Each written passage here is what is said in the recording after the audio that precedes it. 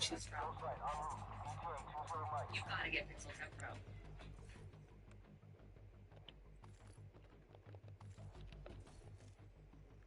Yeah, Chuck is trying to play smart.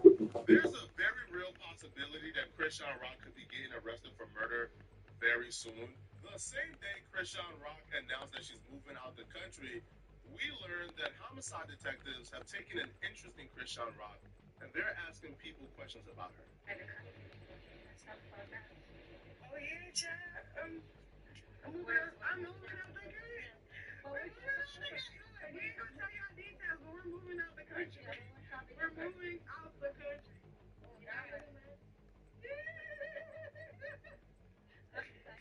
For real. Yep.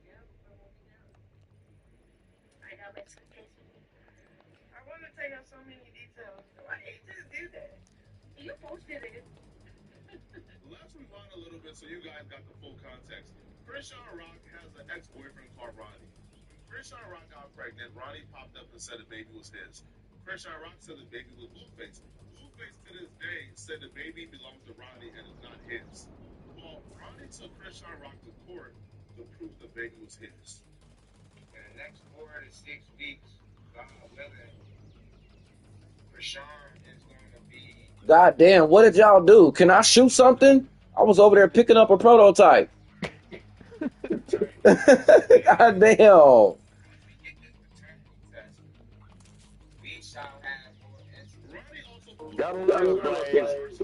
Man, that's crazy.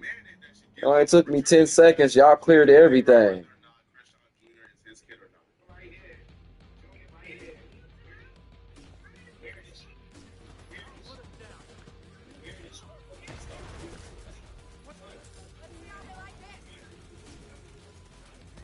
Yo, Mad Dog, you gotta throw you gotta make sure you throw your traps all the way where the enemies come out at. Cause we ain't gonna let them push up on us. So them traps need to go by their doors. By they shits.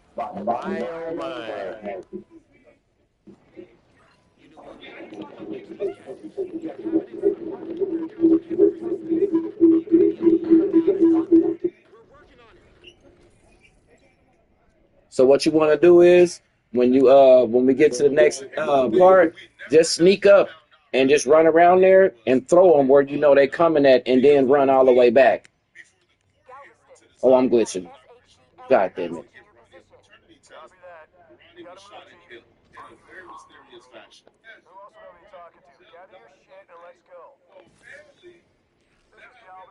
Yeah, check your time.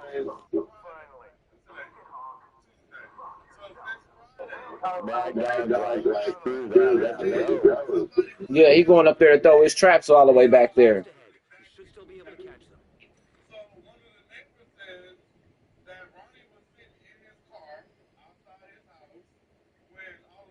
Yeah, go throw them bitches right on them stairs, right by that Oh no.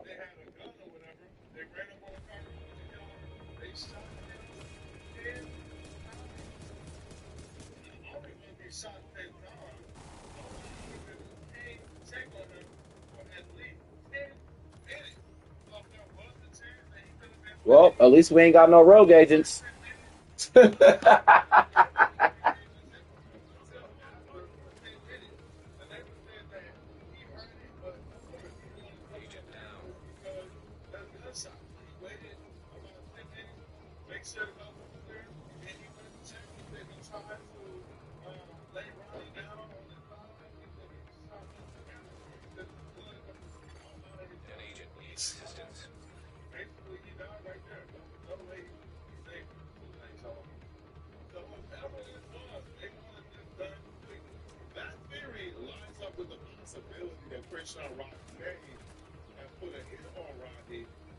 I'm dead. Before the last board hearing. Now, here's the thing: biological system came on Jason Lee's podcast, and Thank you. and said Krishan Rock did it without saying Krishan Rock did it. Krishan was about baby. There was a battle like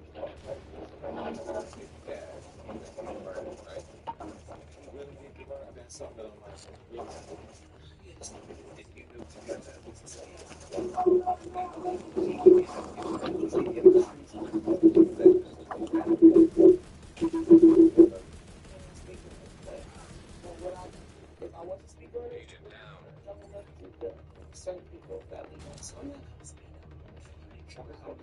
just all there's a lot going on there.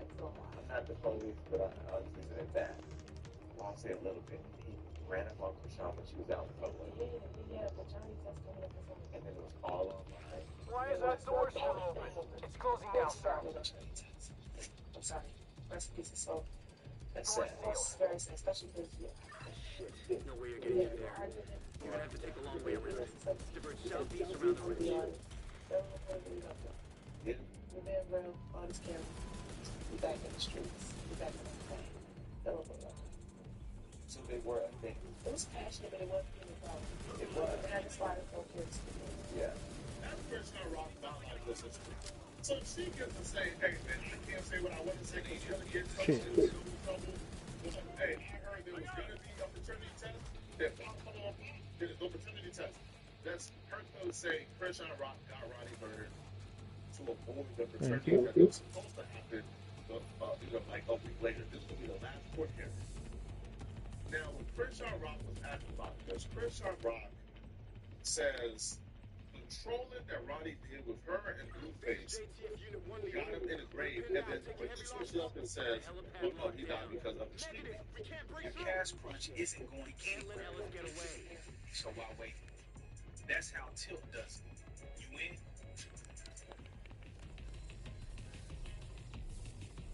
Comparing Pokemon card values online versus this new trading card app. This Charizard number 154 is going for roughly $900 with the PSA 10. However, on this app is going for over $1,000.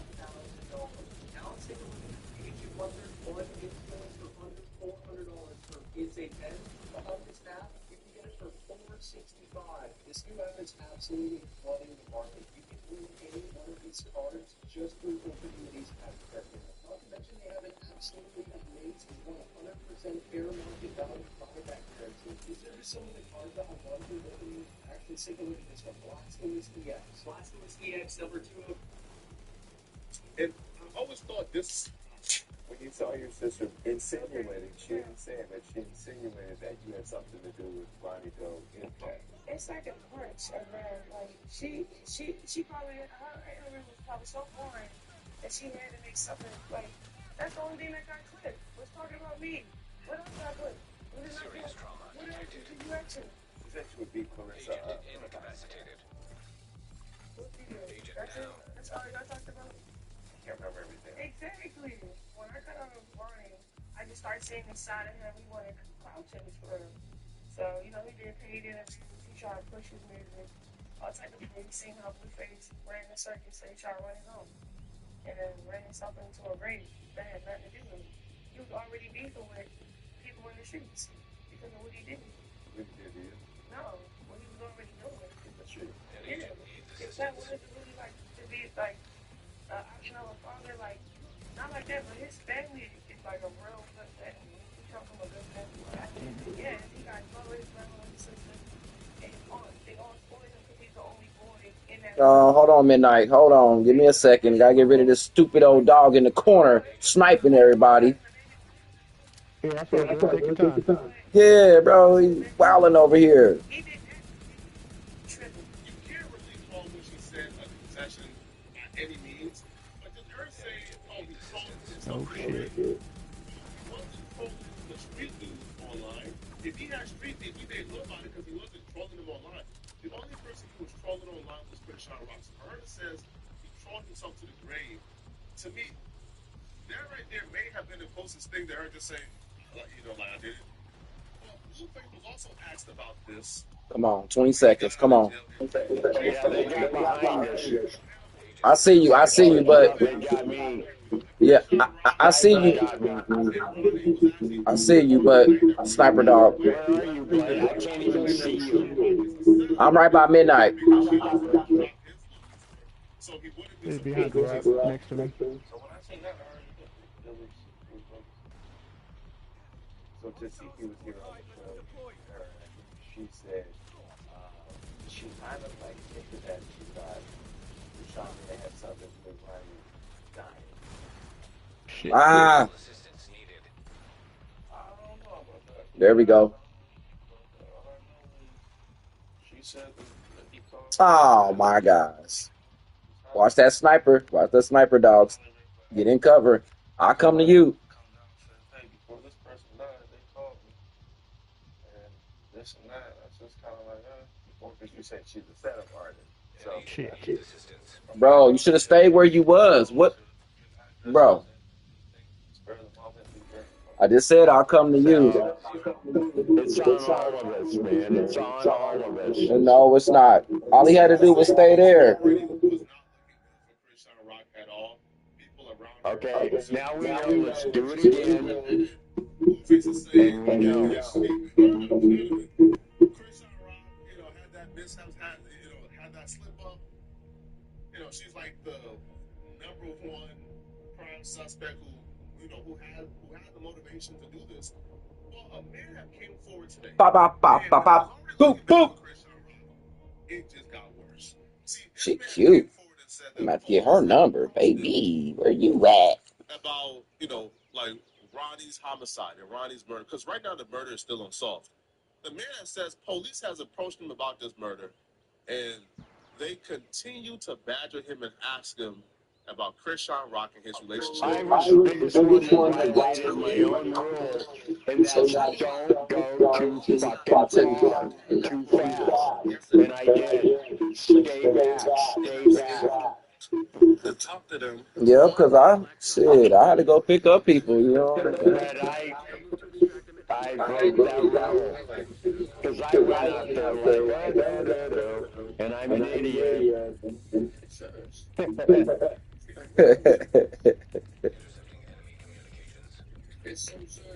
Well, stay back and let them run to us and go over that terrain that there's no cover.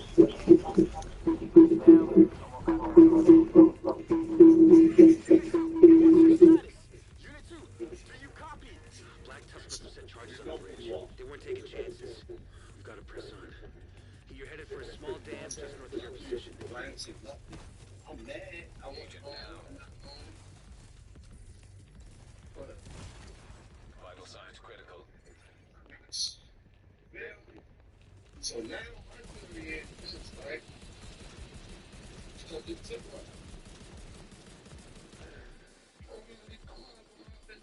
Mad Dog, you didn't see that dog back there by you. That's why I said don't move. I'll call to you.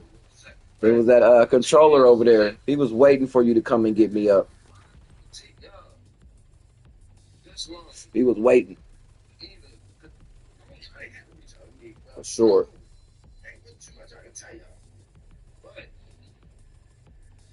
Take this long and start investigating. Or that's my theory.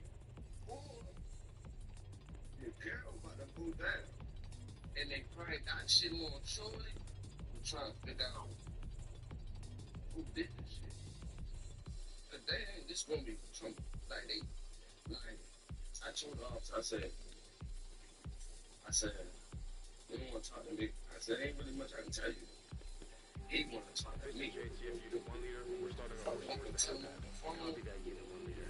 He want to talk to me. Show me some stuff. And how that is.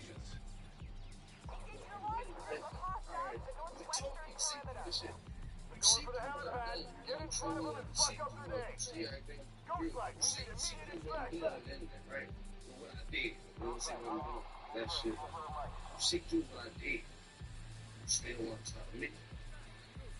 Girl, I'm not going to trouble you. I ain't going to see through it. Yesterday I was too excited.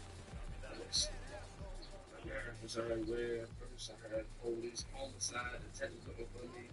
Honestly, the whole Christian Rock isn't actually dumb enough to involve herself in this. Now, here's some interesting facts for you guys. The guy, apparently Ronnie got arrested for shooting a man or killing a man because of Christian Rock. Right? On behalf of Christian Rock. Right? Christian Rock's brother is in jail right now for murder. So Christian Rock has been around a lot of violence, and seemingly has kept a lot of people around her willing to do her dirty work. I just hope she's not dumb enough to actually this will be an agent needs assistance. If she did, right? Because they being her son's father, Blueface, or so she claimed, he isn't claiming the baby. If she goes to jail, they can 6 years later. Hope she's not dumb enough to do this, bro. That's. In the comment section, what do you guys think about it? If you guys believe Christian Rock is guilty, let me know. If you're still watching this video and you're watching this video, then go to this video right here somewhere.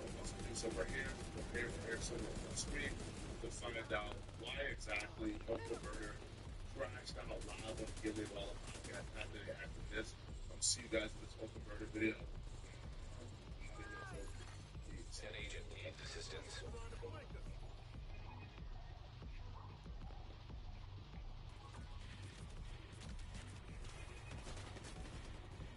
They behind us.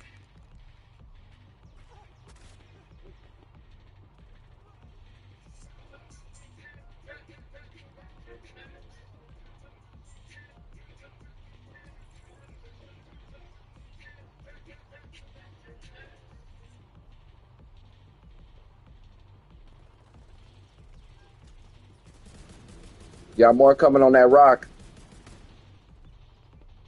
So I take this like you know kind of chunk that's been going on for a long time. What do you think like the youngest certain thing like of someone that you've seen in the Telegram? Yeah, and like as like a baby, like have you ever? Yeah, I've seen it. Yeah. Okay, guys, I just want to make it clear this is not Agent down. that we're. What a fuck you did.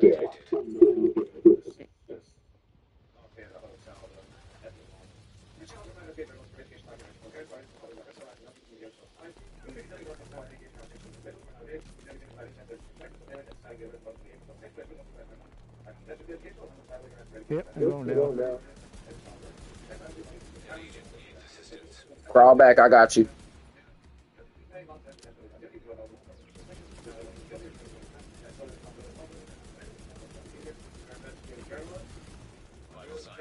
Enjoy some coffee from the coffee machine here. Hey, how's it going? Hey, thank you so much for meeting on such short notice. Yeah. What's up? I'm hosting you.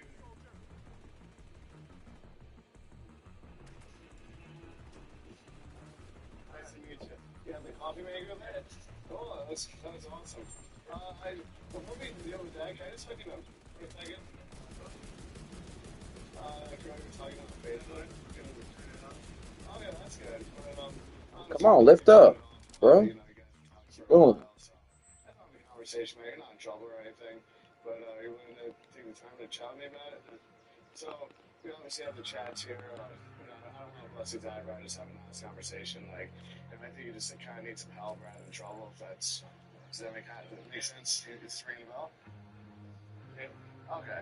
So what about what are you here to talk to you about? Well, a lot of times I pick up bank accounts. Yeah. Oh, that does happen for sure. And then, I go through now.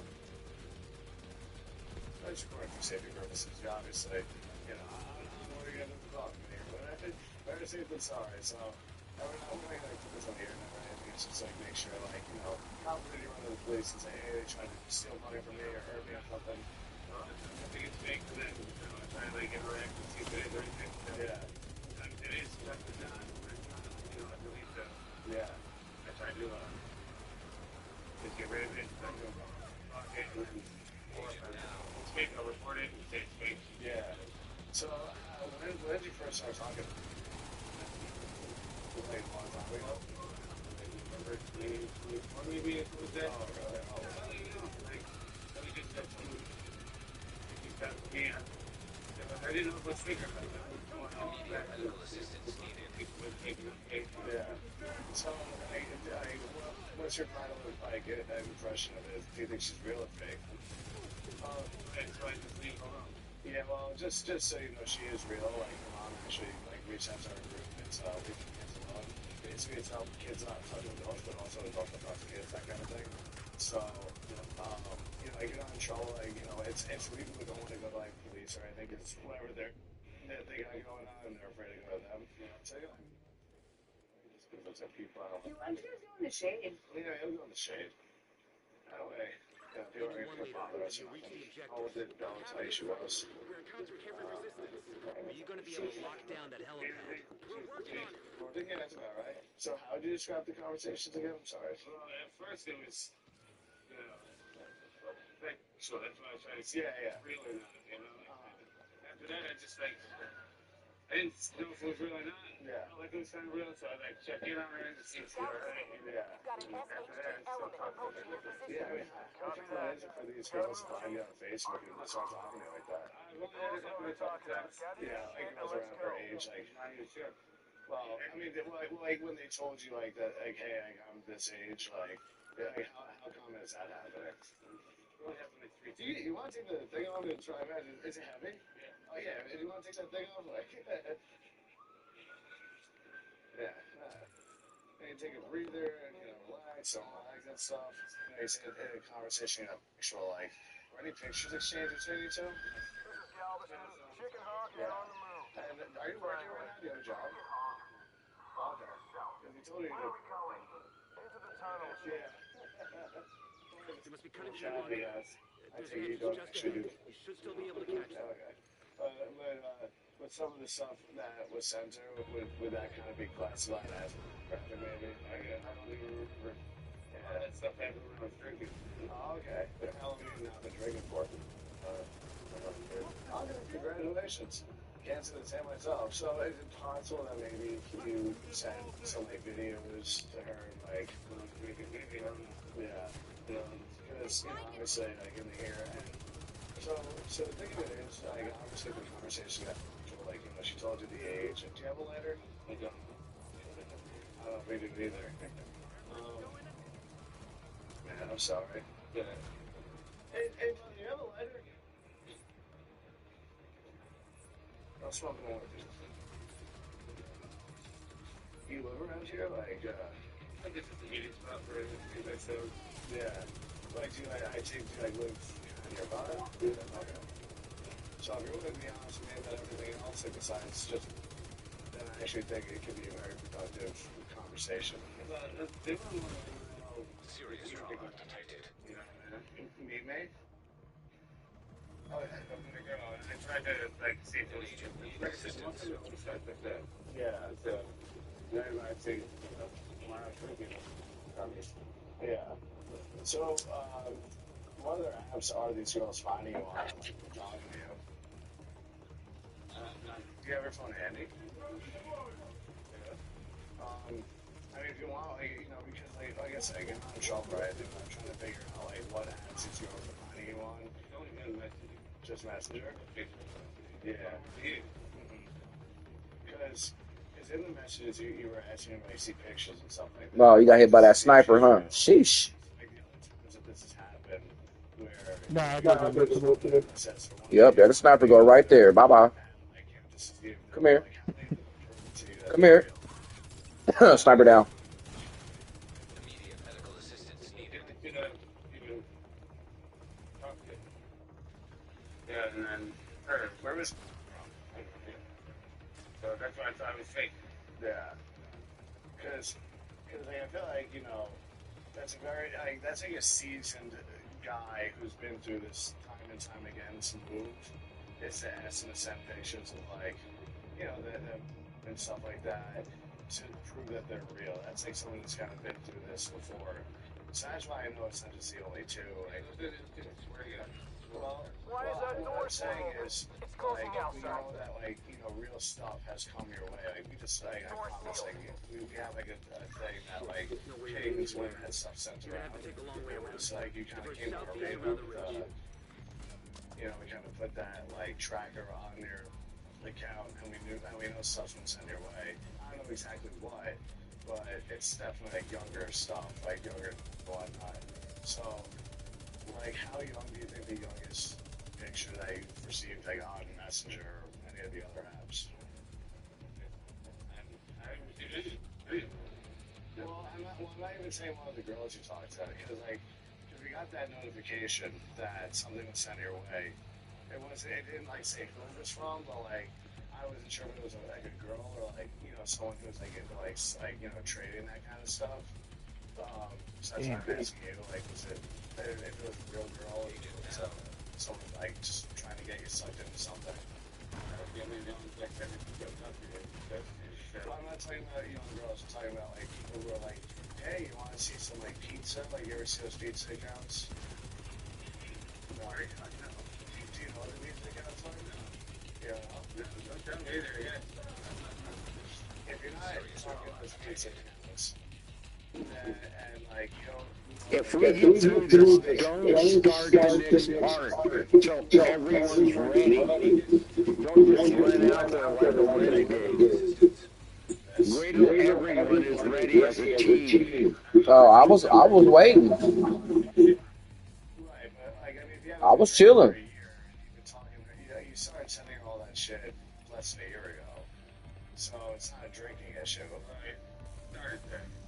Right, but instead of like stopping drinking and not talking to them, you kept the conversation going. You were worried that she was a cop, so like we can try to play this game of like, oh, I didn't know this, I didn't know that, but like I'd rather us just be honest, because I know that like these things are a lot deeper than just like what we have here printed out.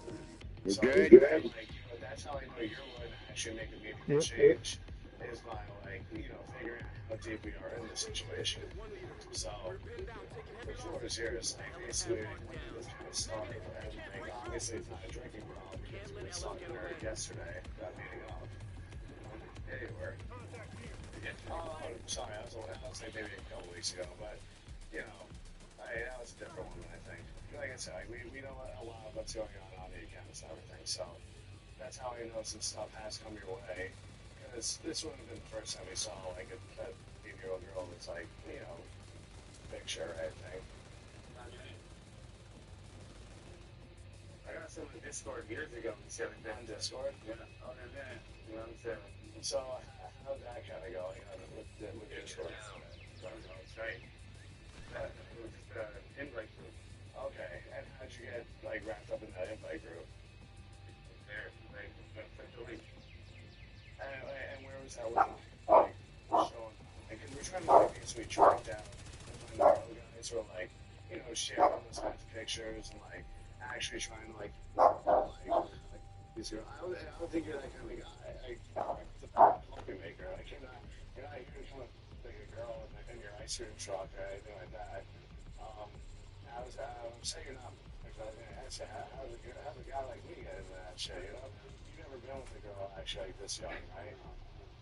Right, well, out of curiosity, why not? Just because, like, you know, you obviously seem pretty. No, it's just because it's, you know, it's not. I have a daughter. You have a daughter. Is her appendix okay? Alright, see, I guess we know a lot about what's going on. So, that Taylor girl was supposed to meet me, I just didn't. Yeah. I didn't want to be, but we have to do what it's going on. Right. Yeah, I mean, that's fine. I mean, she was older. Hey, you think she was age around or no? I just, you know, afraid she was going to be bigger. Yeah, fair enough. She was going to be bigger? Yeah. Oh, it's fine. She just showed me some of the apps you have, like, on the phone. Like, it's like voluntary, you know. I'm not making you do nothing, but... Yeah, I don't really... You know, is it because you probably do have some other apps besides Facebook that you're on? I have Telegram, okay, so, here we go. Let's talk about Telegram. Because you and I both know what's going on with Telegram. Yeah. You can't even be on that app without people sending you some crazy shit. Yeah. Like, that's safe to say? Yeah. So, what is some of the crazy shit, like, that you've seen personally? All of it, really. When you say all of it, you mean, like, you know, like the pictures and videos and stuff? Yeah, I mean, there's, you know, you like in those groups similar, like that Discord shit? Yeah, like that footage. Yeah. Oh, so like the Discord and the Telegram are kind of linked? Yeah. Okay. So, what do you think, like, the youngest... Get back, y'all got get back. Yeah, not good, you know? It was like a baby, like, have you ever... Yeah, I've seen it, yeah. Like a newborn, pretty much, like, I don't entertain them that. So, when was the last time you received something like that on Telegram? I'm not saying, like, you know, like you saw it in the group, like it popped up. Like, when was the last today. Probably today. Yeah. And how you gonna listen to Kid or? I'm gonna try to entertain it. Yeah. Check the link when it goes in. So it's basically like a group on Telegram. Several groups, and so how does that kind of work? Like, you know, they invite you on. Oh yeah, this is the link's posted. You click it. And the link's posted on Discord. Okay, is there any other place where they're sharing these links? Okay. And I mean, considering you're trying to sell this coffee maker, is it? I don't know. Have you ever bought any of it? Just to maybe like your curiosity and whatnot. Because you mentioned like the curiosity. Hey, Jane. Jane. Fuck all that shit, nigga. You used to be bad when you were talking on the set tape. Say, somebody tell Jane, see, Jane. Take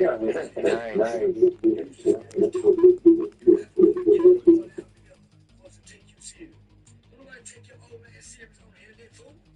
No, I run the internet. I went to your neighborhood. He said, "I run the internet."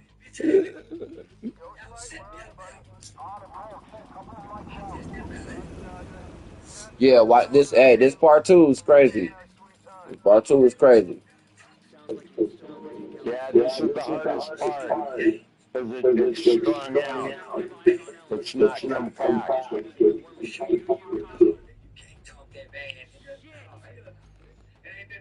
I'm gonna throw my turn out here and then I'm gonna get back. Yeah, again, Django time fuck, we got 40 minutes.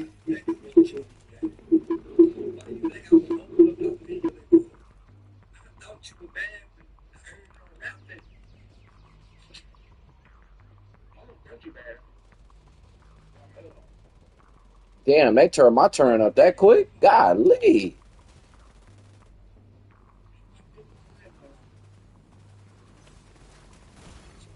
Vital signs critical.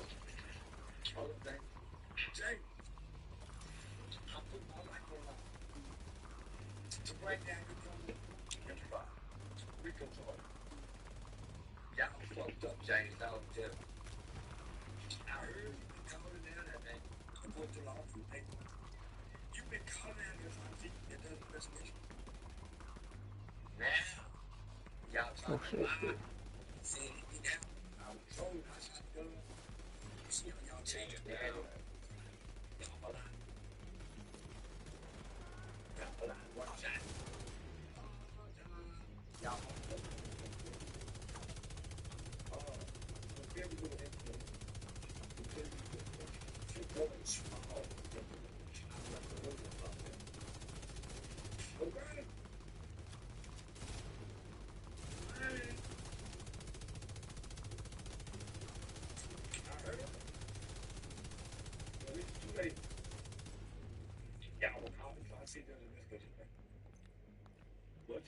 An agent needs assistance. It's an investigation thing. It's unofficial. About my witness. So, Jay, ain't no nigga scared of a nigga that can write sentences. Spell the word properly. Put space in between the paragraph. In short, you got to make a believe out of me, Jay. You can't even see it. Look out. What's that nigga do? Try to catch the black coat. I went to your neighborhood, open with a talking in the man. Two men have a problem. 40 men can't talk. Why? Put y'all ass in jail, nigga. Surveillance, footage, capture everything.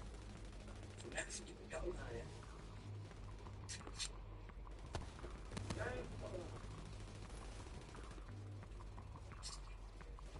And now, they want to get that back.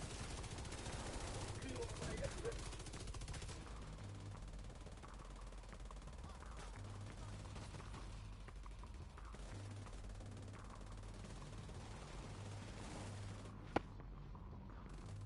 When dead, I could have died. That is not fair. Immediate medical assistance needed. Seriously, Tilt can give you up to $400 instantly based on what you actually make and spend. No stress, just cash when you need it.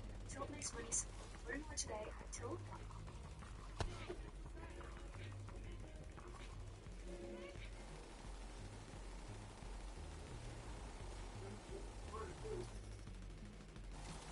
Here come big man. Hey, what you doing? I'm just canceling my car return and switching to another policy. Wait, but you need that, right? Yes, but I found it even cheaper after shopping. $159 per month. I thought this was the best price I could find. Don't even look anywhere else. This is the best price, right? Wrong. Now look at my new price. $47 a month for 2 years. Honestly, the whole process to shop for better car insurance options blew me away. And I didn't have to jump through a ton of hoops to get matched and switch. So many of us are paying way more than we need to, just because we never bothered to check another option. So if you want to try this website, I put the link below. It took 2 minutes to get matched with an insurance provider. Super fast. Tony Yayo and Uncle Murder was on Gilly and Wallow's podcast earlier today, and they went berserk on Memphis Bleak. Now, the reason why they're going berserk on Memphis Bleak is because of an interview that Memphis Bleak did last week. We paying your bills, cuz. That's what it is. That's why they talk like that. And 50 said 1 year he's in a shelter. They shouldn't be allowed them to talk about it or anybody when you literally are a dependent. That's insane to me, man. Like, they don't pay their jury without people. Show me a picture of Yayo walking around with his check, the passport check, without 50 cents. I gotta see it. But it take a kid. Like they take care of myself. I think I heard Yale say that you and which is crazy. He said you and Jay's friendship is just more physical. I've never seen it. Well, him and 50 friendship is just financial. That was a direct response to Uncle Murder and Tony Yayo accusing Jay-Z of not taking care of their guys bringing up Memphis Bleak. So Memphis Bleak's response was they're only using 50 Cent, their liabilities, they don't really got bread. So Uncle Murder and Tony Yayo responded back, and they unloaded, essentially going out of the way to prove to Memphis Bleak that they do have money, and they'll actually reverse the accusation and call Memphis Bleak broke and claim that he can't rob them. They don't need a passport change. 50's not a rap. Why are you talking about? I'm saying, I don't see y'all. Plenty of money. Y'all buy phones and what? Like rich people. Hey, really talking about change. No, you don't have the passport change. And that's like I said, because what it was is, Yayo came back from the dead. Yayo got a second win. Can't stand it. Sometimes it could be a real thing. Yayo got a second win on his own without 50. I went on Vlad. No, you got it. I went on $1 million a game. That took me there. I went on Shannon Sharp. I went on all these big platforms by myself. It sold my personality just like y'all. But we'll continue to hate. I had your one day, one stage. Oh my gosh, come on. One day on stage with Jay. Cool. So I know you're going to feel good about yourself when it comes out your chest. You want to sell a record. What you be with Jay just before? Yeah, with Jay just before. Okay. One day out. But we do that with 50 every other week. We'll a couple of shots at him. He might feel like, oh, well, Jay, that way. It's like this trade. We need dispensary. I like the Yayo and Murder dynamic because, Yayo is like the fly player dude who just always come. And, when Murder responded back to Memphis Bleak, it wasn't as calm as Tony Yayo. Now, ultimately, though, before we even get to what Uncle Murder had to say, I think this conversation is beneath everybody. I think this conversation of if people got businesses that Right side, 2 dogs over there. Grenades going out, but I'm about to get hit. All right, they froze. On your side, Midnight. That should be the assumption should be y'all should have money, bro. If y'all been in the industry for 30 years and know something critical. Oh my gosh. All right, they pushing this left side tough. Mad Dog, I'm gonna need your help.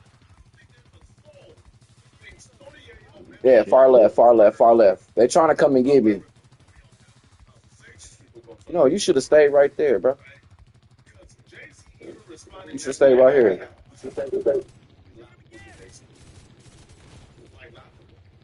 Drake even responded back to the thought, right, that he don't got money will be laughing.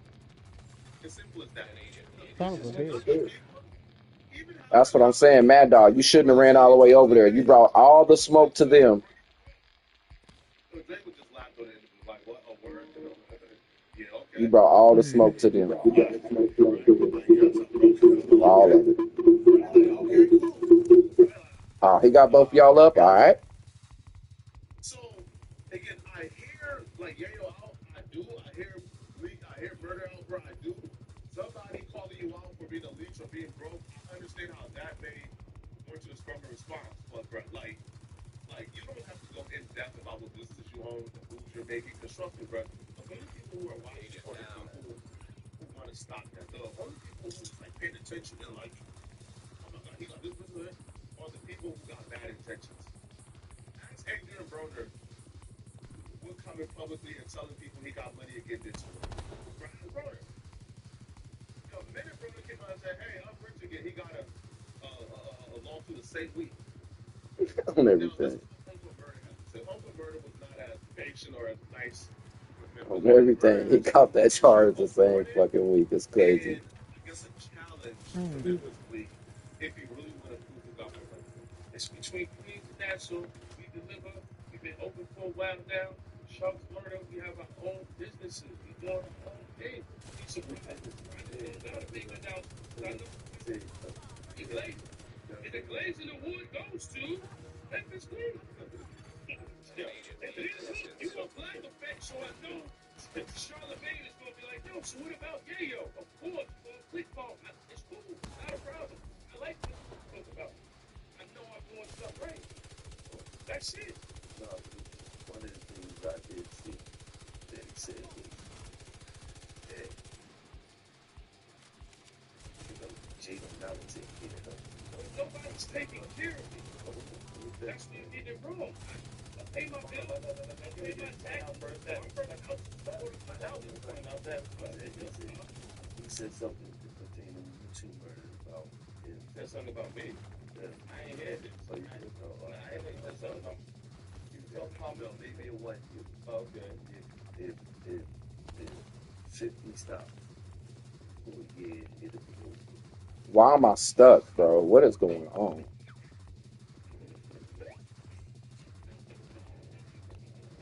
They trying to put me in the ocean like Nolan Wells in this bitch.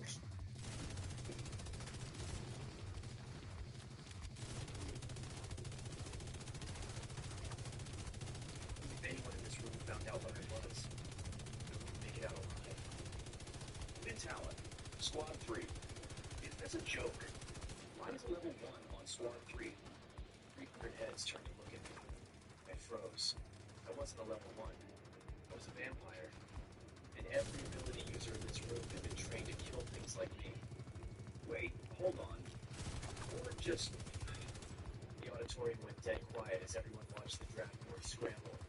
Names flickered, and Quinn Taylor reappeared at the top. Agent down. Quinn Tower, Squad 3. Selection confidence, 100%. It picked me. Bugged out. And then picked me again. The system just exposed me. Everyone looked at me. More suspicious than ever. There must be a mistake. He's a level 1. Yeah, we moving around too much, y'all. 5. The strongest cadet in our year. I'd had a crush on her since the first week of school. Not that it mattered. She didn't know I existed until the board put my name next to hers. No cruelty in her voice. Just fact. All right, big dude coming up the middle. Great. First impression. Quinn Taylor. Who's that? Rex. Level. I would be in the trap. What is you talking about? If I can't, I'll still street. Not on off Jay-Z, off the level. It's cool.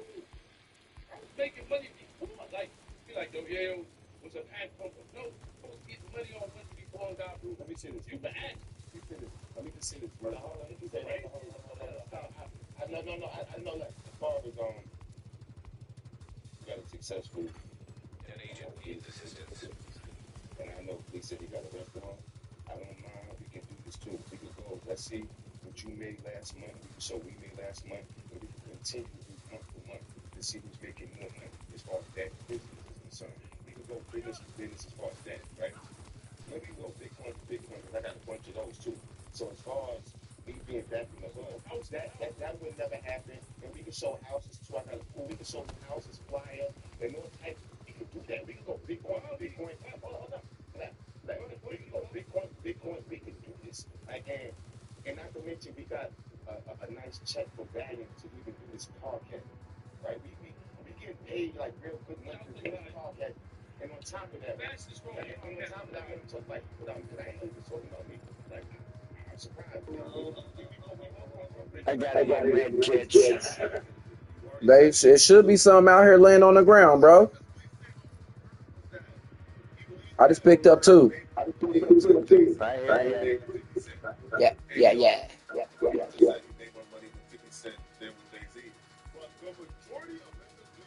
Was towards Tony Ayo, right? But when Gilly opened up this, like right now, it felt like Murder was kind of waiting to say something. Because how Murder kind of like flew off the window.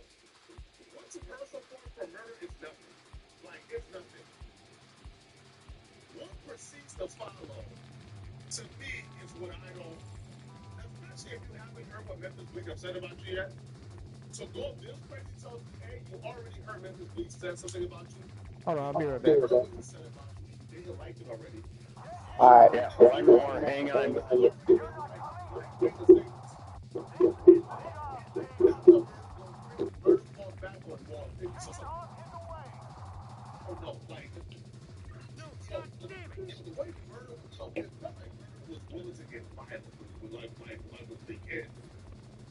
Up until now, I don't know if this is just like a New Yorker thing, thinking I don't know anything, I'm not a New Yorker. But, first reaction to me, like, they never really exemplified the situation. Like, it really, like, his reaction, I don't really correlate to what's going on. Murder was more mad at Tony Yayo, and we spoke about Tony Yayo for 99% of that conversation. I'm sorry, I'm going to retract that. But no, I'm surprised. We talk about, be like, and on top of that, shout out to Gaji and Nima, that's Empire. I just did a deal with Big for 7 figures. So I get paid to put out music as well. So as far as I got to deal with Empire, I get paid to put out music, right? My dispensary is doing great. Shout out to my that's the whole indoor, the unit dispo, right? We getting podcast money as well. In it, a whole lot of money with 50. It's great to perform with 50 all over the world. All over the world. It's great to perform with 50 all over the world. Like, perform with 50, probably at least 10 to 12 times out the month. That's what you call a bag. It's a hustle. I depend on 50, but money with 50. And I support that and I appreciate that much. And the 50 creates other opportunities to make money. That's how it's easy to get the dispo and things of that like that. So it's a blessing of 50. But if I'm really depending on 50 to get no money like Excuse me.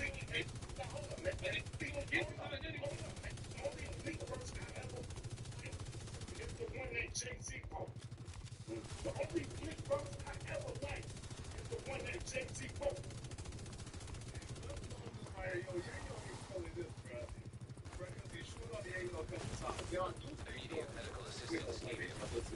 Oh my gosh, man, get the fuck out of here, bro. Just see an argument on their podcast the other day. Like the last time I reacted to it, where they. I rolled all. Oh shit, I'm still gonna get shot, dude. Right there. So now Murder had to step in, and Yayo couldn't really get his full point out.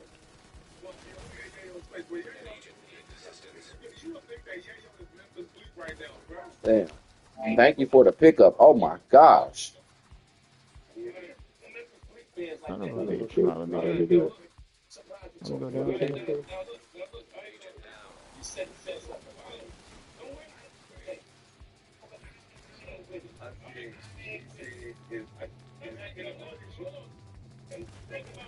Shit. I got him. Don't worry. I got the birdie backpack on. Don't worry.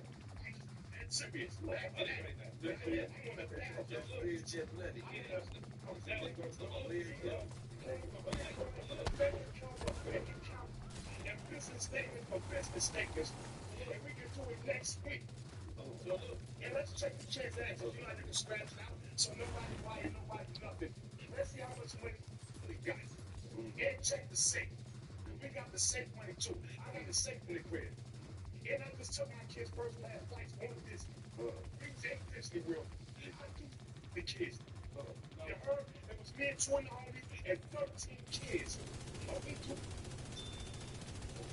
It's the big kids. They eat free and do it free.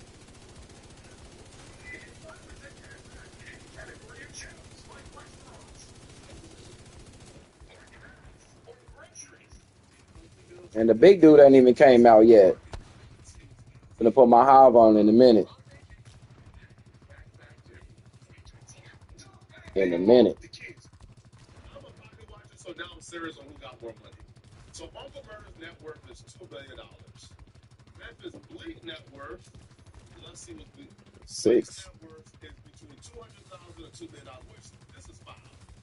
This is foul. That's foul, bruh. Because if Murder's net worth is $2 billion, why y'all gotta estimate Bleak's net worth, man? Why can't y'all just give Bleak like a solid number? Now, they said Bleak's early earning is $75,000 his initial advance to Rockefeller Records. Okay, that's nothing. And then his music catalog, he says, you know, he made multi-millions of dollars. Oh, wow. He filed for Chapter 13 bankruptcy. Well, don't just kind of proves who got more money then? Mm-hmm. Wait, let's see. Did Uncle Murder file for bankruptcy? No. Oh.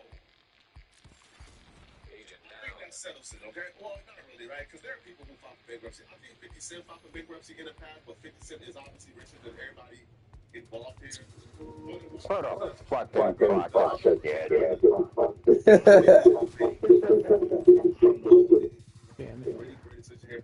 Yeah, get back. I'm gonna put my hive on. It's time to put my hive on. Hold on. I knew it. I told y'all a minute. Hold on, I got a game right now. I'm back. Yep. Fucking invincible. I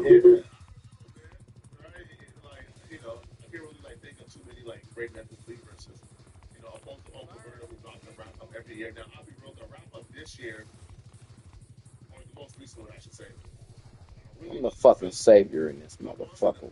Have been classic, but I think Murder would drop another classic this year because there's been so much going on, But y'all let me know in the comment section what have y'all think about this, but what do you guys think about this? If you're still watching this video and you want to watch another good video, click on this video right here to find out how apparently, all right, Big Meech is claiming that somebody that 50 Cent is doing business with is a federal informant. I'm gonna see you guys in this Big Meech and 50 Cent video. Out of here, folks. Peace. It's your boy Nate Jackson, the host of the Super Funny Comedy Channel, taking live in Tacoma, Washington. Let me introduce you to this episode's topics. There they go. What's good, y'all? It's your boy Frankie Wayne. I'm born in Lancaster, California, but I rep Tacoma, baby. It's your girl Ray Diva repping Baltimore. You already know it. Friday and checking in yet again. This your man Black Ron, and I'm from Dallas, Texas. Sacramento by way of Houston, Texas. It's your boy BT Drexler. You know what it is. Let's get it. It's your boy Rob Stapleton representing the Bronx, New York, the home of hip hop.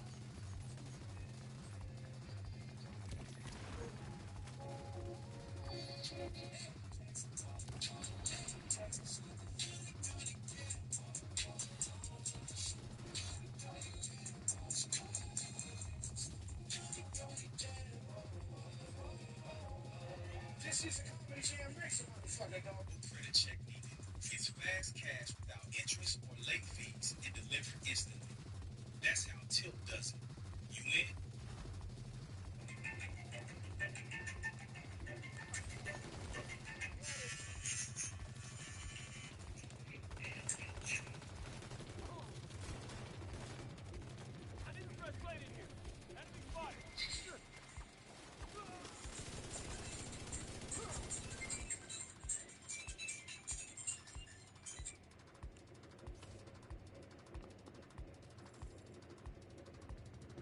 Where's my goddamn hive at?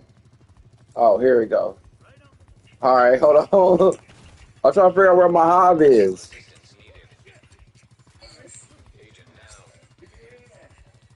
Slow it down. Hey man, this is gonna be an electric episode. We got 5 cars instead of only 4. That's about to be vital signs critical. Are you ready? Oh my gosh.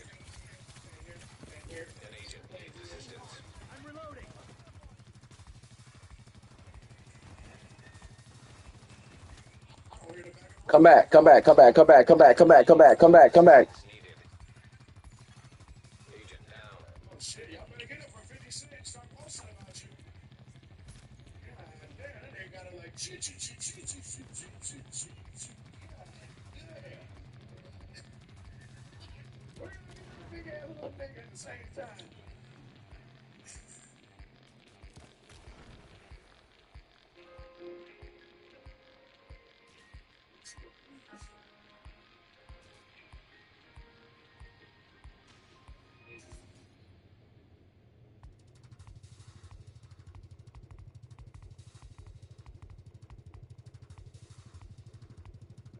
Coffee.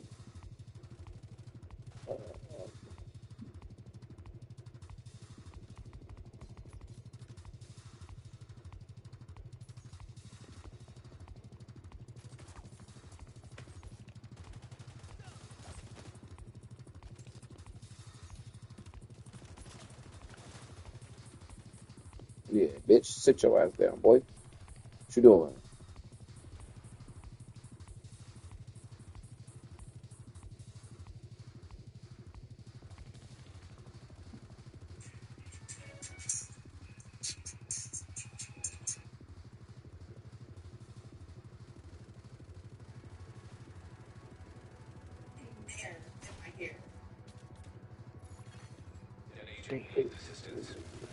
Oh, you good? Don't worry about it. We good.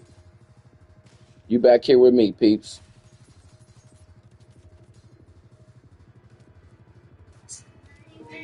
Get that revive vibe going.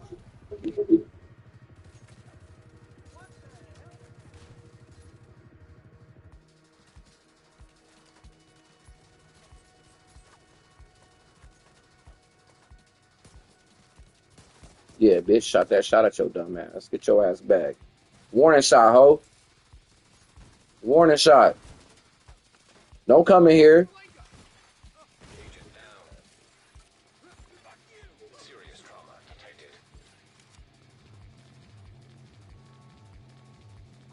Yeah, don't come in here. Don't do that.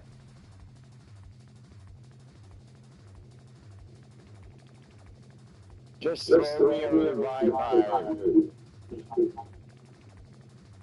We can't right now. Wait on cooldown.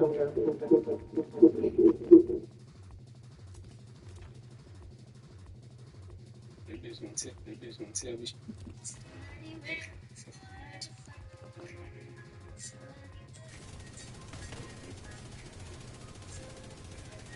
No, don't come in here like y'all doing something.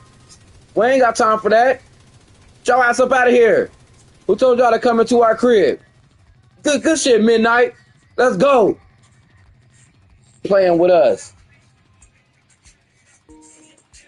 Nice play. Fuck that shit. Fuck them motherfuckers. You and Midnight are holding it together.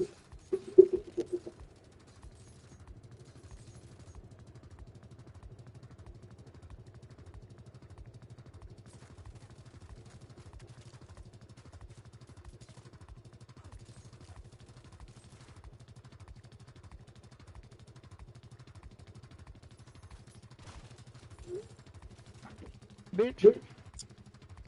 Trying to get some ammo. they won't let you get no ammo, do they? No, because they know you're gonna die.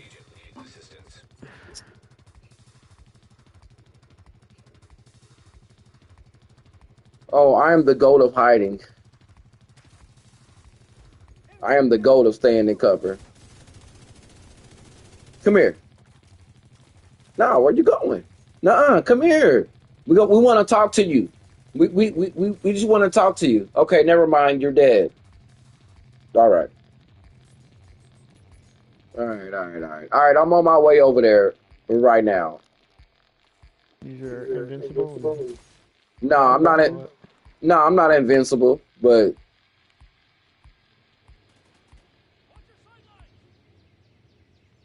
don't stay right where you at. Don't follow me.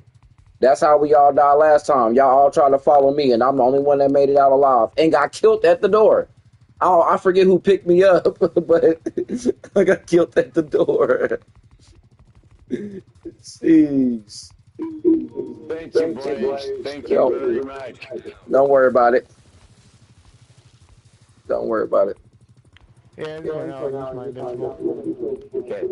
We got 10 and a half minutes to get We all through this. no, we almost done. That's Yeah, we good. We almost done for sure.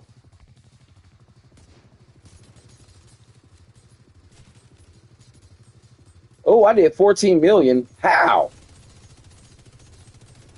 Look, Galveston is almost done. We're not worried about that man.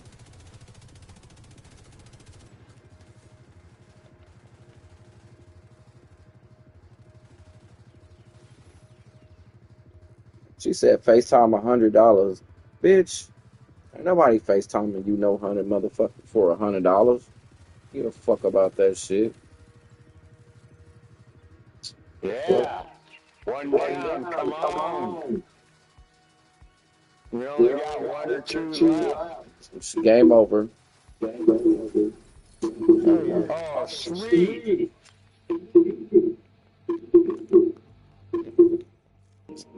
You guys are my next best heroes. Game over, man. Last second round, we got it. Game over.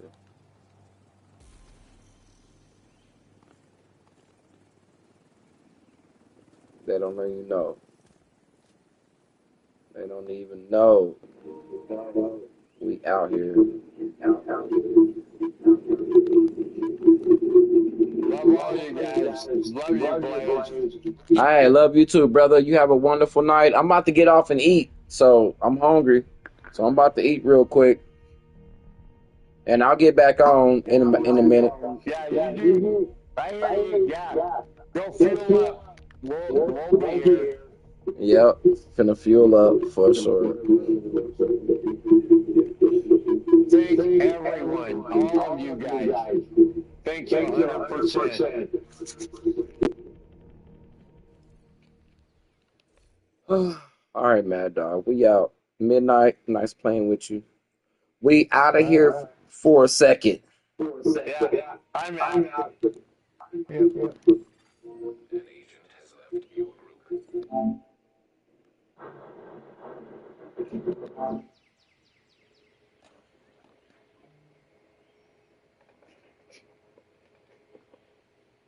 What comes around, go back around. Hey.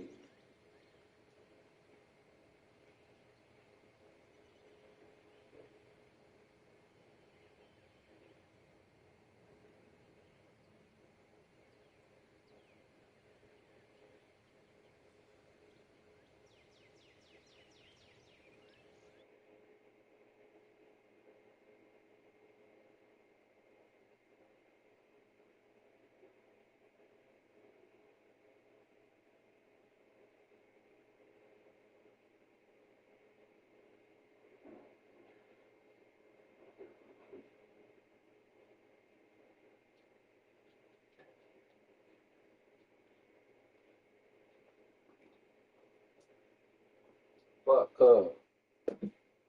Fuck up.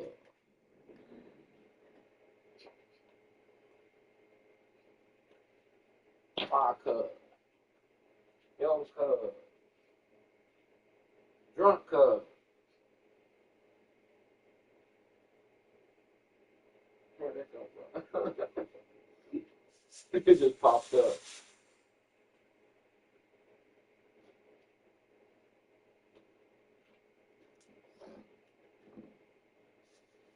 What?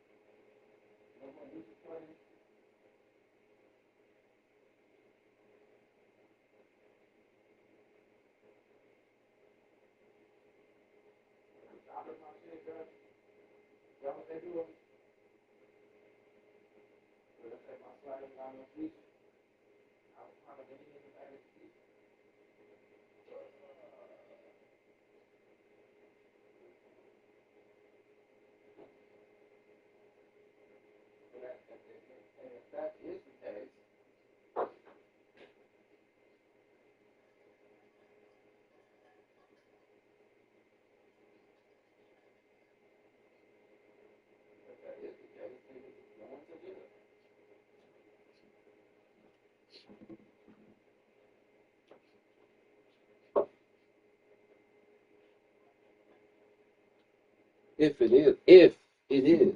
Okay.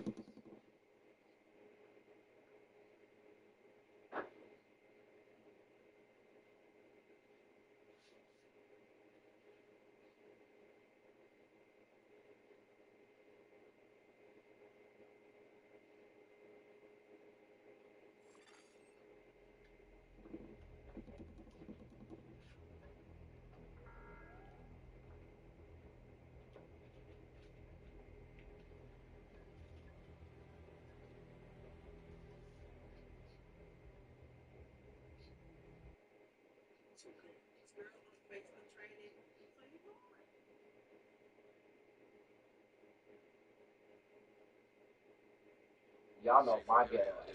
I done bought this iPhone 17E 2 weeks ago. I'm just not finna open it, but I don't even want to open it right now. I don't even feel like it. My bed. Yes, I got the home bowl in my bed.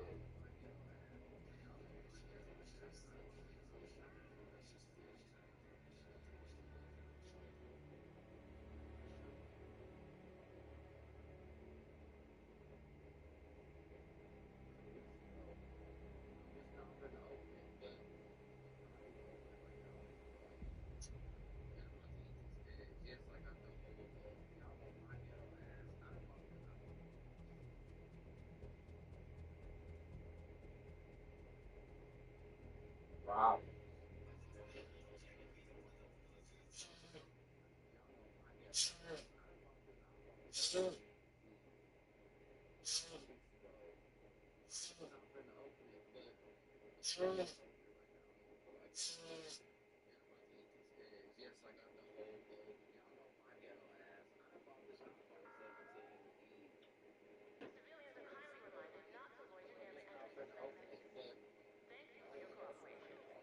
My swag got them features. Half a pint of lean and a bag of quiche. Oh.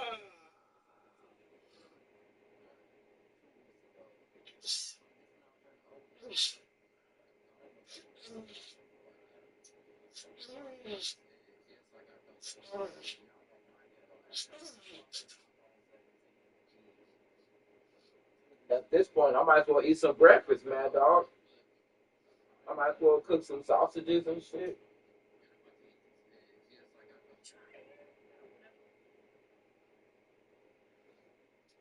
Well, but I'm not.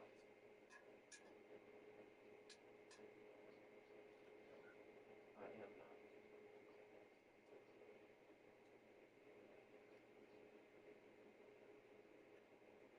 not at all.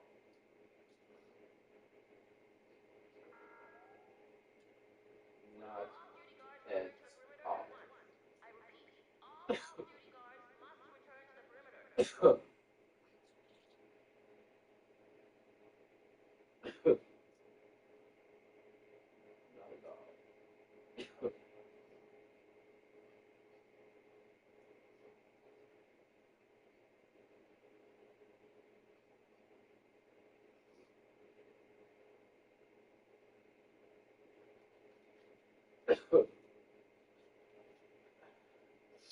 Yo, I still haven't opened up my iPhone yet.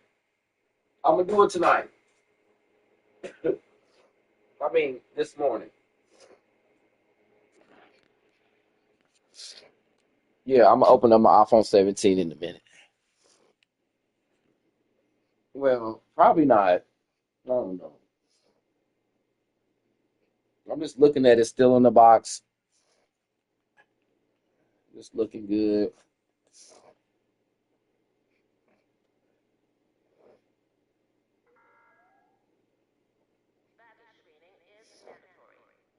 Yo, if you ain't got no Louisiana hot sauce and no salt to go with the mix,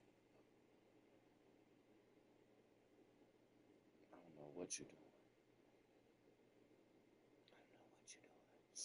I got one peeled. Yo, if you ain't got, I don't know what they doing.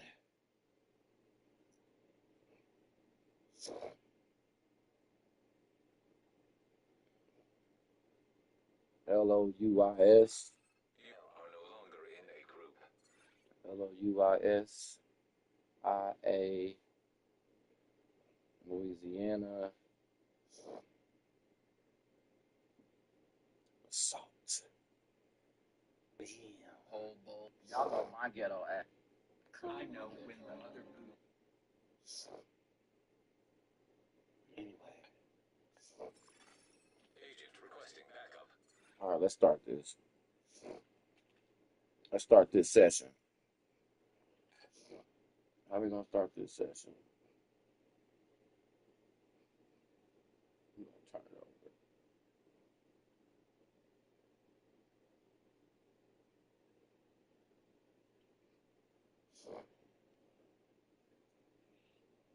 Mm-hmm. Mm-hmm. Mm-hmm. Yep.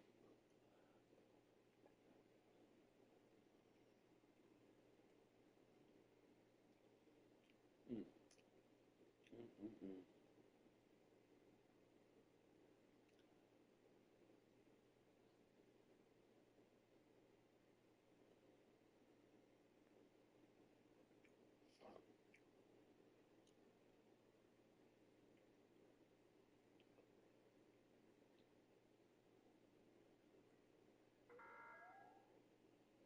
Would all off-duty guards return to the perimeter at once?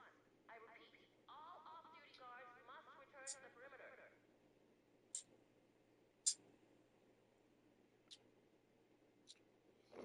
Next.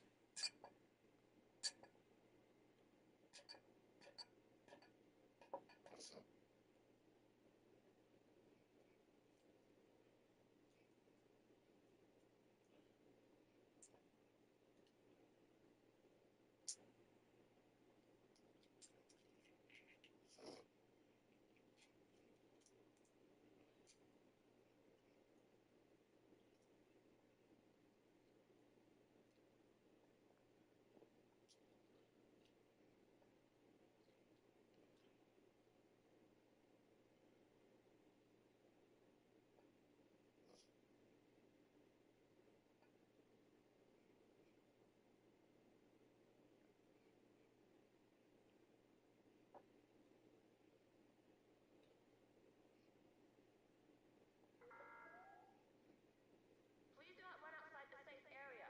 Sudden movements may be misconstrued as a hostile act.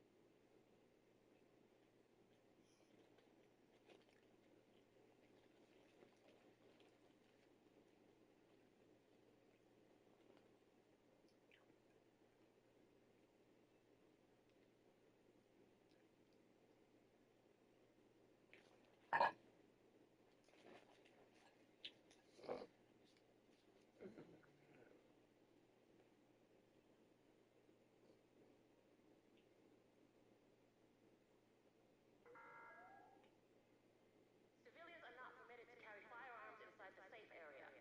Violators will have their weapon confiscated. Nigga got the whole motherfucking pot up in this bitch.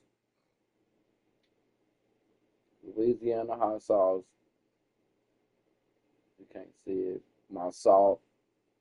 Oh. Oh, I'm about to open this bitch up. Nigga got the whole motherfucking We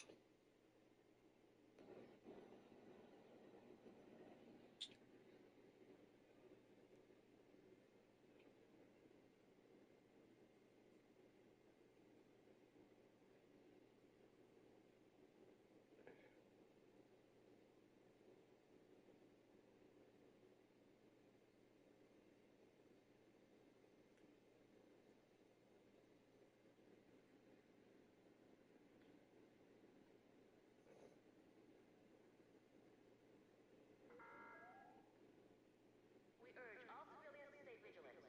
Hostiles have been spotted outside the safe area.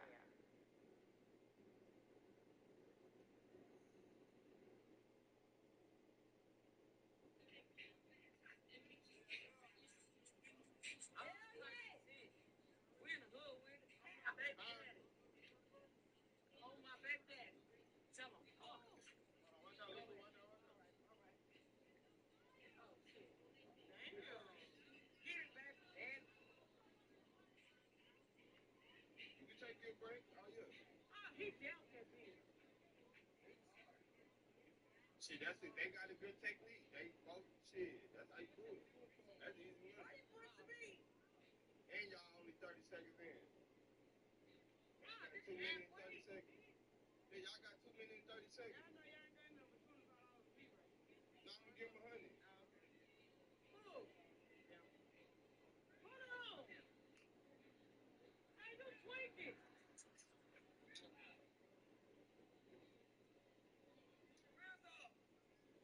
Is the beef really coming back with me? Yeah, they coming back. I'm just saying, speaker, smoke it up the next store, and I can get my money.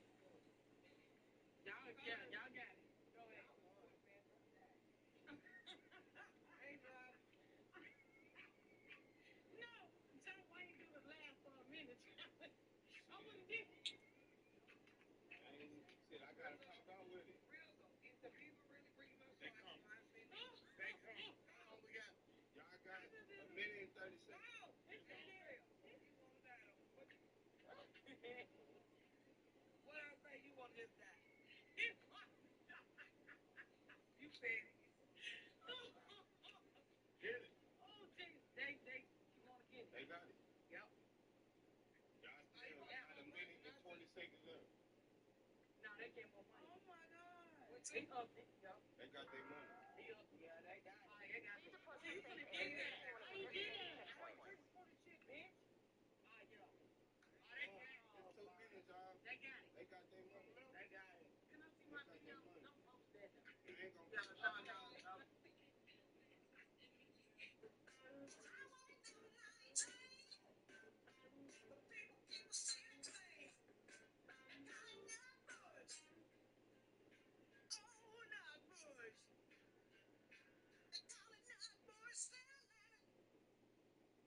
Yeah, what the fuck was that? Oh, what the problem is? What?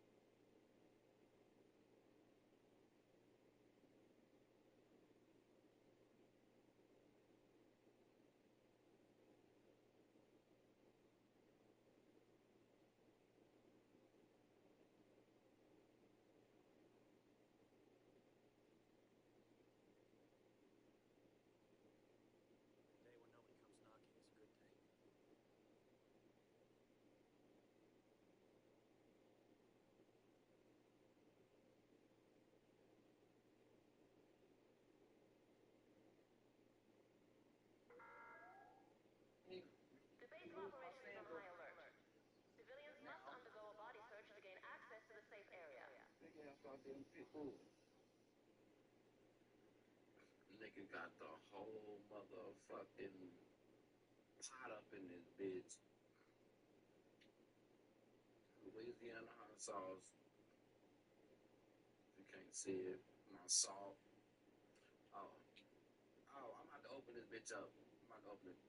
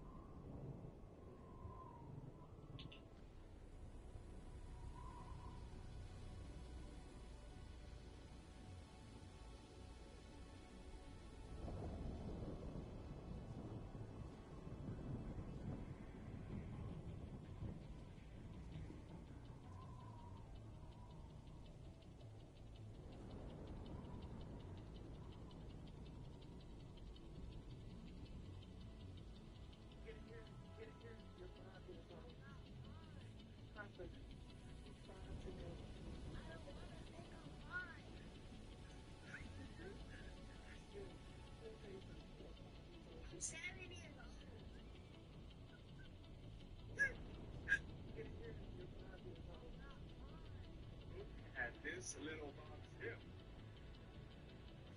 What's going on? Good. Yourself? What's the one? What do you like making? That's what I was thinking. Done. Yeah, please. All of it, yes. Yeah, a little bit. Is this your? Yes, sir. It's my father. Oh, okay, nice. Exactly. I was just gonna say. Steven, it's time to give you your daily dose of sound.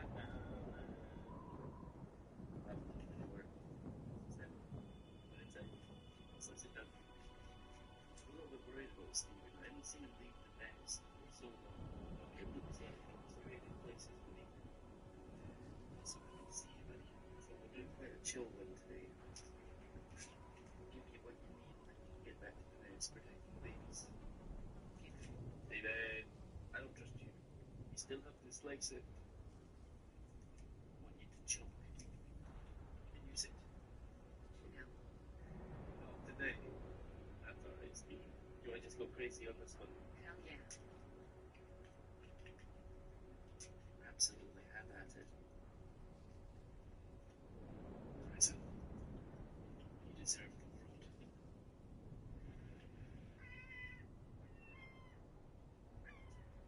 See you, bitch.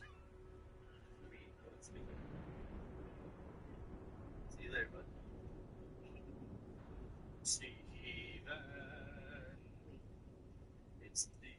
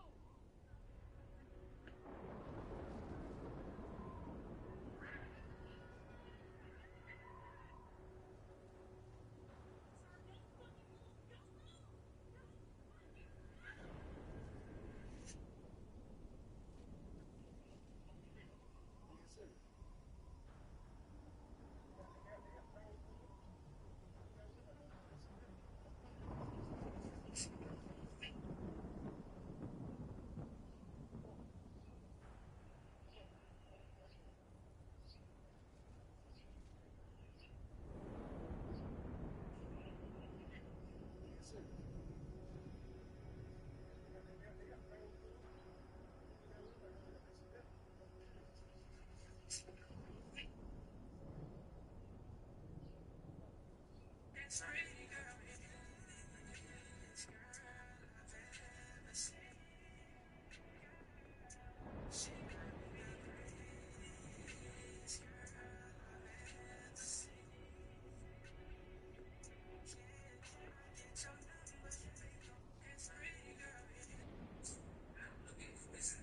was that right? You said you want to be a voice actor? Yeah. But you got to know how to do voices first to be a voice actor. You said that right? So I've never heard you, so how am I supposed to try it? Try it? Yeah. Okay. We'll see. Medea. China, who the hell can't do Medea? I've been doing Medea's voice since I was 12 years old. Let me tell you something. I went viral for doing Medea voice on Facebook, Instagram, TikTok, and I don't know if it was on Twitter, but then, you know, that's a whole different page. That's a whole different song. But yeah, I can do Medea. Well, let's switch it up then. My guess. Look, man, I swear to God, let me tell you right now, bro. If I was able to do a voice like that and go out there and do what we're seeing, I would love to be able to do that, man. I swear to God, ain't nothing no chair. Got that loud vehicle in the background. Okay. Kevin Hart. Kevin Hart? Mm-hmm. Okay, so here's the thing.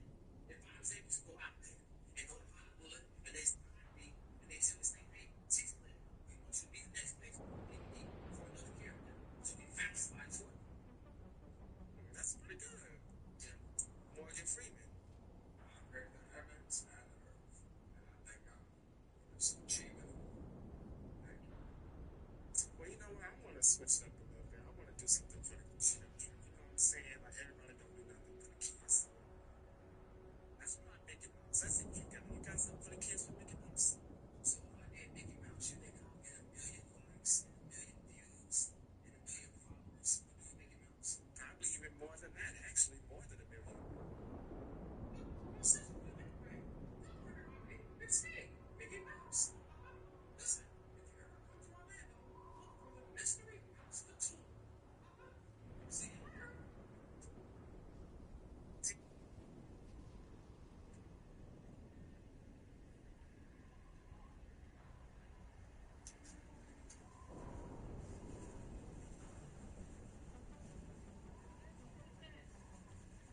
a iguana. Yeah. What's his name? Rocky? Oh, no, forget that. No, you good? Okay. Okay. You on the okay? What he had with him to eat? Always connect. You know, you probably, so because you a stranger, that's probably act like that was stranger. That's what it is. He'll get back home though here in a minute. I see. Yeah. And how long you been dead? 8 years. Yeah. Yeah. Looks like it too. You Yeah. got stuff now. Yeah. You keep your balls up whatnot. Yeah, I trouble. Cause you good with it, man. Yeah. Yeah, Rocket. You got a page? Yeah, Rocket V1. Rocket underscore V_V1. Yeah, go do that, man. Yeah, give us a follow, man. Man, you need to let me finish. Oh yeah, no problem. You hold it down, homeboy. Alright, man. Take care, homeboy. So, well, we started the Hillbilly Water Park. Let me tell you something. It's gonna be badass, baby. Started the day off strong with 2 loads of dirt getting delivered.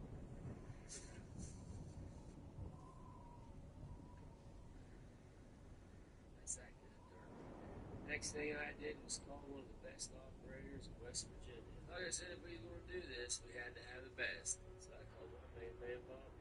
Because the first thing we're doing is building the Hillbilly Slip and Slide, baby.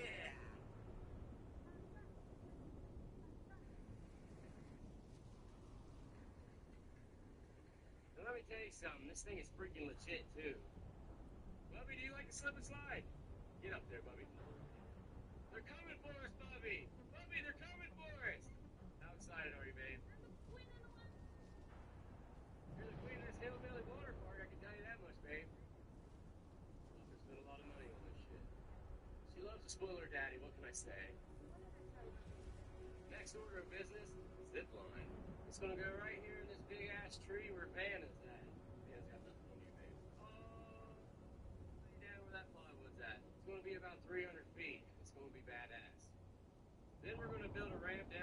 goes that? Bubby, chill out. We're gonna take BMX bikes, fly down this pass. Jump will be like right here, and we'll just fly into the pond. I'm telling you, it's gonna be freaking badass. Our redneck assistants are gonna build a little thing right there to put a rope swing on, and you're gonna swing out and land about right there. As you can see, it's gonna be freaking badass. And I got one more thing I ain't showed you. It's a secret. But I think I'll save that for opening day on Saturday. Oh, and also we got some really badass people coming. It's gonna be exciting. Stay tuned. It's gonna be badass. Everybody have a damn good day. Hillbilly Water Park. Well, we started the Hillbilly Water Park.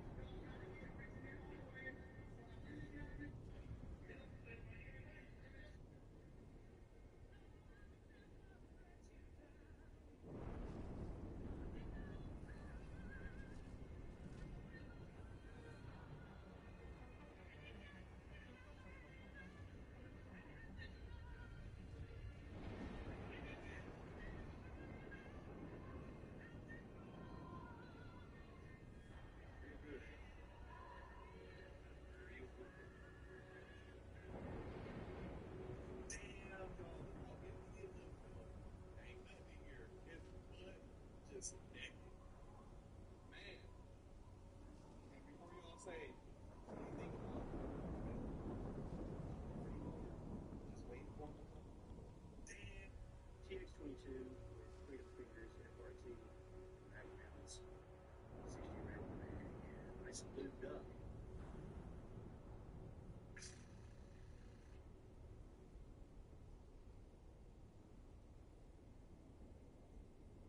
TX22. It's just about to run over you. I got an upstairs right here. And it's a clear.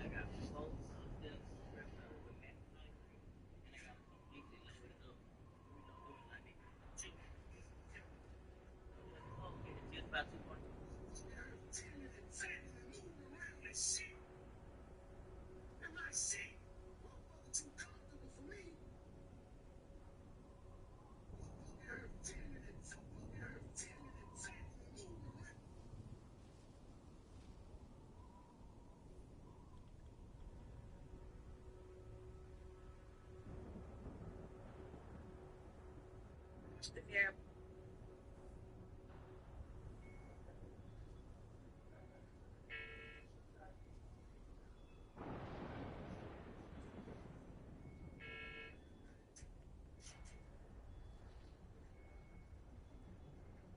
What's happening?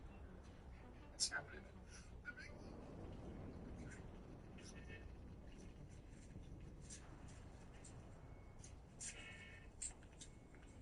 No, I'm just doing it. I'm sorry.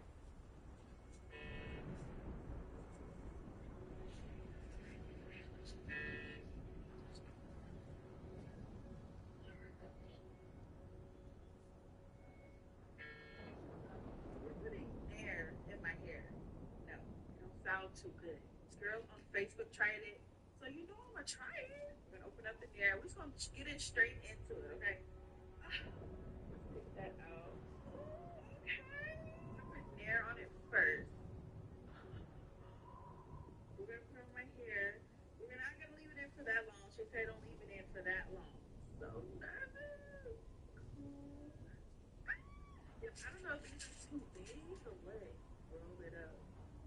We got one on the road. We're gonna put it like this. We did it. Do this side. Let me know if I'm doing this right. Okay. Somebody in there, like, my heart's racing at this point. I've never been in a movie. I did that one. Y'all, there's nothing wrong. I did this other one, and then I come back. Y'all, I'm gonna spray it down with some spritz. Okay, she didn't tell me how long to leave it on there for. Maybe an hour. Maybe for the curls to do what I gotta do, right? But we're gonna come back and then we're gonna take it out.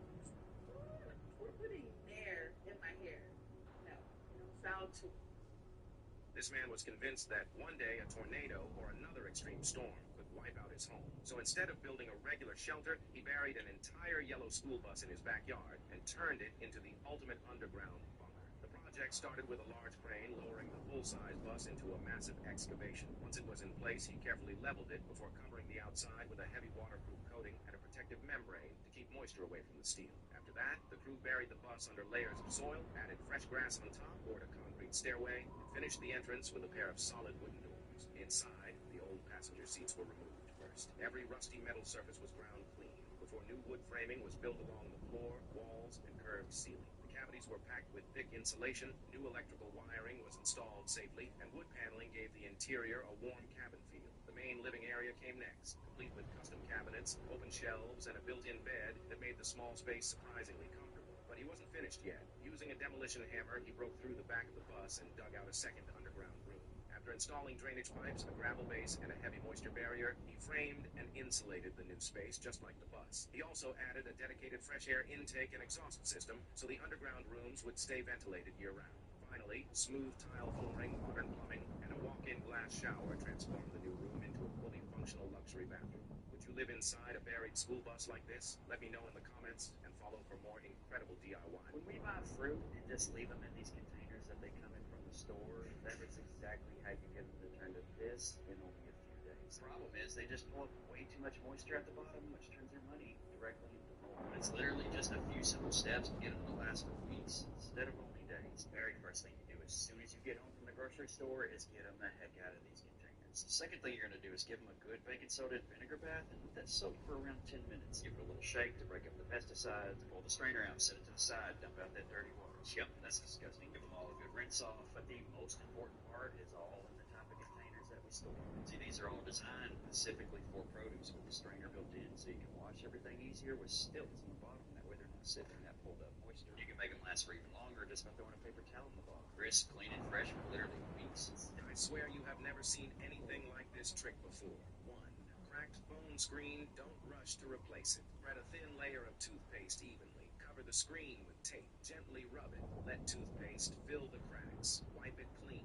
Screen looks repaired. 2. Car locked with keys inside. Attach a magnet. You okay?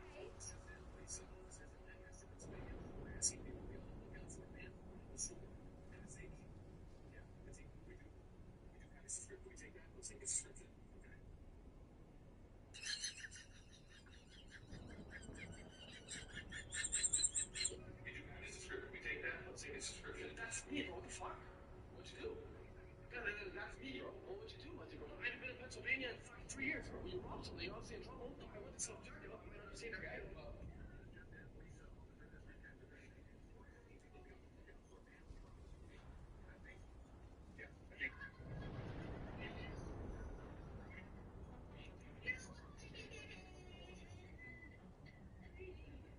If you want to do the news prank on TV, crank your.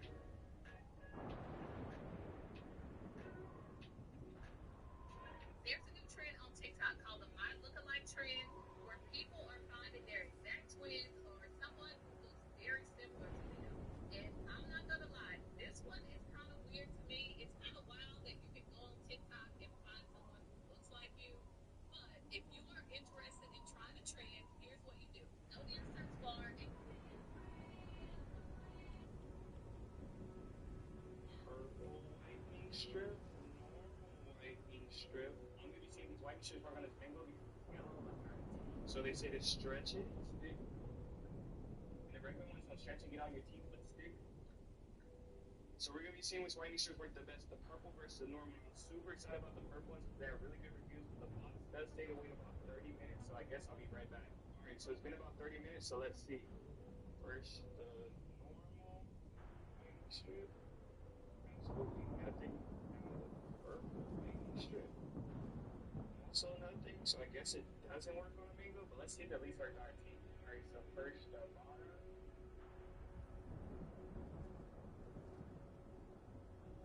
Still really yellow, not too much happening. And now the purple. Right?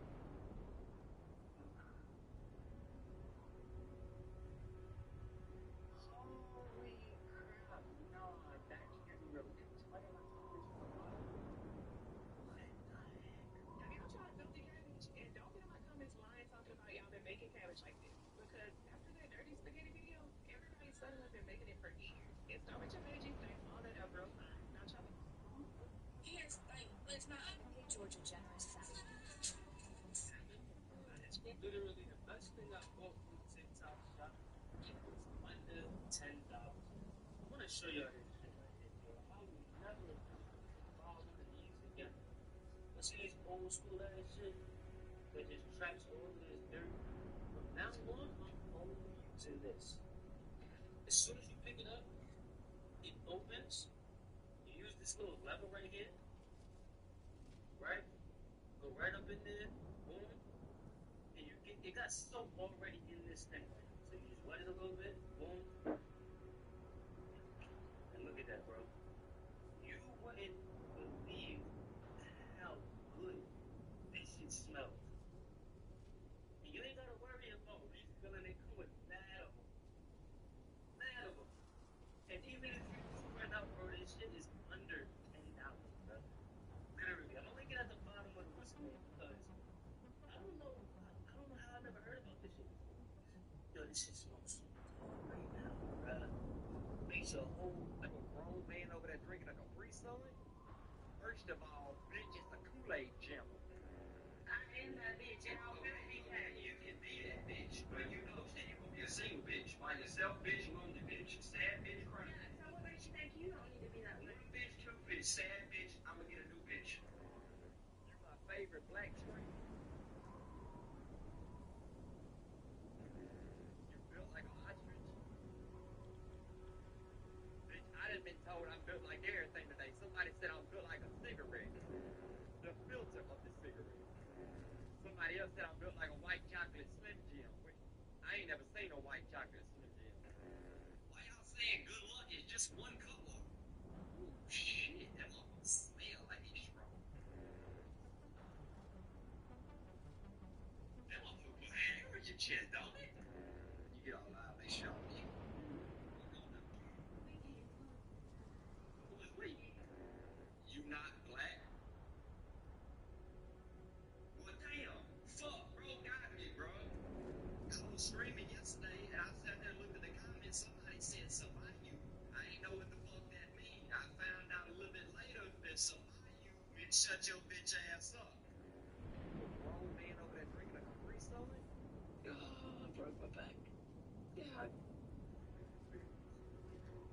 Hold on, give me a minute. Oh, my beauty. Mikey takes out the trash. Get over here. This ain't what? Your mom want to talk to you. Right here. She got my glasses. I don't know. I just got them. You don't know. Hello? Hello?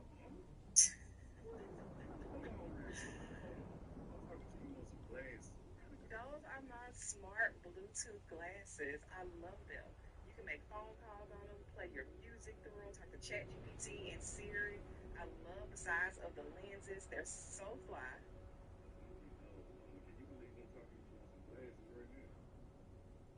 And how does she sound? You can hear her really well, can't you? And the best part is they're an amazing price right now. So I'm going to go ahead and link them below because folks are buying these things up. And I want to have more to give as gifts for the holidays. All right.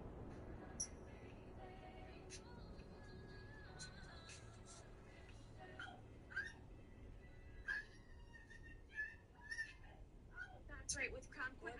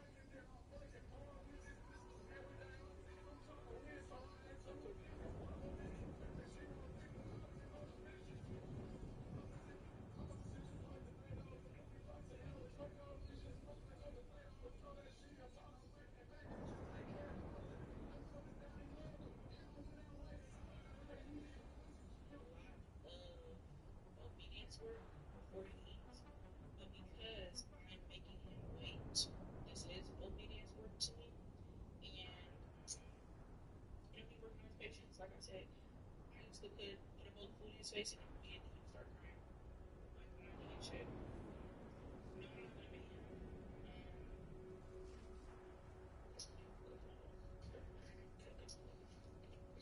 I'm thinking for getting to 230 likes. Can we get the live to 250?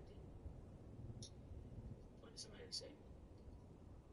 Is your opportunity to eat that shit? Like, he can read the comments. Thank y'all for encouraging him to do bad shit, but this fork is not gonna work. It's not gonna work.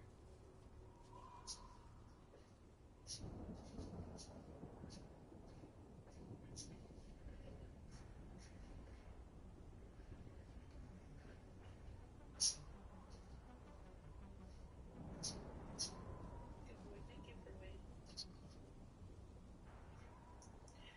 Thank y'all for 4K views. If y'all new here, make sure y'all follow us and drop a little heart. Thank you. How old is he? He's 4. Thank you. Are those piano keys? Are those piano keys? Thank you, Mina, for dropping a heartbeat.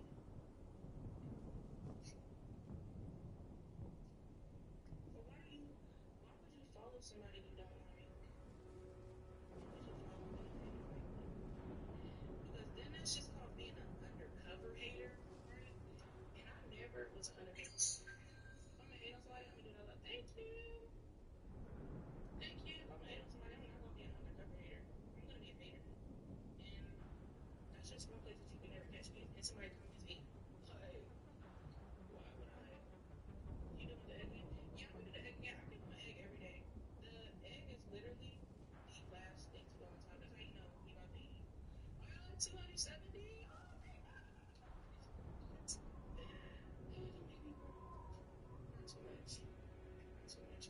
Cause I actually like. I really want y'all to understand. When I get off these lives, I sit there and I look. I go back. I read the comments. I see who's saying what.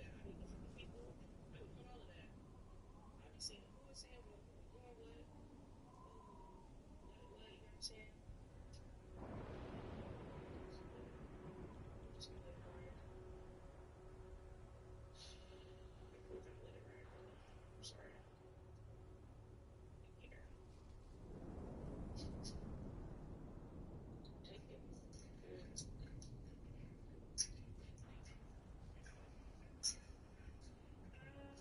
That feeling.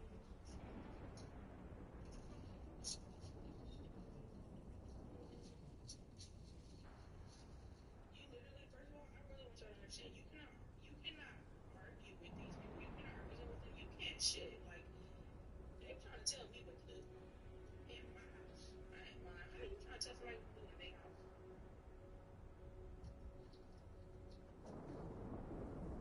How are you trying to tell them that? I can't give you the rest because you ain't gonna eat it right and you won't just drop it. Or how about I give it to you off the top? If I give it to you off the top, can you eat it? Eat it. Don't drop it.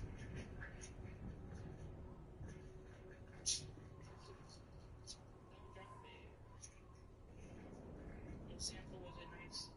You're welcome.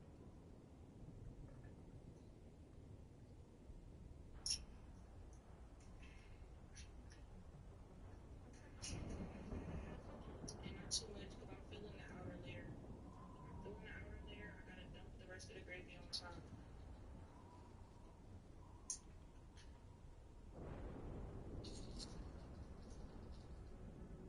Listen, if your car doesn't have AC and you... All right, babe. I need you to tell the class that you have for your birthday. Baby, you know you're about to be lit. Okay, so yeah, I'm about to be... Babe, tell them. Come on. Sure. Babe, tell them what we doing. What's up? Hold on, right. Hold on. For real, 1 second. What you talking about? This is getting the fucking mirror. I know it's not what the fuck you be looking at every day. Dead ass. I know. What the fuck is going on? Babe, can you tell them what we doing for your birthday? Is something wrong with your phone? Hell no. What you mean? You look straight. Babe, what are you talking about? I don't look weird to you. No, you look like yourself. Dead ass. Dead ass, you look like yourself. What are you talking about? Man, dead ass, what the fuck is going on? I look like Sid. Dead ass. Like, bro, no. I do not look like this every day. Dead ass, I look like this every day. Hey, Why you want? Dead ass. I'm gonna be that you. What you talking about? Okay. That's you, babe. Man, what the fuck? Wait, dead ass, what's going on? Like, serious, like, what? I don't look like this. Yes, babe. That's like you look like yourself. I mean, what happened? What the fuck would you say? Like, what the fuck is going on? Dead ass. I just looked in the fucking mirror, bitch. Bitch was T. Who the fuck is that? I do not know. Bitch, that ain't me. That's not the queen. The fuck is that?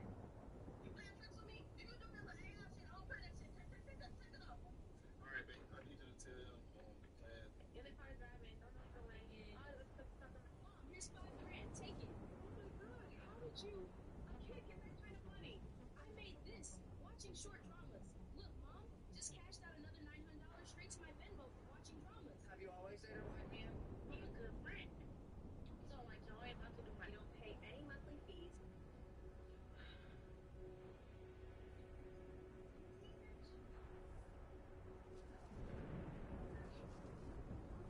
$1,000?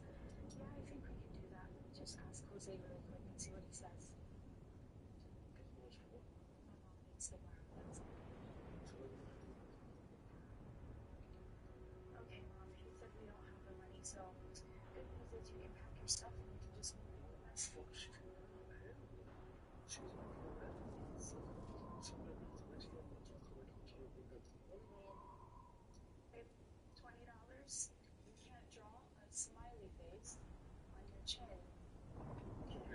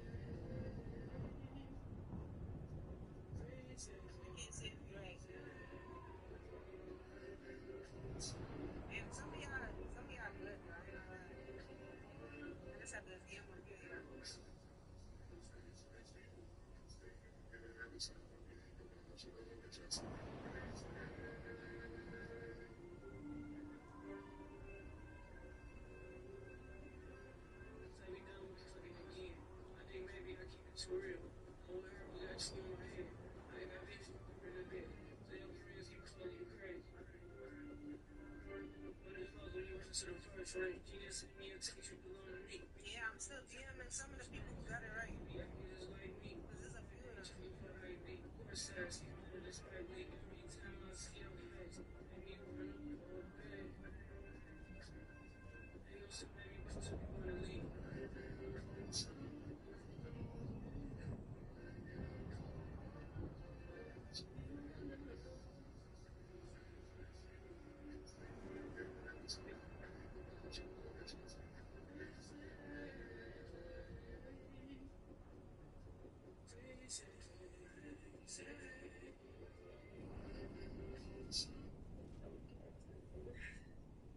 Yeah, I was okay.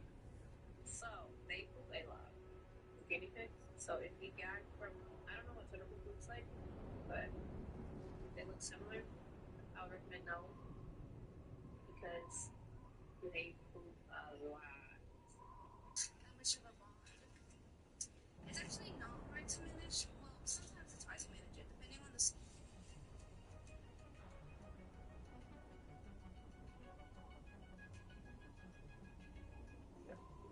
God, Timber. Eagles what?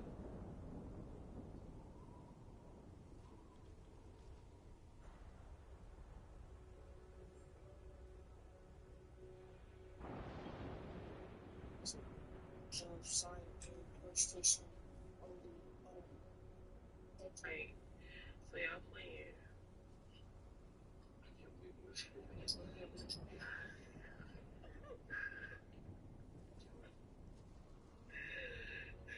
Really beautiful. Okay, oh my god, that. Maybe that's it. Let's get up. Making for my friend. It's so pretty. Yes. A-A-M-O-A-Y-E. Samaya Manye. The voice is good. It's a beautiful smile. Yes. Hi. Okay. Why did you go? What should I get? Sleep through the night. Oh, light. I can't sleep through the night. I'm screaming. Hey, I gotta really probably watch it. In my life. Yeah, it's well, like it has true. That's just everybody lives in same shit. I am so happy. You guys are getting. Started showing her love. And now there's a lump on my.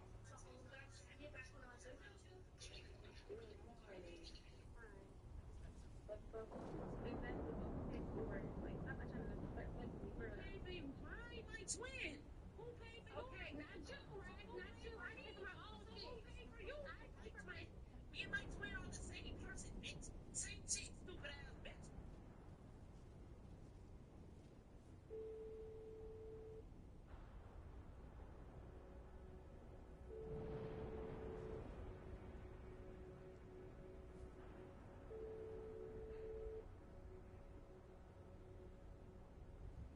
Did you come in? I'm not to keep arguing. You gonna keep hanging this one up? I don't give a fuck if we are going to. Stop yelling at me. I'm not gonna stop shit. Stop yelling. I'm at the garage trying to stay home.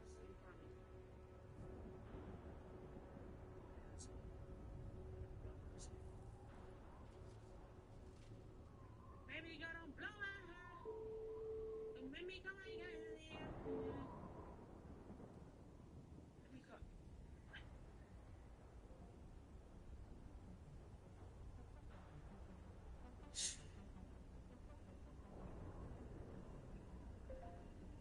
don't even know how to get my car fixed, bro.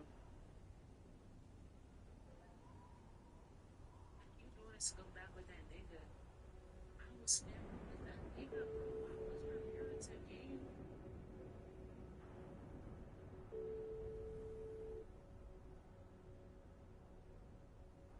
I think was a most of your hair. Why she say I was what? Nigga broke her car smoking shit. You have reached an automated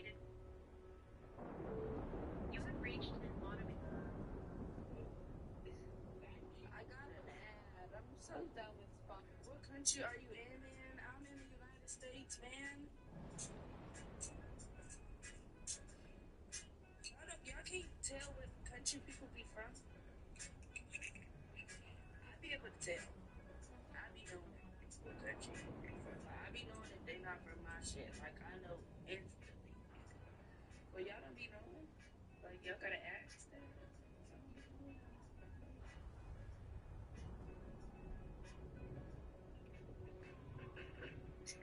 Suck up ass. What if I don't want to pass? What if I don't want to pass? I got niggas obsessed with my whole body. He said he wanted to buy me a new body, even though he fell in love with my old body. Say nobody.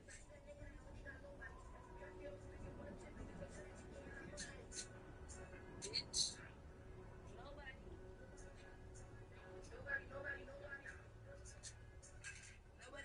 Nobody. Thank you, girl. He said he wanted to buy me a new body, even though he fell in love with my old body. Where are you from?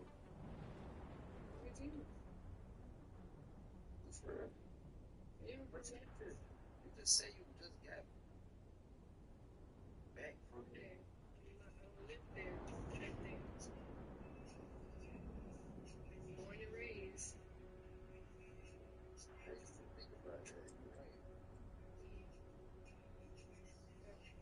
I just went to go to this repassing block party. I'll send you a picture. Yo, look at my last gummy bear. Are you guys ready? You guys. I got skinny kids living up in this house. I mean, be taking off anybody out. What you say? Out here, and they got more stuff, but ain't really nothing else to be in Montgomery for. And then, like, someone was just on TikTok the other day.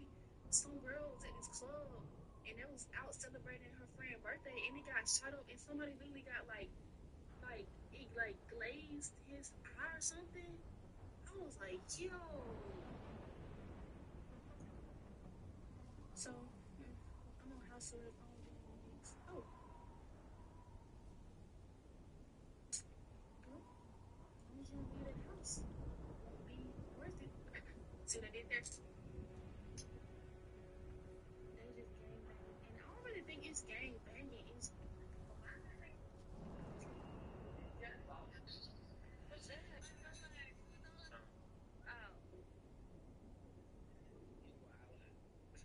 Not with you, I would.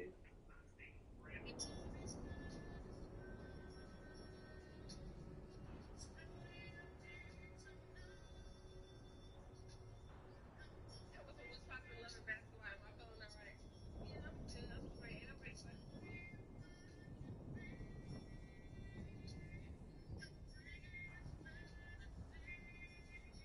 Sometimes I got here and I heard this song. I was like, nah, I'm not even gonna say nothing like you wrote it. Every song, thank you for hurting me, Paula.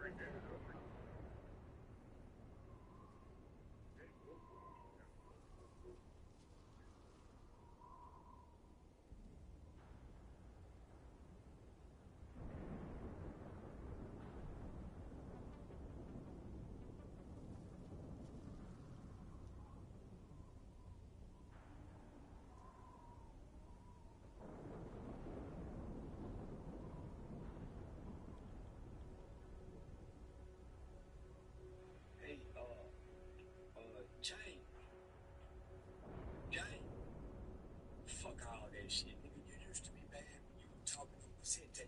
Say, somebody tell James C. James, you can't skirt nobody tightly, nigga. You used to skirt us talking. You got to put a ghetto on.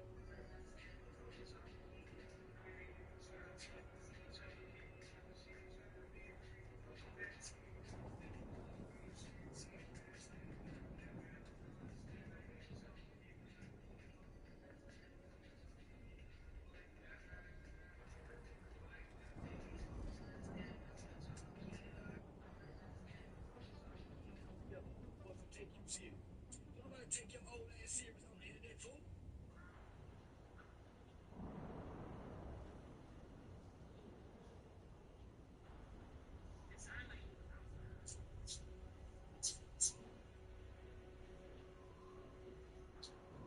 Shit, Ray J lied. I'm gonna go to LA, whoop Ray J and the blood nigga that said, this nigga said, he'll knock my teeth out my mouth. How do I call you out, blood? I don't give a fuck. Soon as I see Ray J, hey man, where's your blood partner at that said, I wanna whoop you? And then your blood partner that said he was in Vegas with me and blood and all that South Park blood, you know, all right, bitch, I'm show y'all who the blood I am. Bring your tall light skin tattoo face having ass to this hoe, I'm gonna beat you up. Give a fuck about none of that peon ass shit. You want to show me? No, I run the internet, nigga. I went to your neighborhood. And I was campaigning, bitch ass nigga. Y'all set me up there. I just did bad ass. Charged the way up.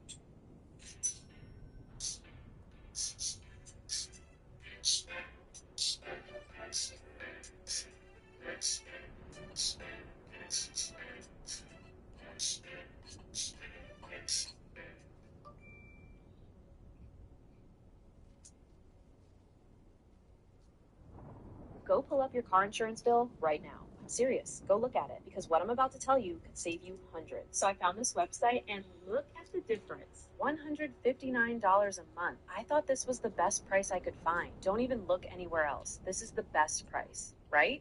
Wrong. Now look at my new price. $47 a month for 2 cars. And honestly, the whole process blew me away. And I didn't have to jump through a ton of hoops to get matched and switch. So many of us are paying way more than we need to just because we never bother to check for better options. You want to try this tool to get same-day savings? Here's what to do. Step 1, click the link below and enter your zip code, date of birth, and phone number. Step 2, answer a few questions about your car's make and model to get matched with the top offers. And step 3, you'll get a quick phone call from an agent that can help you set up your new policy. They make it fast and easy for you and can help you find eligible discounts. I put the link. What's up, fam? This your boy, Cut to the Chase TV. Be sure to hit the like and subscribe button, and be sure to share this video. I got some news for you Negroes today. Now, we all heard about the Nolan Wells tragedy, the 18-year-old black kid who went on a boat trip with a whole bunch of white friends, and he was the only one that came up dead. He never returned home. Everybody else made it home safe and sound. So this automatically makes the case a race issue. You got black people mad as hell. Black people is fearing that this Nolan Wells case will be swept under the rug and he never will receive justice. Then on the opposite hand, you got white people saying, wait a minute, these white kids are innocent. There's no foul play. Nolan Wells didn't want to get back on the boat. They insisted he come back with them. They couldn't force Nolan Wells to leave the island. So everybody been sending me this story. Everybody been sending me news clips. Everybody been sending me news articles. And they been saying, cut. How do you feel about Nolan Wells? And I sat on it. I did my research. I didn't want to rush the judgment, but tonight I'm deciding to speak on it. And I'm gonna just say this up front. I ain't gonna sugarcoat it. I think foul play is involved with Nolan Wells' murder. I'm just being real. It's too much inconsistencies. Nothing makes sense. You on an island with 300 to 400 people. You end up dead. You wash ashore, and ain't nobody seen nothing.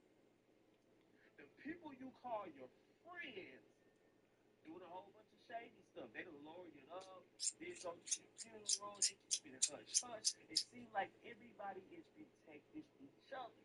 So when somebody say this Nolan Wells story is suspicious, I tend to agree with them. They got some explaining to do. Because the more I look at this story, The more evidence that comes out, the more guilty Nolan Wales' so-called friends look. But you guys remember, they are doing interviews on the news. They are doing interviews telling exactly what happened.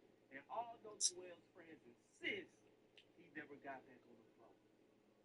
Nolan Wales stayed at the island. We went home. We tried to get him to come on the boat. He refused to, so we left him. And that's the last time we seen him alive. Y'all remember that?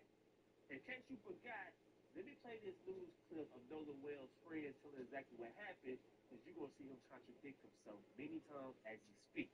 Listen very closely to what Nolan Wales' friends say happened. Let's go.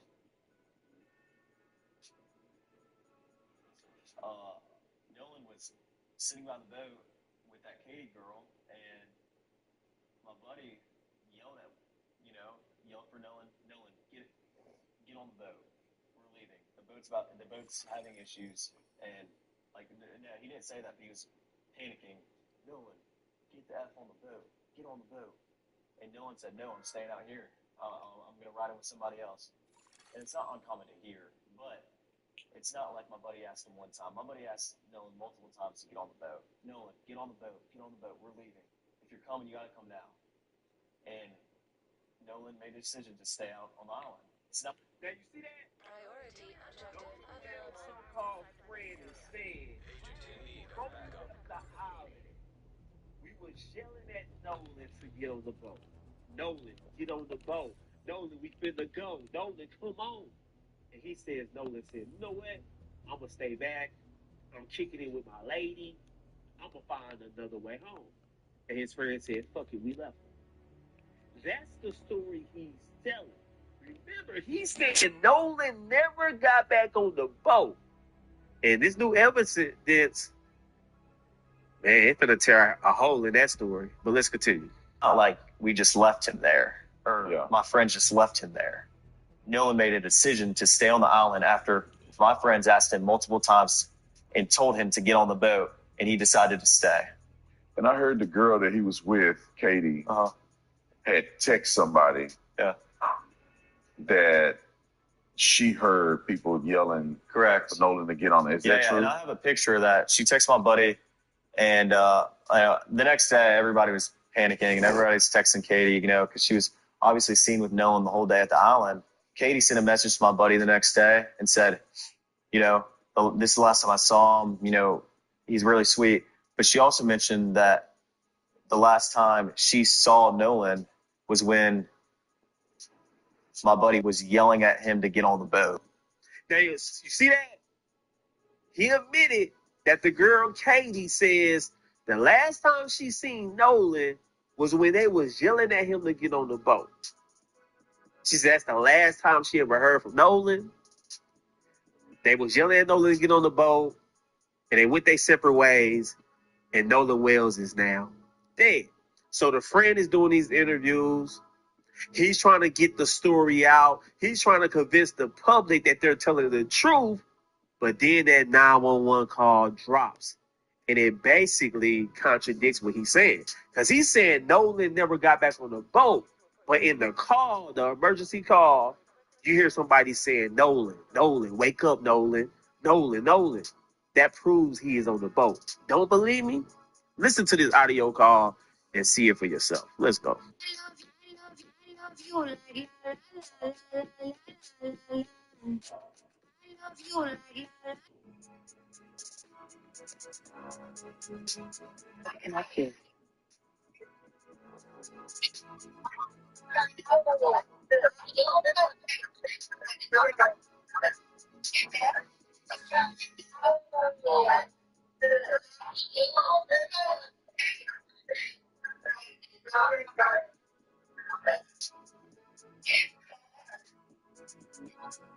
Now let's stop it. They make the call for help. They think they're on hold, and you hear a female caller saying, he's dead. And you hear a male voice saying, sure, he's dead. So they're panicking because right now they're on hold, and they not knowing that it's being recorded. They're young. They don't know how these things work. As soon as you call a company, it's being recorded. So they don't know they're being recorded, so they speaking freely. They're panicking. They trying to get him up. and they know he's dead. But let's continue listening to the call.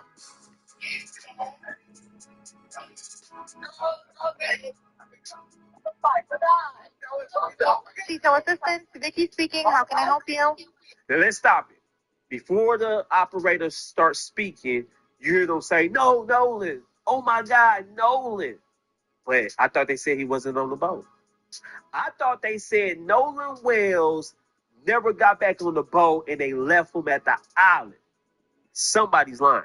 And if these guys are lying, what are you guys are hiding?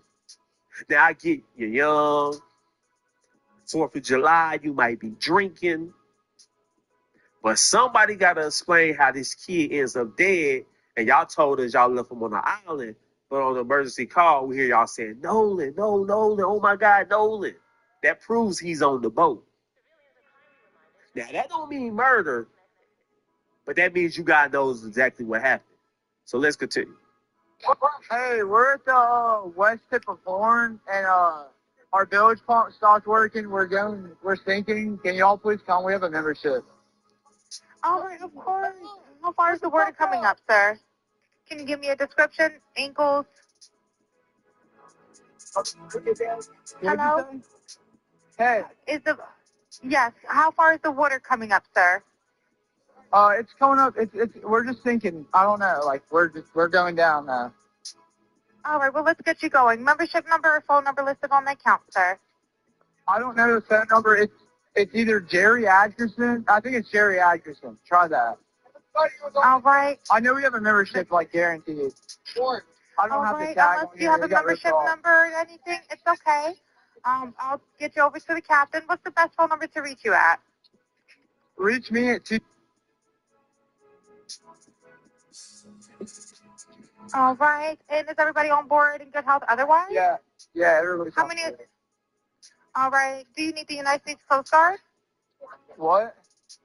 Do you need the United States Coast Guard? No, we do not need that. All right. All right. Do you have your current GPS coordinates? Let me go look. If not, I can send you a text message. So you hear that? As he's talking to the operator, you hear people speaking in the background and they're panicking. Oh my God, check his chest. It shows that there's somebody needing emergency help. Somebody is in a world of trouble. And many people assume that it's Nolan Wells. So it's starting to look like Nolan Wells passed away and they like, fuck it, threw him in the water. Let's go back home. And he washed up shore. That's the route a lot of people are saying happened. Now, I get they're young, I get they've been drinking, but this 911 call, this emergency call is very suspicious at the least. Let's just be honest with it. Can we at least all agree on that? Whether you think these guys are innocent, whether you think they're guilty, can we all admit that the 911 call is suspicious? That's all I'm saying. If you can't admit that, then you ain't being truthful. Let's continue. Hey, Lord. All right, are you ready? Yes, sir. I'm available. North, ready for you. Bye.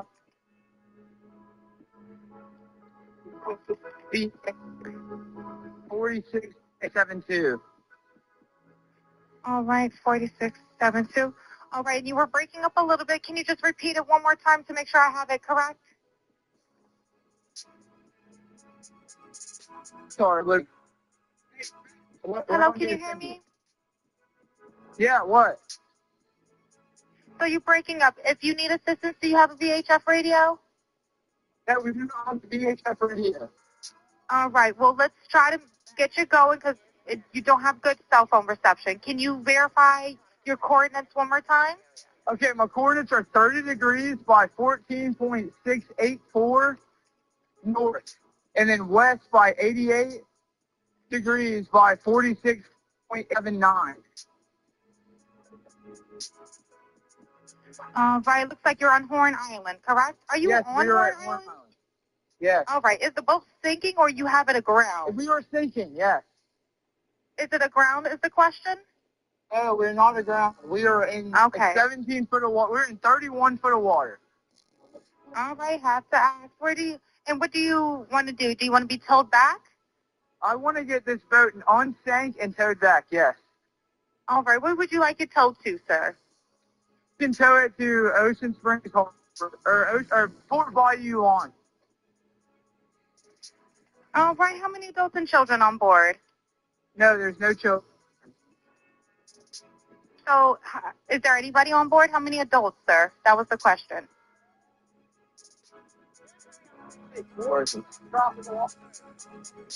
Hello, can you hear me? Try to jump in and pull the plug, Bart, while you're going. Hello, sir. Hello. Yep, I just need you to answer these questions so I can get you over to the captain. Okay. How many adults on board? There's 0 adults on board. There's nobody on board the boat? No. Nobody here is over the age of 21. Sir. You see that? She asked how many people is on the boat, and he says there are no adults on the boat. Nobody here is over the age of 21. It sounds like he might have been drunk. It sounds like he might be on that narcotic. It sounds like he might be under the influence. And that's why he can't really answer the woman questions coherently. And it's just a sad situation, man. And many people is divided on this case. Of course, you got black people saying foul play. You got some white people saying foul play. You got even Nancy Grace saying this is suspicious. She said she's not resting till she gets to the bottom of the Nolan Wells case. You got a white woman named Nancy Grace, who's very popular, who's very respected. She's even saying she believes there's some foul play, and she believes the death of Nolan Wells is very suspicious. Don't believe me? Take a look at this news clip. Listen very closely. A teen's mysterious death getting nationwide attention after attending a July 4th boat trip with friends and never returning home. Now, a Mississippi grand jury will determine if criminal charges will be brought after the family's private autopsy couldn't rule out foul play in Nolan Wells' death. There were 300 to 400 people out on Horns Island. You mean to tell me nobody saw anything? Any parent that would be in this situation, you would do anything to find out what happened to your child. Joining us now, Nancy Grace, former special prosecutor and host of Crime Stories with Nancy Grace. You know, Nancy, Attorney Ben Crump there has a point. You mean no one saw anything? Where do you see this investigation, where things stand? Are you hearing no? Tilt is here to change that. While traditional lenders are quick to say no, Tilt finds ways to say yes by looking at your income and spending, not just your credit score, to approve you for cash or credit. Money feeling tight between paychecks. Get a cash advance in under 3 minutes. No interest, no late fees, no credit check. Looking for extra spending power? Tilt credit cards earn cash back and give you more ways to boost your credit limit. No security deposit or credit history needed. Need even more flexibility. Line of credit lets you borrow with different ways to pay it back so you can nail those on-time payments. Tilt sees the effort you're putting in and how far you've come. That should count for something. Tilt. It's cash and credit. Powered by your potential.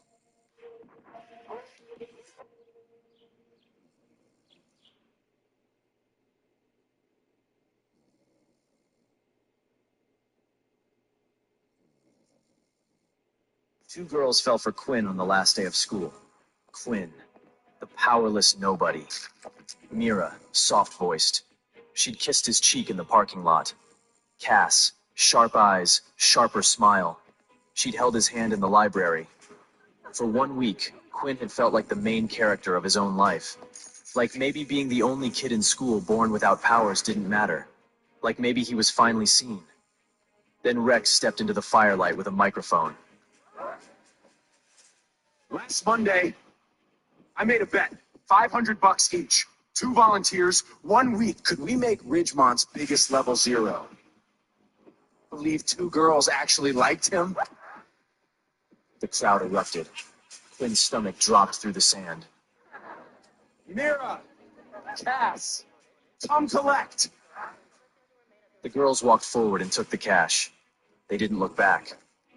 Quinn couldn't move, couldn't breathe. The whole class was laughing. Then a voice cut through it. That's enough, Rex.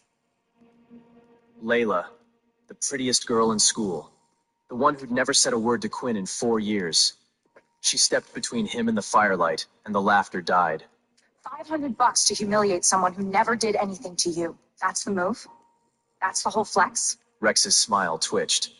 Stay out of it, Layla. No. Anyone else laughing? Look at him. Really look. Then laugh. Nobody did. Quinn ran anyway, past the fire, past every face he'd ever known, past the version of himself that had believed any of it. He sat in the dark for hours, powerless in a school of superpowers, the joke of his entire class. Tomorrow was the last day of school, the day before the Day 1 duels at the military academy. He should disappear, skip it, walk away. But morning came anyway. Quinn forced himself through the gates one last time, head down, jaw tight. Just survive one more day. Then he could vanish for good. Then he saw her. Layla. Across the street, waiting at the crosswalk. She looked up. Their eyes met. She opened her mouth like she had something to say. And then someone screamed. Oh God, she's going to get hit! In 3 seconds, the prettiest girl in school would be dead. A kid with super speed was tearing down the street, 200 miles per hour. So fast, he was invisible. Quinn saw it before anyone else did. In this school, every student had superpowers. But Quinn? He was the only kid in school born without powers. And somehow, he was the only one who saw this super speed runner. His body moved before his brain caught up. He lunged forward, shoved Layla out of the path, and stepped directly into the speedster's lane. The impact was a freight train. Quinn hit the pavement. Vision went white. When it came back, the speedster was gone. Just a ripple of dust across the crosswalk. Layla stood over him, unhurt. Quinn, you saved me. Did you finally get powers? How did you see that guy?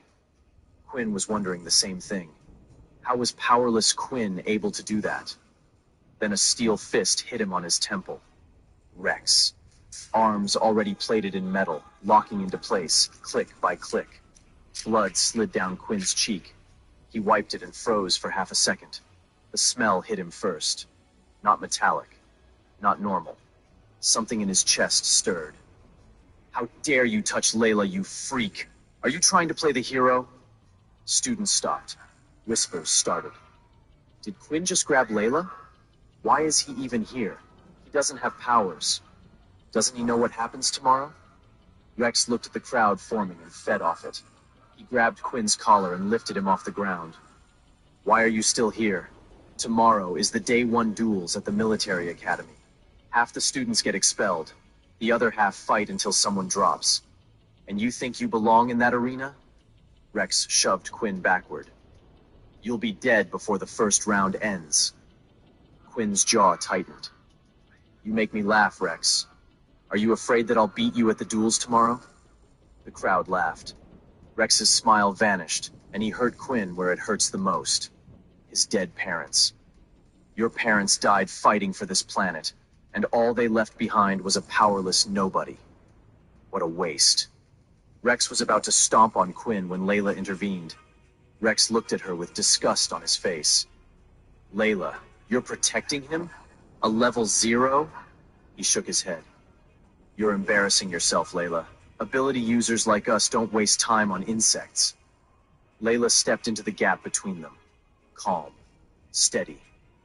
What are you gonna do, Rex? Hit me too. It's the last day of school. You want to be known as the guy who fights girls? Rex stiffened.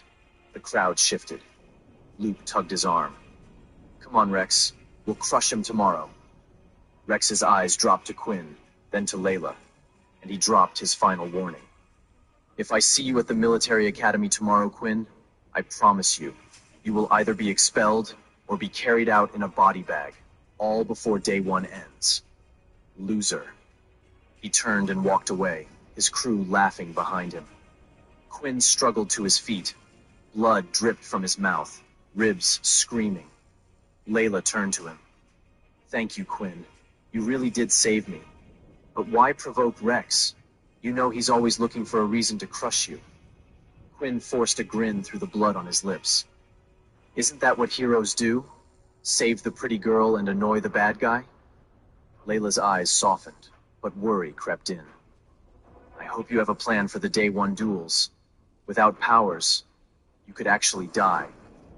Quinn straightened, barely hiding the wince. Don't worry, I always have a plan. Quinn had no plan, no powers. But he was stepping into that arena tomorrow. Walking away was worse than dying. How was Quinn going to get superpowers in one night? What was going to happen at the day one duels? Would he survive? Quinn limped home. Every step sent pain through his ribs. All the rich kids have the best ability serums. Their parents buy them power books, trainers, everything. My parents left me nothing. He stopped walking. He remembered his parents' house. Burned, destroyed in the war. He hadn't gone back in years. But there had always been rumors that they kept secrets. Things hidden in the walls. Quinn changed direction. He saw the bats from 2 blocks away. Hundreds of them. Flying over the house and filling the orange sky. Quinn took 1 step closer. Every bat turned its head toward him at the same time. Then they hit him. Not flying past. Flying into him. Clawing his shirt, his neck, his arms. One scratched his throat. Blood ran down his collarbone. Get off me! Quinn tried to run. Legs wouldn't let him. Feet kept moving toward the house. Step after step. Against his will. Blood running hot. Not warm. Hot. Like something inside was waking up. The debris of the front entrance crumbled as Quinn crashed through. Bats poured in behind. The crack in the foundation swallowed him whole, like the house had been waiting. Quinn hit the floor hard. Silence. Hundreds of bats on the ceiling, watching. In the center of the room, a book. The color of dried blood. 4 fangs carved into the cover. A heartbeat. Not his. Coming from the book. My parents did leave me something. Where his blood dripped onto the cover, it drank it in. Darkening. Absorbing. Quinn realized that the book wants blood. His blood. He pressed his bleeding palm flat against the cover. The fangs glowed. Text burned across the leather. Warning. This will unlock a forbidden ability. Ability users will hunt you if discovered. Proceed? Quinn thought of Rex's voice. You'll be dead before the first round ends. He was desperate for power. He pressed harder. The book exploded open. Light burst outward. Pages turned faster than humanly possible. Strange symbols, ancient text. And somehow Quinn understood every word. Knowledge poured into his mind. Powers that shouldn't exist. Abilities that had been erased from history. His feet left the floor. The bats swirled into a cyclone. His eyes rolled white. A cold, mechanical voice crawled into his head. Congratulations, Quinn Talon. You've been granted the vampire system. System activated. Quinn collapsed. Everything went black. Quinn just activated the vampire system left by his parents. But vampire powers are forbidden. Ability users fear them, hunt them. How will Quinn keep his new powers a secret? Bang, bang, bang. Quinn Talon, open up! Quinn's eyes snapped open. He was on the floor in his dorm. How did he get here? His ribs should have been screaming. They weren't. His whole body hummed with something he'd never felt before. Not pain, not weakness. Power. He grabbed his glasses off the floor, then stopped. His vision was crystal clear. Every thread on his sleeve. Dust particles floating in the light. The crack in the wall he'd never noticed. I don't need these anymore. He set the glasses down and looked in the mirror. What the? I have abs? Just from one night? His sculpted torso. Definition in his arms. More than a dream. But the full weight of it landed fast. These powers came with a fatal risk. The vampire system. Vampires weren't just a myth. They were more powerful than any ability user who ever lived. That's why they'd been wiped out. Humans hadn't hunted vampires out of evil. They hunted them out of fear. I have to hide this. no matter what, no matter the cost. Bang! Bang! He yanked the door open. Sergeant Griff, bald, built, military uniform. A face that had never learned patience. Boy, you're late. The day one duels started an hour ago. Quinn's stomach dropped. I overslept. Get dressed. We're collecting strays. Kids who think hiding in their dorms gets them out of the draft. Quinn stepped onto the bus, and the sunlight hit him like a wall. His interface flashed red. Direct sunlight detected. All stats halved. His legs went heavy. Head swam. He stumbled into a seat. A cadet across the aisle laughed. Level 0 can't even walk straight. Quinn slid to a seat away from the window. The heaviness eased. Stats climbed back. He looked out as the bus rolled through the city. Then he saw it. A massive concrete wall running along the highway. Names carved into it. Hundreds of them. Thousands. Flowers wilting at the base.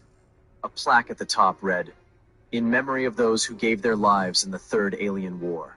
12,847 soldiers. 3,200 civilians." Quinn stared. Some of those names were people his parents had served with. Some of them were people his parents had died trying to save. 2 of those names were his parents. That wall was why the Academy existed, why every kid with powers was being drafted tomorrow, and why a kid without powers had no business being there. Quinn looked away and said nothing. Quinn stepped off the bus.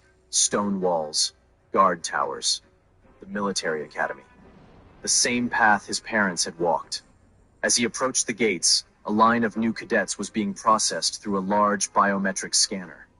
A tall arch of crackling energy that read power levels, ability types, and bloodlines. One by one, cadets stepped through. The scanner chimed and displayed their stats on a screen for everyone to see. Quinn watched from the back of the line. If it read him as a vampire, he was done before the day started. His turn came. He stepped through. The scanner glitched.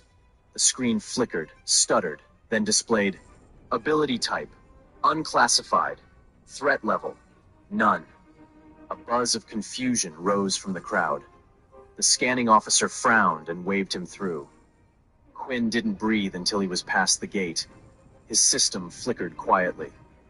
Forbidden signature masked, scan bypassed, proceed with caution. Then Layla appeared beside him, face tight. You're late. I know. Weapon selection. I'm heading there now. Quinn. It already started, an hour ago. Rex went first. His stomach dropped. What's left? Layla looked at the armory door. Come and see. Stone walls, guard towers, the military academy.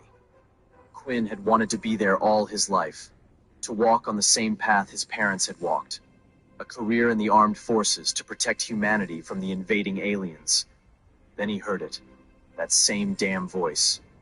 You really showed up. Impressive. Stupid, but impressive. Quinn's blood froze. He turned slowly. Rex and his sidekick Luke were walking towards Quinn. Rex's face twisted into a grin. Predatory. Hungry. Like a wolf spotting prey. Rex showed his brand new blade. You made a mistake, Trash. I told you not to come. I gave you a chance. But Quinn's system chimed. An enemy ability user has been detected. Initiating battle mode. Quinn felt the fear of what that meant. The vampire system was real. All of it was real. And it could be a threat. His body hummed with energy. Strength. Speed. He could take them. Both of the bullies, easily. But ability users had spent centuries making sure that vampires never rose again. If anyone discovered what he was finished. He had to stay down, no matter the cost. Rex charged forward, driving the flat of his blade across Quinn's jaw. Quinn's new instincts kicked in. He sidestepped, smooth and fast. The weapon sailed past his face, missing it by inches. Rex stumbled, spun around with his eyes wide. Did you just duck? How? Luke pointed at him. Something is off. He ducked faster than any level 0 could. He shouldn't be able to move like that. Loop rushed in from the side, Loop's shaft aiming at Quinn. Quinn placed his hand on Loop's chest, and that's all it took. Loop flew backward, sailed through the air. 3 feet, 5 feet, 10 feet. He crashed into the ground hard, skidded across the grass, and came to a stop 20 feet away. All the incoming cadets stopped and looked at the ongoing fight. Quinn stared at his hand. Damn it, what did I just do? Rex's eyes widened and then narrowed. How was that possible, freak? Loop struggled to his feet. He was furious and humiliated. He's got powers. He's been hiding them. I bet these abilities are illegal. Quinn's heart hammered. He'd messed up. Let his excitement take over. He should have taken the hit. Should have stayed down. Rex morphed both fists into steel and stepped forward, bringing his blade upward. Let's see how strong you really are. Loop staggered up beside him. Lightning crackled from his shaft. Both of them came at Quinn from different sides. Quinn raised his hands. Wait, I can explain. Rex drives the flat of his blade across Quinn's jaw. Loop's electricity wraps around the shaft of his spear as he pins Quinn with it.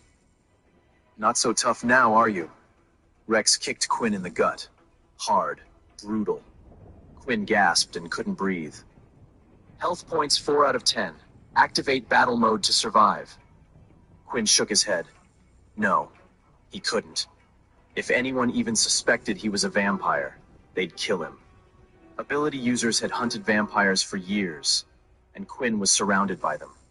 Rex kicked him again and again. Every muscle in Quinn's body strained to be unleashed. The system offered to counterattack every single hit that Quinn was taking. Rex smiled as Quinn writhed in pain. What are you hiding, freak? Too scared to talk back today? Quinn forced a smile through the blood. Didn't know you needed my permission to hit like a toddler. Rex's smile vanished. He raised his fist higher, ready to finish it, but then Master Leo appeared from inside the academy gate. A stout man with gallantry medals all over his uniform. He took one look at the scene and stepped between them. His presence alone stopped Rex cold. Students murmured. That's Master Leo. No way, Master Leo. He's a legend. Leo looked at Rex's drawn weapon, then at Quinn on the ground. It's the first day of the academy. Is this how you want to be known? Rex stiffened and looked at Quinn. Come on, Loop. We'll finish this in the day 1 duel. Quinn stared, gobsmacked. Master Leo had saved him. All because he couldn't reveal his powers that could beat those guys. Layla rushed to his side and stopped in front of him. Thought you had a plan. You'd better get up and get your weapon, so at least you have that to defend yourself. She started walking. He jogged to catch up. Everyone had talked about weapon selection that first-year cadets must go through before the famous duel. But Quinn didn't realize what it was until he entered the ceremony in the armory. Rows of weapons lined the walls. Some ancient claymores, some ultra-modern laser rifles. Quinn looked around in shock. Whoa, this place is incredible. Quinn surveyed the rows of weaponry, analyzing what was left. His eyes finally landed on a sleek, curved blade. Let's see if you're the one. He grabbed the sword, lifting the blade until, crack! The blade shattered in his grip. Quinn took a step back, embarrassed. Okay, definitely not for me. Quinn zeroed in on his next target, a spiked flail. He lifted it, and it felt shockingly light. Maybe this was his weapon? It should have weighed 1,000 pounds, but in his grip it felt effortless. Only he realized the flail was floating toward the ceiling. Weightless in his hands. Useless. Quinn replaced it on the rack. Not that one either. And then he saw them. A pair of black gauntlets, wicked and jagged, like dragon claws. Something deep inside of him stirred. The moment his fingers touched them, the world shifted. His system flickered to life. Bloodbound gauntlets. Strength, +5. Defense, +2. Awakened beast weapon. Compatibility, 100%. Quinn didn't feel like he was handling some foreign weapon. He felt like he had found another piece of himself, a piece that had been waiting for him. This wasn't just a weapon. This was his. As Quinn stared at the gauntlets, Master Leo appeared over his shoulder. "You've got an interesting eye, kid. You think those are for you?" Quinn turned to see Leo's eyes flicking between Quinn and the gauntlets. Not many people choose gauntlets as their first weapon. He seemed wary. Quinn frowned. "Why not?" Master Leo ran a hand through his wild hair. "Fighting up close requires no fear, no hesitation. But they're tough. Relentless, really. You have to match them, or they'll tear you apart." Master Leo's eyes narrowed. "But more than that, these gauntlets in particular are special." Quinn stiffened. "What?" Master Leo leaned in. "The former owner wasn't exactly human." Quinn stared at the gauntlets. If he wasn't human, what was? But Master Leo was already gone. Quinn hesitated, then reached out. The moment he touched the gauntlets, something clicked. A pulse ran through him. The gauntlets adjusted, molded to his body. His screen flickered. Bloodbound gauntlets equipped. Perfect match detected. Plus 12 strength. Plus 12 agility. Plus 10 stamina. Plus 10 defense. Whoa. Quinn flexed his fingers. The metal moved with him, light as air but strong as stone, like it had always been meant for him.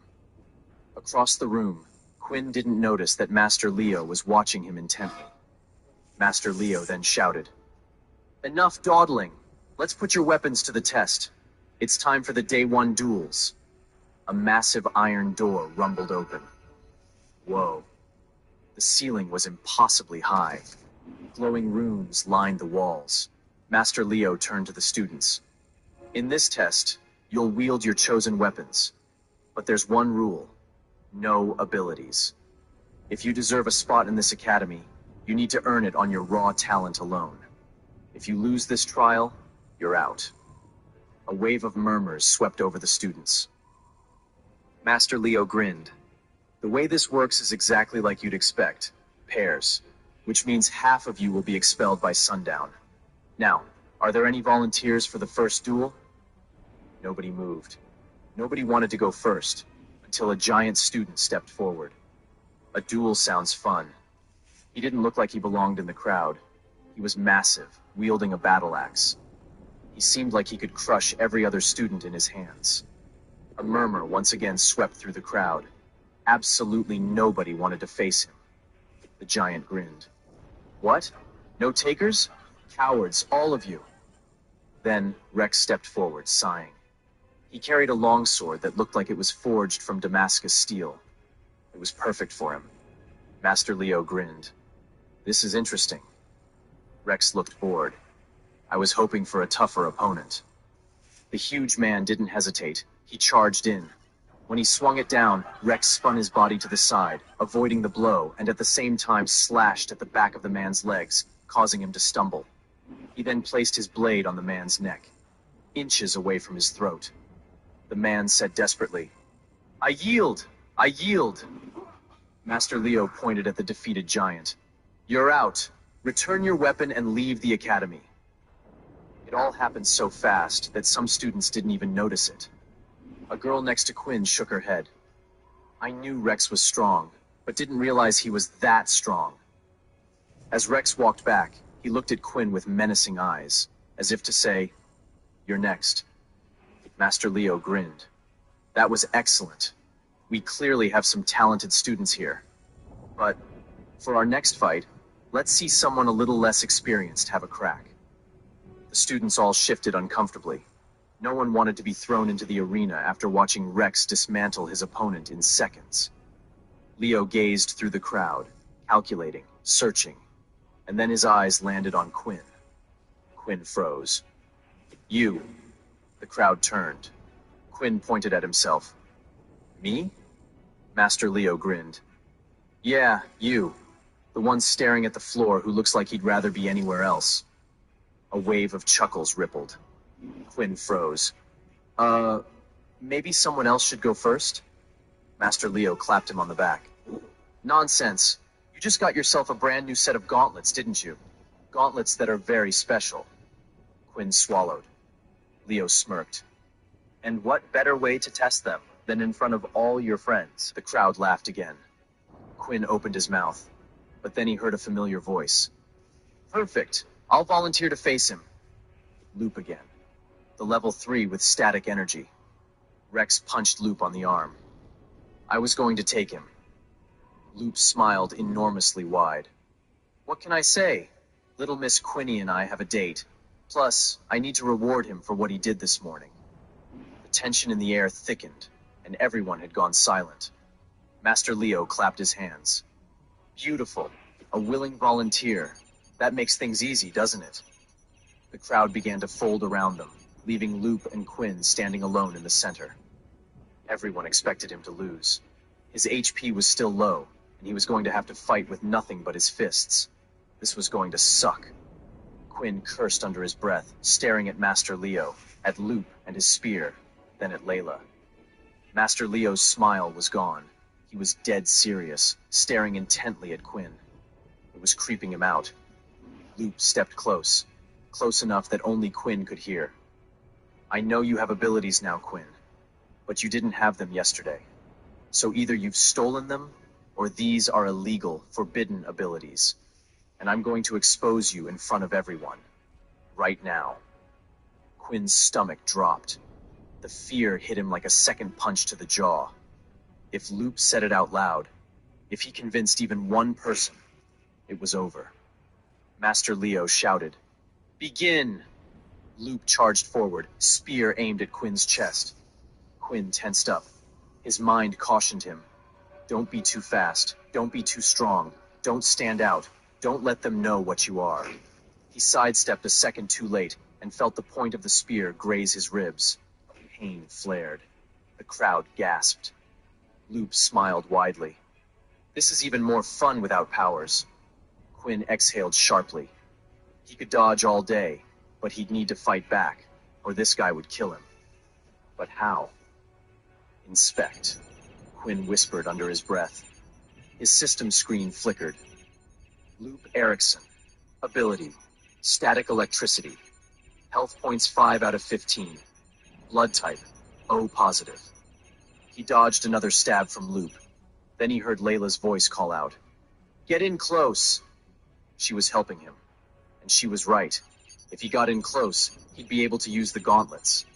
Quinn ducked his shoulder, moving like he was going to charge in. But as soon as Loop reacted, he leapt back, catching the spear. Loop's grin vanished. What the hell? Loop pulled at the weapon, trying to yank it free, but Quinn held firm. Too strong. Too fast. Quinn smiled, but then his eyes landed on Master Leo, watching him intently.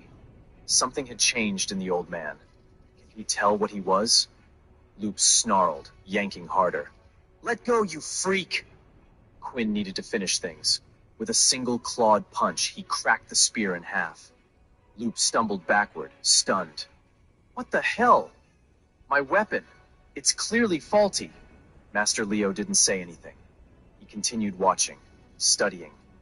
Quinn leapt forward. Loop had no time to react before Quinn's fist slammed into his gut. Quinn followed up with a knee to the chin. Blood sprayed. Loop slumped to the ground, out cold, but still breathing. Quinn turned and faced the stunned, silent crowd. Master Leo stepped up.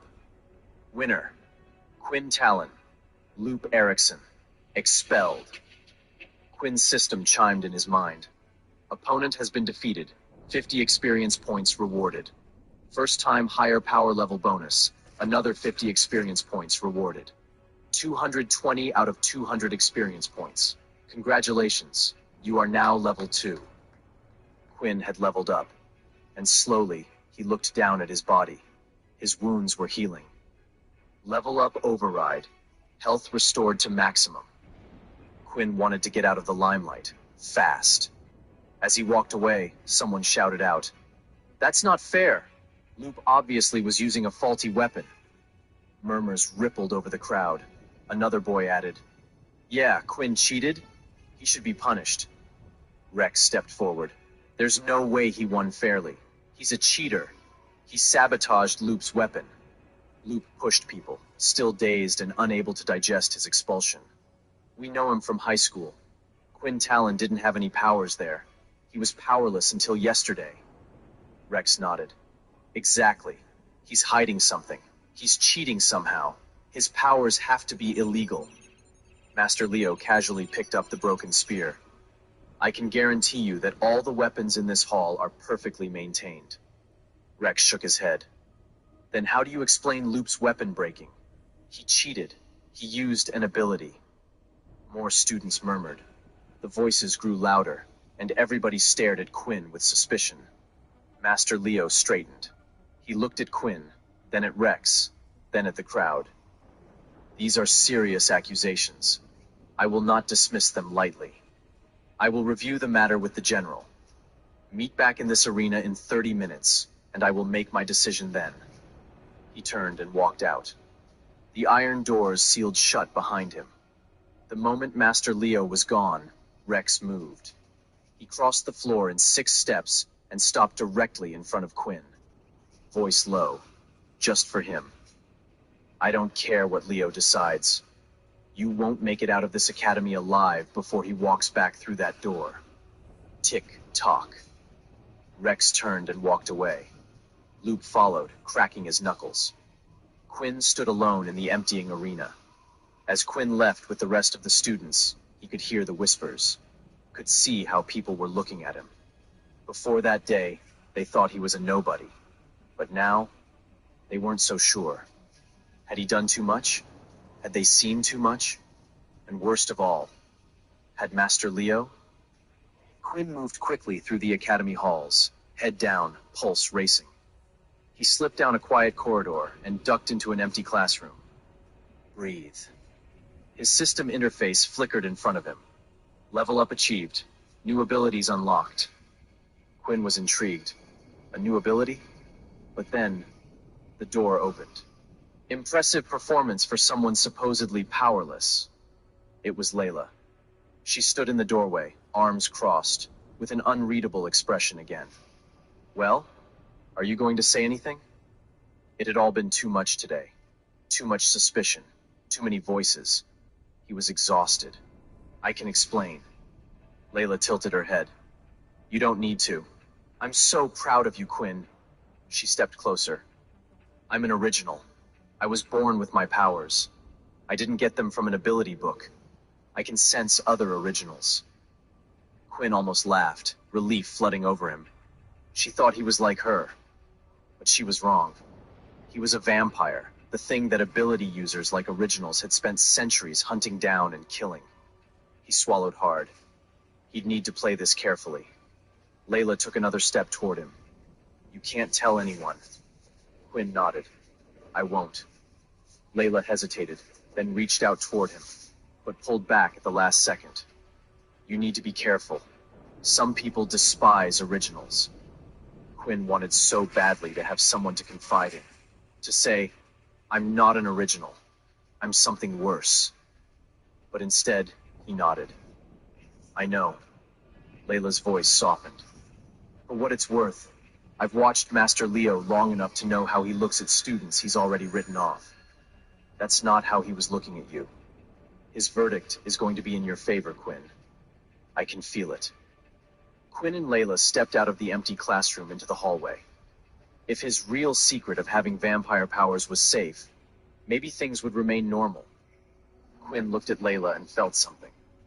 He felt grateful for how even when every single student was against him, Layla always took his side. Was Quinn feeling something for her? But as they turned the corner, he realized something was wrong. Rex and Loop stepped into their path. Rex grinned. Well, well, well, if it isn't our favorite punching bag. And look who's keeping him company. Loop was beaten and swollen. He cracked his knuckles. You made a mistake, freak.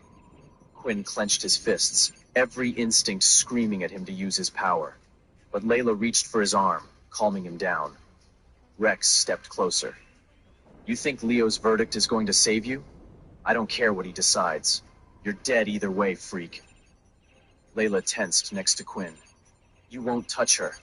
Quinn tried to take a step forward, but was frozen in place. Electricity was wrapped around his legs. Loop was channeling a static spell. Rex laughed. It's perfect. We'll make you watch. Loop raised his hand. Lightning crackled between his fingers. Let's finish what we started in the arena. Quinn was pinned down. Layla, get out of here. Layla took a tentative step back just before a blast of energy slammed her into the lockers. Layla! Loop and Rex both launched spells at her. She threw up a force field, but it was in danger of breaking. Quinn needed to do something, and fast. But breaking out of this hold would require him to reveal his powers. It's not going to hold much longer, Rex said, cackling with glee. Layla's force field spell was breaking, any second now. Loop blasted her with electricity. Keep going. Layla shook as the spells rocked off her shield. She squeezed her eyes shut, desperately trying to hang on. But then suddenly, the spells stopped.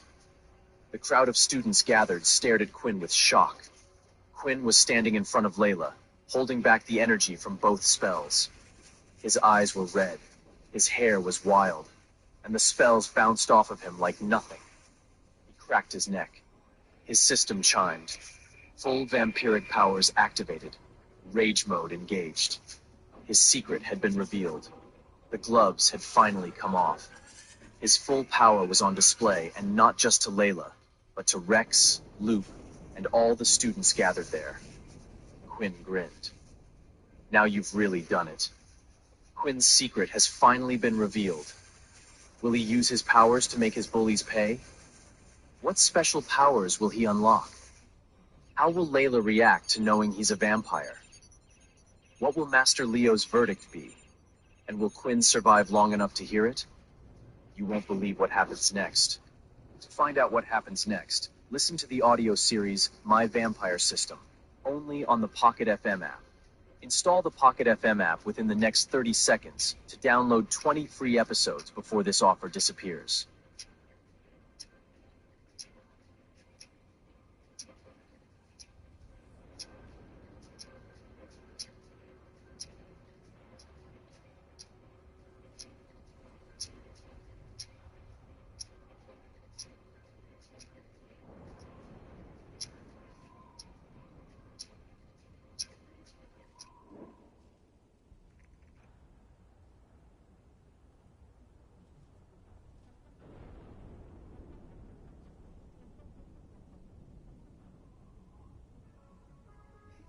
I've got a lot of problems with the investigation so far, but remember, we are seeing through a mirror darkly. We don't know all the evidence. There's been one state's autopsy, and that has not been released. The family sent the body of Nolan Wells for a second independent autopsy, and that autopsy says undetermined. This is what I do know, Griff. I know on the back of his head, the occipital bone back here, there is deep red subcutaneous tissue.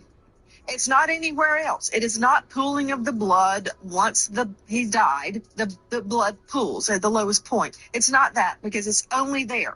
I'm curious, does that suggest a blow to the head? Now, I agree.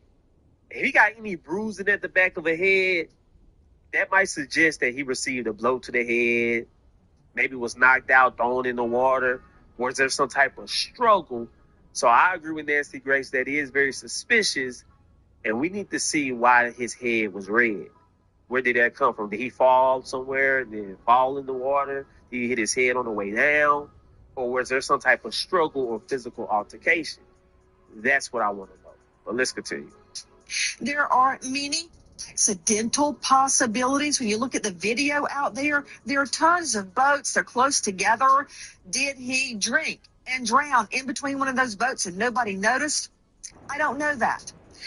However, that deep reddening on the occipital bone is very disturbing to me. Also, you think, oh, he drowned, but we don't have the lungs. When the second autopsy got the body, the lungs and the throat were missing. Now, I understand, Griff, why they took the lungs to determine if he had drowned. But why was the neck missing? What about the interior of the throat sparked the initial medical examiner's concern Was there some bruising on the neck? I don't know. So Nancy Grace saying his lungs was removed when his family did the independent autopsy. They didn't have the lungs to examine, and they didn't have his throat. They say a piece of his neck was missing. So Nancy Grace is saying, why was his neck missing? Why wasn't his neck given back to the family to do their autopsy? Did the original autopsy show signs of trauma on his neck, so they kept it?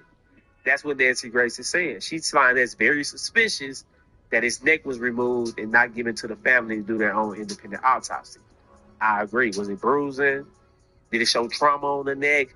Why did they remove Nolan Wells' neck?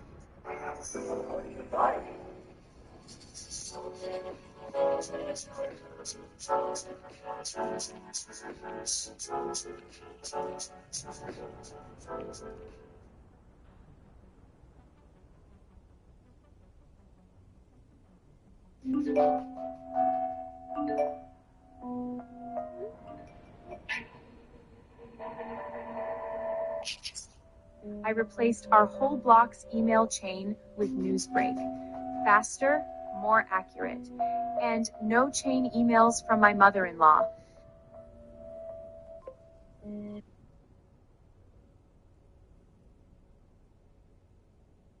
But let's continue. So right now, it could go in so many different directions. But let me tell you this. The call that the friends made when they were returning without knowing, they say he wanted to stay and be with a friend girl he just met. She, Katie, says, no, he left with his friends. I got a problem right there. That's a conflict in the testimony. But when you listen to the call, the other friends made, they called SEATOW, SEATOW, and said, we're sinking. In this newly released sound, you can make out somebody saying, wake the F up. What does that mean? I'm not resting till I find out if that's real. Has it been doctored? And if it is real, who are they talking to? So many questions that you raise, Nancy, and as someone who's investigated these things, you know which questions to ask. I want to take you back, though, because that marking on the back of his head is not insignificant, as you rightfully point out, because also the size of it, right? It's like a 12 by 8. I mean, it's not a small clue in this. Expand on that a bit, if you will. Yes, that's perfect. Right there is showing exactly where the reddened tissue is, and it's subcutaneous under the skin.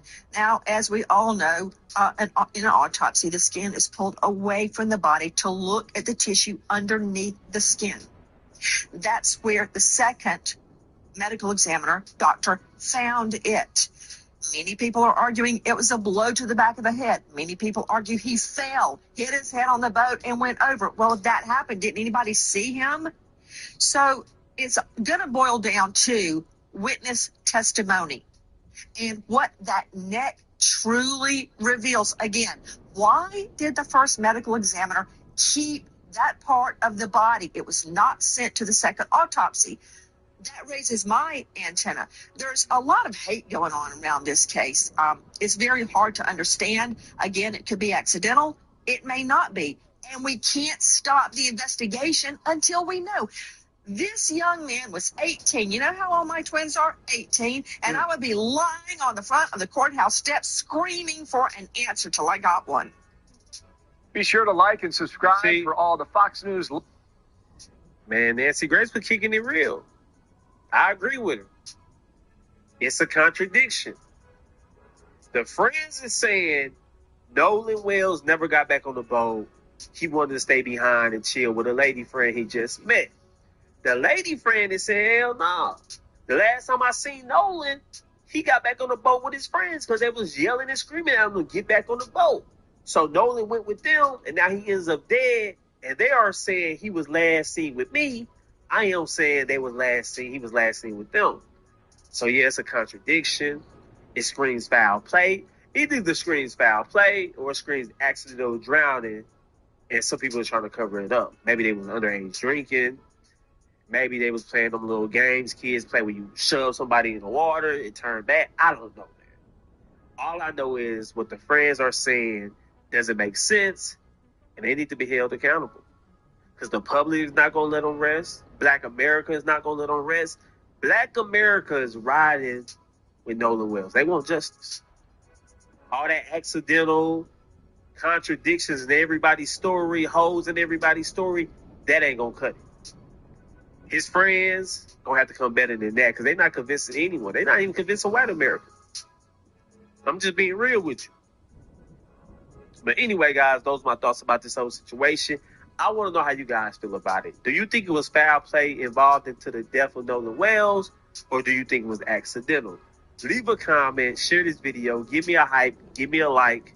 I love you guys. Peace.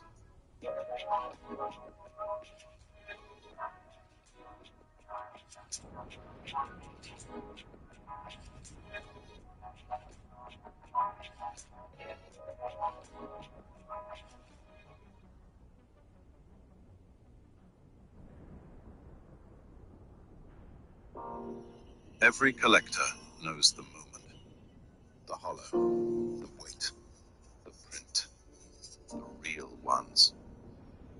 Rips by Triumph.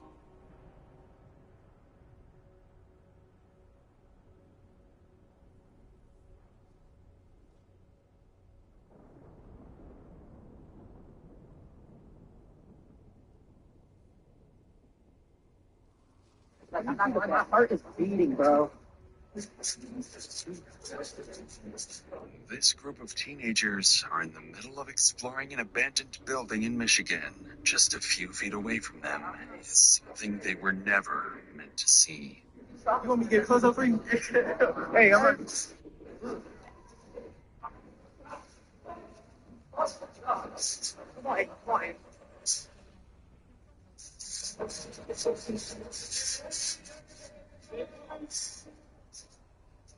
When police arrive to investigate, they discover this killing might be part of something far darker, with ritualistic clues pointing to a murder orchestrated by a cult. And as detectives begin closing in on its members and turning them on each other, they discover that this may not have been the cult's first victim. Richie sold Steve that they wanted to kill right after getting married. It's like a gang or something? No, it wasn't a gang. Steve called it a family. I know you just said the number I heard, right? 16? Killed 16 people. Killed 16 people is what I said.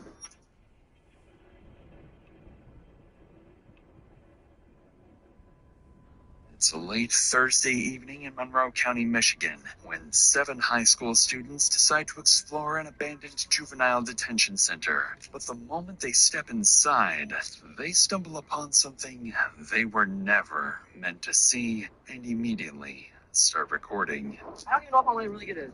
All right, so we see We seen a body. We seen a body. This for My heart is beating, bro. I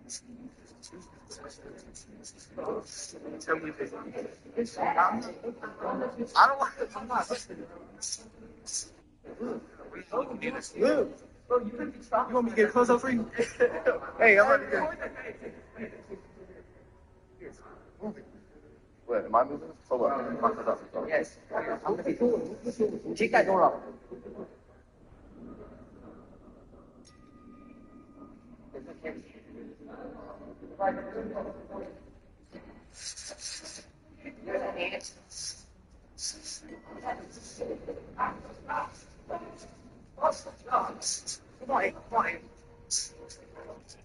Upon seeing what appears to be the dead body of a young woman, the boys run back to their car and drive off. Despite knowingly trespassing, one of them calls 911 and begins describing in detail the gruesome discovery they had just made inside. Monroe County 911. What's the effect of your emergency? Hi. So we were exploring a abandoned building, and I think we found a dead body. Okay, what was the address? Right now we're at the Monroe Travel Center. Where was the address you were exploring? It's the old student center, or like an old school or something. You're pretty far away from the meadow. Yeah, because we drove away and we didn't know what to do. Tell me exactly what happened. Like, he moved a door that was on the ground. And underneath it, there was a tarp. And under the tarp, we saw a foot. So we left and called. Can you give me a call when you get back to the pilot center? Yes. After directing the teams to a safe location, Michigan State Police are dispatched to Boysville, an abandoned juvenile campus with dozens of rooms and corridors. Once officers arrive with no electricity and a potential homicide scene waiting inside, they draw their weapons and prepare to move in. Keep track of how many rooms, like, look at how many sections there are of the building. Keep track of how many sections you think you're going through so you don't get lost. Yeah. So you three want to go first, me and Will will stay back?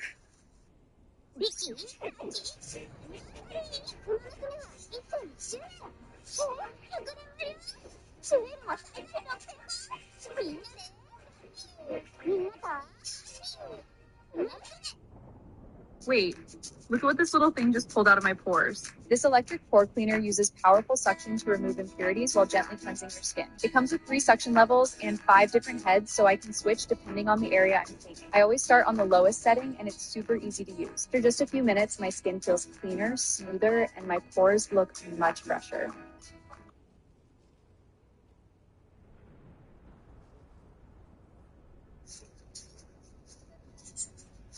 One row.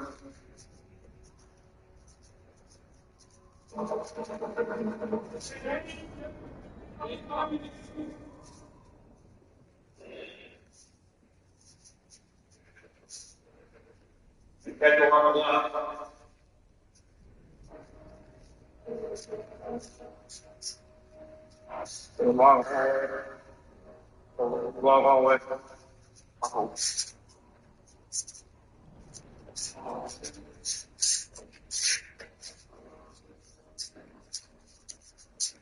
That's a good part. Yeah, all that. On the floor, underneath a tarp, lies the deceased body the teens found earlier. But before officers can properly examine it, they have to clear the rest of the building and make sure they're the only ones inside. Yeah.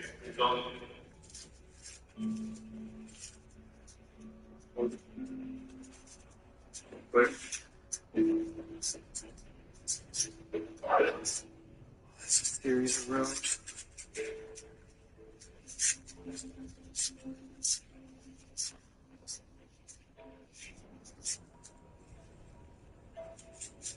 Multiple doors sealed. Let me take right.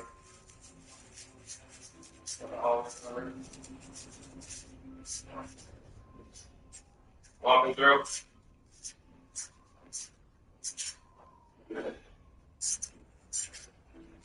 Walking through. Stay, please. After an hour of clearing the building room by room, officers find no one else inside. With the building now cleared, officers return to the victim and begin trying to identify her. Given the location, they initially assume she may have been homeless and simply overdosed. But that assumption would quickly be turned upside down upon further inspection. But there was a time where people were coming here on a regular basis, like the haunted house type stuff, you know, like looking for ghosts and whatnot. I think that's blood under her head, like she got hit or. Yeah.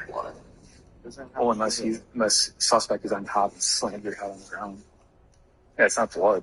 No, it's like bronze. Almost gold. It's all over. It's on her face, her arms, on her neck, her shirt. Look at how her legs are positioned. Shirt's pulled up. I'll get my fingerprint scanner out here in a little bit. Yeah, I was gonna. Yeah, probably like mid-20s, 30s maybe. I mean, she might not even be local. It might be somebody that truck driver picked up.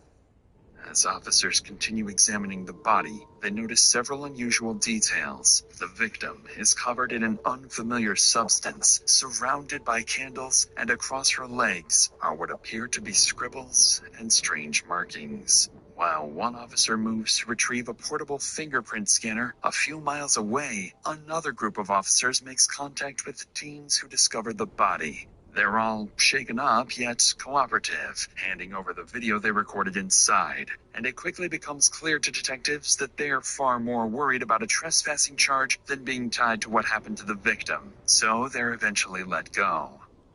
Back at the abandoned property, the officer scans the victim's fingerprints and learns that she is, in fact, a local 22-year-old Kayla Sadowski. Moments later, paramedics arrive and examine the body, confirming two things. She's been here for some time, and the head injuries are consistent with 3 gunshot wounds. Sometime after midnight, officers lock down the rest of the building and return to the station, intent on resuming the investigation at first light. And as the investigation would begin coming together, detectives would become convinced this is not only a homicide, but part of something far more disturbing, possibly even ritualistic. If you live with him and you leave and he finds out you leave, needless to say, you're going to be the next. Steve said that she was screaming, Steve, Steve, help, Steve, help. Do you want to go see your dad? Do you want to be with your mom? Yes. Do you want to live? The next morning, officers begin reviewing every available CCTV camera in the area, and after hours of combing through footage dating back 2 weeks, they finally spot her. On February 15th, at around 10 p.m., Kayla is seen leaving the Rosler Street apartments and walking across the Rosler Street Bridge. An hour later, at around 11 p.m., she appears on camera again, walking across the same bridge. But this time, she stops, turns around, and gets into a black Mercury Milan, wearing the same skirt she would later be found dead in. When officers run the vehicle's license plate, they learn it's registered to 44-year-old Stephen Bales, a man Kayla has an active protective order against. And just like that, investigators have their first suspect. That same afternoon, officers rush to Stephen's house, but what they find is troubling, to say the least. A note taped to the front door stating that he and his wife, Narina, have left for their honeymoon. To investigators, the timing seems far too convenient, so they try calling him, but he never picks up. This is Stephen Bales. Leave a message after the beep. A search warrant is requested, but in the meantime, there's little police can do but wait, while Stephen and whoever else may be responsible remains free to roam the streets. If you think your product won't look good with AI, watch this. First, we take a photo of our product like this. Then we open Cintra and upload the photo. Basically, what Cintra does is create professional ads based on your photo and a simple prompt like this. Once we have our product and the prompt, we click Generate. I've tried so many moisturizers for sensitive skin. Feeling dry or reactive, this has been a lifesaver for me. These are the prompts to create UGC-style videos, and these are the prompts to create product videos like this. Click below to try it, and limited spots available.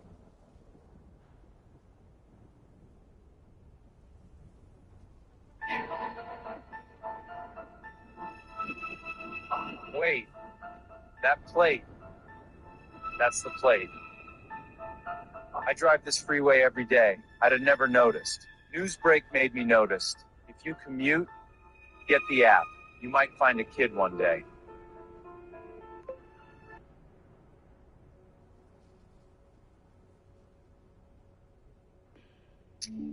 2 weeks pass after the body is discovered, yet there's still no sign of Stephen. But then, more than 100 miles away in Shelby, Ohio, police receive a 911 call they certainly aren't expecting, as 19-year-old Bryn Smith tells dispatchers someone is trying to kill him. And when Ohio officers go to meet him, they would unknowingly step into another state's investigation and give them an unexpected lead.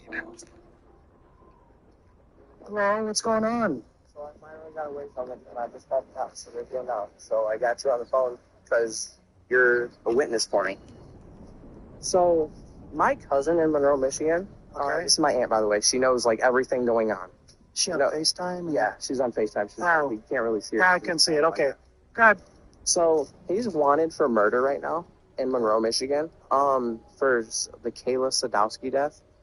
And I was apparently wanted for it as well at some point, but I had left his house today just ran away from him because, like, he never gives me. He's, like, weird. He'll keep you at his house. He'll use you for your money. Do you have any idea? I have nothing on me except my tablet, my phone, and socks. Well, I tell you what I'm going to do, just because I don't know you. I'm just going to pat you down. Do you have any knives or anything on you? No, the socks. Okay. Well, somebody pat you down. Do you live here? No, this is some Spanish funny called dogs. So what's this cat's name? Steve Bale. Like, I ran away from him. Like, I ran. I don't know how long I've been running. I just ran away from him. We stopped at the gas station, and I just ran. Does that make sense? Like, I stopped because, like, I lived with him, and he won't let you leave his house when you're there. He's weird. He will hurt you.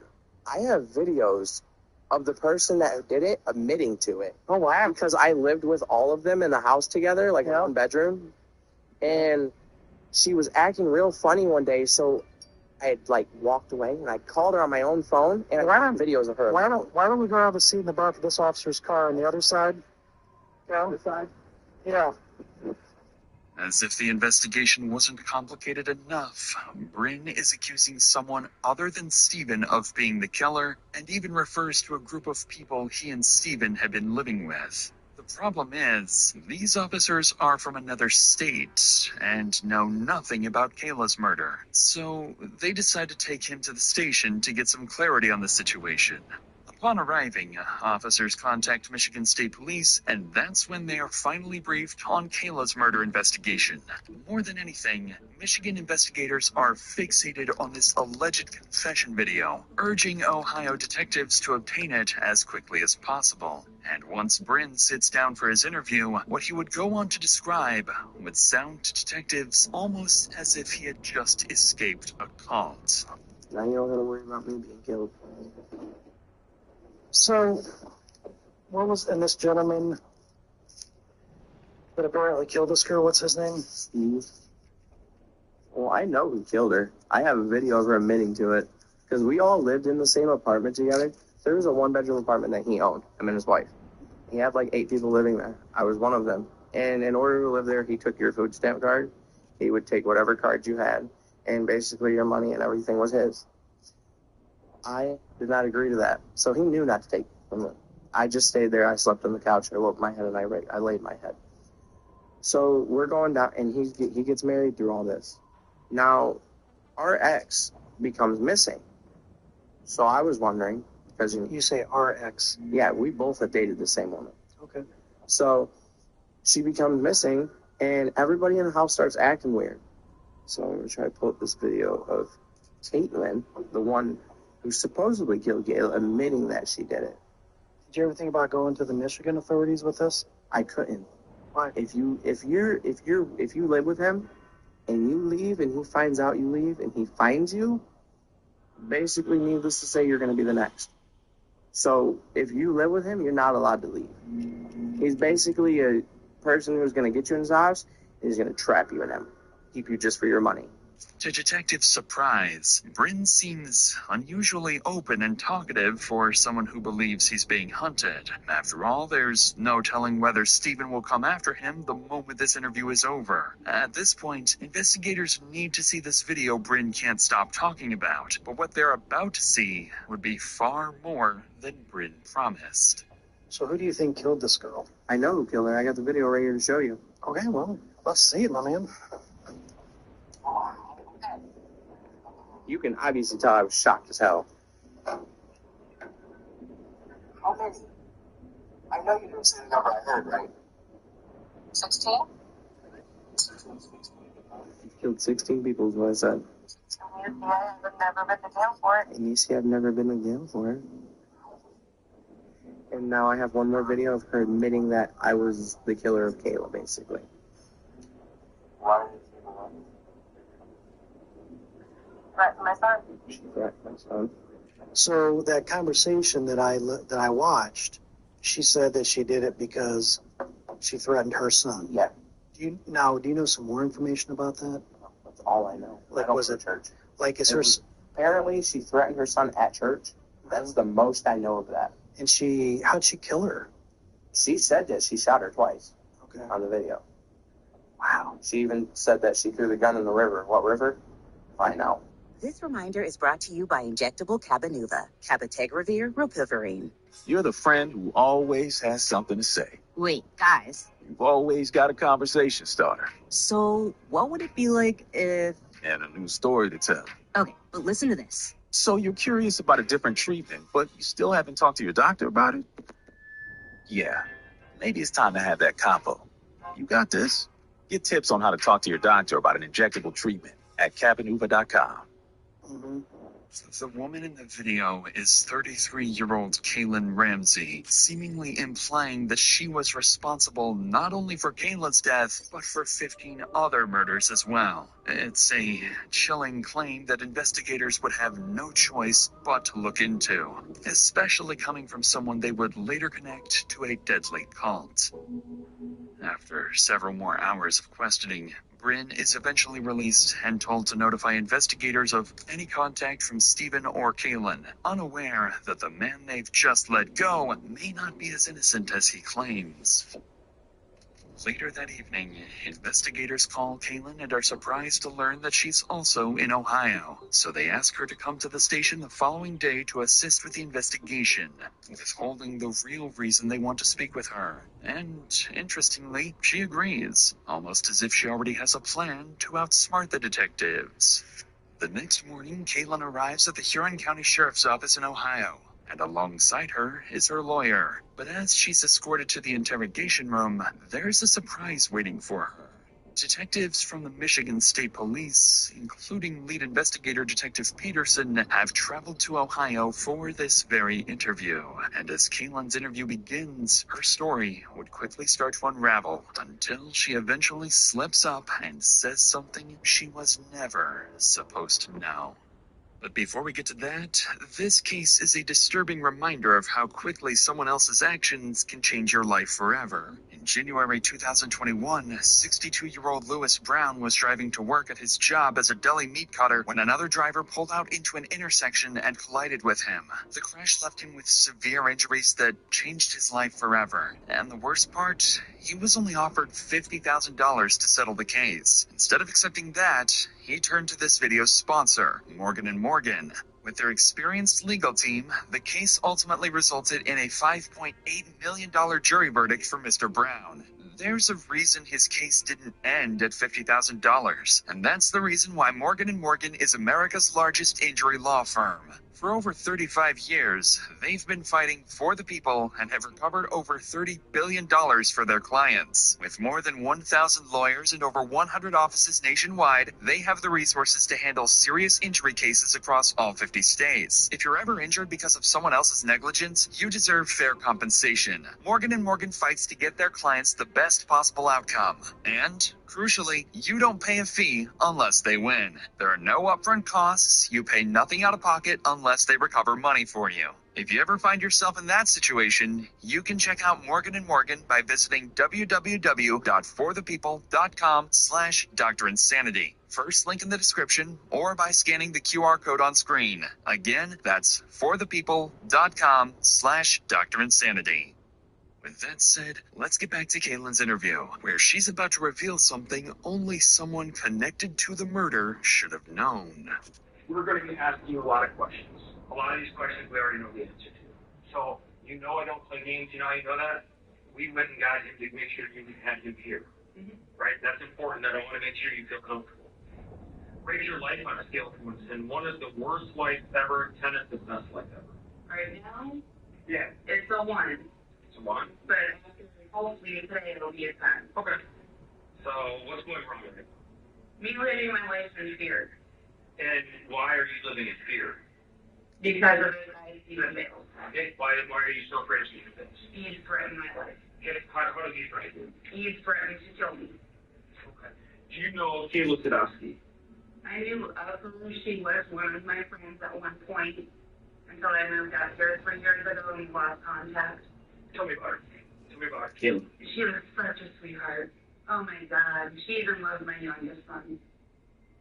She was a sweetheart. She was just like me, outgoing, laid back, calm, gave her shirt off her back to whoever needed it, wasn't her. Her and I were a lot alike. Was she easy to get along with them? Oh yeah, she was very easy to get along with. Such a sweetheart. And did you have any conflicts with her? No, I've never had a conflict with her at all whatsoever. Was Was there a time where, recently where she accused you of hitting with her belt? No, not that I'm aware of. I mean, it's something I would never do. I don't have mean belt in my body. Understand. Anyone you talk to about you will tell you I'm such a sweetheart. Okay, I believe it. Last contact I had with her was just shortly before whatever happened to her. And it kills me. I had just talked to her about maybe the day before or maybe a few days before she had passed at the grocery store. Okay. When was that? Around Valentine's Day. Here, Caitlin seemingly places the murder around Valentine's Day, nearly 2 weeks before Kayla's body was discovered. To investigators, this appears to be a major slip-up, as the precise date of the murder has never been publicly released. The detective, however, refrains from confronting her, careful not to cause her to shut down. But now, he would reveal the real reason she's here and see if she can somehow explain it away. I'm not making this up. I'm not here to trick you. We have a video of you saying that you were the one that killed her. No. I would never kill anybody. Because I'm a sweetheart. I would never kill anybody. That's why I take the time. That's why I take the time to talk to you. So it's 5 videos. I'll still go through them all if you want. Well, if they're trying to pin this on me that I had nothing to do with. Well, let's watch these and I want to talk to you because let's just. How many?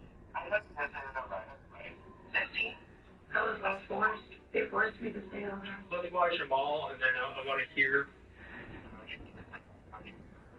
You can clearly tell they're trying to stop me.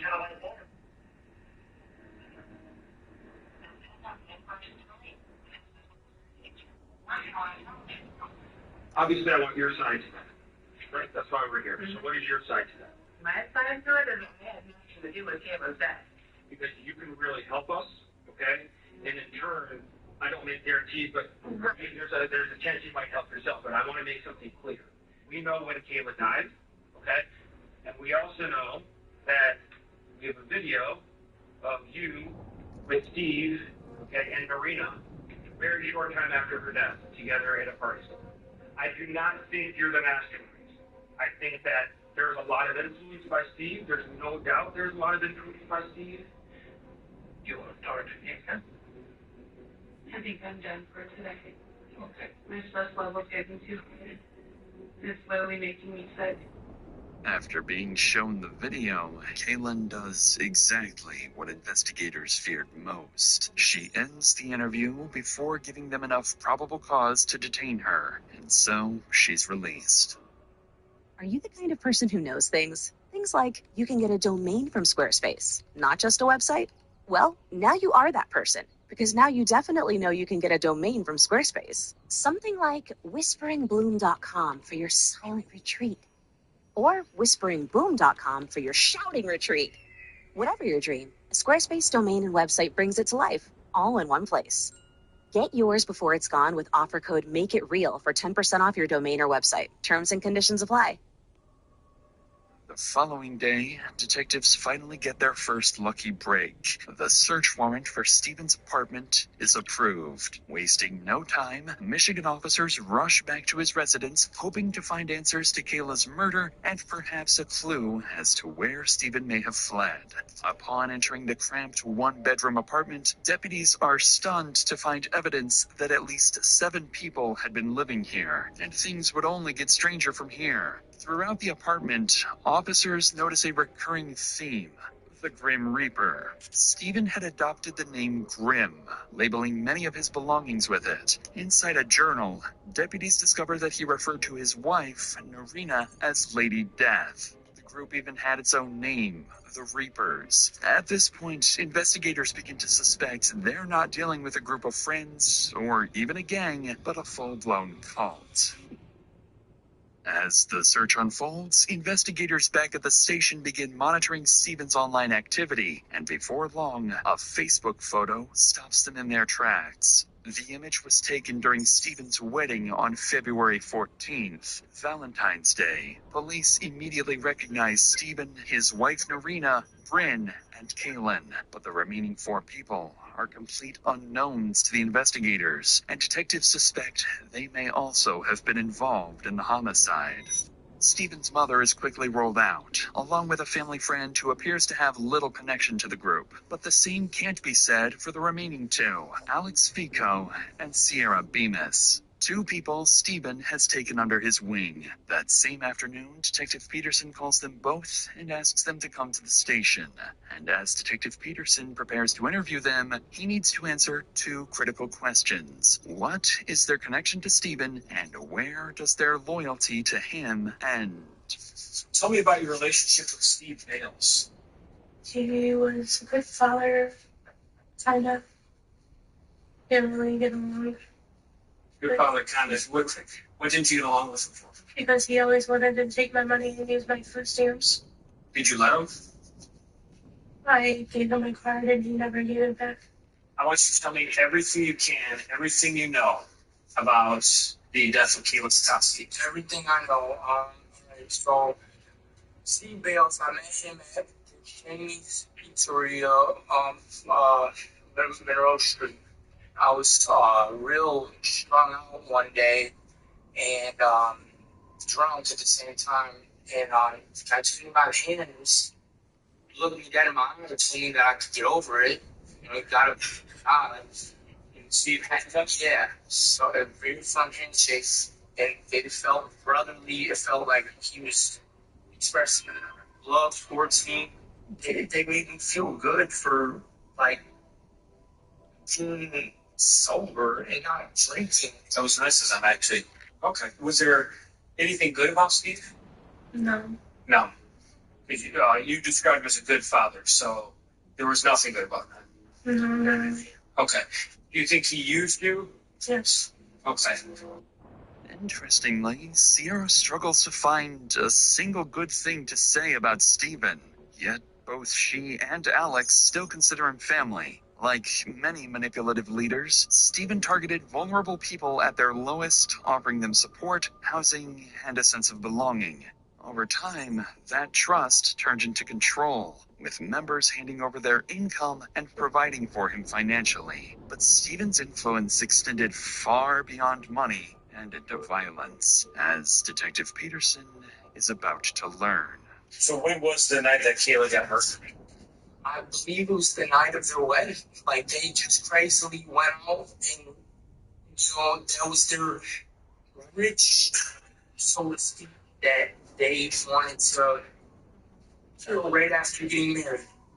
Caitlin, Kay, the one who, she did the killing. At least she said she did the killing.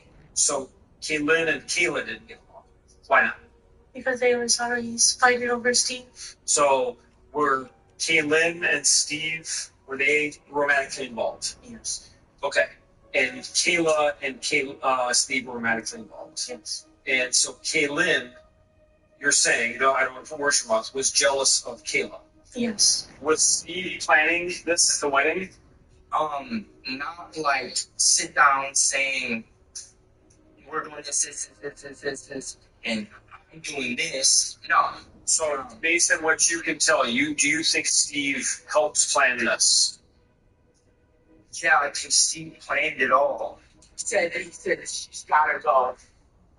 As the interviews continue, Detective Peterson learns that Stephen was involved with 3 women at once: his wife Narina, Kaylin, and Kayla. With tensions between Kaylin and Kayla escalating for months, detectives suspect Stephen was deliberately fueling his rivalry for his own benefit. But Detective Peterson would soon learn that Stephen wasn't the only man in the house exploiting the women. As Alex's and Sierra's interviews are unfolding, detectives decide to give Bryn a call and ask him to come to the station. After being the first to expose Kaylin and appearing in Stephen's wedding photos, Peterson is convinced he must know more about the murder than he initially admitted. And as he sits down for his interview, investigators are about to discover that Bryn played a role as well, one he conveniently failed to mention the first time around. Because I know you guys have camera footage of me driving. I know you guys got footage from where I picked her up. I'm not stupid. Exactly. Where'd you pick her up at? At the corner store. Did you just pick up her? Are you alone or are you with anybody else? Oh, no. There was someone else in the car. Who was with you? Steve. So what was the conversation that led to you picking her up? Hey, where are you? What are you doing? Nothing. Off of work. What are you doing? Nothing. You want to hang out for a few? Well, there was Steve's chance because he knew I was talking to her. Yeah, you better do that. Okay. So does she think, and I'm not sure, does she think that you guys are dating again at this point on February 16th? Yes, because she called me babe at one point. Okay, so what makes you think that she's now, I didn't like that. what makes you think she's now, she believes that you two are together as a couple? Because she called me babe for like 3 times and didn't say anything, but the 4th time I said something. So before you picked her up on February 15th or 16th in the black car with Steve hiding in the back seat, if I got anything wrong, correct me. I'd just like to kick it back out so we're on the same page. When was the last communication you had before that? Was there any communication that made her think that you guys were together as a couple?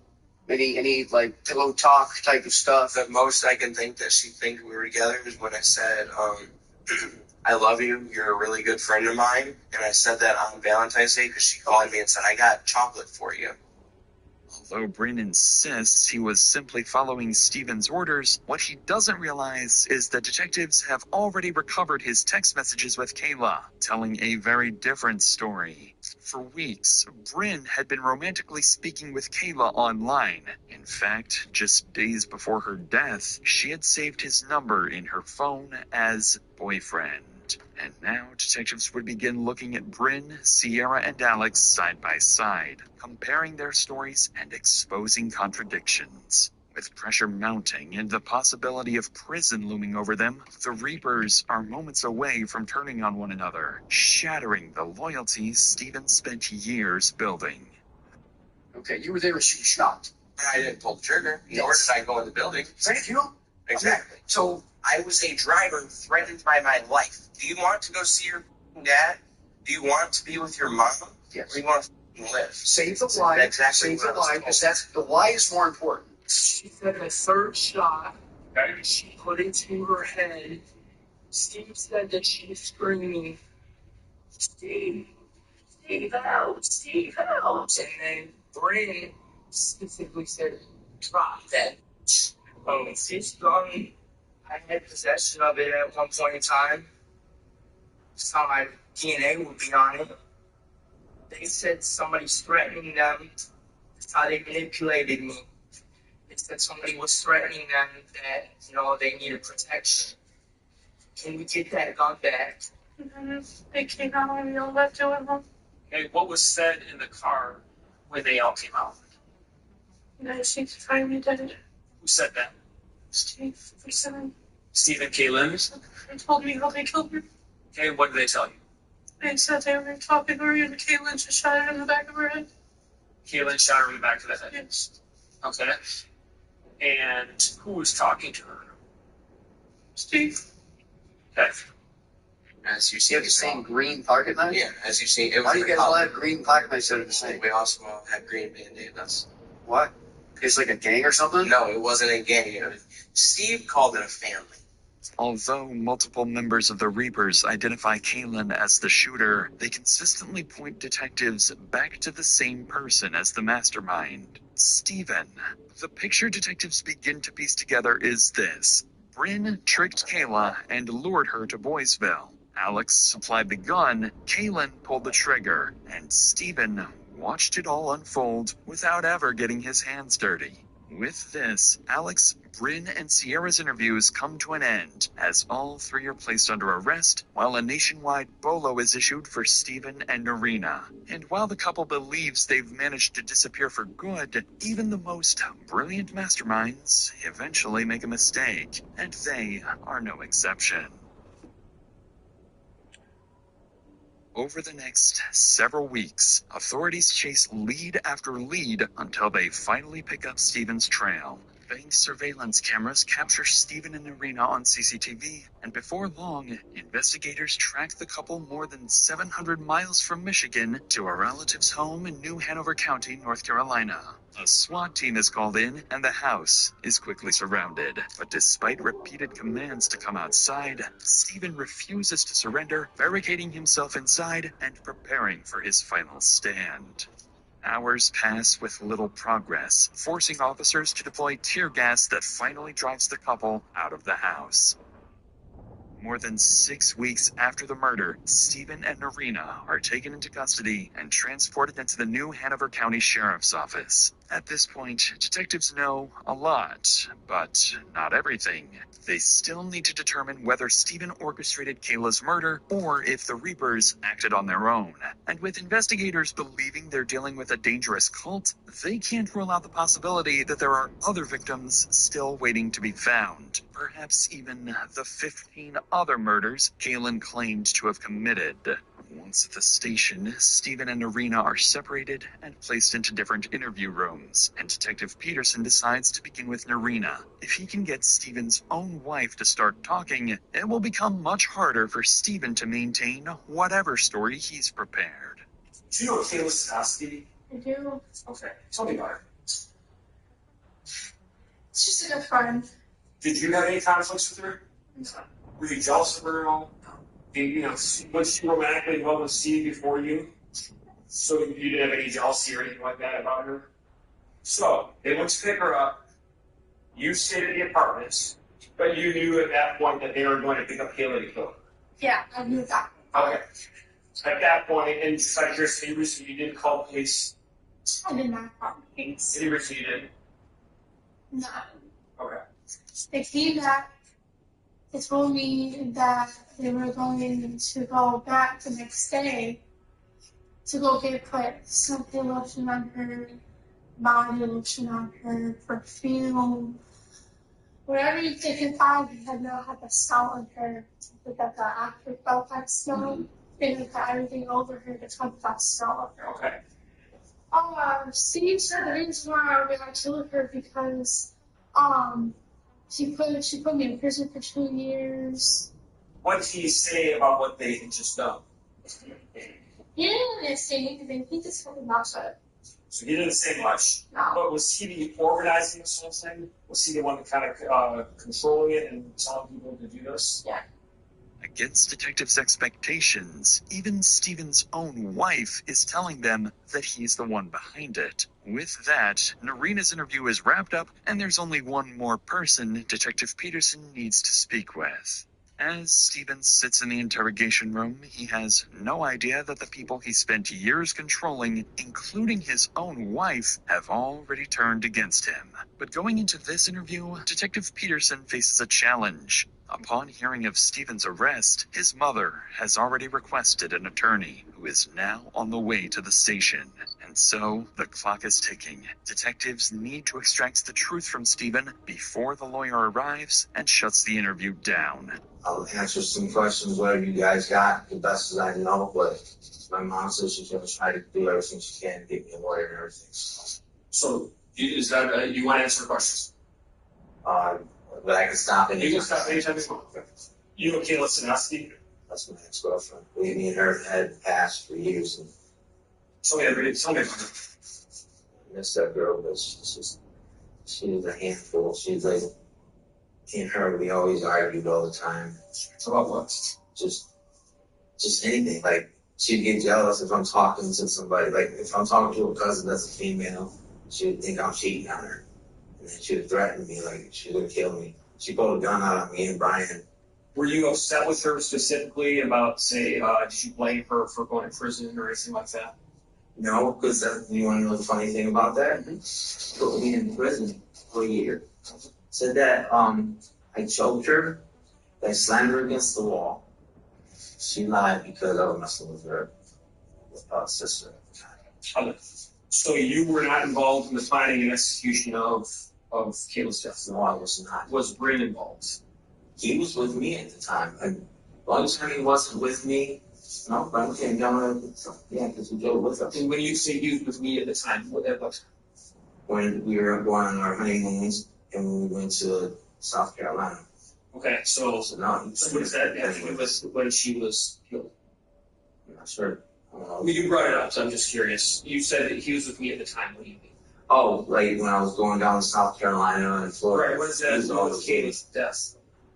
Oh, I don't know anything about that. In an attempt to deflect blame from Bryn, Stephen just revealed he was with him at the time of Kayla's murder. But there's a problem.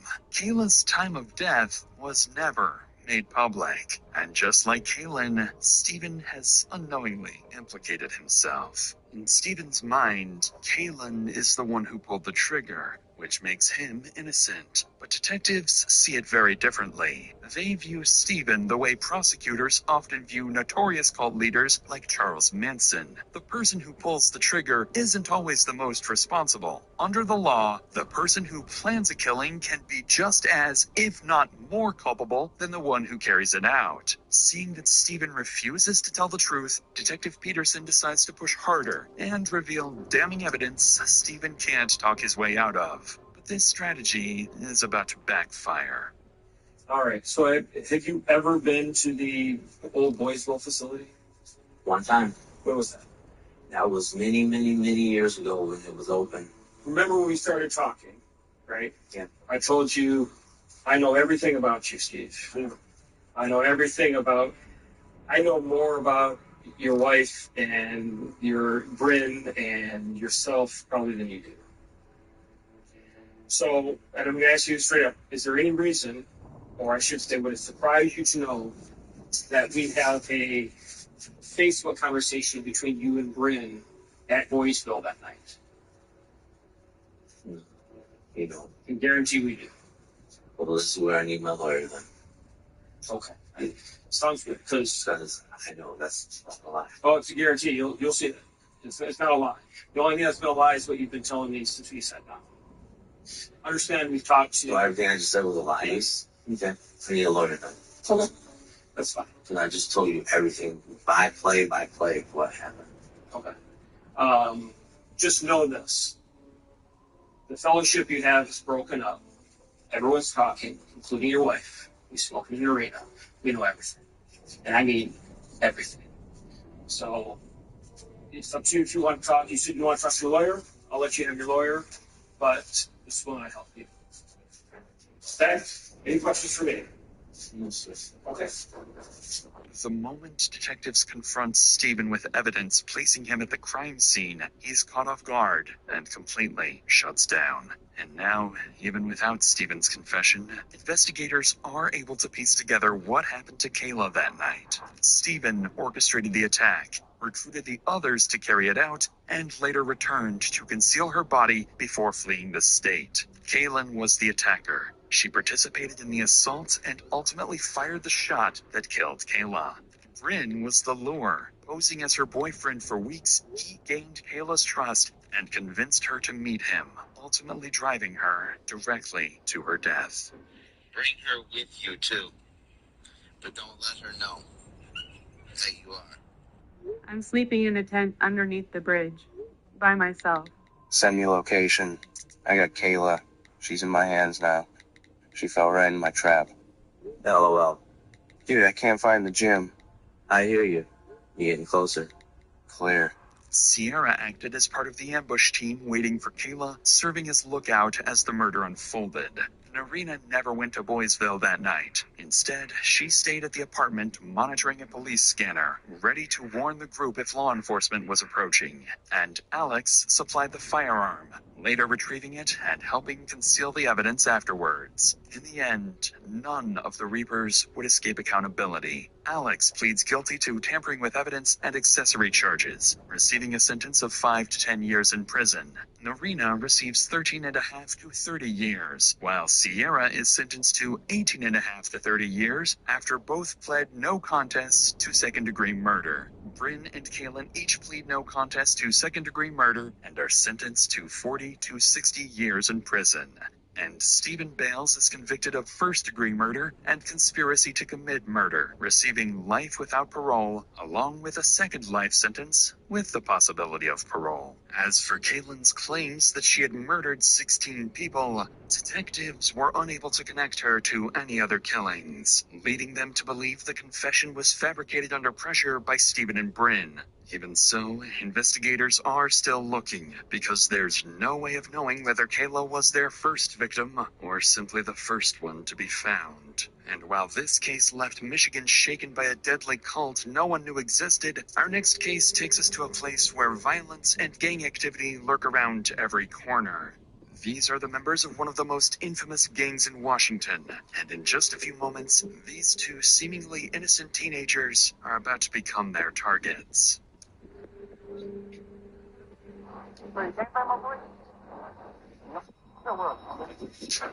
the time police arrive at the scene, it's already too late. Determined to stop the bloodshed once and for all, investigators embark on a dangerous mission to infiltrate the gang, turn its members against each other, and ultimately destroy it from within. If you hear anything, you can be anonymous. I need to be careful. Probably a bunch of SSOs around here.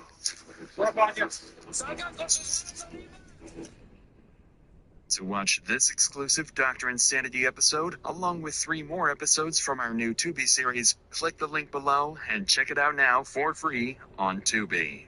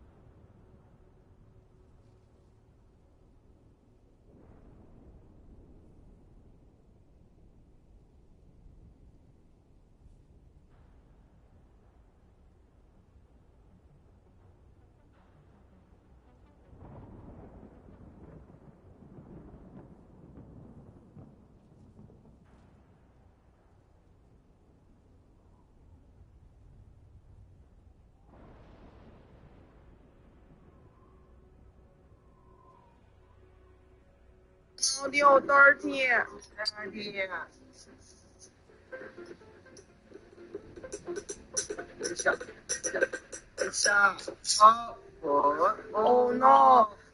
Oh, GOP, honey, you have red. Wow, my red fish. Hello, GOP, do you love me? Love you.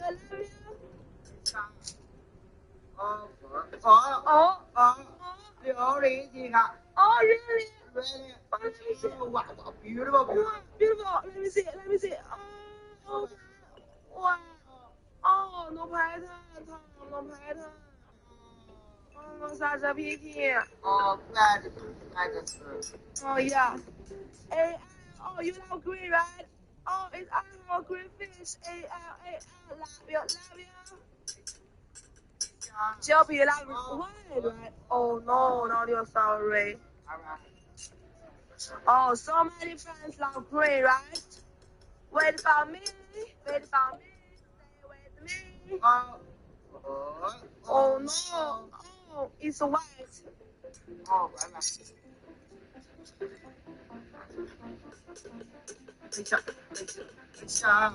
Oh, but wow.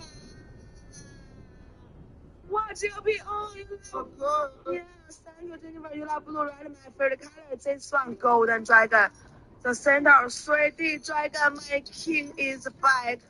Bring your power, success, energy, and love. Here we go. Wow, so spicy. Yes, it really glows in the dark. The golden glades for your money, love, and happiness.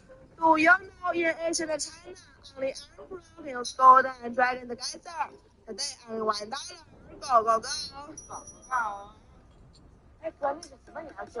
就那个，就是发表情的那个。Oh no，我怎么这个词不是颜色？白白。哦，对。啊，是白的。哦，哇。So shiny. Yeah, well, honey, you see a purple. January purple, purple, and pink, you see. Wow, pink 琉璃 teacup, the flower. China's national flower. Peony. Wow, bring you a lot of money and love. Here we go. Wow, so amazing. Yeah, so translucent, right? Peony bring you a lot of money and love. The golden bottom, so special. You love this one, 琉璃 teacup, $1. Go, go, go.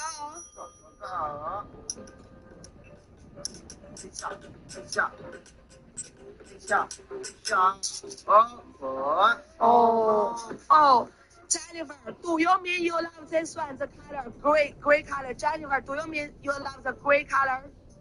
Okay, now break this one. Yes,别打了，谢谢你啊。You love the gray color, right? I don't know what you mean, B-A-Y. I don't know what this means, honey.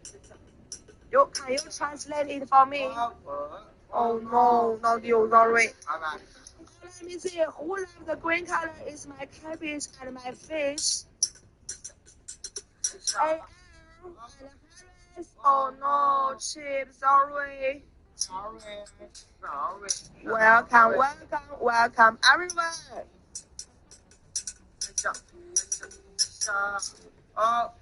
Wow. Rainbow glaze section. Yeah, so beautiful. Yeah, use the center 3D golden peacock. Wow, my princess. So gorgeous, right? Bring your beauty, love, and happiness. Don't close your eyes. Look here. This isn't just an ordinary denture, but the globally popular flexible smart custom denture kit. It's incredibly easy to use. Just soak it in. As my number. Had he hit me and asked, I would have told him. Actually, opinionated blogs like this with titles saying, I said what I never even mentioned brings negative light, especially when I step back from the sport to avoid it. I'm gonna stay silent and unseen. Oh, God. Oh, God. So she, Remy Ma, she's paying attention to everything. You know what I mean? So, I don't know,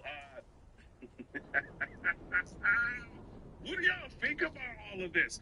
You know, Easy may have a battle potential with him and Kid Slade, you know what I mean? You know, some people, would think, this is a new angle that can open. But Kid Slade said that he's not going to use any of this. And he said, I don't have to use any of the whole Papoose and Remy. And he said, I could beat him without all of that. He said it in the live, right? I don't have to use any of that. So I don't think this would be anything that he would use. But, if you're dealing with somebody in a battle, everything is on the table. You know what I mean? So Remy Ma's kind of, in a sense, clearing things up. You know what I mean? And it's kind of like what I thought, right? I'm just like, I think what's going on is that she is going through something. And I'm just saying, it's what I think, and don't mean it's true. I think she's going through something, right? And she don't want to be public with what she's doing right now. That's what I think. That's what I think. I could be wrong. Remy, let me know if I'm wrong. That's what I think, right? Let's check Easy. See, he's got a tweet. I need somebody out there. Got a tweet, right? Easy Lock kind of said, this dude suck mad D-word. Oh my God, what's going on? It's the way y'all don't know he like men. He shows all the signs of men not safe. Going back to sleep. Look at this guy.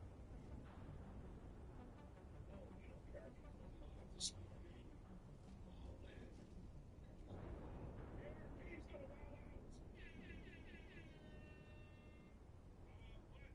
But, it is what it is. Slow. ARP's gonna go slow. But, Remy Ma's basically letting it be known, because in battle right now, I'll say this, right? Battle rap is not, it's a form of entertainment, but this is not like the big industry, right? And the big industry is, a lot of it is perception. Perception is reality. Same thing with some of the things that happen about it, right? But, they kind of, they move to, it's different in the regular industry, you know what I mean? So things that we may be thinking could not be the case, you know what I mean? So that's all I want to say. Could not be the case, So, that's things, you know what I mean? But I do think Remy Ma kind of cleared up some things. If you really look at what she was saying, I think she cleared up some things. You know what I mean? Saying some things without saying something. I think she gets smart. She's got, some things coming up, she got to deal with. Easy. You know what I mean? Yeah, I do want to see how versus Kid Slade. That's what I want to see. And I don't care what none of y'all say about it. Y'all can get mad at me, right? I don't care. Y'all hating on the battle. They get a 15 minutes of fame interview. I don't care. I still want to see the battle. What battle do you want to see that has a Grammy Roots movement like this? Tell me what's going on. Right? I still want to see it. Y'all acting like they was sitting there in a 15 minutes of fame interview kumbaya. That's not what happened. Right? So I'm not really that mad at it. But we'll see if they end up booking the battle. And I'll probably go watch it. You're not super chatting that I'm not reading. But let me know what y'all think down in the comment section below. Or subscribe, let me know what y'all think about it. Hey, if we're all loud about there's a, potential breakup and all of that, and she's like kind of cleared up some things in a second, should we be just as loud?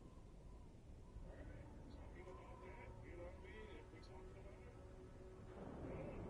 So I seen that tweet, and that's what we're going to do. So let me know what y'all think down in the comment section below. Also, go watch that Golden Girls video.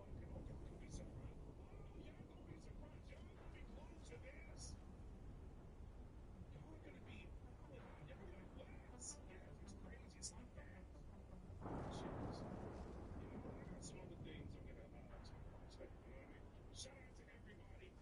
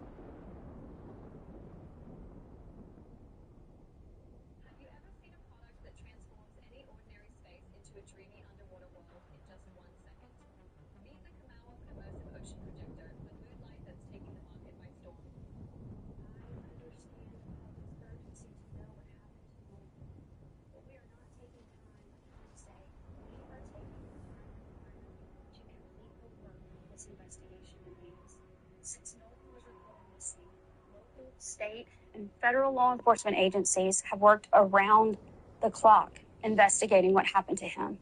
Every piece of evidence must be examined. Every credible lead must be followed to its conclusion. Every witness interview must be analyzed in context of all other evidence. The pressure for answers does not change what the work requires. Well, it doesn't seem like you did that shit with this audio that y'all released. Y'all sit back and enjoy this. We about to cook with hot grease and goddamn Tabasco sauce.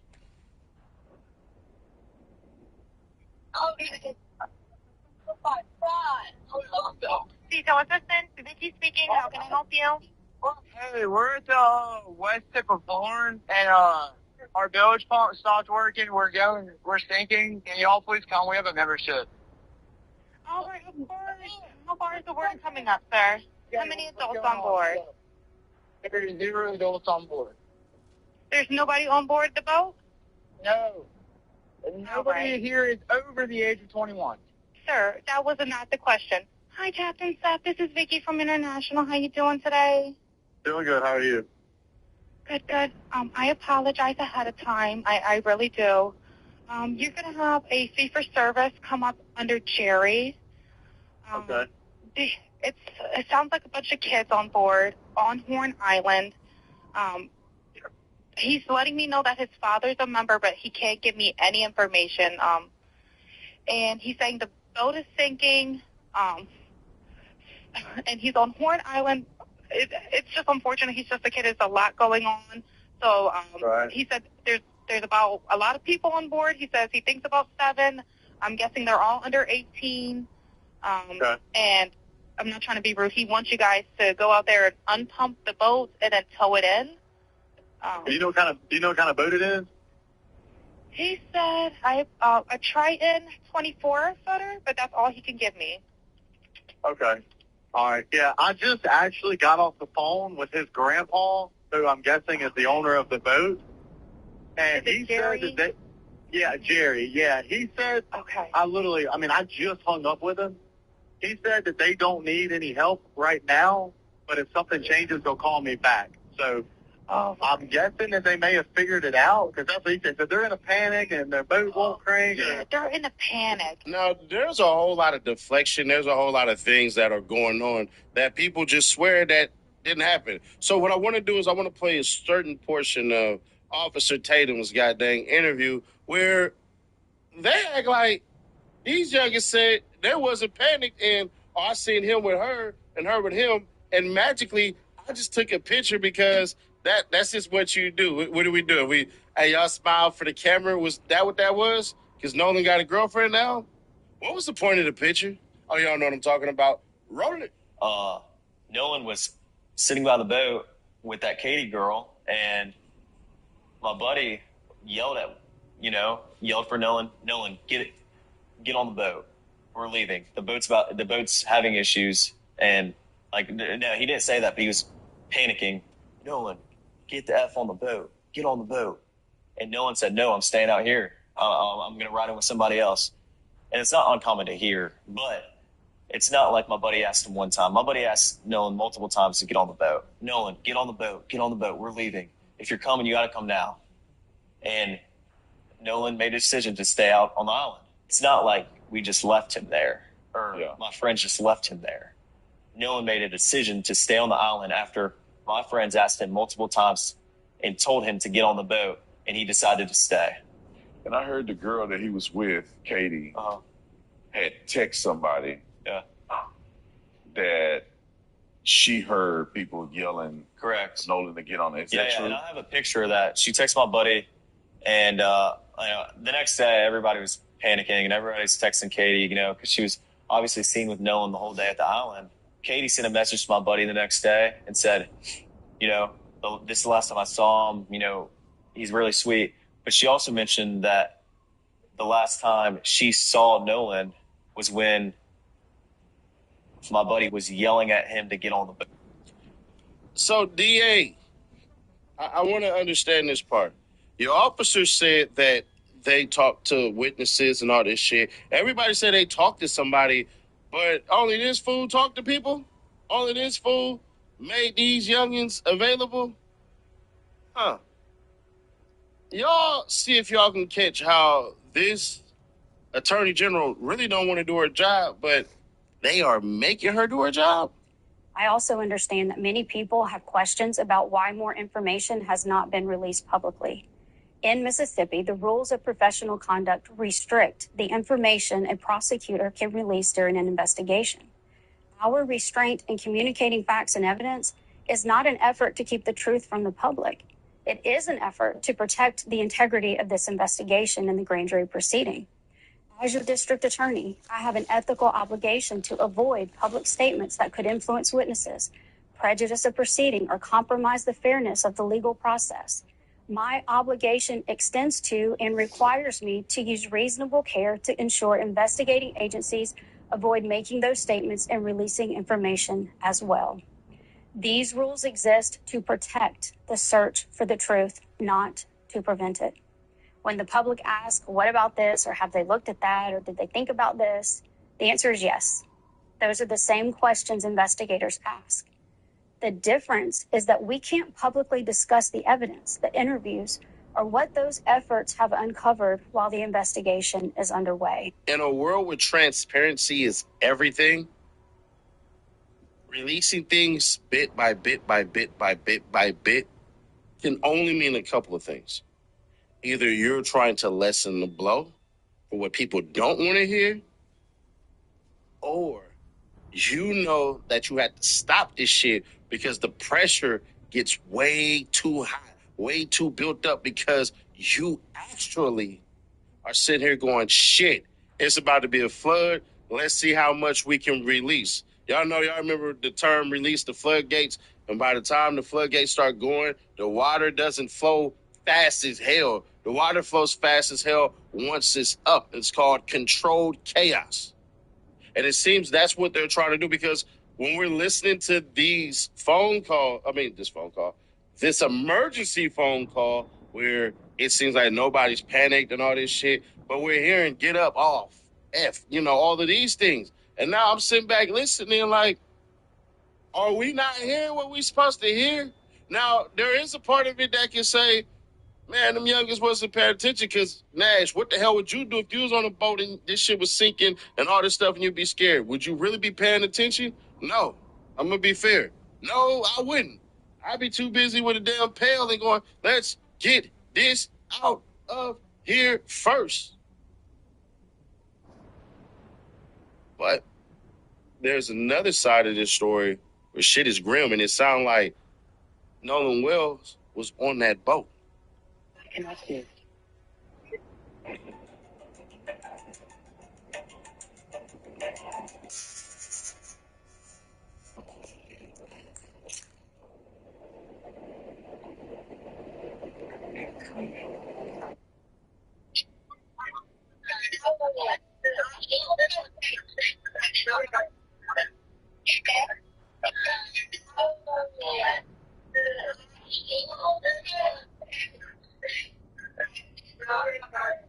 We're at the west tip of Horn, and our village pump stopped working. We're sinking. Can y'all please come? We have a membership.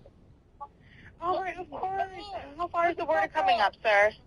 Can you give me a description? Ankles? Hello? Hey. Yes. How far is the water coming up, sir? It's coming up. We're just sinking. I don't know. Like we're going down. All right. Well, let's get you going. Membership number or phone number listed on the account, sir. I don't know the phone number. It's either Jerry Atkerson. I think it's Jerry Atkerson. Try that. All right. I know we have a membership, like, guaranteed. I don't have to tag unless you have a membership number or anything, it's okay. I'll get you over to the captain. What's the best phone number to reach you at? Reach me at 2. All right. And is everybody on board in good health otherwise? Yeah, everybody's How many All right. Do you need the United States Coast Guard? What? Do you need the United States Coast Guard? No, we do not need that. All right. You're on Horn Island, correct? Are you Yes, on we are Horn at Horn Island? Island. Yes. All right. Is the boat sinking or you have it aground? We are sinking, yes. Is it aground is the question? No, we're not aground. We are in 17 foot of water. We're in 31 foot of water. All right. Have to ask. What do you want to do? Do you want to be towed back? I want to get this boat unsank and towed back, yes. All right. Where would you like it towed to, sir? You can tow it to Ocean Springs or Fort Bayou Lawn. All right. How many adults and children on board? No, there's no children. So, is there anybody on board? How many adults, sir? That was the question. Is there anybody on board? How many adults, sir? That was the question. Hey, Florida. Hello, can you hear me? I'm going to jump in and pull the plug, Bart, while you're going. Hello, sir. Hello. Yep, I just need you to answer these questions so I can get you over to the captain. Okay. How many adults on board? There's 0 adults on board. There's nobody on board the boat? No. And nobody here is over the age of 21. Sir, that was not the question. Is there a person? Is there a person, a living individual on the boat?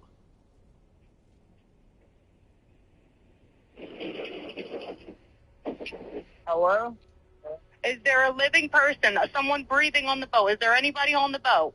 Yes, there's lots of people breathing on the boat. All right, how many people, sir? Like 7. All right, thank you. Does everyone have life jackets on or available to them? Yes, we have life jackets available. All right, verify what boat's sinking. A Triton, 22-foot offshore, 22-foot Triton offshore sea flight hull. All right. All right. Please hold. I'm transferring you to the local captain now. Okay, thank you. This is Captain Seth. Hi, Captain Seth. This is Vicky from International. How you doing today? Doing good. How are you? Good, good. I apologize ahead of time. I really do. You're going to have a fee-for-service come up under Jerry. Okay. It sounds like a bunch of kids on board on Horn Island. He's letting me know that his father's a member, but he can't give me any information. And he's saying the boat is sinking, and he's on Horn Island. It's just unfortunate. He's just a kid. There's a lot going on. So he said there's about a lot of people on board. He says he thinks about 7. I'm guessing they're all under 18. And I'm not trying to be rude. He wants you guys to go out there and unpump the boat and then tow it in. Do you know what kind of boat it is? He said a Triton 24-footer, but that's all he can give me. Okay. All right. Yeah, I just actually got off the phone with his grandpa, who I'm guessing is the owner of the boat. And he said that Jerry. Yeah, he said. Okay. I just hung up with him. He said that they don't need any help right now. Ready for fun, but your paycheck's not ready yet. You don't have to ask your friends to spot you, because Clio can. Download Clio and handle it today.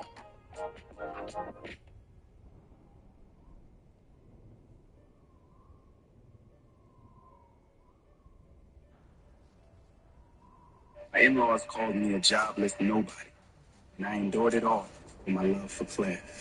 But when Aunt Lena, the woman who raised me in her orphanage, needed money to live, I bowed before the very people who had shattered my pride, unsure if they would help me save the only person who had ever saved me. Swallowing my last shred of dignity, I begged them for the money. Grandma, could you lend me $1 million? Aunt Lena from the orphanage has kidney failure. But if something changes, they'll call me back. All right. If those captions are right, they killed that kid, flat out. And there should be arrest. And you're literally looking at murder and possibly conspiracy to commit murder as well. That right there is not hard to do nor hard to prove. What they need to do is get the GPS to that boat. Now, I'm not too familiar with how that shit goes, but they should be able to track their movements and everything. And if where they were at right there, they could trace back the waves and see if he would have got taken under from where they said, that's enough right there.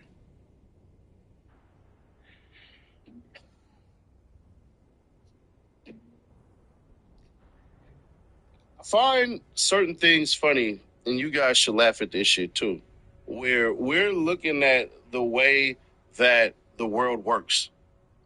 And the world works like this right now. We have two forms of justice, power structures, money that talks, money that doesn't talk. You're now looking at the space where people are not forced to do their jobs no matter what it is.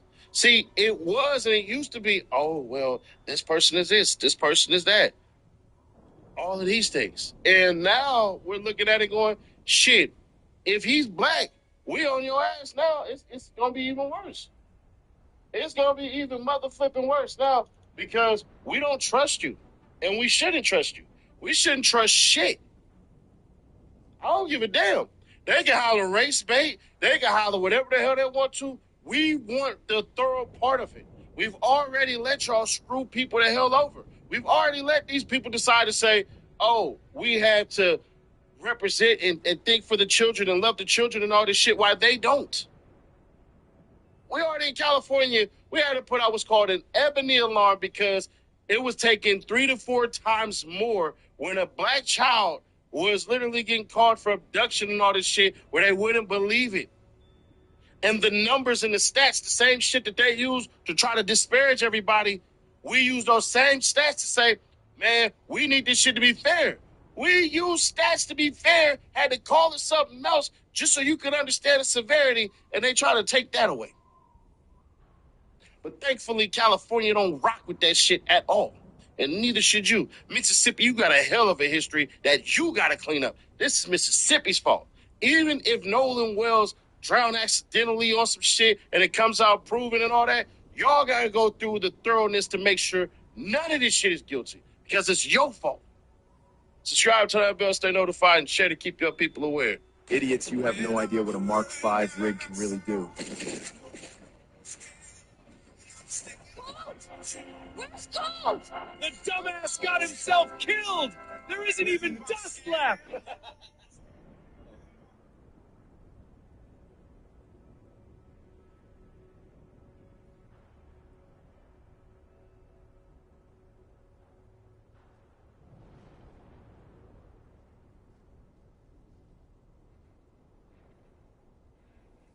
Deputies are searching the abandoned car of a missing 22-year-old mother of 3, alone on the remote mountain road, miles from anyone.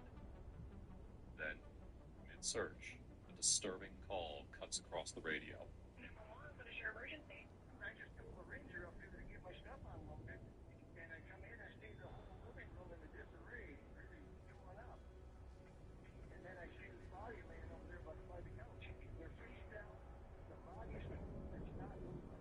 That single call would set 3 things in motion. A homicide investigation into the brutal scene found inside a nearby cabin, a desperate search for the missing young mother, and a manhunt for the man responsible. I came up here and I got jumped by some people, and they took my keys, and I don't know where I'm at. It was, I don't know if it was just a gut feeling, I don't know. That's why I'm like, I don't know. But he was crazy. Little did investigators know the man that they were hunting wasn't running at all. He was still up on that mountain, walking among them as if nothing had happened. On a cold winter afternoon on March 7th, 2021, Gunnison County Dispatch received a call about an abandoned vehicle on a remote stretch of Alpine Plateau Road in Colorado. As deputies made their way up the snow-covered trail to locate the car, they believed that they were responding to a routine call for service. At first glance, it looked like a typical 4-door sedan that had become stuck while attempting to make its way up the snowy road. But deputies immediately found two odd things. The vehicle was completely empty, and the driver was not the person who had called for help. But just as deputies are trying to figure out what may have happened, dispatch receives another call from a nearby cabin that completely changes the direction of what had seemed like a straightforward stranded vehicle call.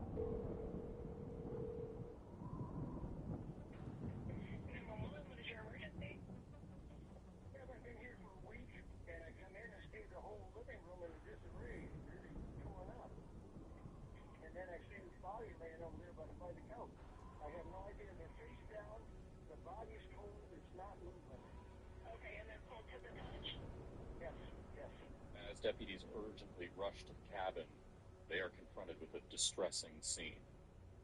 But as they begin piecing together what happened, they will make a connection between the abandoned car and the cabin that will immediately put them on edge.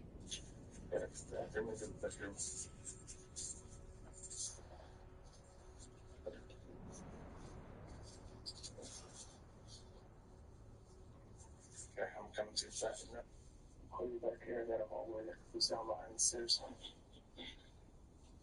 gonna push him. I think it comes down on your side. One of the first pieces of evidence that officers find inside the cabin is a set of keys, one of which belongs to the abandoned car outside. As they search the vehicle, they discover that it's registered to 22-year-old Anna Rascon. But what they do not yet know is that on the other side of town, Anna's family is already growing increasingly anxious about where she is.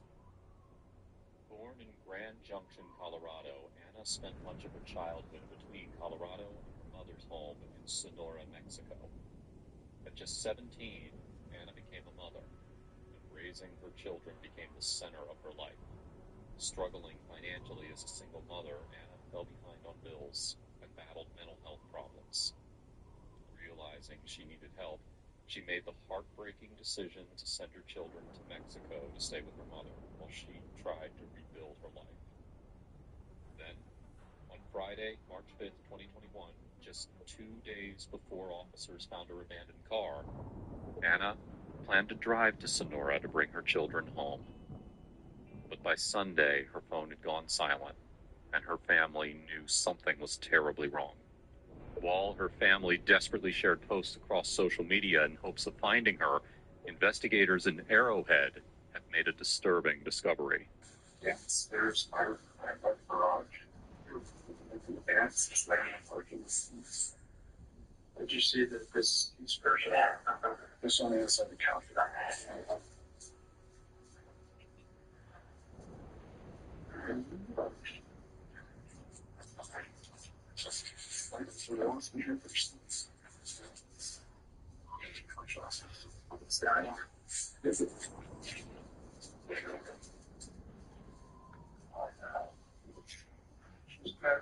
Major. Looks like today. Major bump to the head. Yeah. Did you see a pair of shoes by the door? It just sucks. So I don't know where. I think he said over here there's a cell phone. He doesn't know if it's one of the homeowners' old phones.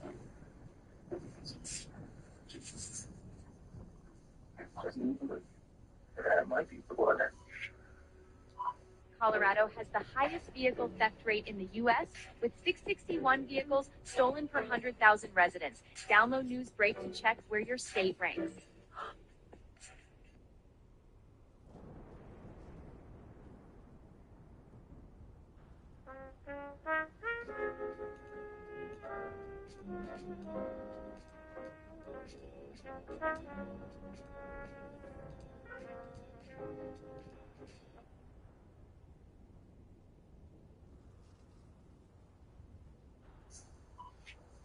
Looking at the body, it's difficult for officers to determine the extent of the injuries because of the large amount of blood surrounding it. But they could immediately tell that the victim had suffered multiple injuries to the head. The rest of the scene suggested that a violent struggle had taken place. The living room was in complete disarray. A bottle of lighter fluid sat on the counter, and the coffee table was still smoldering. It appeared that someone had either tried to start a fire or had intended to. But as investigators continued searching the cabin, they came across a receipt, unaware that it would become one of the key pieces of evidence in uncovering what had happened inside. Okay, here's a receipt from Rifle Walmart from the 5th. And then all these keys, this was his cabin front door and stuff, so I wonder if maybe they found some other stuff. Is there a name on that receipt? Or just other stuff. Anything else? That's just in not touch anything.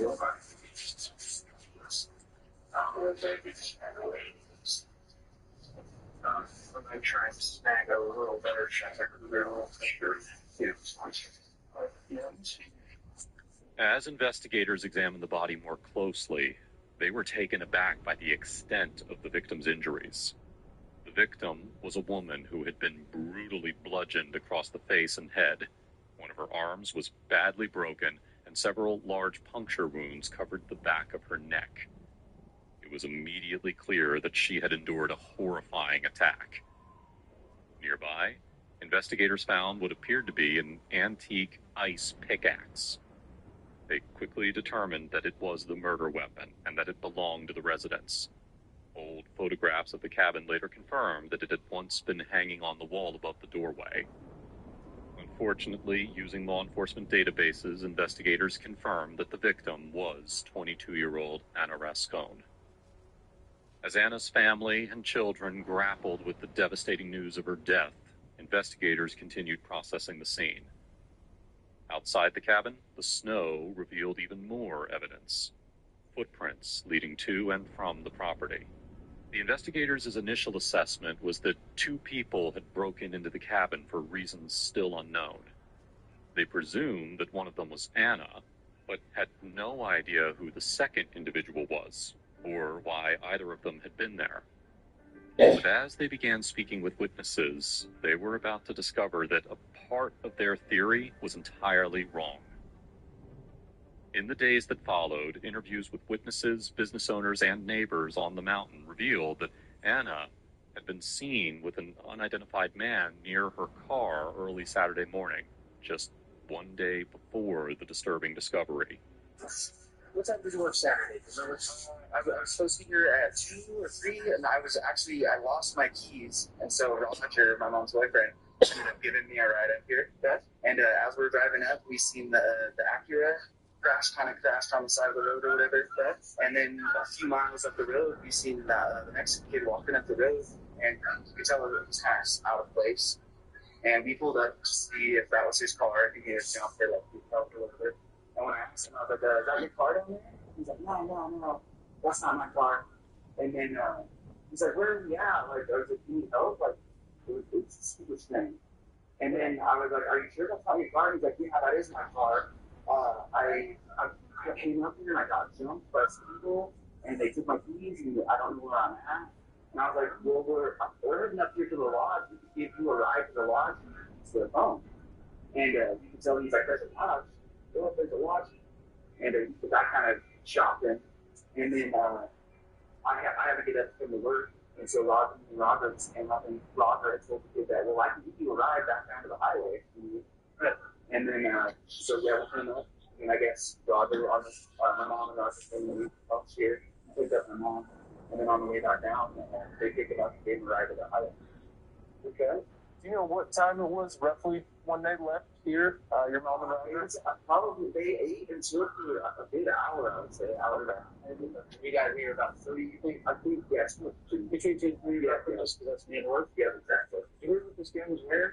He was wearing like a plaid shirt, like a flannel shirt, and it looked like his top one becomes a button. It's like tattoos. Face piercing with me.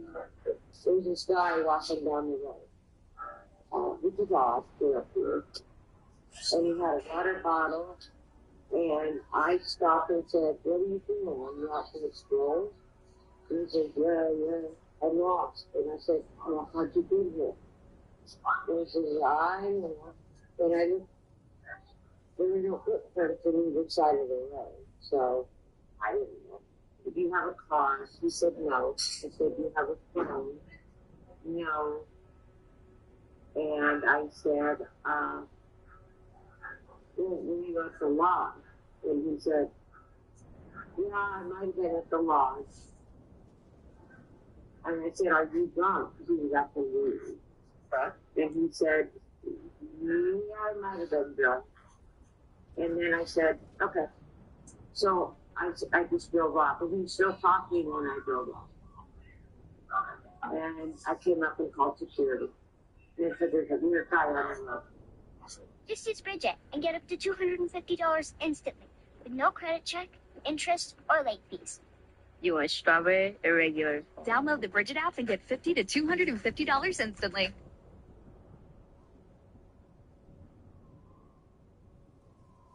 I didn't know that being a mom means your fridge is always empty. Always. When my boys get home, if there's food in the house, they're eating it. Now, I love my kids, but grocery prices have been getting higher and higher all year. And last week, we were stuck without food 3 days before I got paid. I started freaking out, and then I remembered Grant Cash Advance. It's an app that lets you request $25 to $350 in cash advances with no credit check and no late fees. I paid a small fee, and I got my money in less than 5 minutes, so I could get food the same day. Don't stress about payday. Download the app today. Nobody warned me that feeding 2 teenage boys would cost more than my car payment. When my boys get home, if there's food in the house, they're eating it. Now, I love my kids, but grocery prices have been getting higher and higher all year. And last week, we were stuck without food 3 days before I got paid. I started freaking out, and then I remembered Grant Cash Advance. It's an app that lets you request $25 to $350 in cash advances with no credit check and no late fees. I paid a small fee, and I got my money in less than 5 minutes, so I could get food the same day. Don't stress about payday. Download the app today.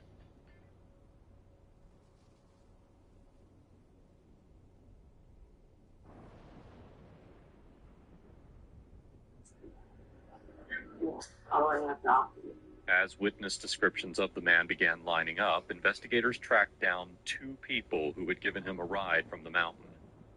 But what the pair shared raised several red flags and completely changed the way that investigators had been looking at the case.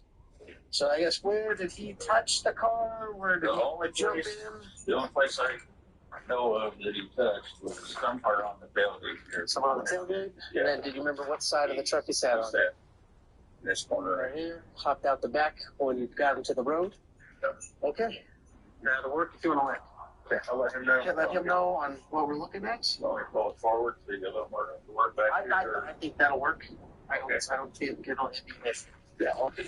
I just remember, 100% remember, without a shadow of a doubt, we picked up that crazy kid in the back of the truck. Okay. And he was crazy. And 100% know that. Do you remember what day and approximate time that was? It was on a Saturday, I believe. And I've been. Kid, describe what you mean by it was crazy. He was walking in the middle of the road, and he, I mean, I guess that doesn't make him crazy, but it was the way he was acting, and when he turned around, and he just, it was, I don't know if it was just a gut feeling, I don't know. That's why I'm like, I don't know. But he was crazy. Do you remember what he was wearing? I remember big baggy blue pants. Okay. And I remember a big jacket. And he was just kind of flipping a water. Anything specific, anything at all, facial details? I just remembered he had that tattoo on his neck. Do you remember what side? Just that it was on his neck? I know it was on his right side. It would have been his right side. His right side? Okay. I couldn't tell you what it is. Okay. I just saw a tattoo, and I think that's what I thought. So jumps in the back of the truck. Then what happened? Then we went down to the highway. He jumped out and came to my side of the door. And I said, well, so what are you going to do? And he goes, oh, no, I guess go to Grand Junction. And we go, well, Grand Junction's that way. And the weird thing is that I stopped when we let him out. I looked back and I was watching him. I said, Roger, he acts like he's going back up the Alpine. We didn't see that. because we came here. But it was strange. Do you remember him saying anything when you guys picked him up? Did he say anything to you guys? Roger asked him, "Is that your car?" And he said no. I picked Melinda up, and we met this Hispanic kid on the road. He was, I guessing, about 3/4 of a mile away from the lodge, north of the lodge, heading towards the lodge. Yep. So he was walking up to the lodge. Yes. So you saw him when you were taking Bill to work. Yes. Okay. And we stopped and seen that little black car on the side of the road down there. It looked like it was stuck, and asked him if it was his car or if he was with that car. And he said, no, they didn't have nothing to do with that car. Okay. So we asked him, you want to ride up to the lodge to make some phone calls or something? He said, no, I don't have no numbers. Okay. So, what are you going to do? I'm trying to get to Grand Junction. You're going the wrong way to get to Grand Junction. So, I can give you a ride down to the highway whenever that Red Rock Bill off. Okay. We just went, okay, and just headed off back down the road towards the highway. Based on these witness accounts, the unidentified man quickly became the prime suspect in Anna's murder. Some things you don't grow out of. 25 years in, still checking print lines. The shops don't open the way they used to. The packs don't drop the way they used to. But the pull still hits. Pokemon, basketball, real cards, real prizes, rips by Triumph. Same ritual, pocket-sized. Get your next card on Rips by Triumph.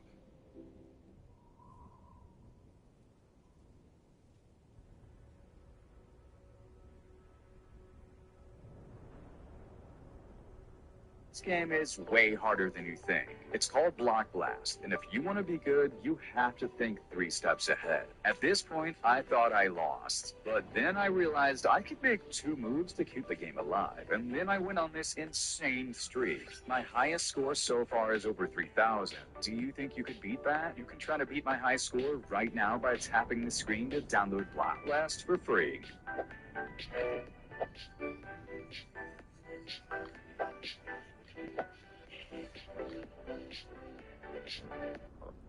It was clear that Anna knew him, but what had transpired inside the cabin that led to such a brutal killing remained a mystery. What can you tell me about that morning? Well, I came up about noon in my Ranger. Yeah. And when I drove up, first thing I saw was my big garage door open to the snowmobiles. Okay. And I said, okay, Sue usually watches that, doesn't have those open when she leaves, because she left Friday about 11 o'clock in the morning. Okay. Okay, and then so when I got up there, and I wasn't paying attention at that time to foot tracks, I was just sort of looking around. So then I backed up, or drove in and backed up to my deck on the backside. Went in there, and as I'm approaching, I can see the window through the doors, all kinds of debris laying there. Mm-hmm. I said, what in the hell? So that's that kind the of double doors, the double doors on each side. Yeah. Okay. So when I got there, I'm opening the door, and as I open it, I'm going to get about 2 foot. That big table glass is there, and the chair's in the way. Yep. So I had to push it a little bit. And this the other thing, I kept my sunglasses on too as I went in. I just said, oh, that doesn't help. That doesn't help. The cabin's pretty dark. And as I went in, I'm looking around, see all this debris around the table and stuff. And then I go to look into the kitchen, I see stuff on the floor there. And okay, I said, I got to turn some lights on and see what the heck's going on. First thing I'm thinking, no, animal get in here? That's ridiculous. And I said, sure ain't there. I'm not smelting by it. But I'm thinking, this doesn't look normal. So when I went to the post, turned all the lights on for that vicinity, and looked to my left, that's when I saw the body laying there. Okay. And it's just over the couch. You can see it from there. So I looked, and I said, okay. So I walked up to it and took my glove off, and I felt the back of her back with the back of my hand. Okay. And it was ice cold because it was stiffer than the cup. Okay. And I said, okay, that's bad. So that's when I directly called 911. With only a description of the suspect, no image of him and no apparent motive, investigators turned their attention back to Anna's car, hoping that it held the answers. And something inside the vehicle was about to give them their first real look at the mystery man. During their search of the car, investigators found several Walmart receipts from Rifle, Colorado. Agents with the CBI used the timestamps on those receipts to obtain surveillance footage from the store. But what they didn't expect was to see a familiar face standing beside Anna. The footage showed Anna walking through the store with an unidentified man. He was wearing the same jacket and pants that witnesses had described seeing on the mountain. But more importantly, he was wearing a distinctive baseball cap, the very same cap that investigators had found inside Anna's car. This was 23-year-old Jorge Solis, a local known around the area for petty arrests and a long-running drug habit. But this was no stranger who had crossed Anna's path by chance. The two had moved in the same circles and used together. And the man walking beside her through that Walmart was someone that she knew well enough to get in a car with. The Walmart footage became a crucial piece of evidence. It not only linked Jorge to Anna, but it also tied him to her car, making him the last known person seen with her. But despite this major breakthrough, investigators were still left with one critical question. How had a trip to Walmart ended with Anna's brutal murder? And despite finally identifying their prime suspect, the trail soon went cold. In a desperate effort to track Jorge down, investigators began interviewing people who knew Anna. But what they uncovered painted a disturbing glimpse into the man they were searching for. Because we have this picture that you ID'd for me. Tell me about this guy. He's a friend of hers? Or? I really don't know him. I just know that he's bad news. Like, that's what I've been hearing from everybody. And we were told, I mean, they're together looking happy, so. He's supposedly, this is what I've been hearing, because I've been asking everybody around, I was like, hey, who's Jorge? Hey, who's Jorge? How are you asking about Jorge? Just because, because Genesee, she was like, well, he's bad news. And so, I figured, because he's from Rifle. And so I asked, all my friends, I was like, hey, do you know who this guy is? And they're like, he's not a good person. Okay. So everyone has their opinion. Yeah, everybody, and, it takes, two sides to, not like a person. How do you know him? I've just heard of him. I don't know him personally. I've seen him with her, but I don't know him on, a personal level. I just know his face. I know all his neck tattoos. I know his name, and that's it. Where's he work? Do you know where he works? I have no idea. I have no idea. No idea to talk to her. She texted me the 24th, and that was the last time I ever talked to her. From a different number again. So you had this conversation, you left there, it's better. I never talked to her again. I just yeah, but there was no fight. Yeah, no, nothing. If I were to see her, I would, You wait. Yeah. Okay. And we were not mad at each other. Nothing. We didn't argue. And so she texted me the 24th from a different number. And she said, if you really care about me and my kids, make it stop. It's not their fault. And I answered, and I was like, wrong number. I didn't know the number. And she was like, it's just weird. She's just like, quit acting stupid. She's like, and tell your friend, George Solis, to not step foot in my house again. I haven't talked to her since the last time that I had it was just 2 weeks, The 24th is the last time you actually talked to her, but you said that you saw her. Yes. Okay. Yes. Okay, and you haven't seen her since? Okay, have you seen Jorge since? So when I got off work, I made it home probably about 5-ish Friday. And I came down there, knocked on the door, and I can tell she was high at that time. So she was talking to me and told me she was going to move upstairs, on our second floor in the front of the building. She said that she really didn't need my storage. She said she might if some of her stuff don't fit in there. So I was like, okay, fine. But as I was talking to, there's a younger gentleman that I've seen in our hallway before that I had kicked out. Cause like people come to me in that complex, like, cause they know I don't buy a bull crap. So, you know what I'm saying? Like, if I see somebody sleeping in the hallway or just hiding in our hallway, so I'm like, you got to get up out of here.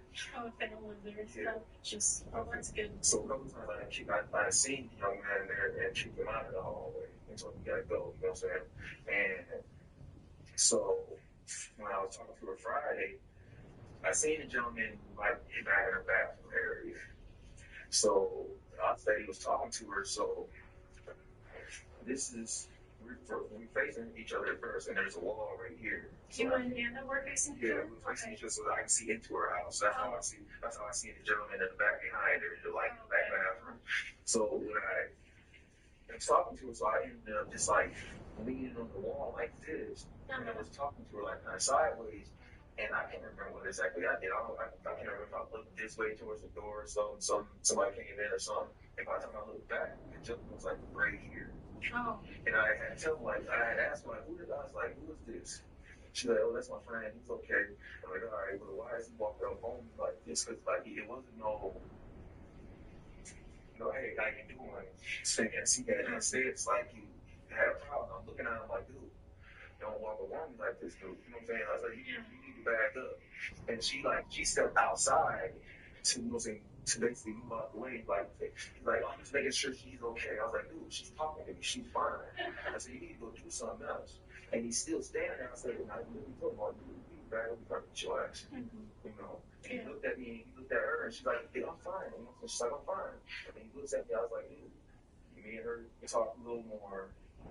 And I told her, like, if she ain't, need anything, just let me know, call me.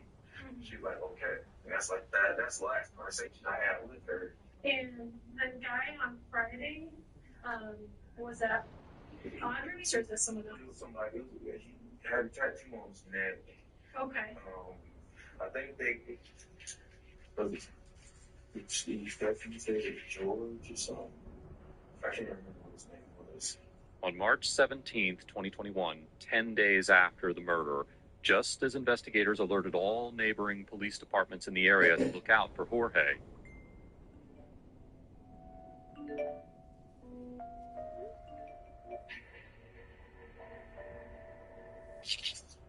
I replaced our whole block's email chain with Newsbreak. Faster, more accurate.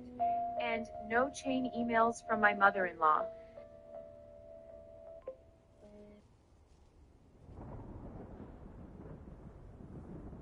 a member of the public called the police about a man who was acting suspiciously at around the same time. Hey, what's going on?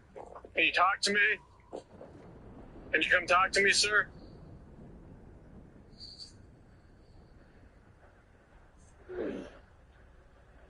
How you doing this morning? Don't reach in your pockets or anything, okay?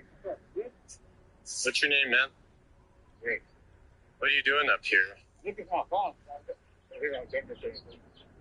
Okay. What's your name? Can you put the rocks down for me? What was your name again? I didn't hear you. Sorry. J? Hey, how do you spell that? J-A-Y? What's your last name? Okay, so we've had a few calls about you this morning. Yeah, people are seeing you on their property in the neighborhood, hanging out, doing weird stuff. So, what kind of weird stuff? I don't know. It's hanging out by their property in the neighborhood. Do you live around here? But this officer is not convinced that he's being perfectly honest with him. Let's put your hands back here, okay? You're not under arrest right now. I'm just going to check you for weapons, okay?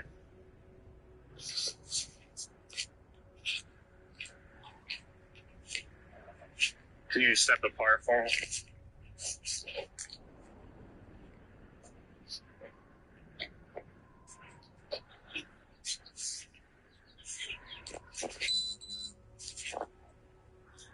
I can't hear you. Jay Santos. Jay Santos?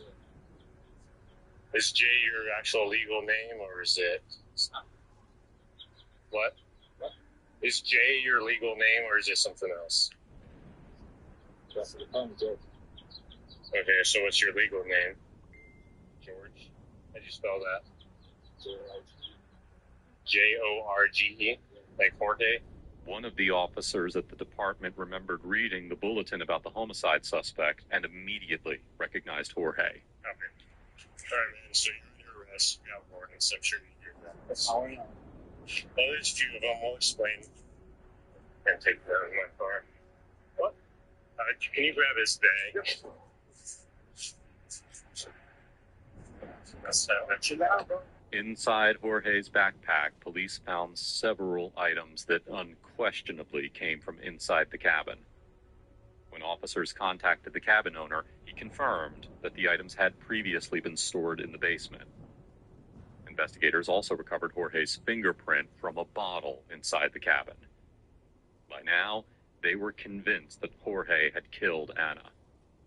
But one crucial question still remained. Why? As CBI agents arrived to interview Jorge, they knew that everything hinged on this conversation. The man that they were about to sit across from had beaten a young mother to death and then had walked back out into the open and made small talk as if nothing had happened. Whatever this was, it wasn't panic. The physical evidence strongly tied him to the scene, but investigators still needed the one thing that it couldn't give them. Why? Without his account, the motive would stay buried, and Jorge could walk away with a far more lenient sentence. But as the interview began, they quickly realized that getting to the truth would be far harder than they'd anticipated. But it's daylight by then a little bit. You said, okay, so you just walked to that house? That makes sense, man. I get it. You're not the first person who, in a cold, snowy area, borrowed somebody's house for a little bit to lay up for a while to warm up stuff. That happens all the time. Okay. But something in that house, man, something went crazy between you two. So do you know what happened and you just don't want to tell me? I mean, do you know what happened? Like, you know that do you know like what happened? No. I thought that it was set up and shit.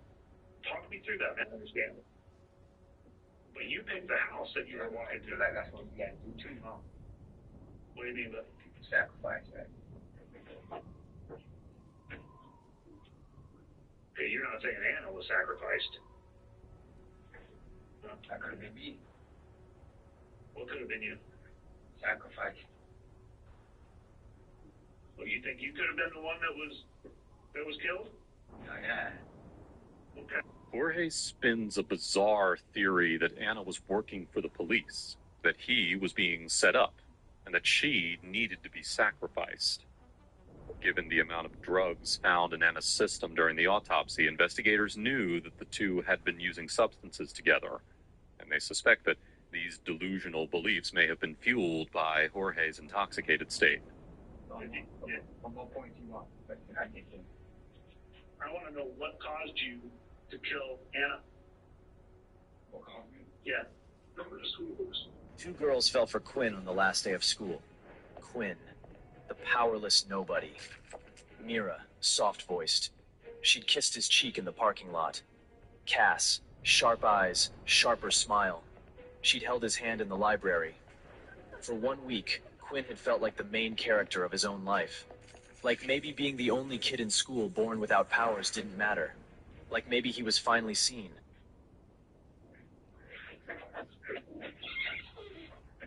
That's what I want to know. Here we go. This is how much it felt like something needed to be done. Why? I don't know, like, I thought you guys were tight, man. Wasn't really mad, though. You know what I mean? I don't know, like, that's the thing that I believe in. That's the shit that I praise to. It's not a secret to you. We don't know why that happened. I don't know either. Well, we think you do, and that's what you don't want to tell us. But as of now, it's just going to stay as, I don't know why I killed her. I just killed her. That's how you want it to, that's how you want it to be? No. I felt like somebody, like, cursing or something. That got into my body and shit. What strikes the detectives is that Jorge seems to accept that he killed Anna. But instead of trying to piece together a believable explanation, he's making little effort to tell a story that fits the evidence. Just the mindset you had that caused you just to...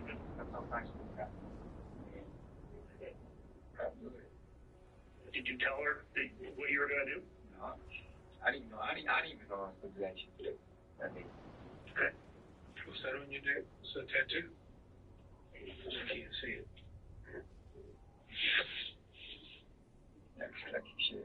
So when you started that night, when you decided, okay, this just has to be done, did you warn her or anything, or you just started? Started, bro. Okay. Did you just start with your hands, or did you start with a weapon?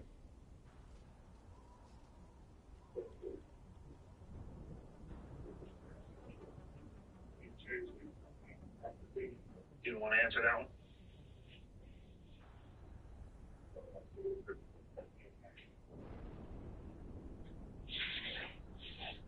All right. Jorge Solis made a conscious decision to end Anna Rascon's life. Investigators knew from the crime scene that Anna had fought desperately to survive. The cabin had been torn apart by the violence. But within hours of killing her, Jorge was casually talking to witnesses and people on the mountain as though nothing had happened. Because Jorge admitted to killing Anna, he never disputed his involvement, and the physical evidence overwhelmingly supported the case against him. Investigators had everything that they needed to charge him with her murder. On March 3rd, 2023, 2 years after Anna's murder, Jorge Solis was sentenced to 42 years in prison as part of a plea agreement. But despite his sentence, no amount of justice can ever replace what Anna's children lost: their mother. Shine. Shopping online. Install and go.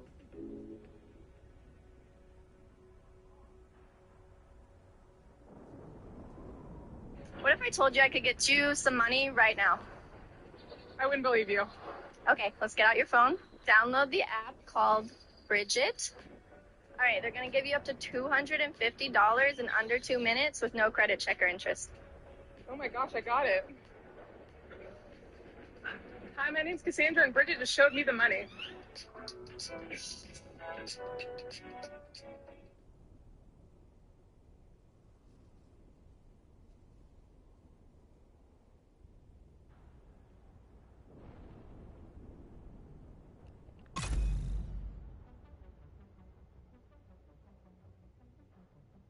You want to do some exercises to see if you're okay to drive? No. Okay. Don't grab me. Oh, what the f*** are you doing? We're good. He's good. He's good. Let go of my foot. Oh, Michael Jackson! Hey, I'm turning Michael Jackson! Oh my God, this is the thriller. You Sit in the chair. You better get up there. You're going to ride it again. cancer me that hurt. Yeah, you're going to get in the chair. Please. Sit in the chair. If I was sick. Sit in the chair. We kick things off in Palm Coast, where a Flagler County deputy spots a Florida driver turning the highway into his own personal runway. He's trying to break me down, Kai. Kate. They're trying to break it down, chat.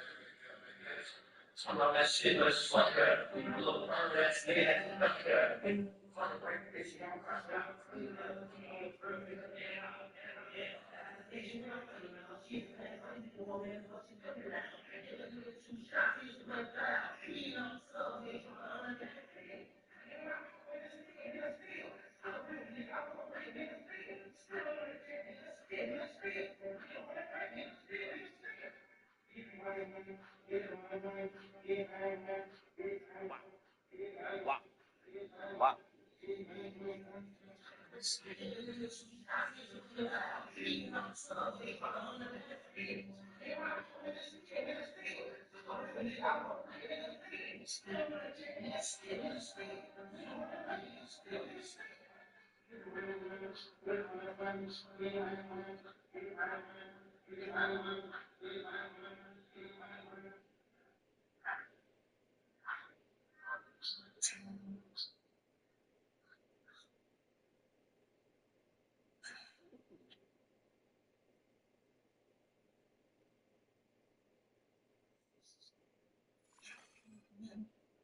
Entering safe area.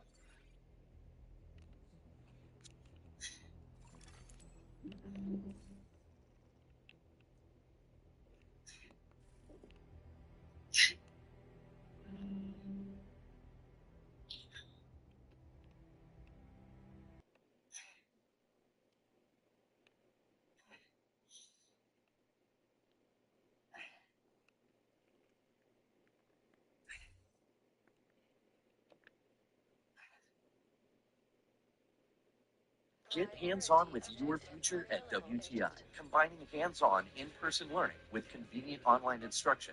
WTI can help you master the skills employers are looking for so you can start your career with confidence. Get started at WTI.edu or stop by our Wichita campus today.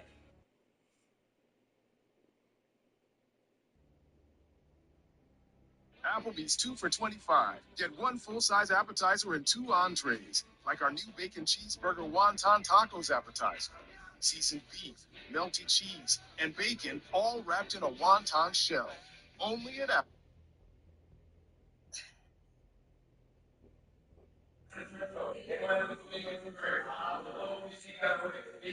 They gonna have to put me with the greats. That's y'all test. That's the greats. Hello.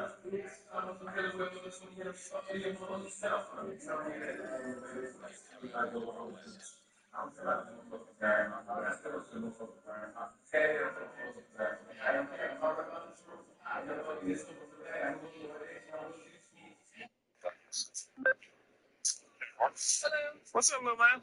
You know we were here? Is your mama home? No. Outside this Florida home, officers have just arrived to meet with the children of 32-year-old Kayla Atwood. Kayla has been missing for the past 8 days as she mysteriously disappeared from everyone's lives. What no one knows is that the man behind it is watching their every move. That's my mom. That's your mom? That's a coincidence. This past the truck? Mama didn't even stop to think. So yes. Weird. He has spent weeks plotting one of the most perfect murders these Florida cops have ever seen, erasing any trace of his crimes, deleting surveillance footage, manipulating everyone around him, and leading them on a false trail of suspects.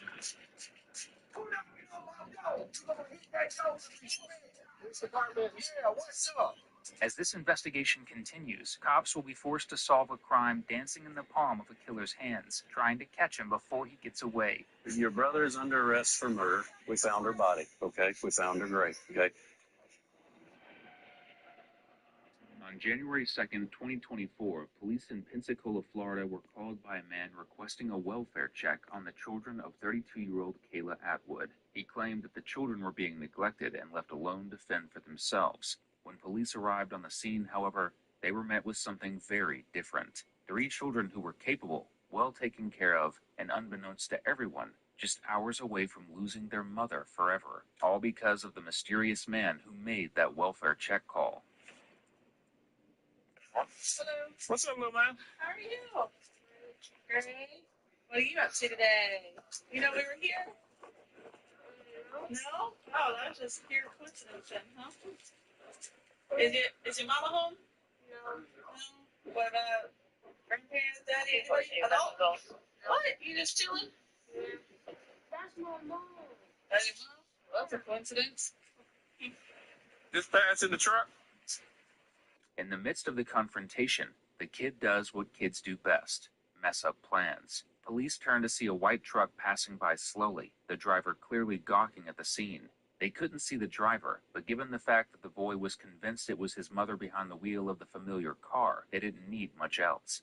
In reality, the car wasn't being driven by their mom. It was being driven by her killer, something that police are completely oblivious to as they walk back to their cruisers. So this is kind of like a judgment call. It's 11, 12, right? Yeah. Yeah. It seemed fine. Yeah. Okay. Well, we just came to check on you all. Okay. All right. Thank you. You take care. Yeah, that's, you know, Letting hairs down. yeah. I may swing back by and talk to Mama. Mama didn't even stop. No, he said, oh, Mama, right there. Right.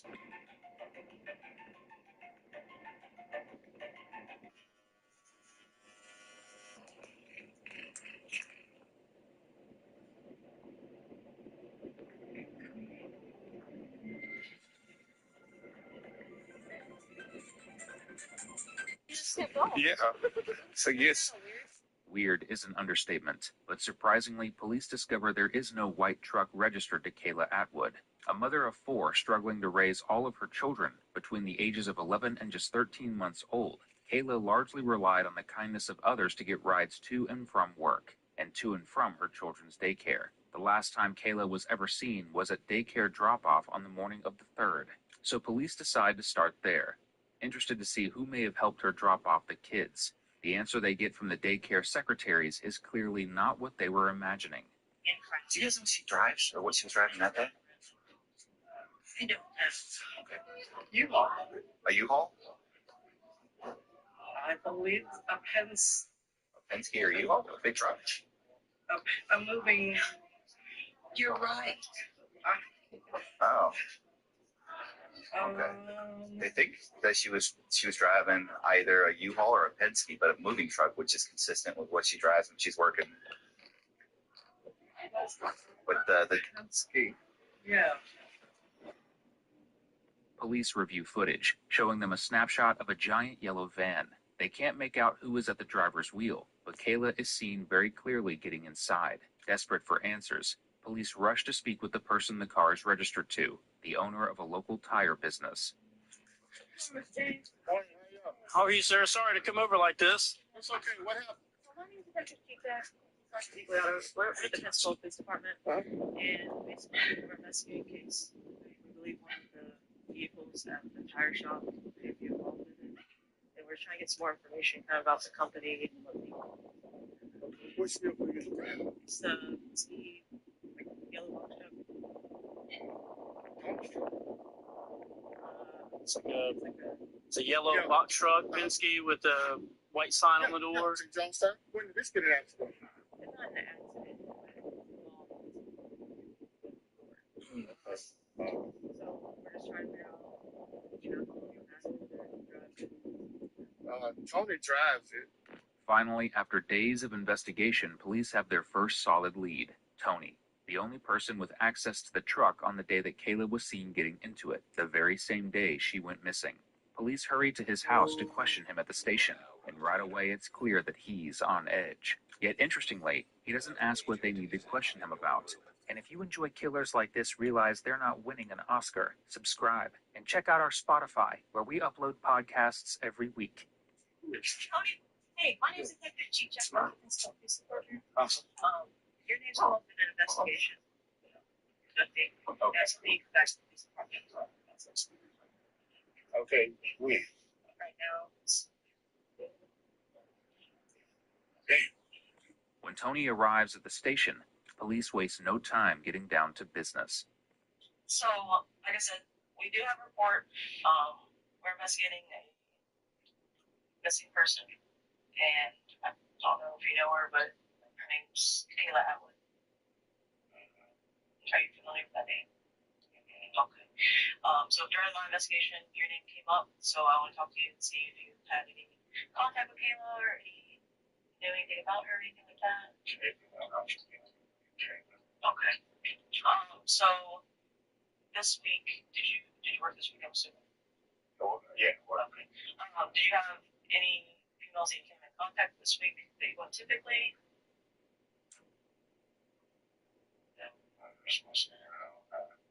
Okay, so, and the reason I'm asking this, right, is because this isn't something that I just got today, it's something I've been investigating for a while now. So going forward, I just want to urge you to be honest, okay, because whatever we talk about doesn't matter, but basically the reason that we ended up here is because you drive like a yellow Penske truck, right? So that yellow Penske truck is seen on video camera. And Kayla is getting into that. So is there anybody that you went with this week while you were dropping off tires and stuff like that? Yeah, I had a female ride with me, but she's a dog. She's a what? She's a dog. An adult? Yeah. Okay, yeah. And so what is her name?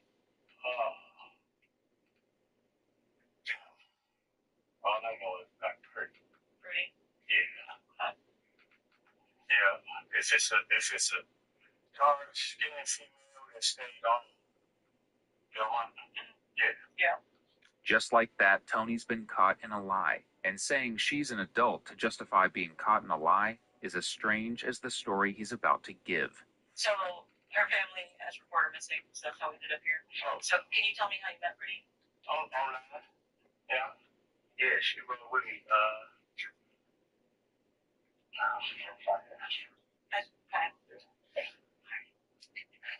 When did y'all start talking? Let me see what day was that. That was Tuesday. I think she rode with me Tuesday and Wednesday. Because I didn't see it last day. I didn't try to contact her. Okay. Yeah. So the Tuesday, and I'm not familiar. What website is this? It's that's how I met you. Okay. And so it just says yes. Do you have a vehicle? Was there any conversation before that? No. Well, actually, what it was is she asked me to drop her kids off at daycare. Okay.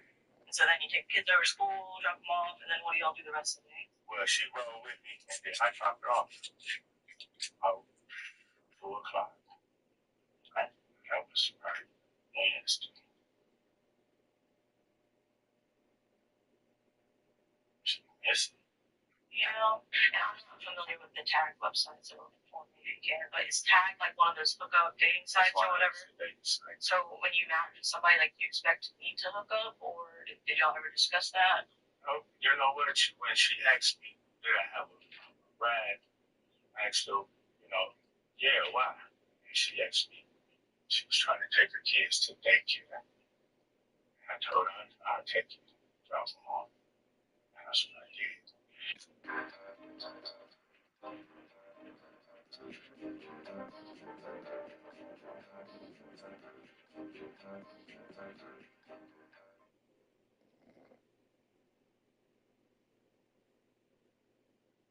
Oh God, she's going to get hit.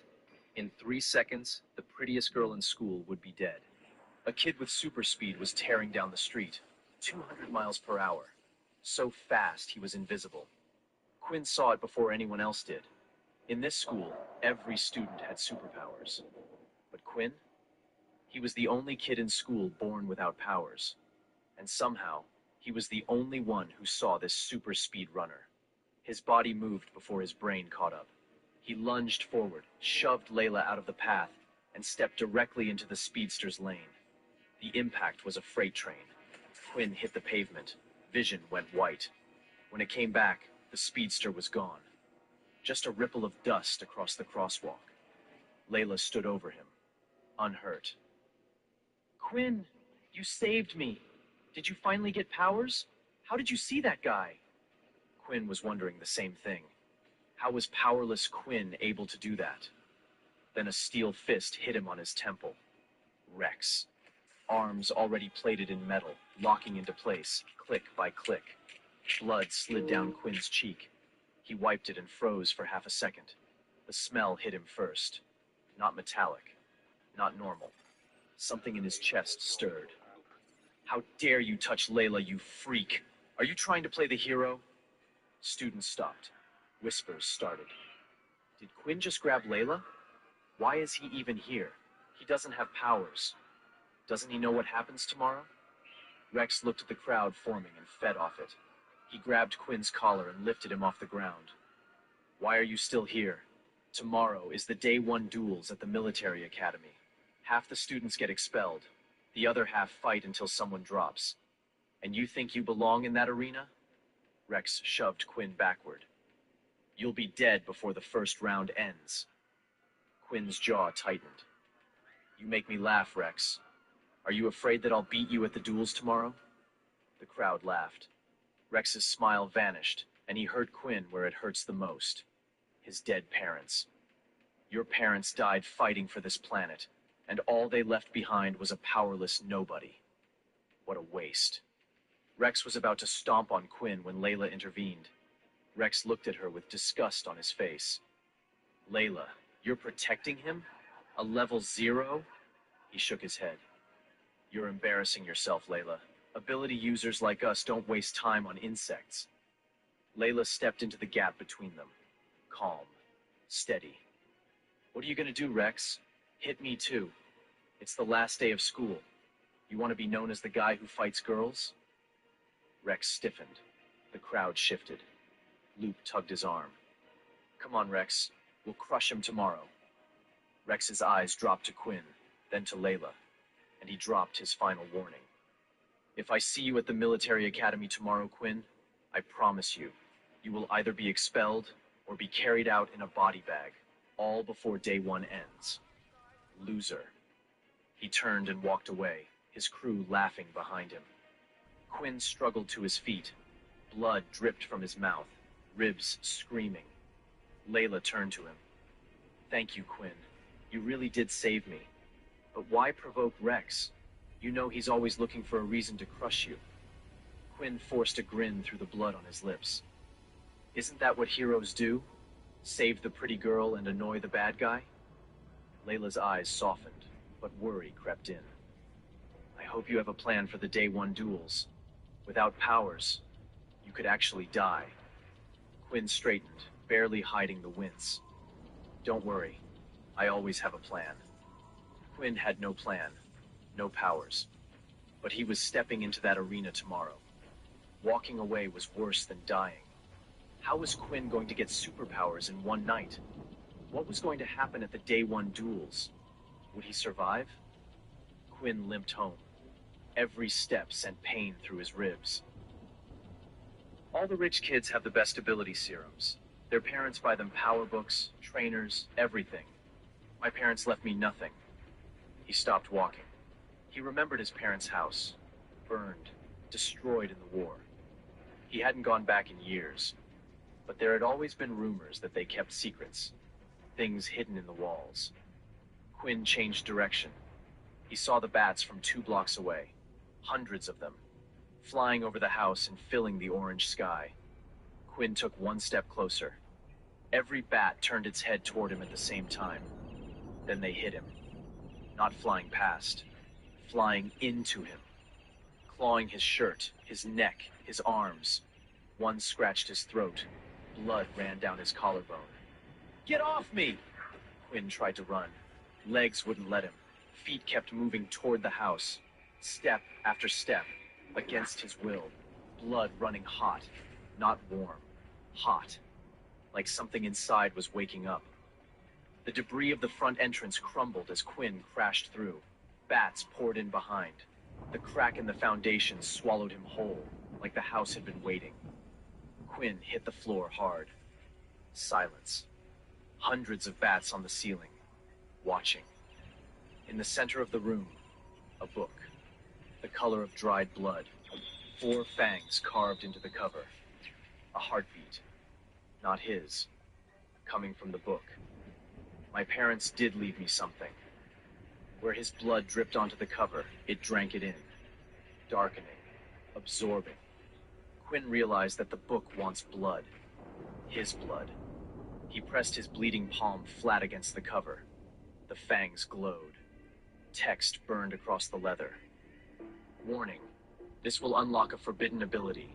Ability users will hunt you if discovered. Proceed? Quinn thought of Rex's voice. You'll be dead before the first round ends. He was desperate for power. He pressed harder. The book exploded open. Light burst outward. Pages turned faster than humanly possible. Strange symbols, ancient text. And somehow Quinn understood every word. Knowledge poured into his mind. Powers that shouldn't exist. Abilities that had been erased from history. His feet left the floor. The bats swirled into a cyclone. His eyes rolled white. A cold, mechanical voice crawled into his head. Congratulations, Quinn Talon. You've been granted the vampire system. System activated. Quinn collapsed. Everything went black. Quinn just activated the vampire system left by his parents. But vampire powers are forbidden. Ability users fear them, hunt them. How will Quinn keep his new powers a secret? Bang, bang, bang. Quinn Talon, open up! Quinn's eyes snapped open. He was on the floor in his dorm. How did he get here? His ribs should have been screaming. They weren't. His whole body hummed with something he'd never felt before. Not pain, not weakness, power. He grabbed his glasses off the floor, then stopped. His vision was crystal clear. Every thread on his sleeve. Dust particles floating in the light. The crack in the wall he'd never noticed. I don't need these anymore. He set the glasses down and looked in the mirror. What the? I have abs? Just from one night? His sculpted torso. Definition in his arms. More than a dream. But the full weight of it landed fast. These powers came with a fatal risk. The vampire system. Vampires weren't just a myth. They were more powerful than any ability user who ever lived. That's why they'd been wiped out. Humans hadn't hunted vampires out of evil. They hunted them out of fear. I have to hide this, no matter what, no matter the cost. Bang, bang. He yanked the door open. Sergeant Griff, bald, built, military uniform. A face that had never learned patience. Boy, you're late.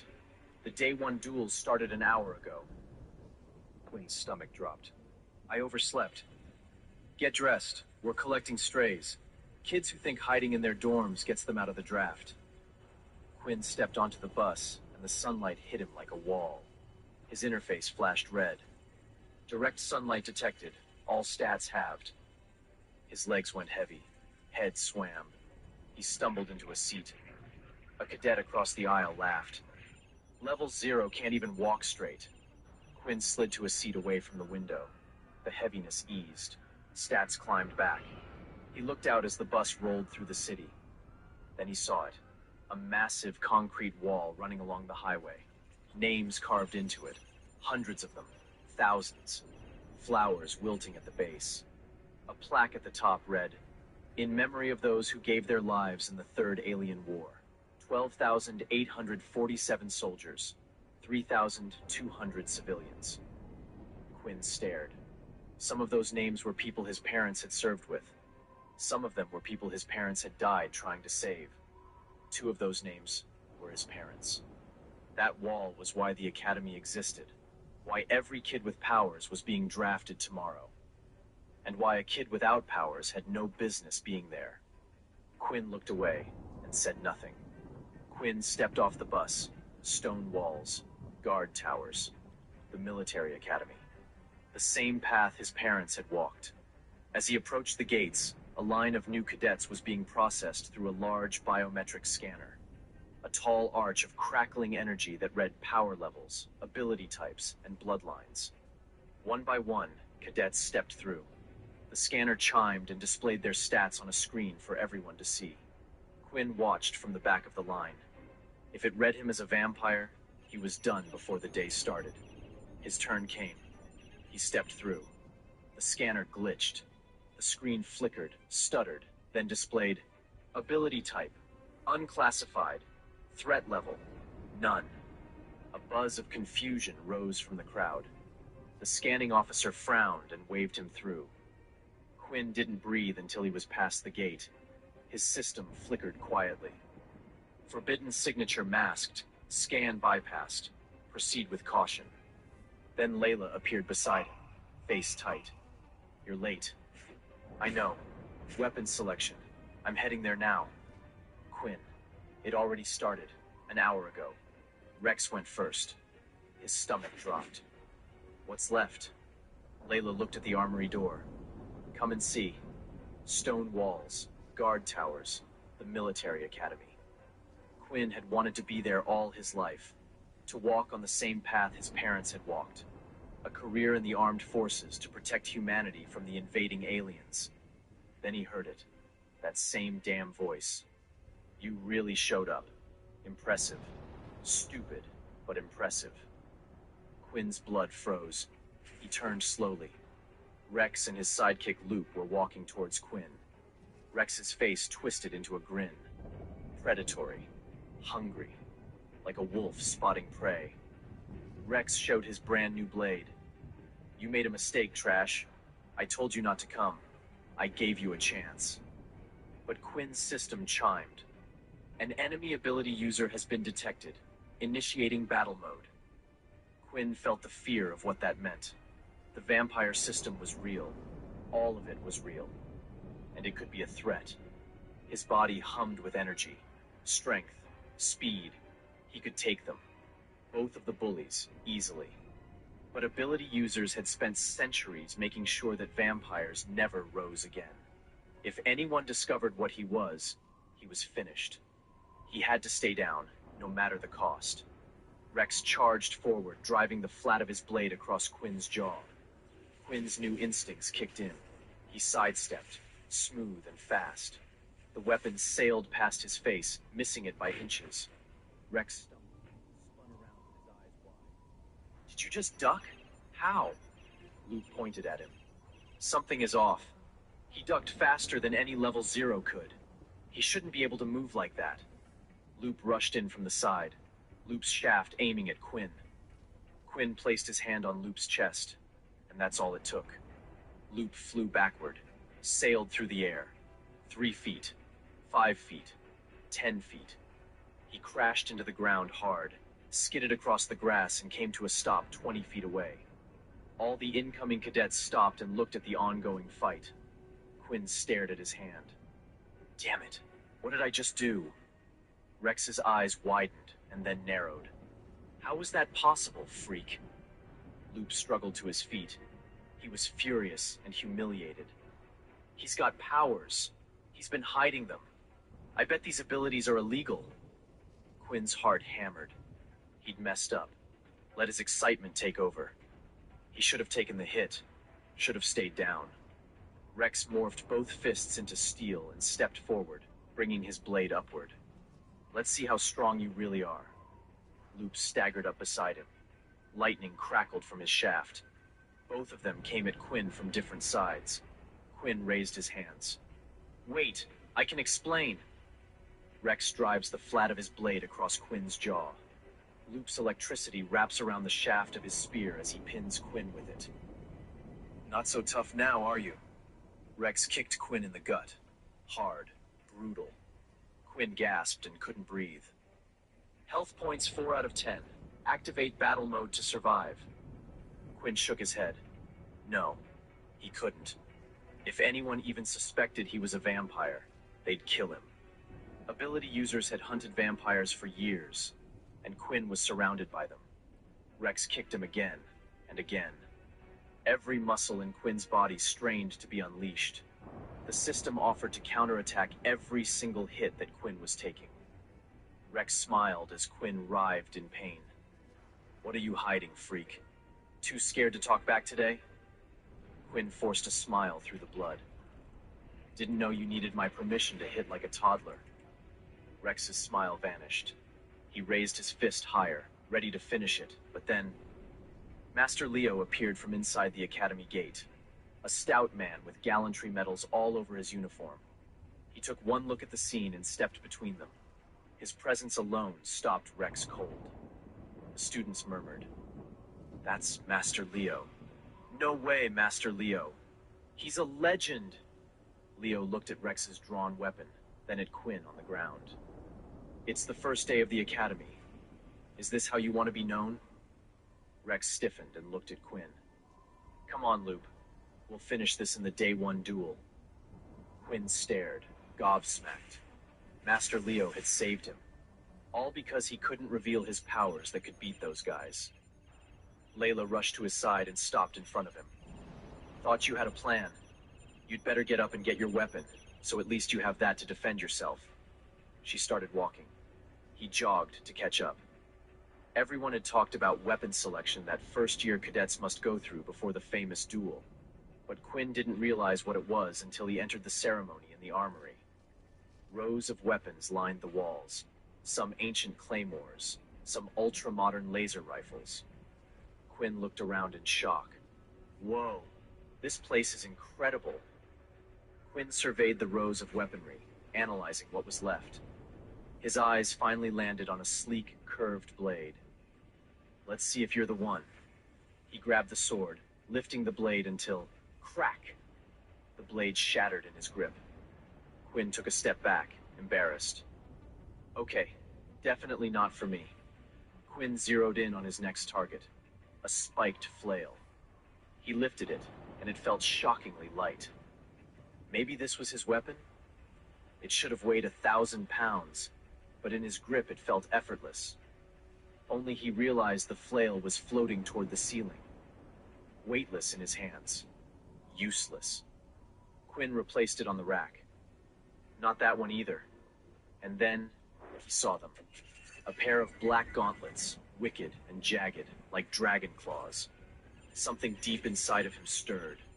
The moment his fingers touched them, the world shifted. His system flickered to life. Bloodbound gauntlets. Strength, +5. Defense, +2. Awakened beast weapon. Compatibility, 100%. Quinn didn't feel like he was handling some foreign weapon. He felt like he had found another piece of himself. A piece that had been waiting for him. This wasn't just a weapon. This was his. As Quinn stared at the gauntlets, Master Leo appeared over his shoulder. You've got an interesting eye, kid. You think those are for you? Quinn turned to see Leo's eyes flicking between Quinn and the gauntlets. Not many people choose gauntlets as their first weapon. He seemed wary. Quinn frowned. Why not? Master Leo ran a hand through his wild hair. Fighting up close requires no fear, no hesitation. But they're tough. Relentless, really. You have to match them, or they'll tear you apart. Master Leo's eyes narrowed. But more than that, these gauntlets in particular are special. Quinn stiffened. What? Master Leo leaned in. The former owner wasn't exactly human. Quinn stared at the gauntlets. If he wasn't human, what was?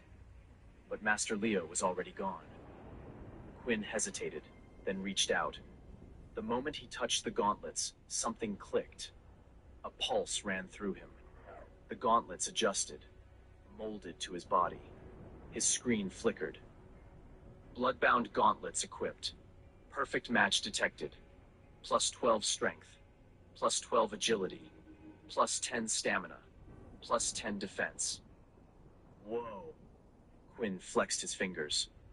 The metal moved with him, light as air but strong as stone, like it had always been meant for him. Across the room, Quinn didn't notice that Master Leo was watching him intently. Master Leo then shouted, "Enough dawdling! Let's put your weapons to the test. It's time for the Day 1 duels." A massive iron door rumbled open. Whoa.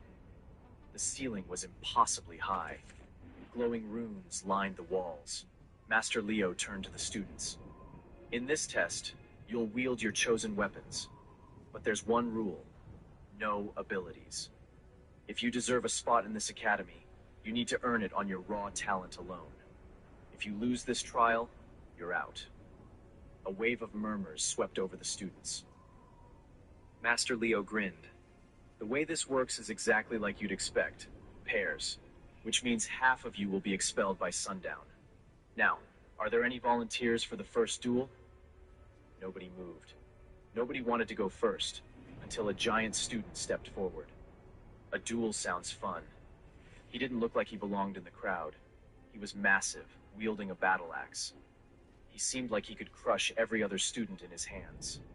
A murmur once again swept through the crowd. Absolutely nobody wanted to face him. The giant grinned. What? No takers? Cowards, all of you. Then Rex stepped forward, sighing. He carried a longsword that looked like it was forged from Damascus steel. It was perfect for him. Master Leo grinned. This is interesting. Rex looked bored. I was hoping for a tougher opponent. The huge man didn't hesitate. He charged in. When he swung it down, Rex spun his body to the side, avoiding the blow, and at the same time slashed at the back of the man's legs, causing him to stumble. He then placed his blade on the man's neck, inches away from his throat.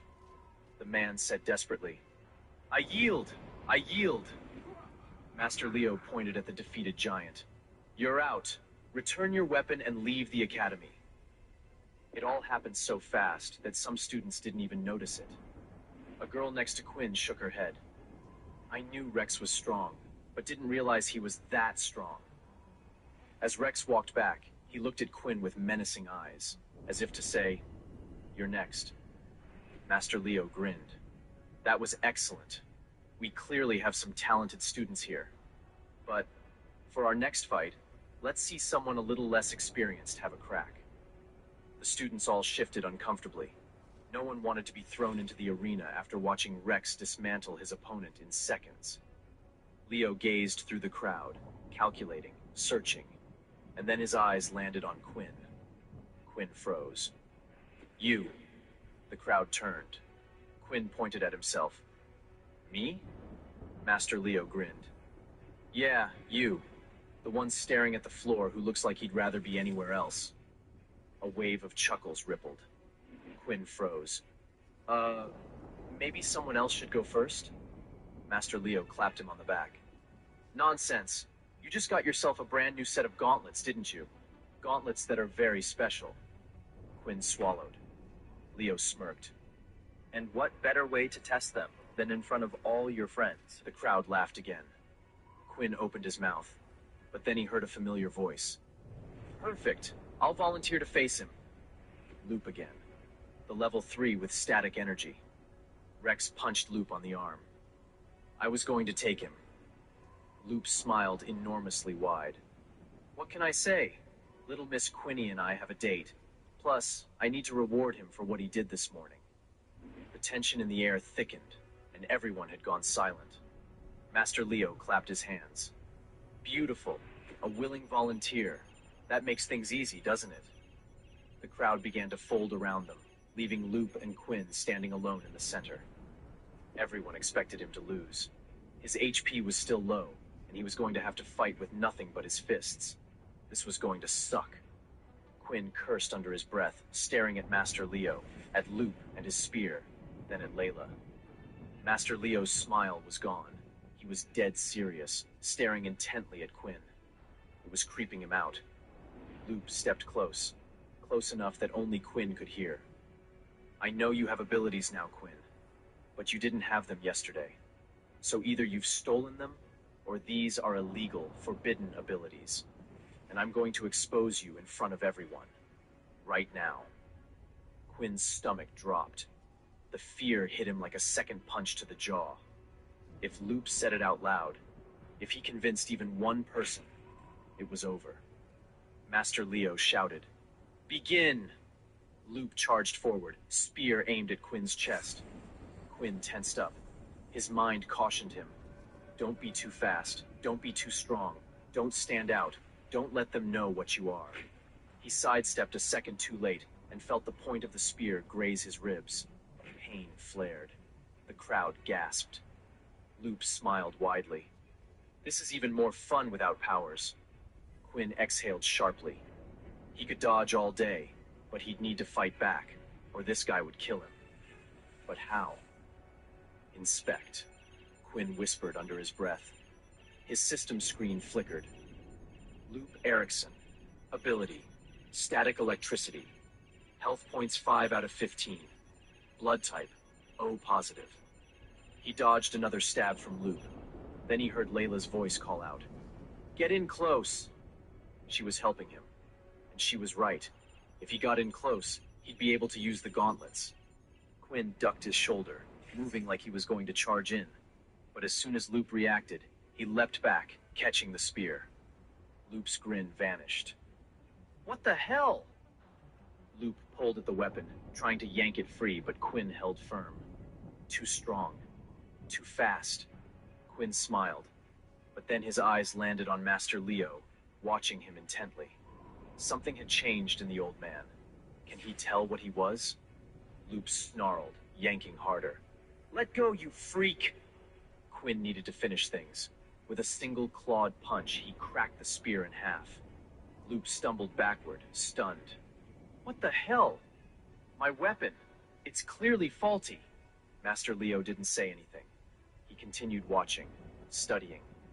Quinn leapt forward. Loop had no time to react before Quinn's fist slammed into his gut. Quinn followed up with a knee to the chin. Blood sprayed.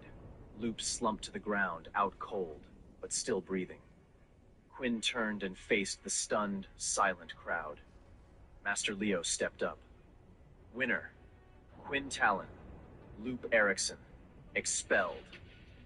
Quinn's system chimed in his mind. Opponent has been defeated. 50 experience points rewarded. First time higher power level bonus. Another 50 experience points rewarded. 220 out of 200 experience points. Congratulations. You are now level 2. Quinn had leveled up, and slowly he looked down at his body. His wounds were healing. Level up override. Health restored to maximum. Quinn wanted to get out of the limelight, fast. As he walked away, someone shouted out, "That's not fair. Loop obviously was using a faulty weapon." Murmurs rippled over the crowd. Another boy added, "Yeah, Quinn cheated. He should be punished." Rex stepped forward. "There's no way he won fairly. He's a cheater. He sabotaged Loop's weapon." Loop pushed people, still dazed and unable to digest his expulsion. "We know him from high school. Quinn Talon didn't have any powers there. He was powerless until yesterday." Rex nodded. "Exactly. He's hiding something. He's cheating somehow. His powers have to be illegal." Master Leo casually picked up the broken spear. "I can guarantee you that all the weapons in this hall are perfectly maintained." Rex shook his head. "Then how do you explain Loop's weapon breaking? He cheated. He used an ability." More students murmured. The voices grew louder, and everybody stared at Quinn with suspicion. Master Leo straightened. He looked at Quinn, then at Rex, then at the crowd. "These are serious accusations. I will not dismiss them lightly. I will review the matter with the general. Meet back in this arena in 30 minutes, and I will make my decision then." He turned and walked out. The iron doors sealed shut behind him.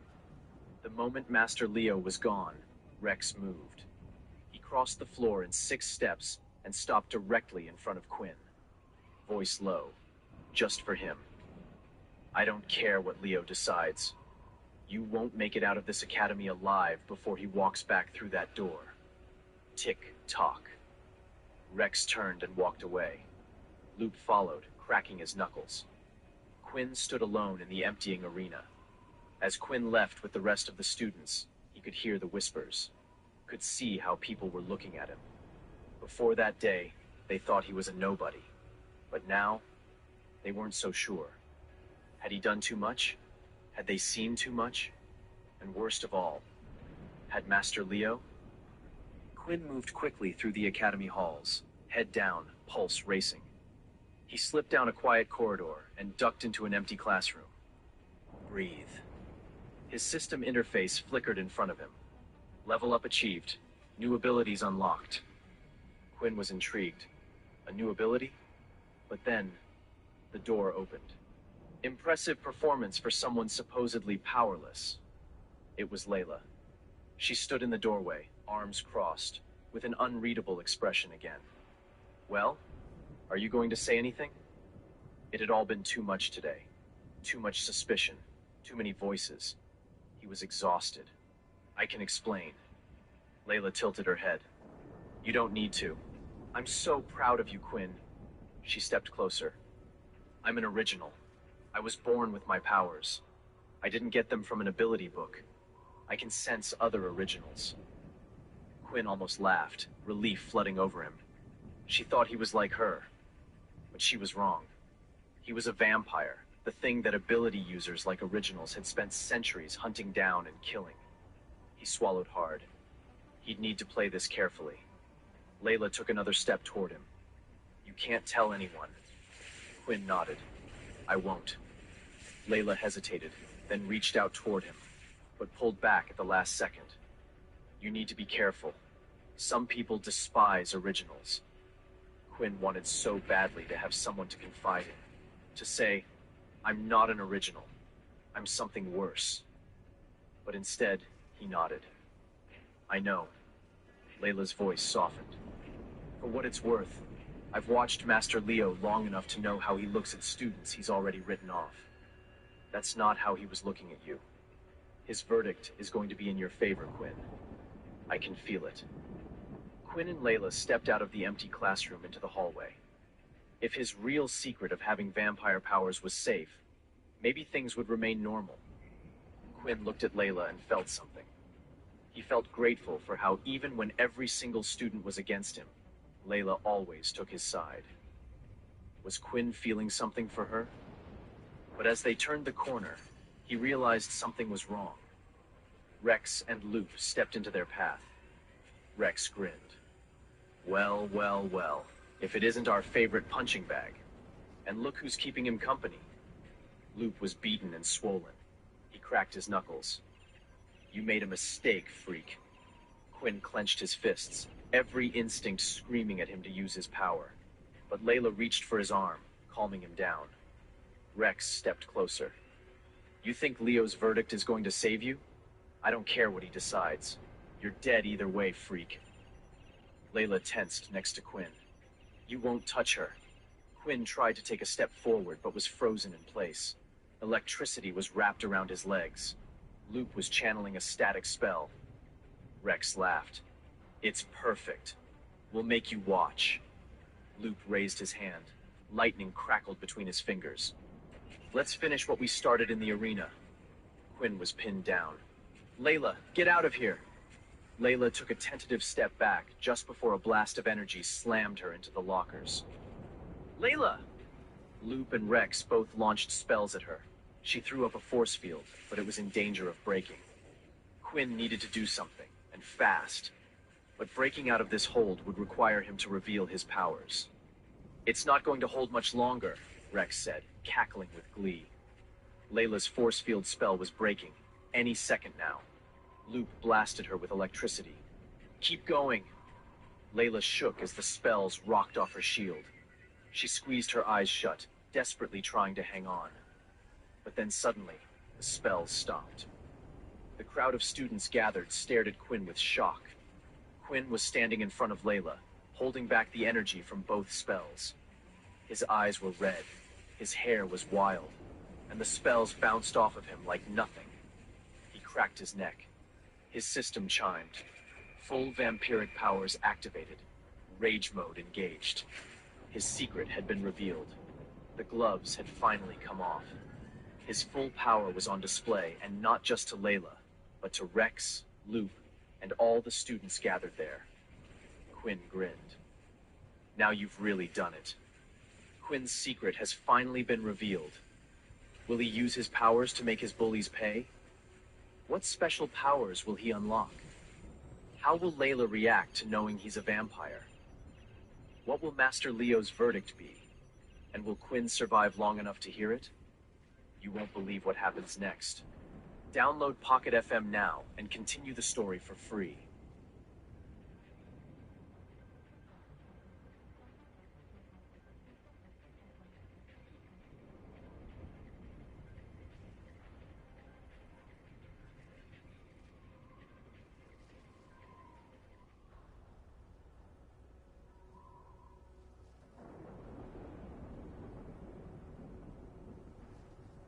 The story seems unlikely, but police do know for certain that Kayla used Tag, a dating site that connects people who live in the same area.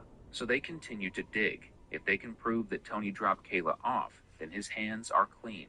If not, things aren't going to end well for him. Did you see anybody else? There was a guy who pulled up. Okay. He pulled up there. I guess she was talking to him. And I remember him banging up, asking me, do she work? She was like, hold on. Like, what? I just pulled it on. Okay. Did you talk to him? No. What did he look like? He was a dark skinned guy. Looked like he had a pool, Like a pool kind of truck. I don't know if it was pool stuff on the back. Do you remember what color it was or what kind of It's truck? a all white truck, pickup truck. They were older. Older truck, like a work truck. Does that ring a bell? The mention of a white work truck catches law enforcement's attention the day the welfare check was called in on Kayla's kids. The day before she went missing, a white truck was Ready for fun, but your paycheck's not ready yet. You don't have to ask your friends to spot you, because Clio can. Download Clio and handle it today.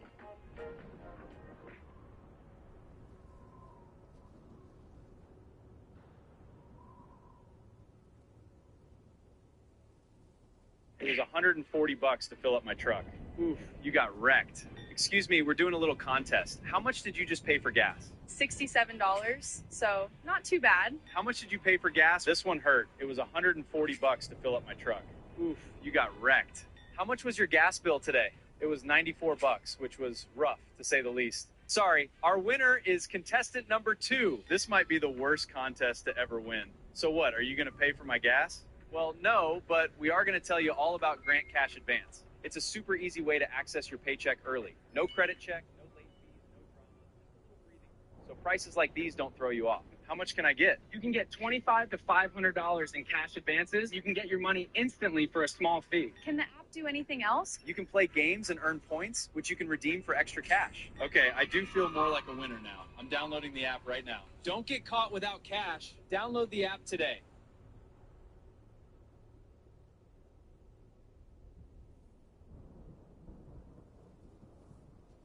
seen driving by slowly, a truck that the kids pointed to and said, "Mom."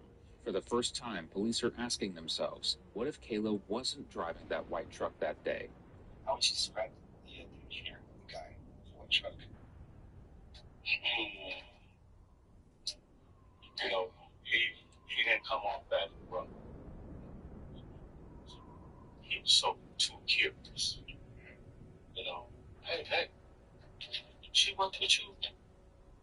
She's like, put on bro, that's just my brother. I just put her. He's like, where y'all work at? He pulled it off. Well, we may have covered it. Do you remember what he looked like? Dark skin. Dark skin. Yeah, he didn't get out of the truck, no. Because I guess he was, I'm assuming that he was working. Because he had a pickup truck, he had stuff on the back. Like pool, equipment, pool stuff, construction stuff.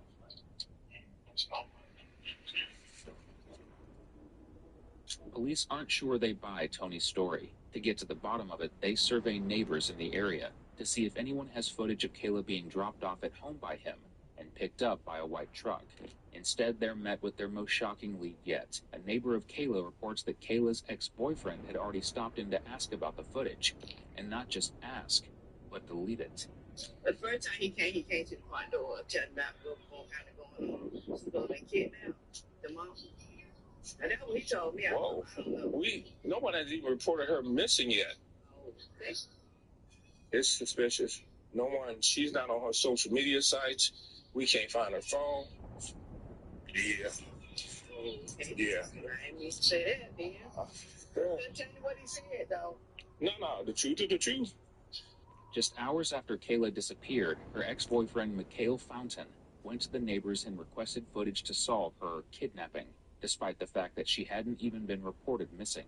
According to the neighbor, he deleted all of the footage from the night of her disappearance, conveniently erasing any trace of him being there. But there are signs. What was he driving when he came by, you remember? First time he's in a little white truck. Okay, that's him, yeah. Make him model. Surely you caught that one, right? Mikhail, Kayla's ex, drives a white truck. And as it turns out, he was the one to call in the welfare check the day before Kayla went missing, after which he drove by her house, watching his uncalled-for report unfold. Police quickly bring him in for questioning, where he does what he does best, go into full F-boy mode. And I mean that in a derogatory way. So, when did you find out Kayla was missing? I found out Kayla when the sister called. When was that? I found out that day, the police stayed right beside me. Mm-hmm. She never called me. I was looking for the other girl. And the police was going in the aisle of the police. Mm-hmm. And when she seen me, and she had most of my number, I gave her my number to her. She said, you know, my sister missing. I said, you know, your sister, me and your sister been left each other alone because we were never born together. So I don't know why y'all think we were going. She got the blood. She married. You feel me? And shit like that. You can help her out, take a kid to daycare, drop her off, and shit like that. She do some work for me and stuff. You know what I'm saying? Okay, that's it. Kayla and Mikhail were evidently exclusive for several months before Kayla ended things with Mikhail. And when you're a control freak, the last thing you want is to be broken up with. She called me again. You got down the phone. I'm like, I said, what's up? This is on the second. You? I said, what's up? Can you take my kid to daycare? I said, tell your new man to do it. You? Yeah, I will. All right. So I rolled by there. I see her pick the kid in a work box truck. You know what I'm saying? Big old box truck right there. Big park right there. I talked to her. She pulled up. She came out. I was just riding by. When I seen her, she come up to her like this. I got back. I said, what's up? What you got going on? I'm finna go to work. I said, what kind of work you doing? I backed back. I said, hey, bro. I said, she work for you? Was she on the club? Yeah, she worked for me. I said, okay, she, okay. I said, okay, then. Okay, God. I said, man, I said, the name of the game there. Game. I know you finna go trip that dude. You know what I'm saying? I know you finna go trip that dude like that. She talking about that. You always think like that. You always think like that. You don't even what you. You. I said, go sit. You gonna do what you got to do. I said, how long you been knowing it, dude? You know what I'm saying? Dude kept looking through the mirror like this. See in the car? In the truck. Did he ever get out? He never got out. And so the last time you talked to her was then? It was on the second. Okay. Did you call her? Did she call you any other She time? called me. Asked me about the kid this morning. That's it. That morning, but did she call you anytime after that? After the Penske truck thing? I didn't call about that. I called the police. I don't call police DCF. When was that? That same day. Okay. I called the police for a welfare attendant. The police told me, hey, ain't no dude. The kid can stay home by himself. I don't want to call the police. Why'd you call the police? So she went to Mobile and she left the kid in the house. I'm more concerned about the kid than anything. I said, man, you leave your kid in the house by himself, man. You tripping, man. I won't call D7 and call the police. How you know she was in Mobile? Because she told me she was going to Mobile. And what to do, you know what I'm saying? You know, just because I didn't hear you say that earlier. Yeah, because she told me that. So I said, okay, man, that's dumb, man. That's wrong. But why did you go back by the house? Why I go back by the house? Yeah. I ain't never go back by the house. I mean, you had to go back there to see the kids were there, right? No, I ain't never go back to the house. How do you know the kids were called the police car. That's what I'm just trying to figure out. Like, how? She been doing this. She always do this. She always leave her kids in the house by themselves. Her mom was smoking. And that's why. How'd you know the kids were there? And that's what she do. What do you mean? When she go around, so I knew the kids in the house. You know what I'm saying? And I said, damn, man. I said, you gonna leave your kids in the house like that? He said, shit, she been doing it. You know what I'm saying? She been doing it. So Steve, I said, okay, Steve. He said, yeah, that's my new man. I said, yeah, I said, Lou, I know. I'm about to delete your number. You flop. I said, you flop. Shit. I said, okay, man, you ain't the only woman I got. I got 33 witnesses. That's you. Was anything else said at that time? That's it. That's it. Yeah, that's it. Mikhail can try every excuse in the book, but the fact of the matter is there's no excuse for deleting the footage off the neighbor's camera. It sure is fun to watch him try, though. You go out to I never went to the daycare. You go out canvassing for video. You talk to neighbors, ask them to look at their cameras. You do all this stuff, and you don't call Kayla? Call Kayla? No.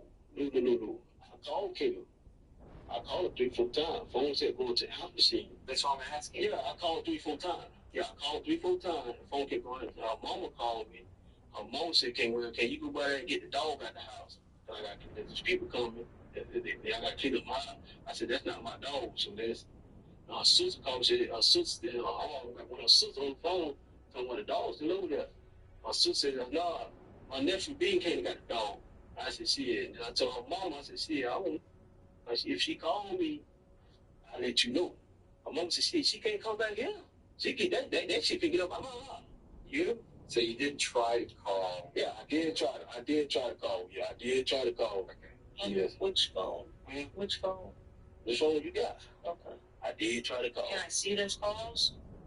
Yeah, you can be able to look at those calls. Can I see those? Yeah, you can look at those. Yeah, I did try to call. I tried to call, get the sister, and do all that shit, and Police take a look at the messages Mikhail sent to Kayla checking in with her, along with the calls. I should say, they would look at the messages if they existed. The thing is, they don't, and police are about to call Mikhail out on it. Where are all the other messages between all these? My message don't say like that. You got this. My brother, I reach all my shit every day. I reach all my stuff. Oh, that's not true because there's messages on Wednesdays, Thursdays, Monday. I mean, it goes back to this. Y'all too. Like this. When we broke up, I reached all that shit out my phone. Okay. All it out my phone. Yeah, I mean that's how I got her. Yeah, that's so like this one right here. See, I don't see where you called her any other time in here. Yeah. Other than 5 hours ago. Yeah, that's the only time I called, and then she just tries. Yeah, in the last few days, she's not, I don't see her in here. So. Yeah. Mm-hmm. Shine. Shopping online.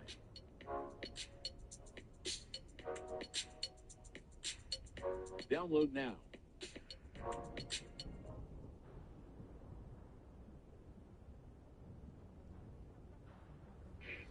Yeah, not too long ago. What was on it? Jim, what are you doing here?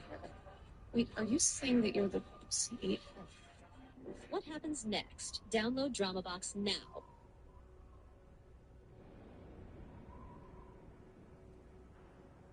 Yeah. And then I call her mother phone. Okay. Then I call her mother phone. She ain't. Can I see those phone calls on the other phone? I ain't got inside the house. Okay. Yeah. Well, what happened to the phone? Don't you have another phone on you? Mm-hmm. Okay. When we pulled up on you, you had two phones. Yeah, that's not my phone. I don't even that shit don't even work. Okay. Just because he said there's calls on it. Yeah. I would like to see this. If you got to do a Wi-Fi. Yeah. Yeah. So now there's the picture right here. This is the last time we went together. You go right here. Yeah.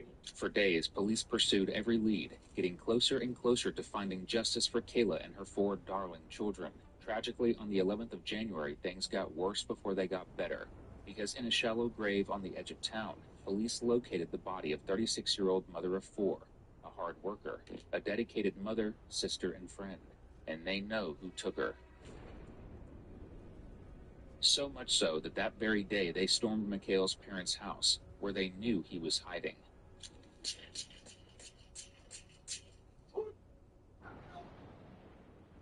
Pensacola police. Police department. Yeah, what's up? Get Mikhail. For what? We just got Mikhail out of jail. Get Mikhail. Hey, you better get that goddamn gun off me. Mikhail outside, so we can arrest him. For what? Yeah. For a warrant. Wait, show me the warrant. Go get him, or we're coming after him. Sir, if you do you want me to pull you out of the way? Move, man. Do you want me to pull out of the way? Get Mikhail.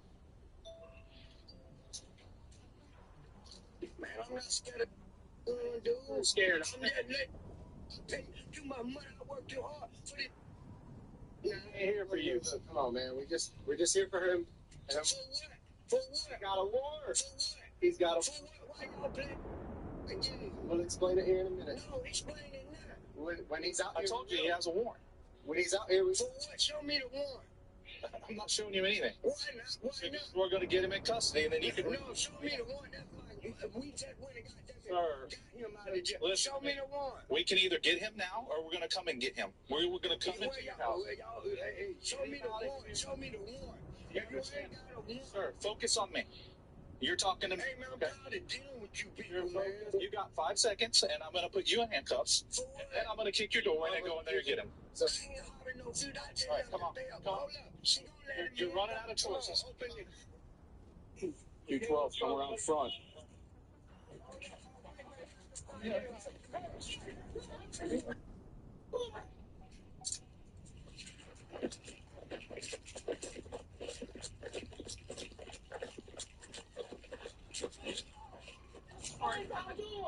I got it.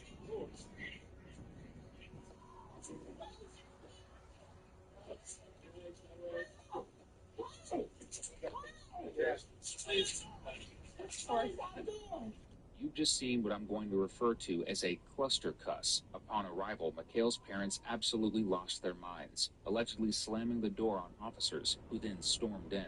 You can't beat a warrant, folks, not even with a door.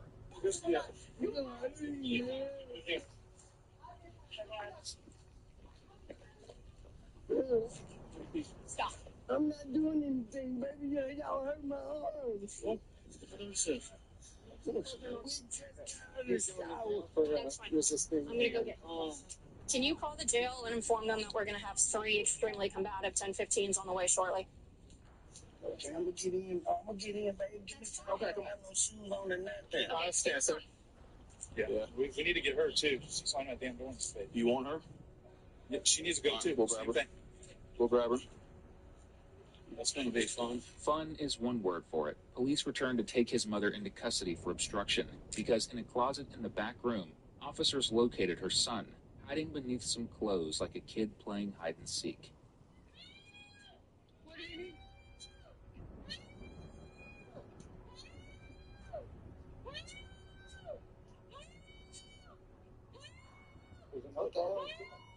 Who is it?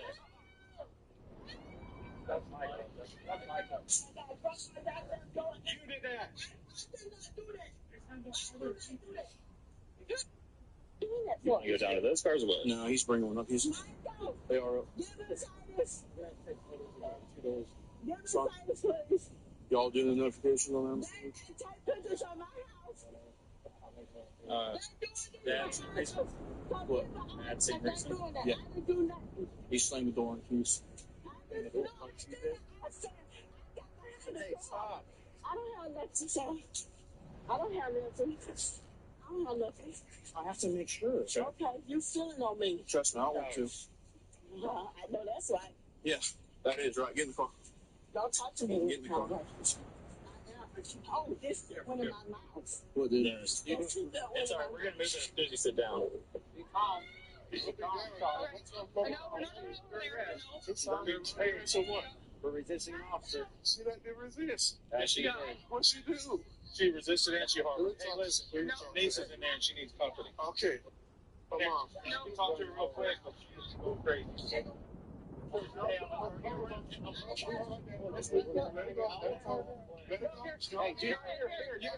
Jim, okay? Read all this. Relax. Going to jail. Michael. You know, John Frank, Meet Yoto Mini, the screen-free, ad-free audio player. Tried Mr. One with hundreds of Yoto cards. There's music for jiggling and podcasts for giggling. Stories to get lost in and sleep sounds to drift off with. A world of listening waiting to be discovered. So who's going to run the factory? Yoto. Endless audio. Endless adventure.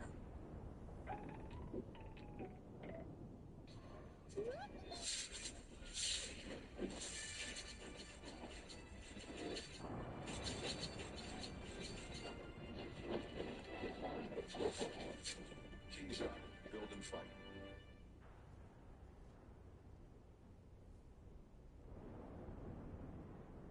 Sadly, officers have to break some terrible news to Mikhail's brother. Not only is his family shattered, but his brother is a killer. What's going on right now? Your brother is under arrest for murder. We found her body, okay? We found her grave, okay? We come over here to arrest him, and I got her. we come over here to arrest him, and your stepfather wouldn't let us in, so we go in, and he starts trying to keep us from it, so we arrest him. And then she tries to slam the door in the officer's face, so she gets arrested for resisting. It's a misdemeanor charge, it's nothing, but she just acted out, so she's getting charged. Can we drop that charge?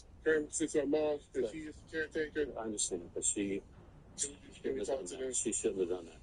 It's a misdemeanor charge. It's nothing. I know, but she'll need to be charged. And can we talk to them? That's that charge. Listen, that decision's already been made. But go take care of her because she's probably freaking out. Police bring Mikhail in for his second interrogation. At this point, he's under arrest for murder, and he takes it about as well as you'd expect. With this investigation, when we're going to talk to you, I want to urge the importance of being honest. Okay? It's not a coincidence that we've ended up in this situation again. We're here talking. It's been a couple of days. Yeah. We've had some time to figure some things out since then, okay? Yeah. So, like I said, all I ask is for the truth. And You've been very cordial with me. I appreciate that, Joe, right? But we're not being completely honest here, okay? And we know that. Okay, so if you'll just be honest with us about this, that's the thing that we'll discuss. So here's the deal. There's a lot of things that we know that we're not laying on to because we're trying to see how honest you're going to be with us in regards to this investigation. Okay? So what I would like to circle back to is when you went to the neighbor's house that had the cameras. One, I know you looked at the footage. And two, I know you deleted the footage. It's not something that's I know it does not have to be manually saved by people. It has to be manually deleted. And it shows that it was manually deleted. You were the only one that touched it. I'm telling you what she told me. I didn't delete a goddamn thing. Well, listen, here's the facts as they stand. Okay. She is the owner of the camera footage. She has no reason to delete that footage because it doesn't matter to her. The only person that has a reason to delete the footage is you. And that's why we're trying to sit here and figure out, because honestly, there's two sides to every story. And I'm through talking, man. This isn't how this needs to go. Hey, Miguel. I'm through talking. Hey, but listen, You telling me I deleted something. Miguel, What shit, that's man? not the situation. That's not the situation, okay? I don't want to talk. I'm going to talk. Because you full of shit. You full of shit. On rip. Explain. Oh, you full of shit. That's what I ain't said to you. You full of shit. This is the only opportunity you're going to have to explain. Give me a lawyer, don't you? I'm too strong. I didn't get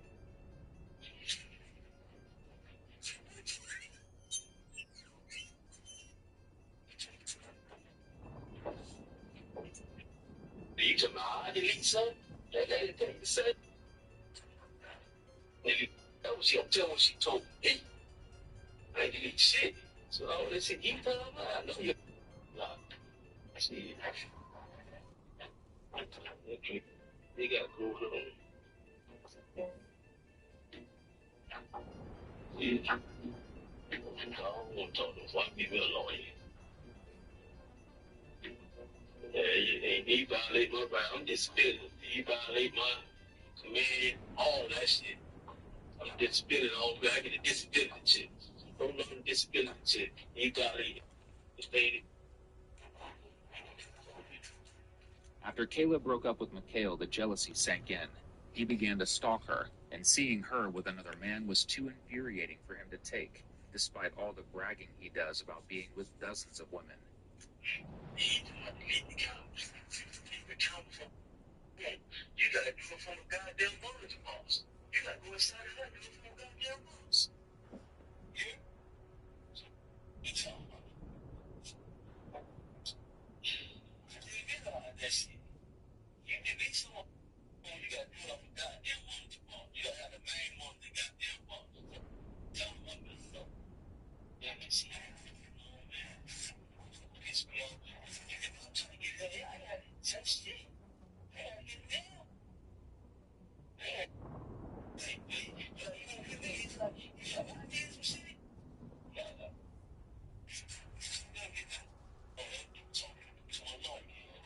For 11 whole seconds, he manages to stay silent, which is his right, though clearly he lacks the ability. You don't tell me you got the same camera like that. Some things you don't grow into. 25 years in, still checking print lines. The shops don't open the way they used to. The packs don't drop the way they used to. But the pull still hits. Pokemon, basketball, real cards.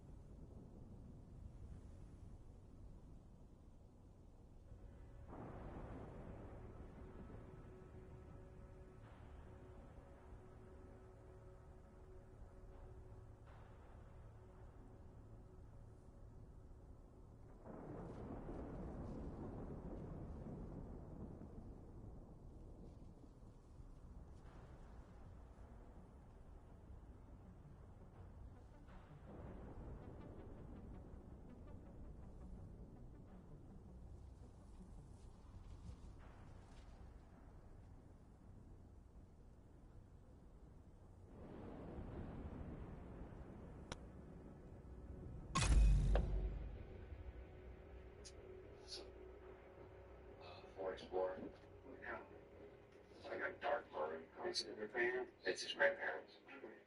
We borrowed it. We went directly to the mall, and he applied at 2 or 3 stores there. Then we went to the Nissan dealership. He applied there.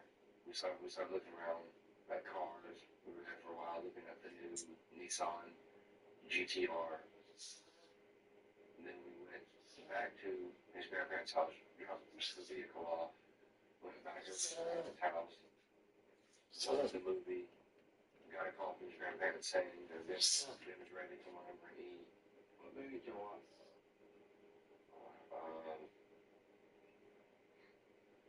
I Am Legend or Bangkok. We watched so many movies that day. You remember what? That I don't know. Like we watched movies because it'd be Star days. So I Am Legend or Bangkok. And then we got the call from his grandparents saying dinner's ready. So about what time was that? 5:30. 5:30. Yeah. Whatever to eat. Yes. Okay. We were there for a good while. I mean. We stopped and we were eating, we were talking about the military, talking about me going in, talking about Greg going in. So we were there for a while. After we got done eating, we went back over towards Greg's parents' house. We got the call from my sister saying that I need to go back to my parents' house. Something's wrong, to get there as fast as I can. So we're heading that way. Halfway there, we got a call from April. And she's crying and screaming hysterically. I couldn't understand her. I asked her what was wrong. She said there's something wrong with your parents or something. So I hung up the phone with her and I continued driving. I got there were cops everywhere. I drove all the way down and got out. I went to go towards the house and one of the sheriffs said, "You can't go in there. You have to stay out here." And we were told that we had to go in April's house, and then we waited. They called me to go check cameras. That's why I made contact with you. Yes, sir. And you advised that you knew how to run the cameras. Yes, sir. You helped us change cameras, correct? Yes, sir. You told me about the front yard. Yes, sir. And at that time we noticed the vehicle. Yes, sir. Is that the same vehicle that we noticed? Yes, sir, that is. But at that time we didn't see it on color, right? No, sir. It was on the black and white. Yes, sir. You knew it was a Dodge. I could tell from the body that it was a Dodge. I've been around cars my whole life. I've studied cars. I know what the Dodge. What about selling what? I saw any Dodge. Well, that is a particular vehicle. Well, the front end is flatter than a Ford and a Chevy. And a Chevy would have a giant bow tie right there. That right there is a Dodge 3500. That's what it looks like to me. Who do you know that drives a van like that? Or who do you know you've seen a van like that? No. The only van that I know is my mom's personal white Chevy 3500, which was in the back. Let me ask you this. While we were in the house and going through the video to get to the vehicle, we were getting to the front yard camera. Did you ever see any video of any of the incident? Of what happened to my father? Yeah. Yes, sir, I did. Which is good. The door closest to the laundry room. I saw my dad go down, and then they dragged him to his room. I saw my dad standing, say, "This is the couch." My dad was right here. I saw him go down right here, and then they came over and they dragged him to his room. All three of them? No, just 2 of them. I don't know the third one. I couldn't watch anymore. Did you see anything else of it? No, sir. And they all asked me back up there to change different camera views and to show y'all. So you knew how to work the system very well. Yes, sir. How long have you known Greg? Since 6th grade. Oh, so y'all been friends for a while. Yes, sir. Did you make any phone calls to anybody that wasn't family last night? And told them what happened? No, I had family calling me all night though. I called her when I was at my parents' house because we were supposed to meet up, and I was calling her telling her that I couldn't meet up because something happened to my parents. That's what she said. And she's like, "All right, just call me whenever when you get a chance or whenever you get when you're able to speak." And Okay. And I haven't talked to her since. You didn't call her a second time, or she didn't call you to check on you? She called to check on me again. Was it that night or today? It was that night. What was said then? She asked her mom.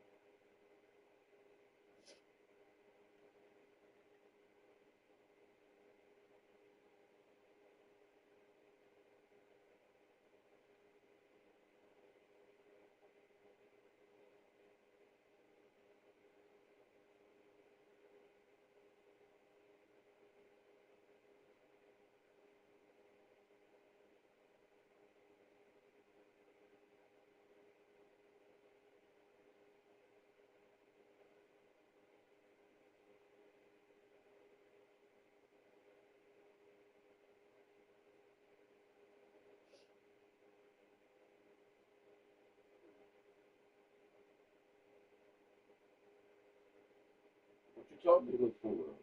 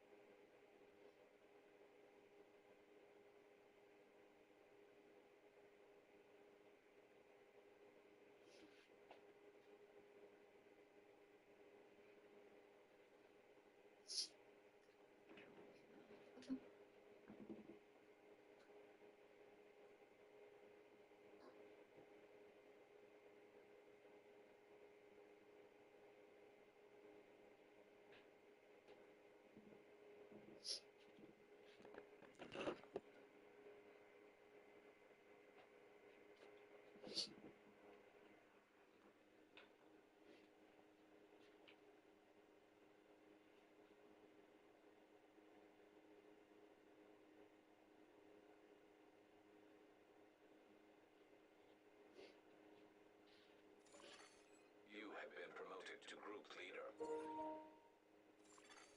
Another agent is now in your group.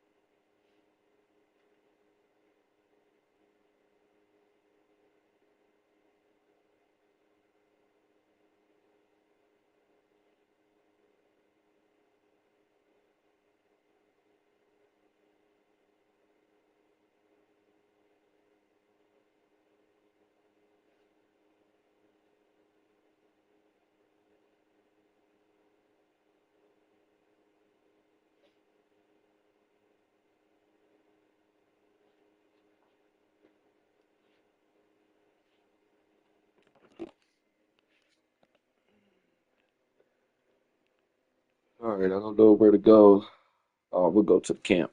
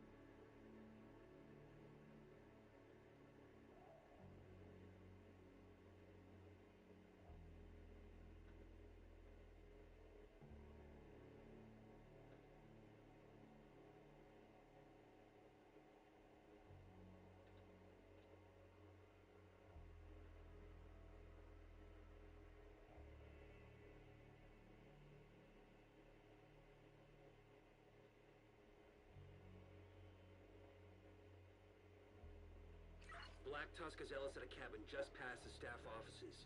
They'll move to extract them at the first sign of trouble, which they're about to get.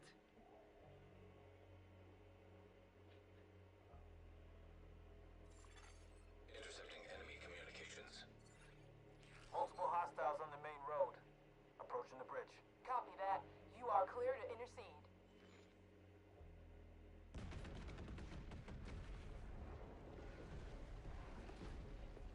Bridge is down. No more contacts on the road. Unit 2, what's your status? Unit 2, do you copy? Black Tusk must have set charges on the bridge. They weren't taking chances. We've got to press on. You're headed for a small dam just north of your position.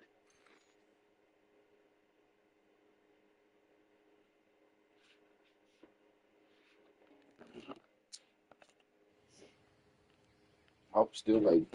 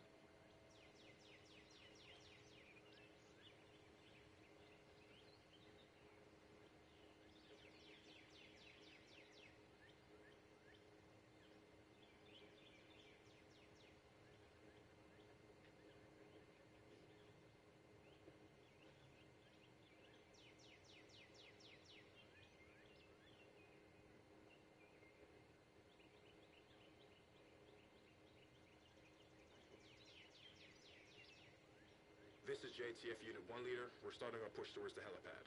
Copy that, Unit 1 Leader. Godspeed. Intercepting Black Tusk communications. Engaging a large group of hostiles in the northwestern perimeter.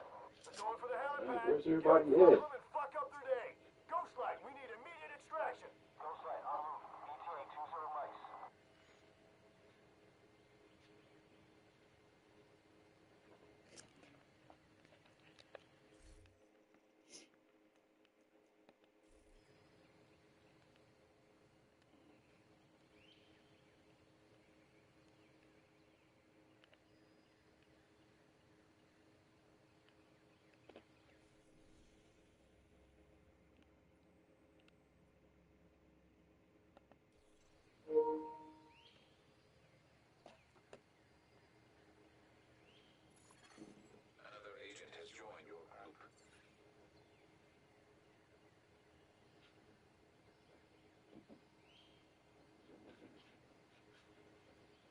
That's one.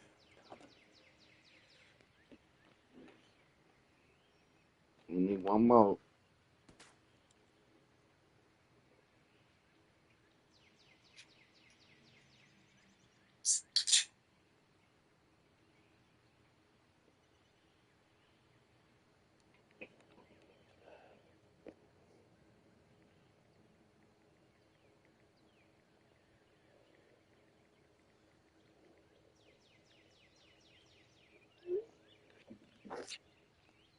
Waiting on one more.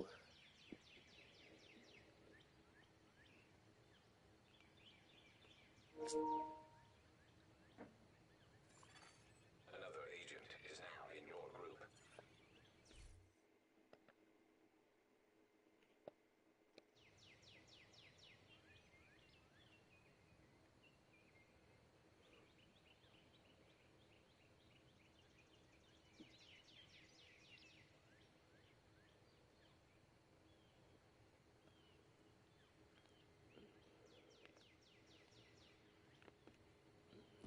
Black Tusk has Ellis at a cabin just past the staff offices.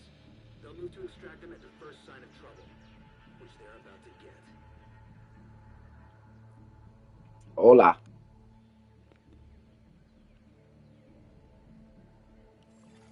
Intercepting enemy communications. Multiple hostiles on the main road. Approaching the bridge. Copy that. You are clear to intercede. Just found out. I got some problems damage. What's your status? Unit 2, do you copy? Black Tusk must have sent charges on the bridge. They weren't taking chances. So she's the oldest. You're headed for a small dam just north of your position. Yeah, it's alright. You haven't had a good shot. I might have. I really don't remember. Did you tell me the Immediate second medical thing? assistance needed. I didn't know who we were talking about. I didn't know anything about the safes. I just was An agent needs assistance. You know that? I knew there was Trigger. Agent down. Share the space, guys. Fucking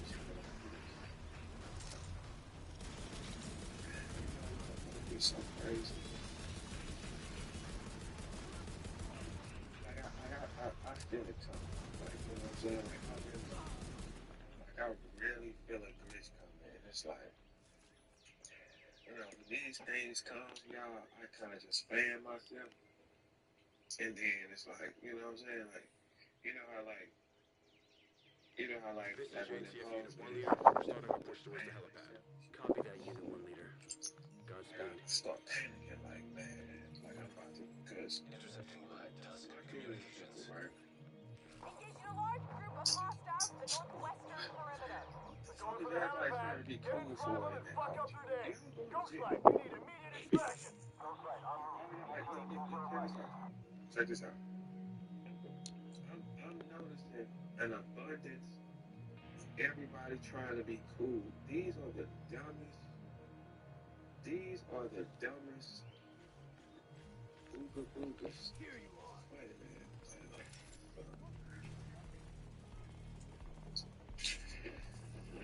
Hey, what's the y'all niggas, man? Like, I don't know, like, what's going on? Everybody, like, I'm going up and down my timeline. Have y'all been seeing this shit? Or am I crazy? Look, I'm going up and down the timeline and shit, and I'm like, hey, why everybody all of a sudden cool and shit? Like, what's all this gentle ass behavior, man? Y'all niggas is on, like, look, man. Didn't I tell you all, everything I done told y'all has happened. So you niggas are dumb. Right. A storm is finna come through here and snatch up so many niggas. And you niggas are getting cool.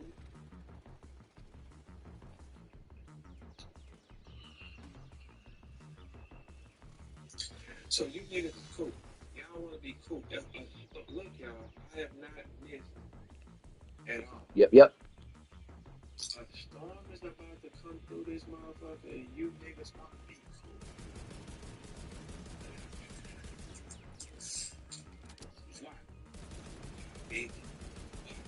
fuck do you want to be so cool with? Why do y'all, everybody up and down the timeline is straight trying to be cool. Think of it, man. Easy. Fuck them niggas too, man. So I don't.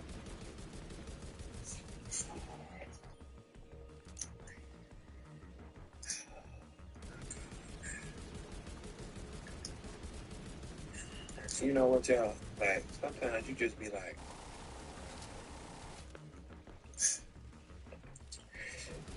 newsflash, blowers, a sweep is coming through battle rap because too many things have been done. Money laundering, shit like that.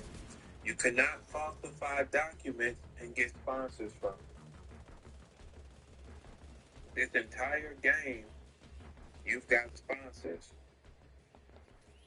Hold on. Hey, check this out. Hold on 1 second. What's your name? What's your name? Eureka? Let me see. Mr. Eureka? What's up? Fuck you on? Don't you see me in mid sermon? What's up? You gotta take the microphone off. I never seen this page, so sometimes I invite people up here because take your ass back down there. I'm in mid motherfucking speech and you just want to raise your hand. Like, so I knew that you was kind of off because if you wasn't, you would have known not to be raising your motherfucking hand there on this type of time. Hold on. I'll use the bathroom real quick.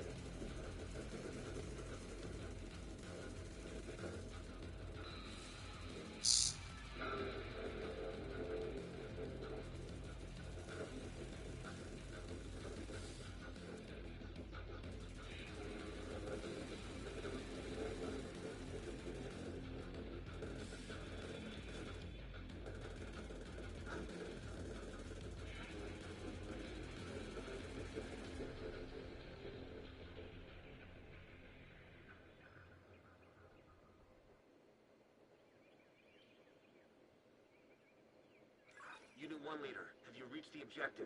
We have it in sight. We're encountering heavy resistance. Are you going to be able to lock down that helipad? We're working on it.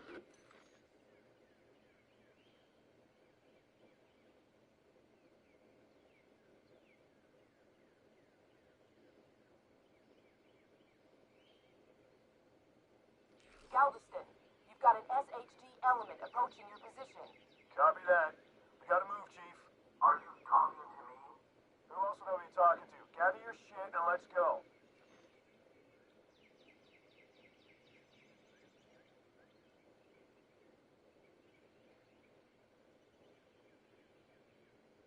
This is Galveston. Chicken Hawk is on the move. Finally. Chicken Hawk? Fuck yourself. Where are we going? Into the tunnel, Chief. They must be cutting through the bunker. There's an entrance just ahead. You should still be able to catch them.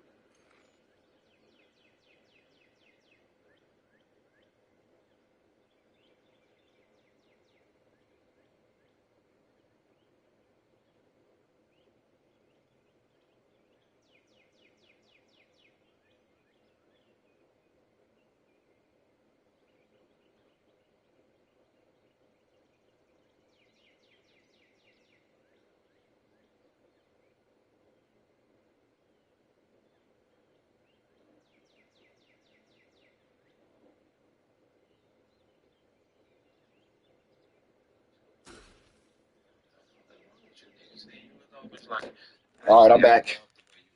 Woo! Kiss on the neck. So I'm like, hey. Then I'm looking over here and it's like, yeah, man, you was incredible last night. Kiss on the neck. And I'm like, that's the third nigga that done kissed somebody on their neck. Or like, what kind of trend is this? Like, man, Sue Surf ain't cool. He don't want to be cool. Verb ain't cool. Fuck is you talking about? Y'all crazy. Cool is out, man. Cool is not cool, niggas. When y'all decide that hey, I want to be cool. Everything about being cool says no money. If you're cool with somebody who is selling Percocet pills, they will not charge you the same price. They're gonna give you some love on it, right? You'll pay cheaper. It doesn't benefit. A stranger pays more. Fuck being cool. These niggas being cool with some zeros for me is pointless because they don't waste it. If I'm in cool, it's gonna be against something that my niggas go back in a field that I don't want to do. Like if it ain't a field I want to do, if it's something that I want to do, then I get it. Whatever it is. And people respect me. Because it don't gotta be like, okay, as long as we know which side, I'm standing on this. Get on this. Y'all can be on it. People respect. People understand people better when they draw a line in the sand. Man, this person was trying to be, cool with these niggas. What? They cool with you, bitches. There's no benefit. Look out for you. It's not an industry. That's the new money. Being cool for what? Everybody's gonna be cool. Look, for instance. Somebody say, hey, Mark, we want you to do this event. I go 100,000. Stealing $60 off and get my food.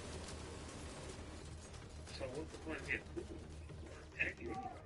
That's the way this shit works. Everybody's gonna go for themselves. So I'd rather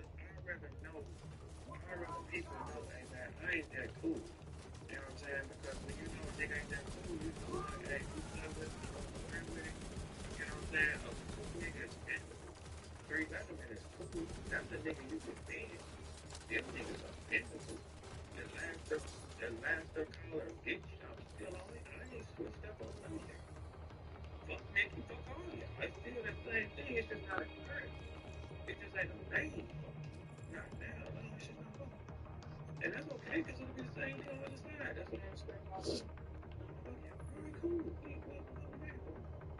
If something comes to me or fuck yeah, no, he gonna do the same to me, right? Yeah, cool. Why is that door still open? It's closing now, sir. No, for nothing. Door sealed. So I need to work. You're gonna have to take a long way around. Divert southeast around the ridge. Fuck I need to be doing that for? We gotta be going in a certain direction. Where we going? Ain't no really matter. I got 3 to 4 years. Yeah. That could probably make a couple dollars to get to the next one. Too much division, too much. It's too. Alliances cannot be cool with zeros. Being cool with a bunch of medium niggas. Oh, man, if I'm gonna be cool with a bunch of okay hoes, families. Being cool with a bunch of okay hoes is dumb. Stay in the middle. Stay in the middle. It's either the bitch bad or she a mess. You know, be cool with the bitch who look a mess, or be cool with the bad. Bunch of okay hoes. Shows no evolution. That shows no side people. Fuck we being cool with all these okay. You don't have to be. These bring them to the board. What the fuck An agent needs assistance. And then y'all playing with Easy behind his back and talking all that shit behind his back, right? Yeah, you know, have a cool boy, die. Bitch, die.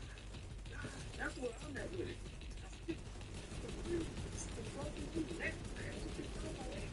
She can return. And this is a game of life, right? Everybody plays. Everybody knows that everybody got their own weapons, their own clubs, their own movements. Everybody got their own thing. Watch how much money me and Fight finna run out right now in front of y'all faces, not being cool. Watch this trick. This is what happens when you don't be cool. We're gonna make more money not being cool in 40 days' time than y'all are gonna make forever holding these things. It's terrible decision making. The problem is y'all start getting chlamydia. When I was young, when you did wrong, you caught chlamydia. If you tried to go fuck on some bitch and somebody else's bitch, you caught chlamydia. Y'all don't even catch chlamydia, man. You niggas just Unit 1 leader. Y'all know we chicken pox, bitch ass niggas. This whole new world. Can't let Ellis get away. Yeah, chicken pox was a humiliating ritual for every child. This is why the fucking party is good. Chicken pox. Now we had time like when chicken pox came, bitch. You just woke up with fucking all over you and everybody has to laugh at you. Agent down. All that niggas don't even get chicken. Hey, they with y'all generation, it just disappeared. Every kid, there was no explanation for that shit. Anybody that had chicken pox before in their life, how did it? Nobody knows. They told us it's a shit that just happened. Fuck it, doesn't. What the fuck is it? Why? And then chicken pox, y'all didn't. Sometimes some niggas got it twice. You know what I'm saying? But you had to have it. Serious trauma detected. You had to have it once. Everybody. At some age, you're going to wake up scratching and there's going to be bumps all over your body forward. An agent needs assistance. That's why y'all will do anything, because there's no fucking cousin. You don't have a cousin, man. Do y'all know we come from a world where it was no cameras, you could die, and nobody would know who smoked you? Now, actually, let any rapper get up. Your phone is, you're done. You're done. All your communications, everybody around you, they all That's the only thing that's going to happen. Anybody touch any rappers or something, you're going to lose your life, and guess what that happens? Then you're going to lose your life. So if you make any false moves that you ever had a false move, you lose. You can't even get on bitch ass niggas. Man, be in trouble for what, man? Fuck these niggas. To the death, man. See, here's the thing. People think you don't gotta be Immediate medical assistance needed. It could be like stick a glass of time, like, fuck them niggas. So that's the same thing. You don't have to be like, this nigga, no, that's cool and cool. Simple. And keep it that way. You be cool with you, nigga. Cool is a lie. Cool is a lie. It's not real. Cool is based on circumstance. Y'all want to be cool, and there's no circumstance. There's no function. You don't make nothing. Hey, look. Let me explain something to y'all. I'm not arguing with a bitch, period. Agent In no down. aspect. I don't deal with fuck. You don't do what I want, fuck you. You act stupid, attitude, little catty shit, I don't want you. Simple math with me. I'm not going to debate. I'm not doing none of that type of shit because that's what I'm not going to allow. Easy got to really say, I love you on camera. I'm going to be cool with y'all ever again in life. Ever. Why? Fucking be cool with y'all. Why? Cool for what? Never. Never. Burn. To the floor. These niggas weak. Man, some don't want to be cool. All the niggas who don't want to be cool, they get the first. Because they ain't trying to be cool. If you ain't trying to be cool, you hold who you are forever. Surf is not cool. Verb is not cool. Your shine is not cool. Right? Not cool. You ain't here to be cool. Cool is out. Hey, I'm on this. If your frequency matches this right here, okay, cool. You can be like, but I'm on this. We on this type of time. These niggas are zero. Man, they filmed them URL niggas outside. Them niggas was one step above prostitution.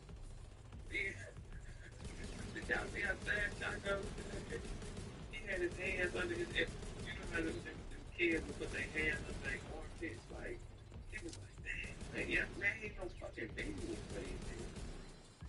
How many call-offs it been? And the room ain't been packed. Smack is still the nigga. Smack ain't missed a day ever. He called off on them niggas the other day. And what he gonna do? Go have a soda? What Smack do? I always like Smack. What Smack do? Smack did some flushing. What he gonna do? What he do? He tried out a cigar. Instead of being at his tummy, hey, Arsenal, Hey, Austin, you run this stupid shit. So Austin out there like, yeah, I'm gonna run it for you. Niggas ain't even sharing your goddamn album. It's shit, no matter how he doing it. It's shit going up on these scores. You niggas ain't saying nothing. Y'all niggas just all standing back. They like got 3 songs that they cover. And y'all every couple niggas scored when was in the middle of that motherfucker hosting for Smack called out, man, and said he wanted to go smoke a cigar. I'm like, fuck around you niggas. And now the next event, y'all getting filmed outside at recreational parks. Man, I'm sorry to break the news to you, Bees. Y'all ain't been shit since y'all ain't get that Bourbon Swamp battle in 2023 and I went and worked through at the time. I know it sounds crazy, but the stats are the stats. Y'all have not been shit since you did not nail Bourbon Swamp at some events. And I went to your competitor, and he retired off me coming around. I get why you gonna be bad. I get it. I get why you would form alliances and go at me. I get it. It don't change shit. Y'all dying up in that motherfucker. We gonna play. I got the playbook, man. I got this motherfucking playbook in front of me, and this niggas ain't none of y'all niggas what the fuck y'all said y'all was. Do you have eyes on Ellis? The playbook says, hey, this is Mr. Other niggas' money.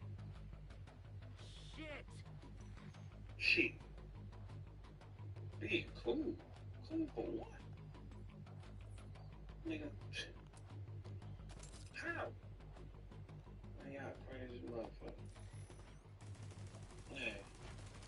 Man, these niggas is mentally fucked for the rest of their lives, bro. The whole first URL, that shit crazy. And niggas act like they can't see that. The whole lineup is crazy from that shit. Being cool. Turn it up some more. Let's get crazy. Shit.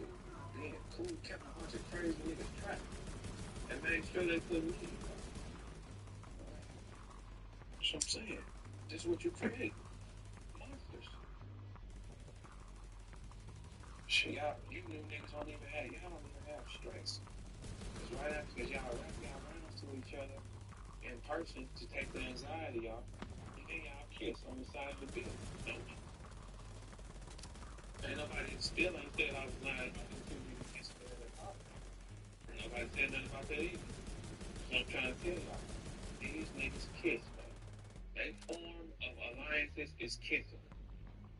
Kissing. Secretly kissing because ain't nobody gonna tell. Man, we don't give a fuck about that, man. You niggas would have linked over at me.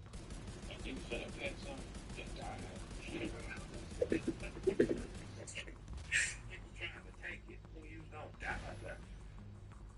saw you niggas kissing at it, man. Ain't nobody ever said Bird was lying. Nobody ever said, man, Bird lying. I know you rap niggas heard me say that. Nobody said Bird lying. Ain't none of y'all said we ain't never seen no shit like that. James on fuck JC, put him in a car. JC woke up with his money gone. He left him in a car. Nobody answered me questions. Everybody wanna get crazy. Listen, let me tell y'all something. Ain't no more motherfucker walking around and being heavy. We got the playbook. The playbook says this is 100% a lie. And I don't think y'all want these stories out, for sure. Stick niggas. Fuck you, man. Danger Zone. That's how he got in the game when he did that to JC.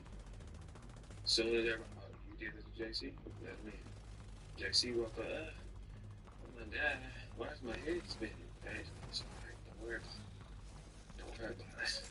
JC woke up. That's all my money. I can't see it.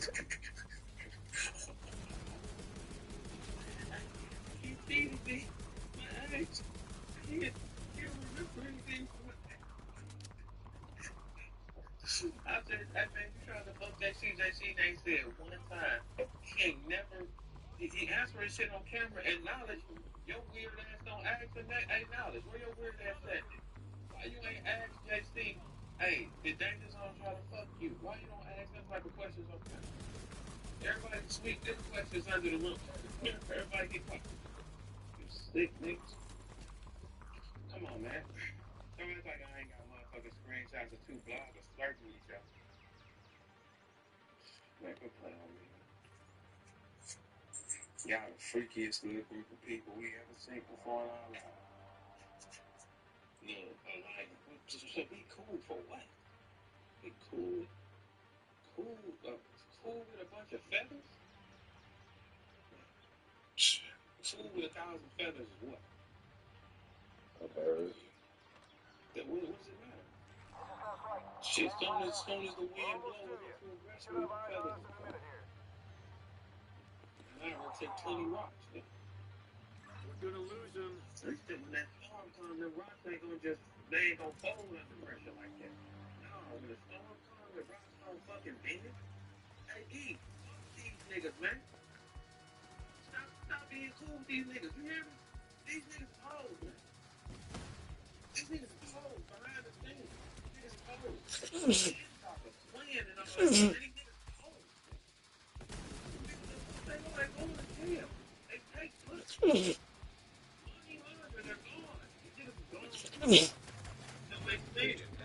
You niggas are, these niggas are gone. They take pussy.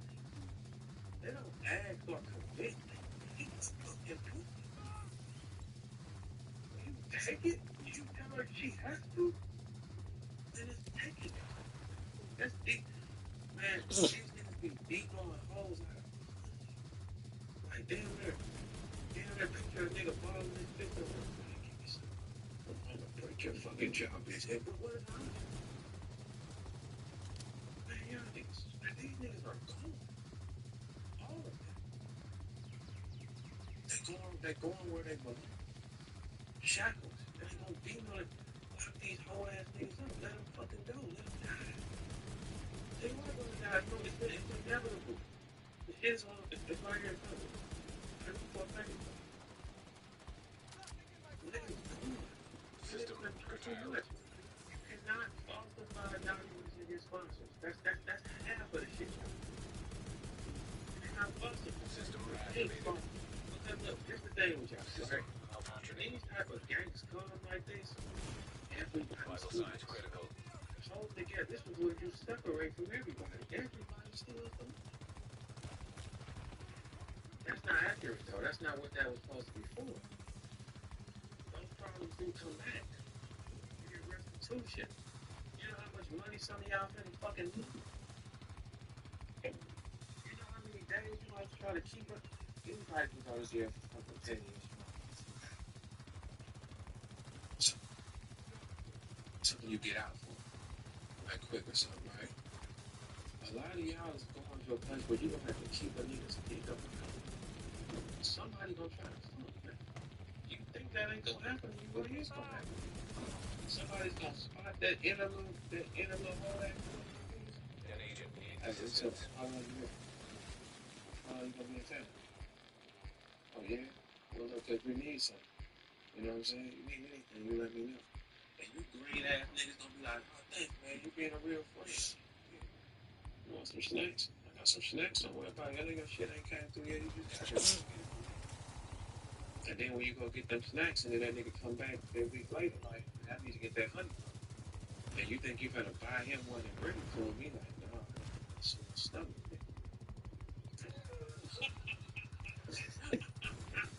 agent down. Serious trauma detected. And it feels so good, man. Niggas is punks, man. You niggas is punks. Y'all all talking shit right now behind the scenes, screenshotting and all that type of shit, right? Ain't that what everybody doing?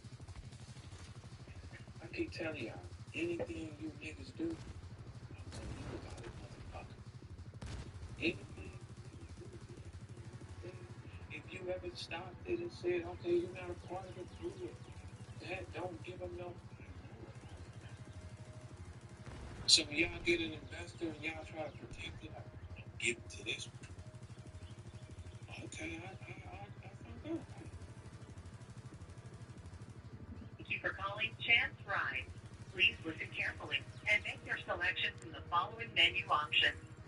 For parts and technical assistance, press 1. If you know your party's extension, dial it now. If you would like to reach the sales department, please press 2. For employment information, press 3.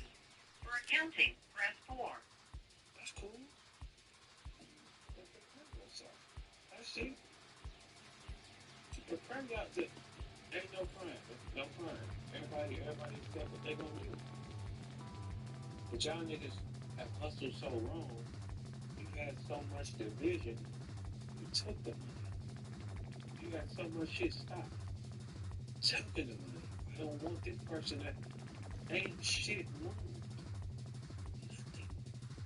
You took the money. Everybody's stealing for themselves. You're gonna die out there. Because y'all don't think, here, let's just steal a little bit. Let's just get this right here and then let everybody else keep going so we can keep stealing. That money hits in front of niggas and it's like, it's mine. I deserve it. Because money is the root of all evil. Money talks. It really tells you the truth. Take it from me. Take me. Take me. No, God damn it! And a rap nigga is taking that money. Just like how y'all be taking pussy. Right? That ain't y'all words that y'all don't force. Hey, if it gets 1,000 people in here, man, I'm sacrificing all these niggas right now. Give me 1,000 people, because I think it's time we just start playing the game, and I'll show y'all how to get whole ass things to this. I don't give a fuck about none of you. That's the way I play it. If we're not generating money, fuck you. For you to be in a cool space with me, you have to be having an exchange of capital. You know what I'm saying? We gotta have an exchange. Hey, or you bringing that to me, that'll keep me at cool some way. I don't make money. So I'm ready for y'all to die. I don't give a fuck. I mean, that's what makes me me. And everybody knows that, hey, man, that shit do what I'm doing. Anything you niggas do or say, it comes to the death because y'all don't even know who kills them. Y'all too fucking friendly. You battle a nigga and he your bro. Fuck him. He's not my fucking bro. These rap niggas, you can't trust no fucking rap. Trusting a rapper is crazy. Being cool with a rapper is insanity. Rappers are not cool, man. You have to really watch them niggas, man. Because they all are competing for the... So y'all ain't screenshotting and sending messages to easier, right? Y'all ain't doing it. Stop lying, man. Stop lying, man. You niggas are weak niggas. Weak.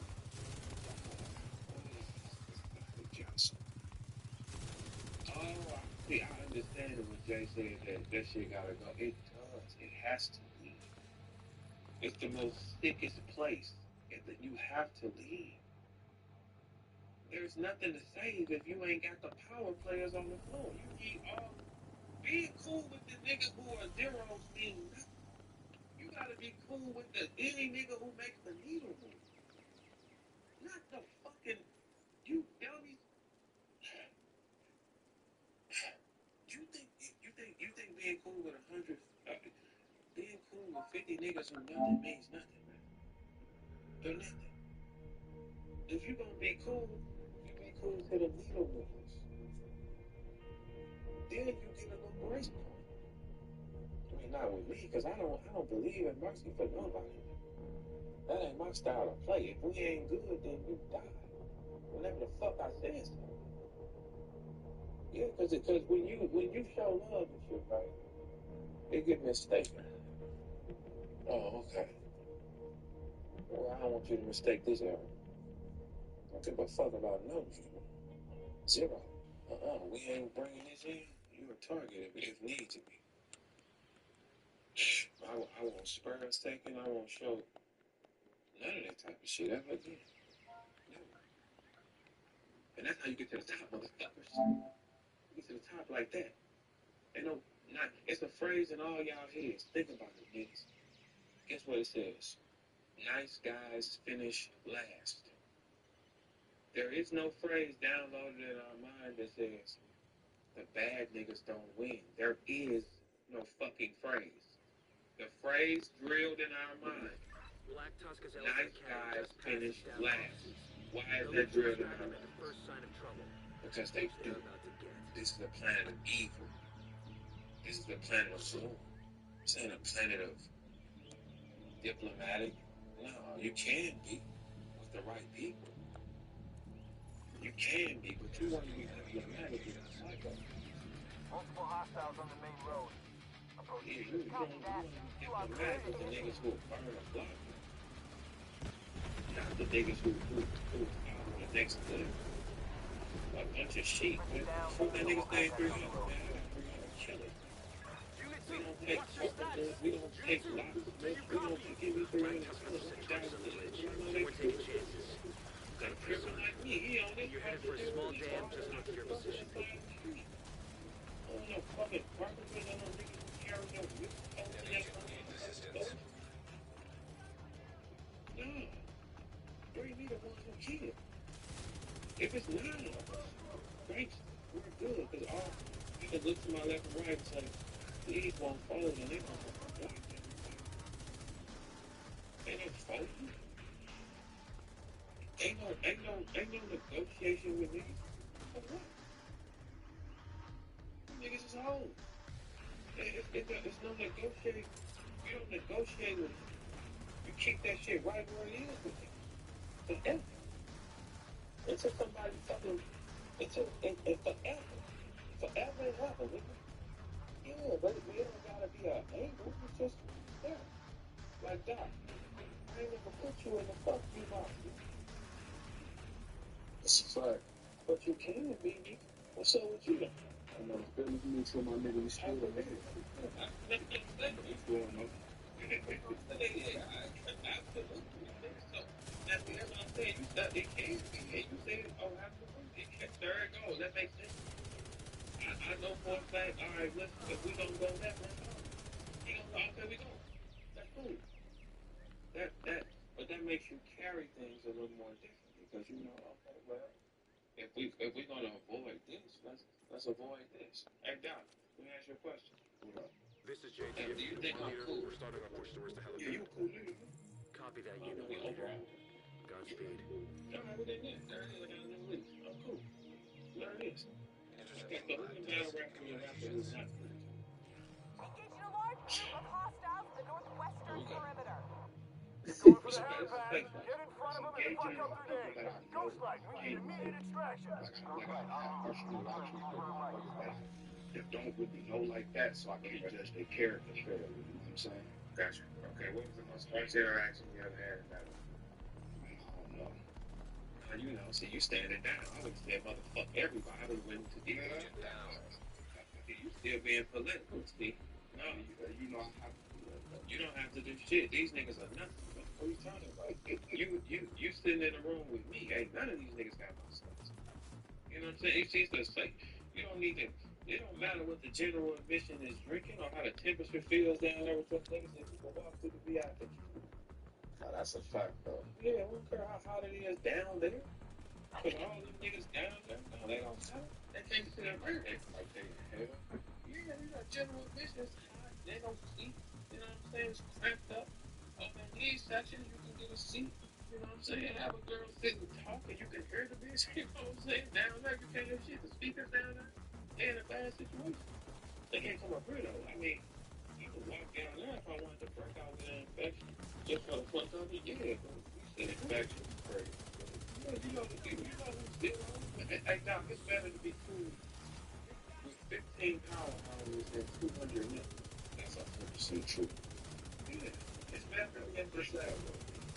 Yeah, like you gotta think. Is there a person in battle rap that can go in all the powerhouses rooms like the power, like me, shit. Go with everybody, and get to express yourself. So I'm talking about with people that's gonna be tripping. It's a few. Ain't no fucking few you. Cause them niggas ain't got to do my stuff. To say whatever he wants. No, I'm talking about anybody who's not around. Okay. Okay, got you. So like we got a bunch of like you go through there. It's not one person in battle rap that don't rap that can go in every room and be accepted. And if you're a fan, you can. No, that's not true. Men respect men that stand on everything they say and do, and they got no tough shit. That's how they have to kill us. For sure. Yeah, so most men, when you walk in the room, they want to kill you. cool with you. They want to take your life. So if you because they see you as a threat? No, because that's what niggas do. When you come in the room, you got a haircut, you got your bucks on, and you walk to go get you a drink, and somebody like a bitch hug you. You know how many niggas have just said, "I'll kill that nigga." Yes. Yeah, that's what a nigga said. If you think it ain't one nigga in the room that saw you hug a girl who bad, and a nigga he hits his blunt and say, "I smoked that." Yeah, if you walk in a room with 100 motherfuckers, at least one of them hate you. You know what I mean? Probably know you. 190 of them do. I'm saying minimum. Yeah, but if you keep the numbers to a minimum, it don't matter. Yeah, you got a one chance to have a 90 niggas put a knife in your neck. You know what I'm saying? If you got 4 niggas, you could probably survive that. You only survive the 90 niggas in the staff position. Fuck that nigga. The fuck they make all these niggas die. Go to hell. That's what they supposed to do, and they did. Most of the niggas that be around the rap for 12 to 30, they only 6, they don't have a soul. They just walk around. You know, most people don't have a soul. They tell you everybody got a soul. No, they don't. Some people are not designed to have no fucking soul. They're just designed to operate. I think motherfuckers got souls, they souls the same way. No, they don't have it. They don't have it. I was just talking to you. I'm trying to fucking tell you. You probably just found out the tooth fairy wasn't real, nigga. Hey, I'm trying to tell you. Yo, you trip. No, you can't, nigga. No. The longer you live on this planet, the more you're gonna realize, boy, these niggas, what? Unit 1 leader, you reached the They're the most objective. dangerous creatures because that motherfucker's gonna Counter heavy resistance. Are you going to be able to lock down that helipad? We're working on it. That's like being cool with garden snakes to me, but they can't really hurt you because they bite to nothing. Well, I don't trust no human 100%. Galveston, you've got an Yeah. SHD Catch me element slipping, approaching it's gonna be a little tricky. Copy that. It ain't gonna be tricky, you're gonna send a bitch. Are you talking to me? Who else are you talking to? Gather your shit and let's go. That's how you get niggas, but This you is can't trust Galveston. no human. Chicken Hawk is on the move. I would have sent the bitches you know, right, cook this up. That was their best bet, but they gotta To work. the tunnel, Chief. It don't work, because I'm a trainer. Hey, this is this type of nigga. Tell them this. There's an entrance Tell just them ahead. this. You should still be able to catch them. You go, What would you send a bitch to tell me? the first time I'm going to send an intelligent bitch. Okay, that's the good. Yes, that's the first thing. Yeah, because if I want that you gone, I'm sending an intelligent bitch. So she'd be like I would make her like I would search boy design like kind of a little edgy more annihilation type of girl with a brain. So something that's bad as hell when you get up on her like this girl, let's look like that, right? So I would have sent her to like somebody that can read, whatever. And so I would have her talk to you. So I would have found out that careful after he was flying around in the air, and I would have had her on that plane. I would have her in first class, put her in a pencil skirt. You know what I'm saying? I would have had that look. Had her make your legs big from. You know what I'm saying? Don't lose nothing.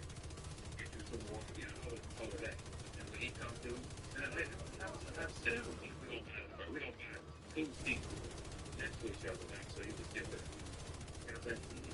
Yeah. And then I would have lined you up like that. Yeah, you know what I'm saying? Get you, shit. I know.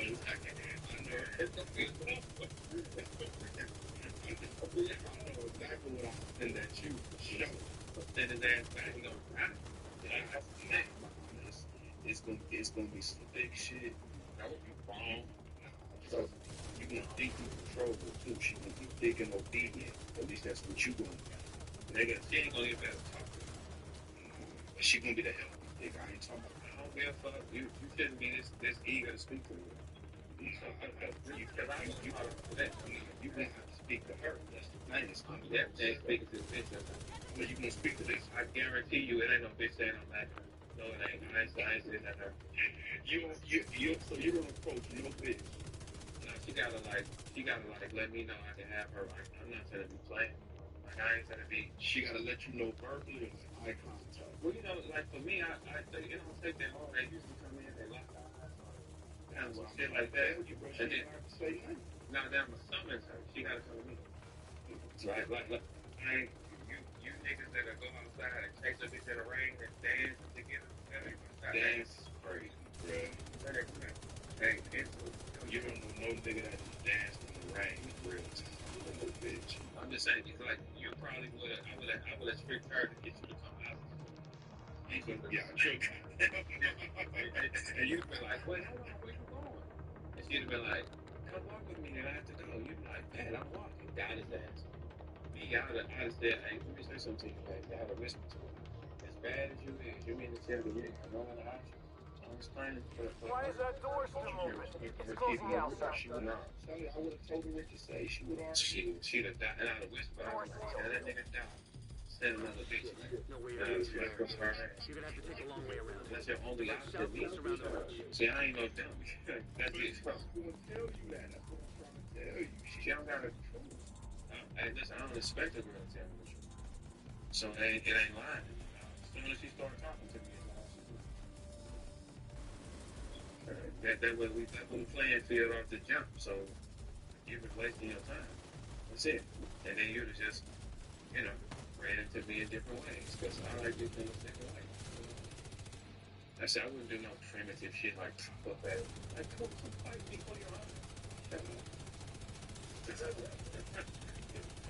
Like we gonna line you up to do what? Hey, T-Top, that's what y'all thought? You thought y'all was gonna line? You thought y'all was gonna line me up and die? That's all the options. Y'all thought y'all had y'all a show, didn't you? So then you calculate, all right, do I want to go with these niggas and end up killing them? Yes, but not right now. You know what I'm saying? No, because I'm looking at the floor. That's what I'm saying. Like, most of these guys here, they never been like, you know what I'm saying? They talk too much. You get every play comes. Everybody kills. Everybody kills. Everybody talks shit. Everybody kills. That's why it don't make sense to be cool. I'm not trying to. No, because is it making me any money being cool with you? Is it potentially making me any money being cool with you? Well, I ain't into just having no meaningless friendship. That just don't make sense, especially when you live your life. You like, hey, I'm trying to keep living. I ain't gonna just be. You know what I'm saying? Is there a swap of information? Can I grow connect with you and you grow connect with me? If not, there's no hard feelings in it. It's just, well, you gotta have a skill I don't know how to do. Do you know how to do shit like drawing? Yeah, I do. See, I don't know how to do that. If I wanted to do that, then that's a skill you can show me. Yeah, like I was saying, show me how to do it. I was talking about shit earlier. You know, he's saying neighbors and shit. You know, I learned to change tires, brakes, all types of shit. You can say, okay, well, that's cool. I mean, I think every man should know how to change a tire. That's what you got to be a bitch ass nigga. Yeah, if you can't change a tire, it's kind of like you need to get your pussy. I think that's the only thing I think you should be able to do. For sure, go get a time. Yeah, the drywall and shit. That's for you handyman niggas. I like to think. Yeah, that's for you niggas. Nigga, that's so video. I believe in man for service. You go, I ain't got to do something. Shit, if I know it's a strenuous task, and even if I know how to do it, I'm willing to pay for the service. Okay, so do you have drill connect? I do. Okay, you were bred to be a handyman. When you get communication, they talk too young. It's just one of them things where if I can't find nobody, the last resort is me making time to do this. You know what? It's not like every girl could expect a nigga know how to change a transmission. I'm like, shit, bitch, you can't do everything. What they be talking about? The girl just automatically think you're supposed to know how to. You can't just put a new engine in there, bitch. You can't just bring me a friend home. You know they be trying to say, oh, me used to go to war and you know, bitch, you just get in the kitchen. Shut up.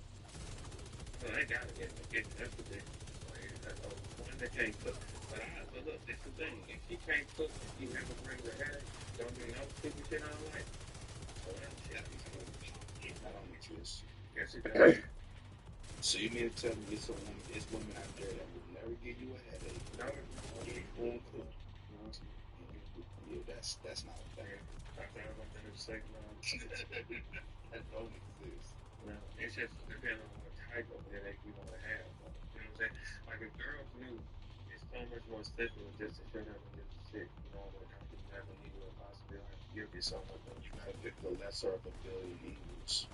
I mean, like if she don't have to cook, she don't. my circle and everything. And he was like, yeah, she was trying to cook. Everybody ain't skilled at everything. You know what I'm saying? But I'd be damned if you can't cook and she calls private. And that's dead. Would you rather have a woman, let's say 3 levels of headaches, the worst kind, the medium kind, and the lowest kind? An agent needs assistance. The elitist level to be, let's say, mid-level headaches, or a woman that cooks slightly good, but she give you no headaches.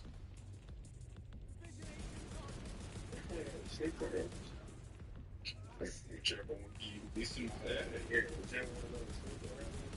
That's the one. That's the one I think that, whichever one causes the least amount of problems, the outcome. Because I like zero problem. I don't really like that. I like to have me arguing, debating. I'm not repeating myself. I ain't gonna say, hey, don't do that. You know, the kind of shit. I'm like, it's just out. That's it. You're gonna just burn yourself and put yourself for all the algorithm. That's it. Yeah, because it just don't make sense. Like if you going to get something done and you go with, you like what? White Castles and Burger Kings? So what's your favorite fast food spot, nigga? I know you got one. What's the good spot? Let's do fast food. Alright, so you had a time, you like Wingstop. Yeah, the time, bro. Hey, I'll tell you this.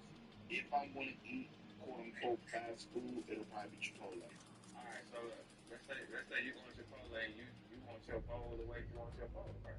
Right. For you to enjoy it, right? For you to start, I want rice, I want fish, whatever you want it to be exactly what you want. If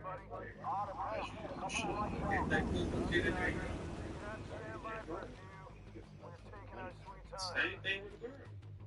Same concept. I don't like this type of shit.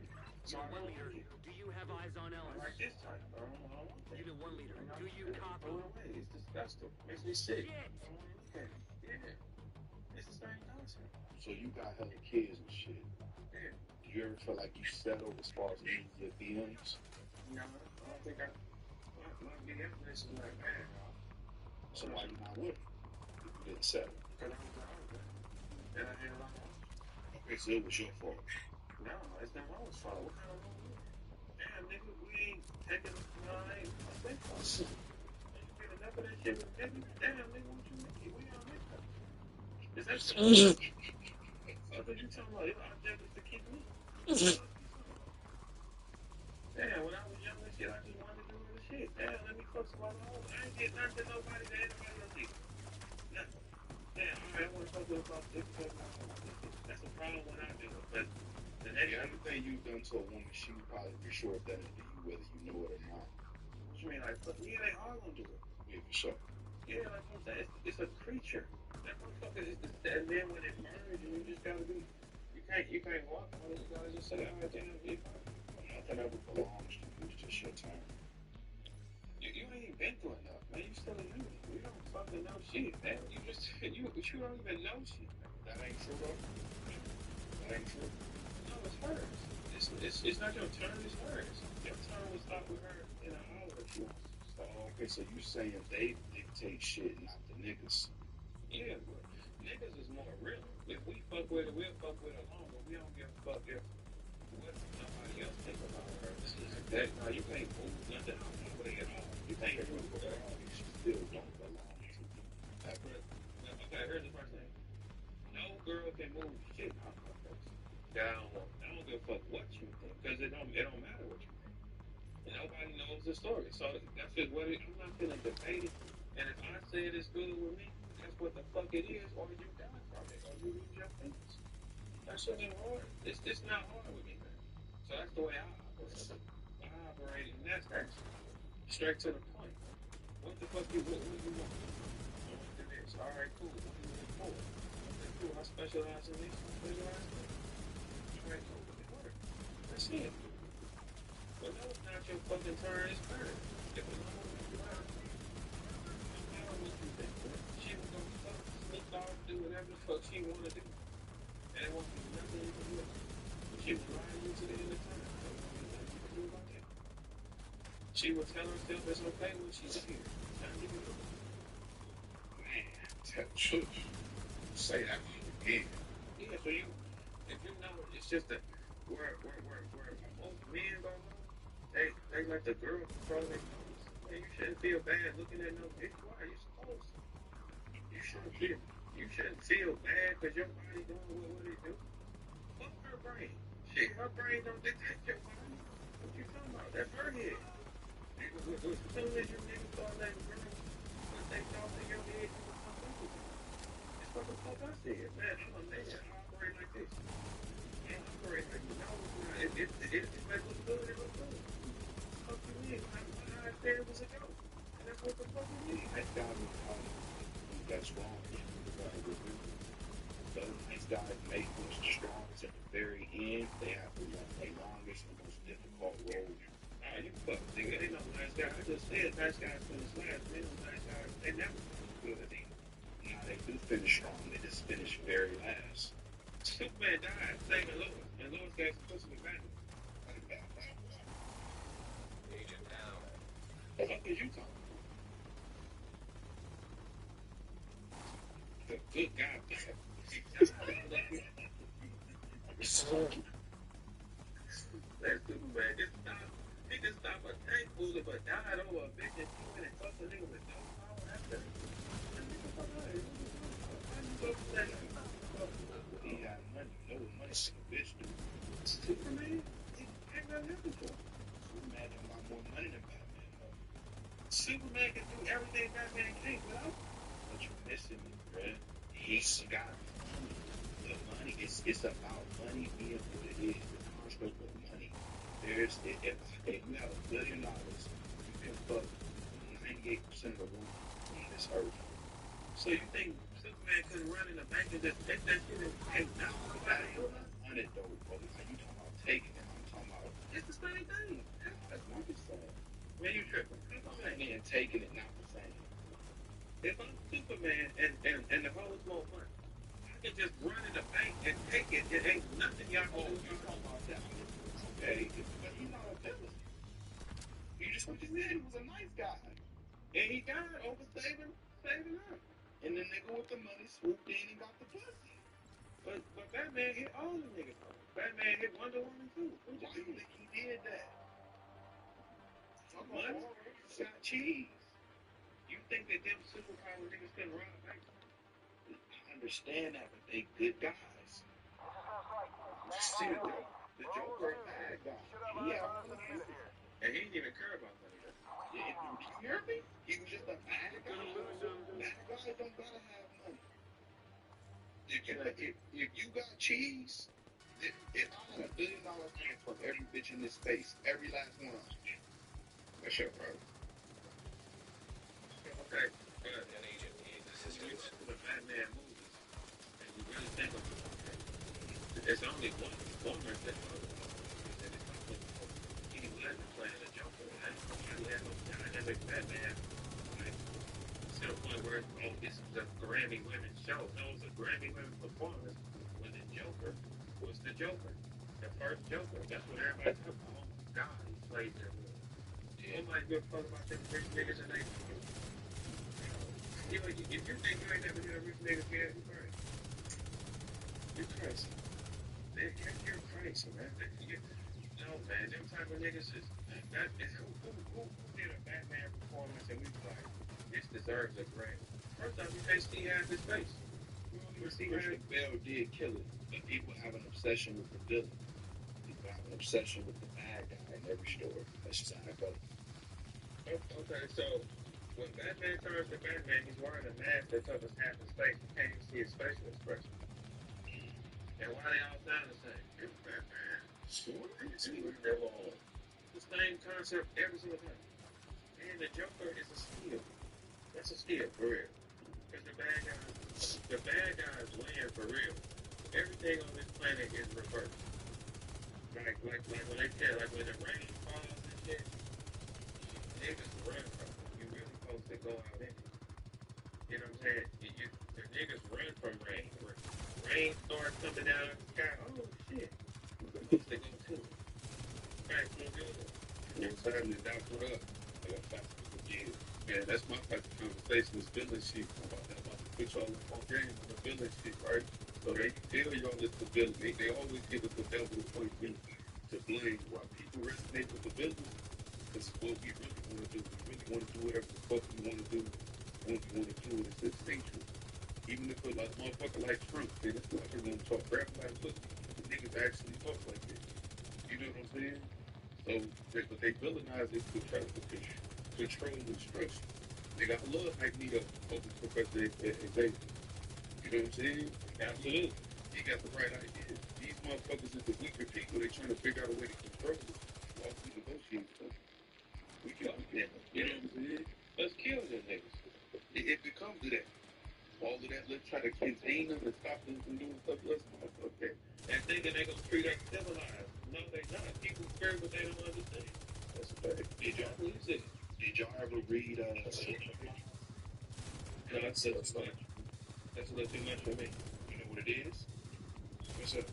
So basically, boys, they end up getting a plane crash and they stuck on a island.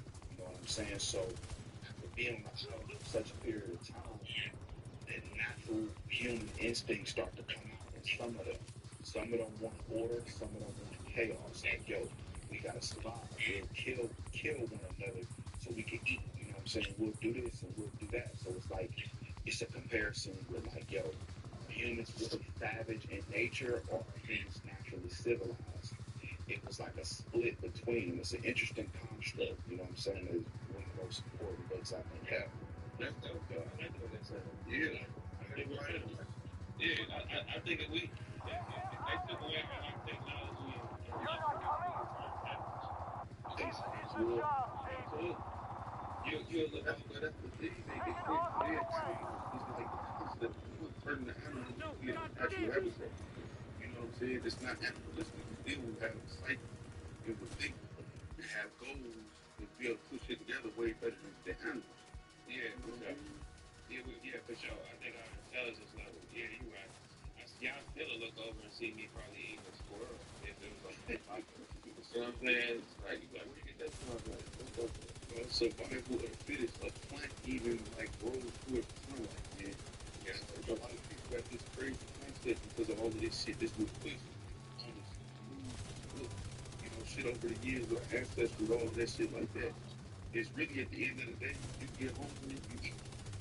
This motherfucker control this shit when they hungry, just, you know, subconsciously. Whatever. You just try to control it. There's nothing wrong with that. It's like fight, man. The little shit over his eyes. Take that shit off everything. So do you think we should control it or should control it? If somebody's trying to attack you and your wife or you and your mother, then that's when you unleash. You know what I'm saying? We're trying to gangster off. And even with that, you gotta be trained at the same time to show us supposed to like with emotion or the word. Supposed to be tactical. Depending on what your talents are. Just like you tell God, you know, I fix shit. I like to think, you know, I hate that fix shit. So we don't do that. We don't specialize. You know what I'm saying? I can do it for this nigga. I can do it for you. And that's exactly what I was saying. It's a nigga that believes in paying for convenience. Right. You know what I'm saying? I got too much on my plate, so yeah, I know that the drywall if I do it. But I'm damn sure I'm gonna pay somebody. For sure. Yeah. But the kids knowing that what you specialize in, yeah, I ain't good. I think our way into it's like this. They go real quick. This some people just pure fruit. Don't really got no kids. Put them on the front line. You know what I'm saying? And some people they war. It's just to record the war. Woo, try to sneak behind us. Oh, no. Just record the war on both sides. You know what I'm saying? It's structured to all of this shit, man. It's just finding the balance of the work. Yeah, they get these concepts and shit where even of a villain, you know, shit like this. Like, the Joker is one of my favorite characters. Of course, human nature. But what great empire, what great country is not born from blood and born some type of force to impose their will? Joker's villain kind of has no, there's no, it's like villains. You got villains where they have vengeance on the world because of the way the world treated them, that's Joker. You got villains that just believe the world should be a certain way and it's going to be that way, and that's Thanos. Yo, thanks. You know what I'm saying? Two of my favorite. Thanos said, I'm going to make half you niggas disappear because it's going to make the world a better place. Who don't agree with that? That's so because they gonna think about, oh, you don't know who all this is. Like, well, we fucked it up. So we got that. If Thanos came to one of y'all and said, hey, look, everybody you love ain't gonna disappear. Anybody else, they could be gone. Yep, let's do it. You're not gonna give a fuck. Is that the goodbye? Let's get out of here. Yeah, like if I don't got them on my list, they gotta go. So that's what I'm saying. I'll be selling slots too. I'll be like, hey, look, check this out. Give me $500, I'll put you on this list. You're plus one. Gonna be like that's the odd. You want to be on this? You still want to be here for your family? I need this. You gotta bump that $500 up. So I'm gonna kill him if I don't get my $500. Yeah, so look, y'all can hustle it out. Like, you know what I'm saying? That's the way it's supposed to work. That's what I want. Y'all figured it out. I don't give a fuck what you do after that. This is, it's gonna be better. Yeah, but I definitely snap my fingers like y'all would snap their fingers. Like, that's what makes us, I think, going into our natural habitat. We don't survive by ourselves first. Yeah, you don't ever see a leader or a hero depicted as weak, man, until society gets in its lowest place. Like, even when me and my OG went to see the He-Man movie, right? Horrible. Man, they included so much LGBTQ shit on the film that it's something that's just not that. Not saying, but like, when people be like, well, I don't got nothing against what I do. I don't condone it, but I don't, go out my way. I just want to be, being a heterosexual. You know what I'm saying? Yeah. And lead shit how it's supposed to be. If you don't see no society last depicting weak men, or men who won't go take whatever it is that they want. And sometimes it's a fine line between ambition and insanity. There it is. You know what I'm saying? It's a fine line, man. And we won't have none of this convenience or this technology or none of y'all people like that. Yeah, the leader is always got to be strong. He got to be a nigga that's going to go get it and not give a fuck. That's what every kingdom wants their leader to be. You know, so they don't want no passive ass niggas. They don't want no nigga who they want to kill him. Who is our king? Yeah, you don't know if you brave or courageous until you're afraid. Like, you gotta go through some shit to be like, you know what? This don't seem right, but I just gotta go. Even with like a Hitler, right? That nigga was fucking maniacal on 100 different medications and shit like that. That nigga felt he was sanctioned by God. That nigga survived the assassination until he like, man, was sanctioned by God, and ended up losing to what? Not even to niggas. That's crazy. You know what I'm saying? They like, just man, wait till this snow die down, and nigga, let's go. So it's all about balance. It's not like he's a vegan too. He's a great leader, and when I say that, I know some people will get triggered. When I stand on support, you know what I'm saying, what he's doing. But you gotta be like that. On whatever level, whether you agree with somebody's, ambition or vision or not, you gotta be like that. You gotta be a tyrant. Every leader, you gotta be a tyrant. There ain't no getting around it. Like, if you follow this guy, he gotta be a tyrant. You follow this one, he gotta be. It's just what style of war guy you want to follow. Well, that's Doc know that. Doc got that 30 for 30 August 8th. You think everybody celebrate that shit for real, Doc? It's a lot of them. It's a lot of us that is. Give y'all a little background, even with that, bro.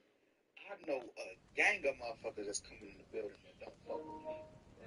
And I'm in my city like, man, I could have niggas terrorized. Right. But for me, it's like, nah, I'm gonna just take y'all money. Right. Yes, I want to take y'all money. Fuck all of that. Just straight up, fuck on my way, get you a ticket, and enjoy the show. Yeah. Yeah, see, that's values. That's all it is about. And the runs. Yeah, exactly. Somebody had to have that combo with me, though. Because when I was getting when motherfuckers pulling up, I'm like, oh, for what?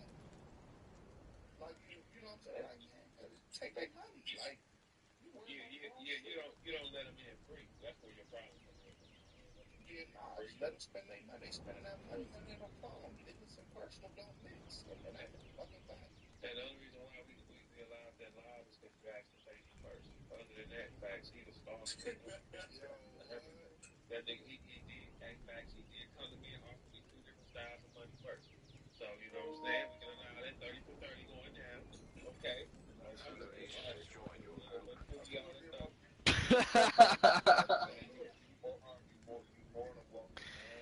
Blaze your face. Huh? Let me see. Let me read this again. My man wants me to call him Blaze your face. Fuck it. I can do that. I could probably make it sound a lot better than the way it first came out. Whew. Oh, we waiting on one more. Really? Apparently my appearance doesn't mean anything to you. Blaze your face. What's up, brother? Mm-hmm. I'm This guy trying just to called me brother. I'm trying to do. I'm trying to do two things at once. I'm trying to wait this lobby fill up. I had to take my dog outside real quick, waiting for this last player. Oh shit, man. Go take the dog out for a walk, bro. I'll be here. Nah, I just had to feed him and take him outside to use the bathroom. That's all. He good now. Alright, whatever. Pop, pop, pop, pop.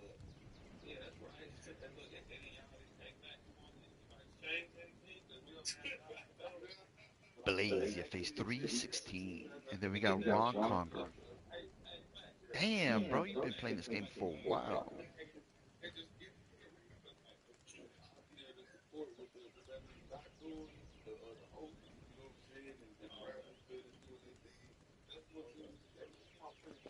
Damn, ain't nobody doing no tier fives. What is going on? Other people seem like a tyrant or a monster. Some people seem it's all based on how they feel. And you feel like this nigga throwing free of this. You know what I'm Bless you. saying? Hey, the Arch Regen. What's up, dude? You can do this shit. Why y'all not embracing him more? Yeah, it's good. That's the whole different. Got it.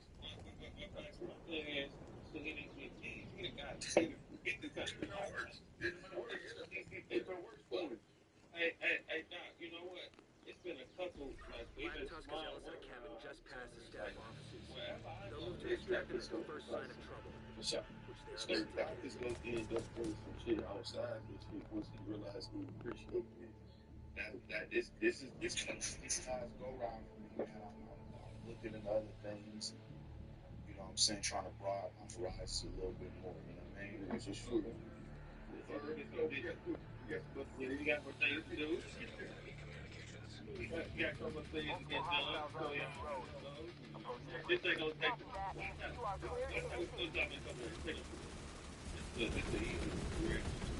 Hey, Doc, the units get done yet?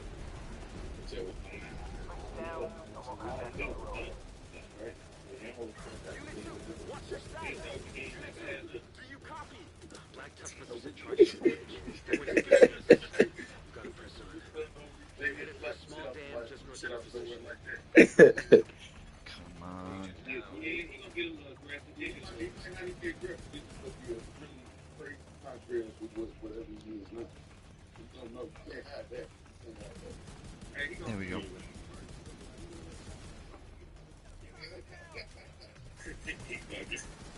They trying to come from behind us, right side. They gonna hit Doc. Because he Doc gonna represent all this, but they think he fucked. And you just gonna start lying on him too. I was with Doc. See, I was with Doc all night. They said that was cool. Tell your old lady you with me. I got you. I know the drill. I'm on the way. A terrible person. Doc's not by. These niggas fuck. I want to get it off though, Doc. That's what. How old is you, Doc? I'm turning 30. I get it. Yo, yeah, 30 for 30. You did, but you too smooth. That don't work. You gotta play nerds. You gotta be too cool. Like, yeah, no, he was with me. This ain't trusting that. You gonna be too personal. This is JT's Unit 1 leader. We're starting our push towards the helipad. Copy that, Unit 1 leader. I do it every time. Dang. Answer the they call like, hello? Hey, what's going on? What's going on? What up? What's up? Intercepting Black Tusk communications. Hey, you know you were saying? Engaging a large group of hostiles in the northwestern Shit, perimeter. yeah, you should have Going for the helipad. Get in front of them and fuck up their day. kick me out. Looks like you need immediate extraction. Outside, He kicked me out the air. He kicked me out of the highway here. He ain't gonna go no more. Shit, what y'all guys thought he was that shit? Me and with NewUpdate. No,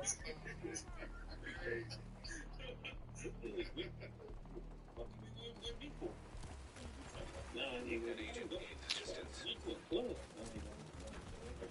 like I told, I was telling Oh. dude, man, if I fuck with you, nigga, Oh. end of the day, it's time for me You to didn't go get on it in this time. here, It man. was close. Look on me, swear on me, it's good. Get out that jam. All right, you take it. I'll do this guy. Is that what you expected? Huh? Yeah, a little bit of a problem, right? All right, get out of my way.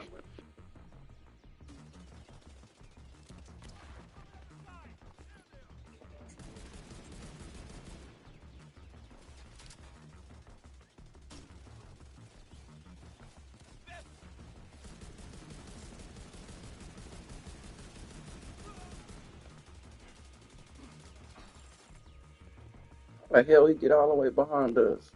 The fudge.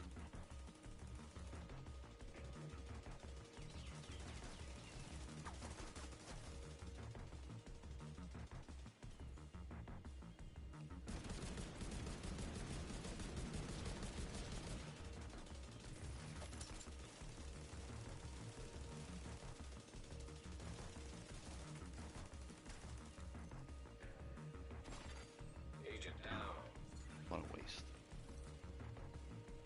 Shot in the back like that.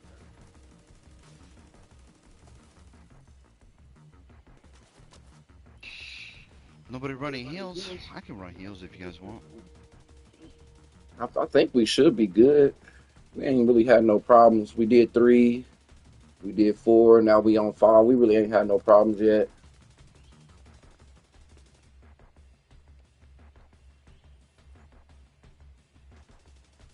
Let me know when you get to the 10s, bro. That's what I was working my way up to. For sure. Yeah, I did one the other day. I just jumped in it.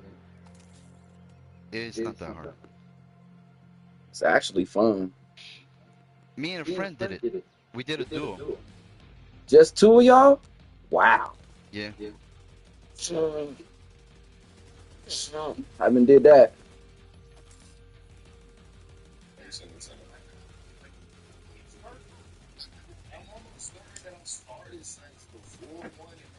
But I haven't done it in a group yet. Like a 4-man.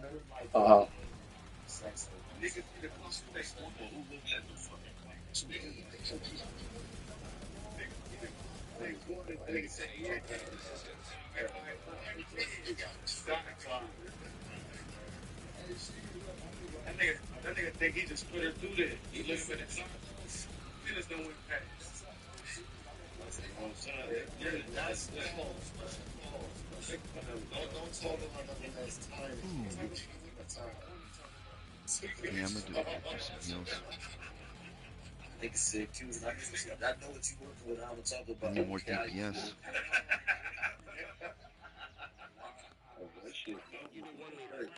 To DPS full, or 1 healer and 3 DPS.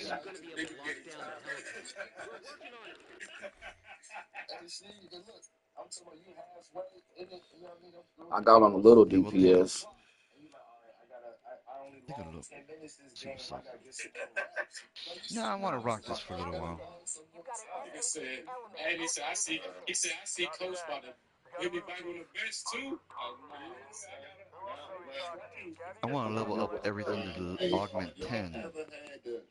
Yep, that's what I've been focusing on, leveling up my augments. Finish, and now they think they're the problem. Yes. It's like, well, what's wrong with me? What's wrong with me? That's right. But you guys be fucking it up by trying to hold back when more time. Yeah, but it's Missy Elliott. It's not about anything that you're doing. Sometimes you guys try to and you try to cheat your way into making it. I need to figure out, like, when you do anything, there's a goal. The goal is for that, right? You might need to work on your stamina to figure out if you can come and then come back and do it again. I need that. Hey, chocolate. It's Missy Misdemeanor Elliott's fault.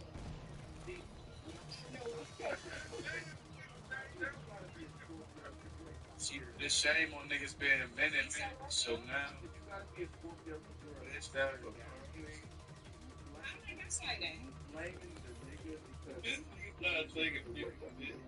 because you guys start focusing on a lot of things, now you want to like watch the TV. Like, nah, focus on what you're doing. It's okay. If you come, just get back up and do it again.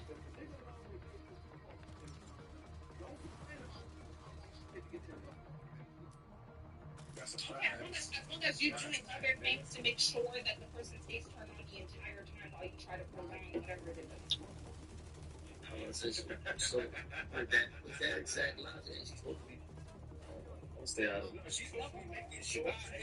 No, we're okay. You said that he should make sure that he's making it not with this and that he should be making sure that people turn on the entire time. So what is she doing while he's talking? No. So listen to what I'm saying. I'm saying the thing is, a lot of times a woman is not staying turned on. Let's say it takes you're trying to prolong your nut for an hour, right? She's not. Let's say I'm just maybe 30 minutes? Like, what are we talking? you got spit on it to get it wet. Whatever, however long.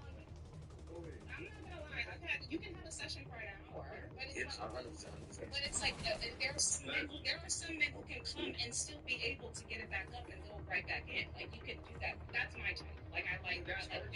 She's supposed to make sure I'm not questioning blaming anybody in that. I'm just saying, like, what goal was he first? He said that's the job. Yeah, sure. I think it's a mutually beneficial. I'm sorry if I didn't say that, but it's a mutually beneficial, like, engagement. Like, I need to keep you turned on, you need to keep me turned on. I'm just saying sometimes.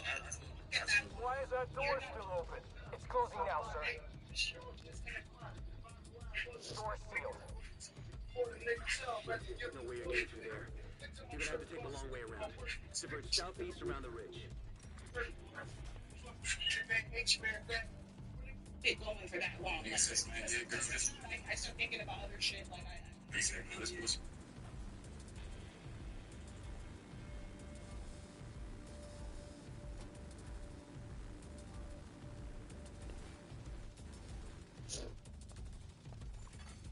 System curtailed.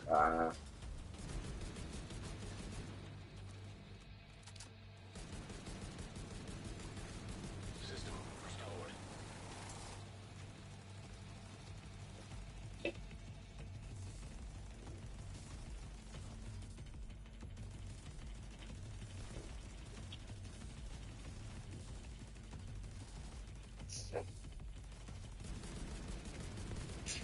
Before we start the party, everybody, how's everybody's day? Is y'all good? Let's see what's up. Let me see. Right quick. Oh yeah, make sure y'all share the room. Let people know when you're here. Second. Unit 1 leader. We're pinned down, taking heavy losses.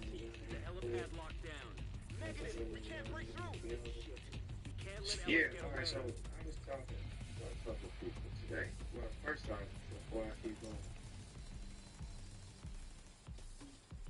y'all niggas was totally different. See, this why, Facts is gonna play some video of y'all pretty soon. You know what I mean? Like, all that little bit. What's up, my boy? I was coming up. You know what? You came in at a great time. Great time. I was about to Gemini Village. You know how that goes. You know what I'm saying? What's the word, my boy? Hey, I was talking to Rito earlier, right? And we was having a discussion about what's faker, rappers or comedians. What would you think? Why do you think the comedians are faker than rappers? Because they got 3 levels of delusion. Y'all only got 2. The snipers. So they start off, a lot of comics bad, depressed, shit like that. You know what I mean? And they get to a point where they start getting noticed, you know what I mean? And then they want to give back, they want to help and all that shit. But once they get to that money and that millionaires, that's when they become delusional. All the time, it's once they get to the top, they don't turn around and help. Nothing like rappers at least help when they get up there. Rappers don't have shit, they shut doors. No, that's not true. Comics shut doors more than rappers, bro. Comics shut doors more than rappers. Okay, but it's still more organic to laugh than it is to rap. It's still more, the laughter runs through every woman's body. It's a part of our genetic makeup. So it's still more organic to laugh than to rap, but there's more rappers and comics that people physically know. It's more McDonald's than anything, nigga. It's more McDonald's. That don't mean it's better. McDonald's is fucked up. It's more McDonald's than. And that's what I'm saying. Y'all McDonald's. Yeah, get good. Yeah, there's no rappers out there. Yeah, but so that means McDonald's got to be more safer because it's more wrong. That's not how it works. Or that is how it fucking works. No, it's not. That is huge. That doesn't mean everybody feels that way. You're the vegan, so you don't eat McDonald's. It ain't no dummy. It's just if you eat a burger in your car for 30 days, you don't like a burger 30 days later. That's nothing to do with it. Nigga, if you leave a strawberry in the car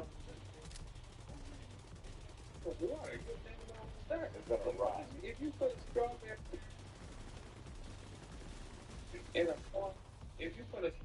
in a car, is you crazy? That motherfucker gonna turn to water, man. What you talking about? 30 days is gonna rot. It's gonna, that burger ain't gonna change. Man, argue that. Everybody here has had some McDonald's fries fall out. Yep, and then you look 30 days later, it's still the same. That's horrible. It's the exact same. That's the thing. I don't look at when I look at agent need assistance. Y'all are designers who can fake shit. Serious trauma detected. You are. Like you supposed to, like when I watch y'all go on stage, your job is to strike an emotion. Agent down. That's your job. To make me something I don't want to do. That's past sorcery. So it can't be okay when a person comes to see y'all, they're coming to feel better about whatever the fuck they, you know what I'm saying? What it is, you're supposed to make me smile. You know, crazy people listen to rap music before they go home. Yo, dog, bro, you know why drive-bys and slow lit and because they play rap music at the same time, nigga. What are you talking about? Niggas do drive-bys and rap music playing. Ain't nobody killed nobody listening to Cat Williams. That's what you're gonna get. Never. That's what makes a serial killer. That's what makes a serial. That's what the fuck makes a serial killer. A person that'll ride by and kill something playing Cat Williams stand up or something. That's a serial killer.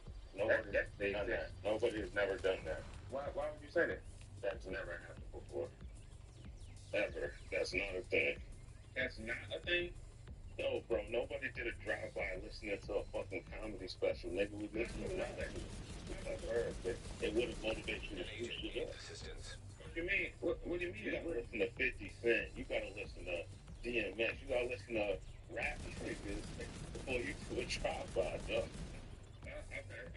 Okay, that's how they, okay, but rap is easy. That's why I go, rap is open.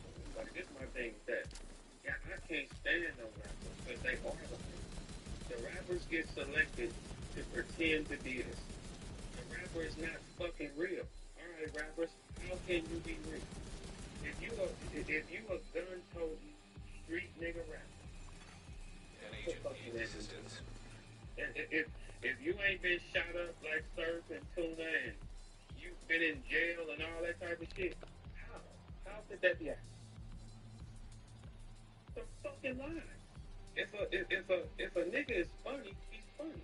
If a girl is funny, she's funny. You can't fake that, bro. You can fake rap. Rappers fold under pressure. Rappers don't stand for nothing.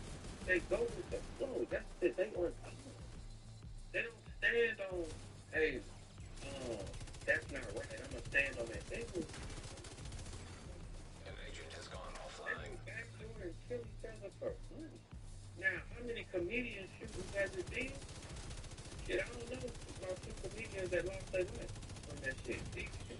Yeah, but that don't mean we're not frauds though, because that's not what we talk about. Like rappers talk about that and then be frauds about it. Like if we talked about doing that and then didn't do it, then you can say that. So that's not that don't apply to us. We lie about Whoa, that was interesting. comedians lie about being happy, dog. A lot of them niggas. Oh my god, that's not a problem. I'm lying about being fucking happy. That's not a problem. Lying about not being happy. What are you talking about? Yes, it is because when you lie about being They kicked you off. Ain't that some shit? then you become successful. Now you're a totally different person than you really are. Now you get money and you're rude. Okay. Like it's different triggers that operate once you get there. With rappers, they act like gangsters and they get on. Now they have to act gangster. Damn. That's why they look like. So have you ever acted like a gangster? That's what you're supposed to. Okay, that's what I'm saying. You see how it's easy for you to do that? What's that got to do with it? You don't even see where I just took you then. No, you didn't do nothing. You just asked me a question. You trying to tie it together. It's already in a knot. What are you talking about how easy they lie? All of us lie. You ain't never been inside a girl and she said, "Is that shit crazy?" And you said, "Yeah," and it wasn't. That got nothing to do with it. I would do that if I was a rapper. So what's the comedian cost? So what's the comedian do in that situation? Right? You know what I'm saying? I would say you would have done that anyway if it was. The same. I do the same thing the rapper would do. So nothing changed. When we do something, the world needs comedians. It does not need rappers. It don't need rappers. More casualties come from rappers. You're right. They are like, and what makes me say that they frauds is because more casualties come from rappers than anything, and they're lying. So they're the most dangerous because they actually get people killed. They make people go to jail, and they're lying the whole time. They're 100% lying, telling you telling the people this is what they doing, and then okay, if you say that they're more dangerous to the world, I can agree with that. Yeah, rappers need to go because they have you can make them do too much for money. Like because I know because me being a rapper used to be, it's like now you can compromise it for money because if they'd have paid me enough amount of money, I would have told them niggas the sky is purple. Shit, I would have told them the same goddamn thing because we know the creation process of what we doing. What y'all doing, y'all can do the same set over and over and over again for years. We cannot. So Trying to get another player in they here. gotta keep lies going. A battle rapper who battles 6 times a year has to make 18 rounds. He has to make 18 rounds of lies. Y'all can just lie and make us laugh one time forever. You can do the same set. You told me this shit, man. You can do the same set and get the same reactions, right? We can't. We have to create new lies every time. New lies and wrap them to people whose souls are empty. New lies. New shit that didn't happen. That's 18 rounds of that shit. That's more fraudulent activity. Just think about one of the niggas that rap, go on stage, and you got, let's say you go on stage. And then even when you go to the music artists that do the same set over and over again, the lie that they putting in our minds is detrimental. The lie that you're giving us a false happiness still makes me happy. Still makes me laugh. What the rappers is doing is making us die and go to jail. They put that low vibration of when y'all on stage, it's just your voice. It's your voice. So however way you project that is cool. A rapper goes on stage, he comes on stage, he got a million niggas behind him. They wearing colored rags and making mean faces.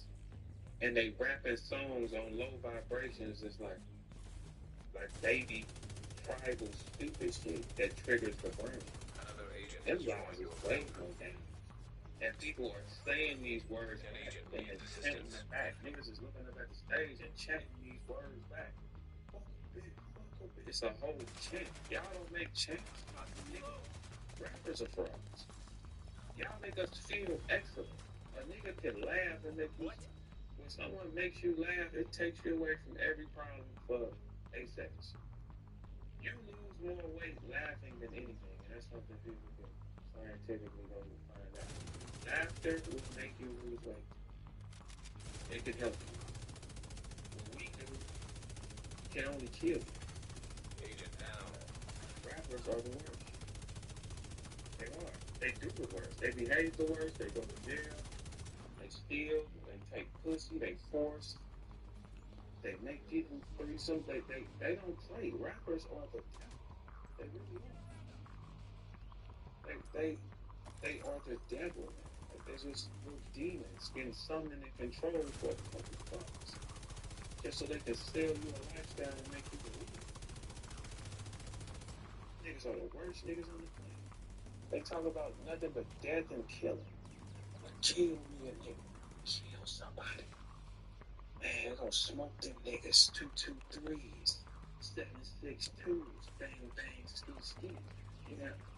So, but they be telling their story. That ain't why they ain't dead right here. That ain't their fucking story. If these niggas' stories are what they say they are, they be dead right here. Films they will never come out. You can't live these stories and live. You have to die with these stories. If there's a story of you being the neighborhood dope boy, you eighth grade, got 100,000 in your granny's sock bra, whatever the fuck, that kid gets killed if he's from where he says he's from. He gets robbed.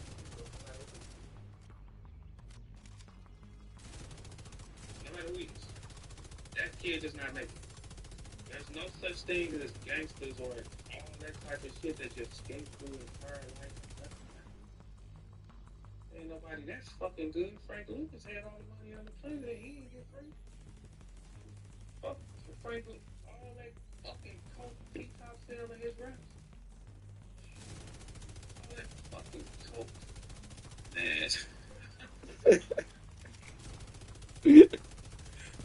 Man. Bourbon's stupid. Okay, this is where we had to come. We had to check files. Okay. We have to know that the little Stu Surf really is who he is. The file says he is. The same way that file when y'all playing with facts and he do whatever he wants to, right? That same file says he smoked somebody. Oh, thank you for joining, Ross. Have any of you rappers Somebody smashed out on us. for him to be willing to smoke somebody, the shit that's in your raps, he has to be on a different level of life in his mind. Rappers are frauds. They get to impersonate. Everybody has lab diamonds. Okay? Let's start that first. Okay? A lab diamond is a diamond. It's just sped up process. Has less value. Really means really nothing. All the rappers are rappers. An agent needs assistance. Everybody does. Right? You niggas go out and go pay quadruple for it. And it's the exact same thing. Because it's still a diamond. It's the same thing as if you catch a bitch. Look, I'm telling y'all, I give my people the direct game. I don't like the fraud. I'd rather tell them exactly what to do than put it out. Okay? Like, for instance, all you girls, Immediate these medical whole assistance needed. searches are not real that y'all seeing on Instagram. They're not real. Okay? It's a fucking simulator. It's simulated to make y'all take y'all money and run to the store.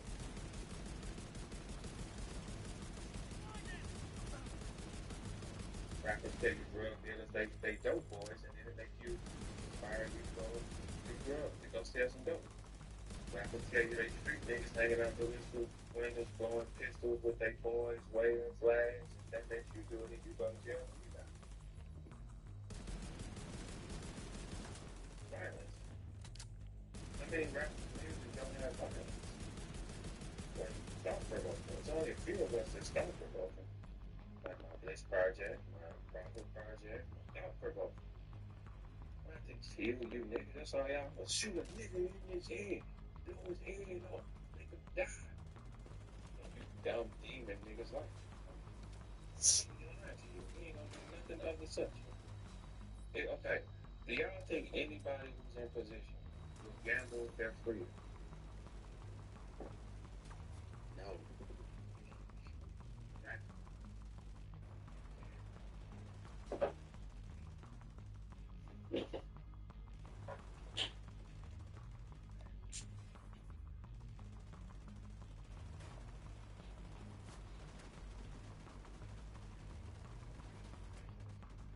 This world is crime free, niggas.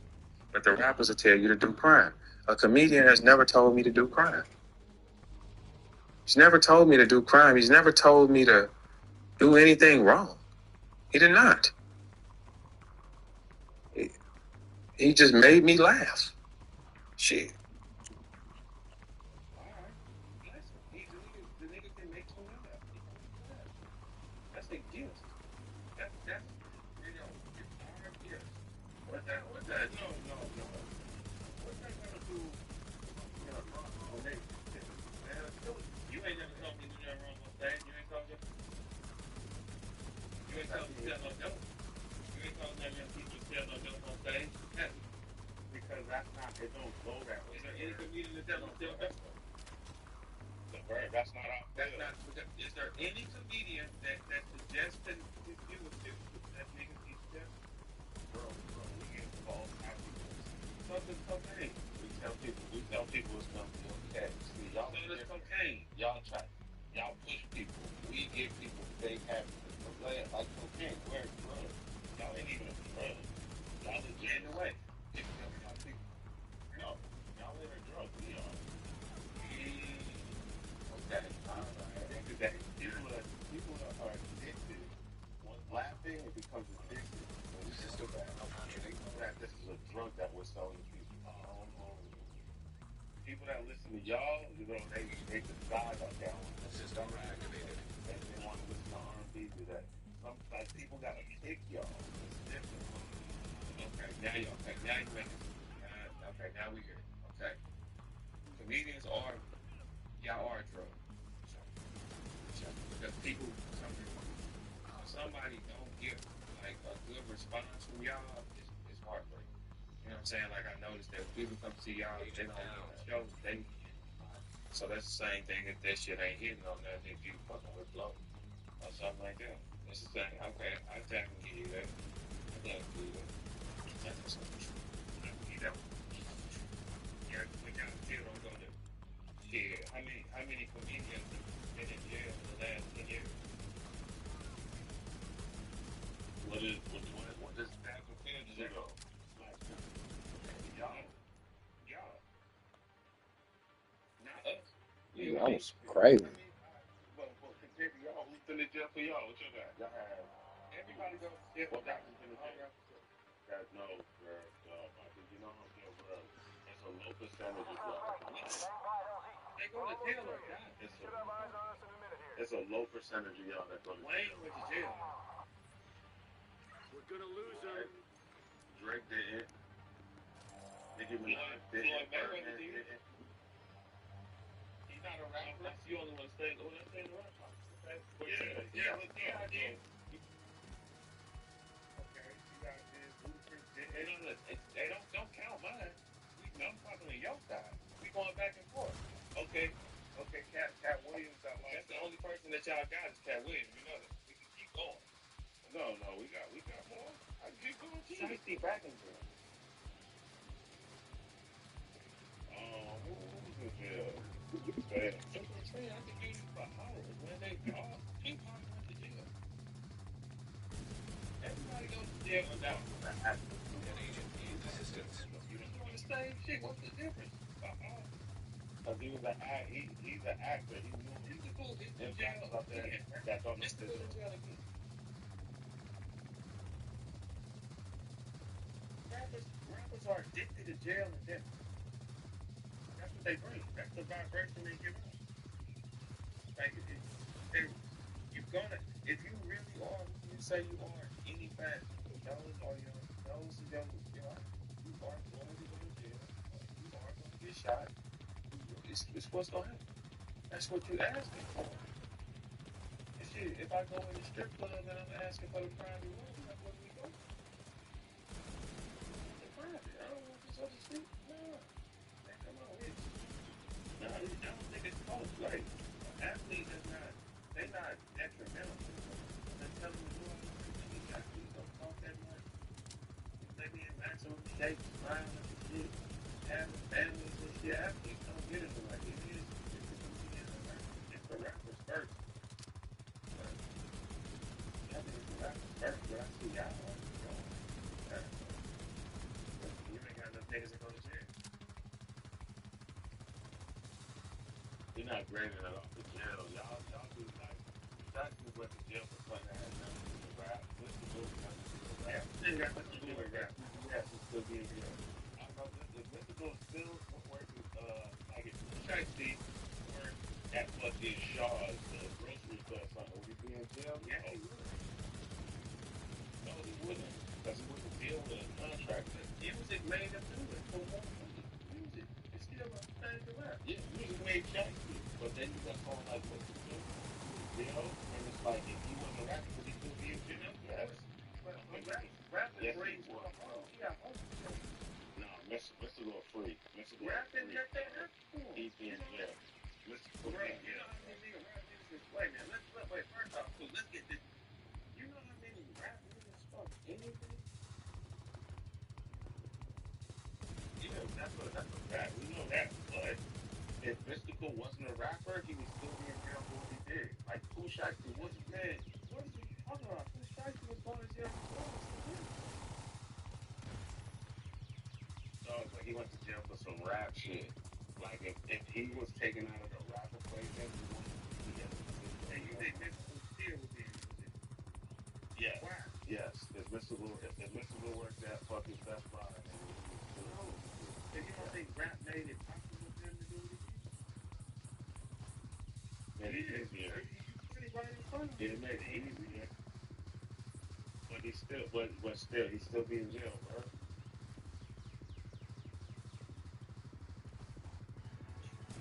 Let's have all of it. For real, I think it's you niggas, man. That's what I think it is. Maybe it's you niggas. Because we ain't brought up what white rapper went to jail.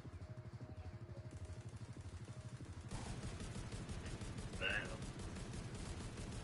But they not gonna, yeah. You saying that one that got the popular rap and My shots are not registering. damn sure ain't been no white for me. Okay, where's the niggas then? See, now we going back into the theory I like. Because that doesn't make sense. No. So it's not white for me? Yes. No.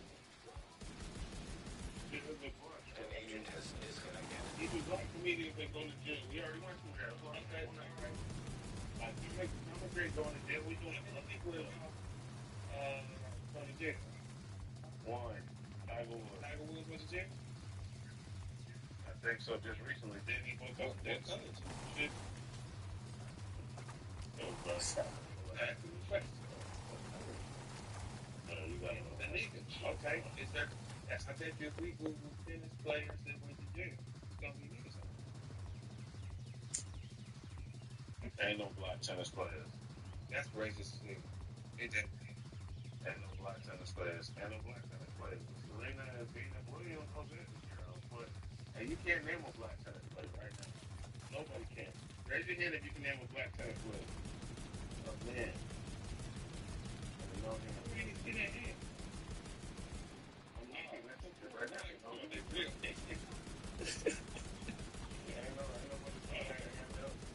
Ain't nobody name a black tennis player.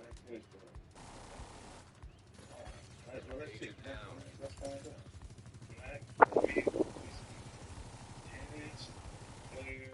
Black tennis players. Let me see. Let's find out. And you say it ain't that. Ain't no black. All right. Okay, here we go. We got a nigga named Forrest up front. Forrest Baker. Okay, let me check him out. You see where he is? Look. No. And then, but wait a minute. Behind that, Serious trauma detected. Forrest is a grandson. He's from Germany. So, what would he be? German? Okay. So, we got Obama Hewitt, the Australian. It's the nigga named Bill behind that. Bill Tilden. Immediate medical assistance needed. Convenience do? Can we pull it in? Well, go ahead. We have a couple. We got a couple in there. An agent has reconnected. Serious Earth, trauma detected. let's freeloader. Want to eat in this house. Earth, don't feed parasites for free. Carefully. The car is worth more than your entire life. But I still think what do y'all think in the chat? Is rappers more frauds than comedians? More like this, but when you break down the theory of how niggas think, it's wrong. But when you're on this planet and you Immediate medical assistance needed. this is what it is. Do you believe me in a video, man? Or you think this shit real? Nah, we just most definitely bacteria. Okay, so do you think this is real or not? Yeah, it's real, but something crazy can happen. I feel like something crazy can happen, like whether it's aliens, something like this. It's really something crazy can happen. So I feel like with y'all in now, that's something to come. But it's something else out there that's like, we ain't there yet. And I'm sure we ain't had the evidence to snap the finger at. Put it like this how I look at it. Like we look at the ocean, right? How we can't go in the ocean. They got like the fish can't come out of the ocean because the air, you know what I mean? It's the water. I feel like that next layer for us, whatever outer space is, our ocean, like where we can't go into, whatever can live into that is comparable to like it's a total species that we can't even fathom what they can do. Like fish don't know we got feelings and shit. You know what I mean? Like fish don't know we care shit. So for us to go up there, that's how we go on. So you don't feel bad about the fish that's just lying his business. This fish go get the worm and he pulls up out of his world. You don't feel bad. No, nigga. You don't feel like that fish is in his own habitat, and he's on. You know they don't think it's really catching. I don't think. I feel myself. I don't feel bad. You know what I mean? You know, an agent needs assistance. Feel bad. You feel bad when you die and shit like that, but to feel bad for a fish, it's some whole ass shit. Anything that feels bad for a fish, that's water. That's right. So it's a hoe because you snatch a fish. Seriously think you're allowed to walk up to my father? And he started drinking. We got a hoe because you're a hoe because you let your brain overpower your animal instinct, and that's when you become fucking a hoe. Like you can't. Like your animal instinct is to eat this shit. Like you just go, it's a fish. He's having family. It's like your animal instinct was my animal instinct that you do this exchange stuff.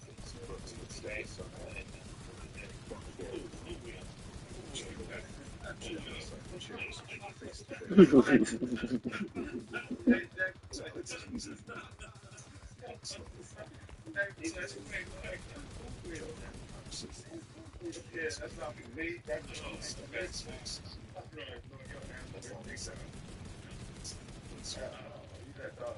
can't go away from it, dog. That's why like my homeboy told me he was afraid of a rock. An agent needs assistance. Serious trauma detected.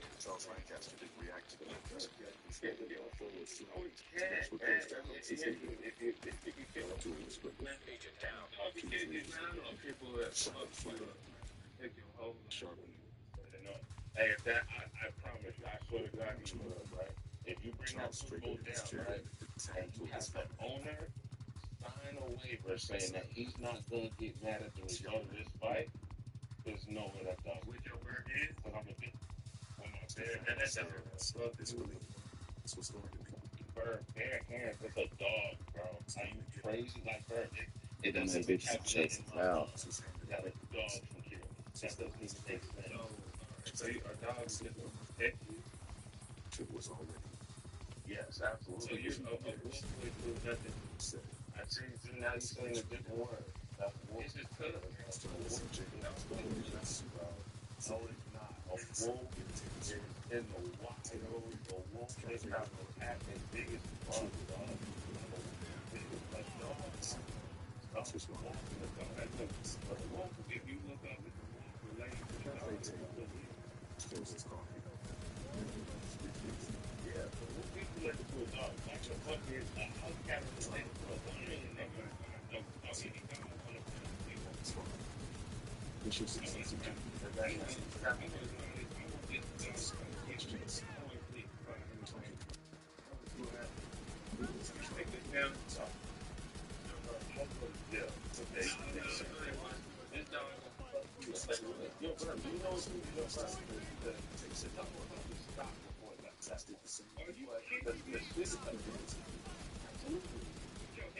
A yellow nigga like you, that thing, man, it's a bird. He's a bird.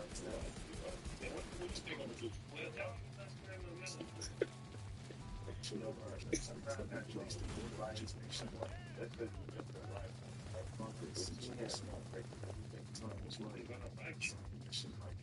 Okay, so he's fighting my left arm. Now he got his whole mouth on my left arm, right? I put him to the wall. I grabbed his front leg, right? This is my weaker arm, by the way. That little thing that's like the size of a stick. Yeah, he fight me. Got two broken legs. What do you think he's gonna do next? Cross. You ain't to check out a dog because they think a fucker, and then now both of his arms gets a share right? And I grabbed this nigga by his ass after. You think you're gonna let me go? You ain't gonna do that to the police train, Yo, any dog. Canine, the only reason why niggas get hit is because they're already afraid of police. Ain't nobody in the chat got a dog that we can try. Like, man, Hey, dog, if you broke in somebody's house, that dog will fuck you. A yellow nigga like you, if you scared of it, yes. If you scared of it, yes. If you break into someone's house and you hear a dog, you're gonna instantly say, "Oh shit, a dog." Yes, you're gonna. But if you tell me right now, every day, this person's not waiting for you to fight the dog. We're gonna put you in a pit. We're gonna put the dog in a pit. I'm find out the pit. No, you're not. No, you're not. It's five. It's a dog pit. Yellow nigga like you come to the door. They gonna take their time.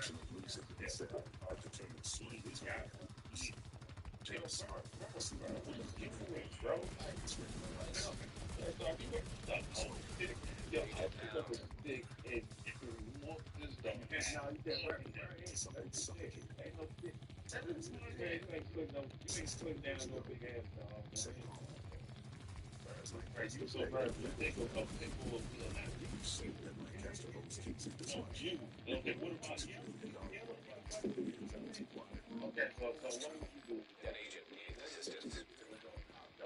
A canine. Would you be saying first off,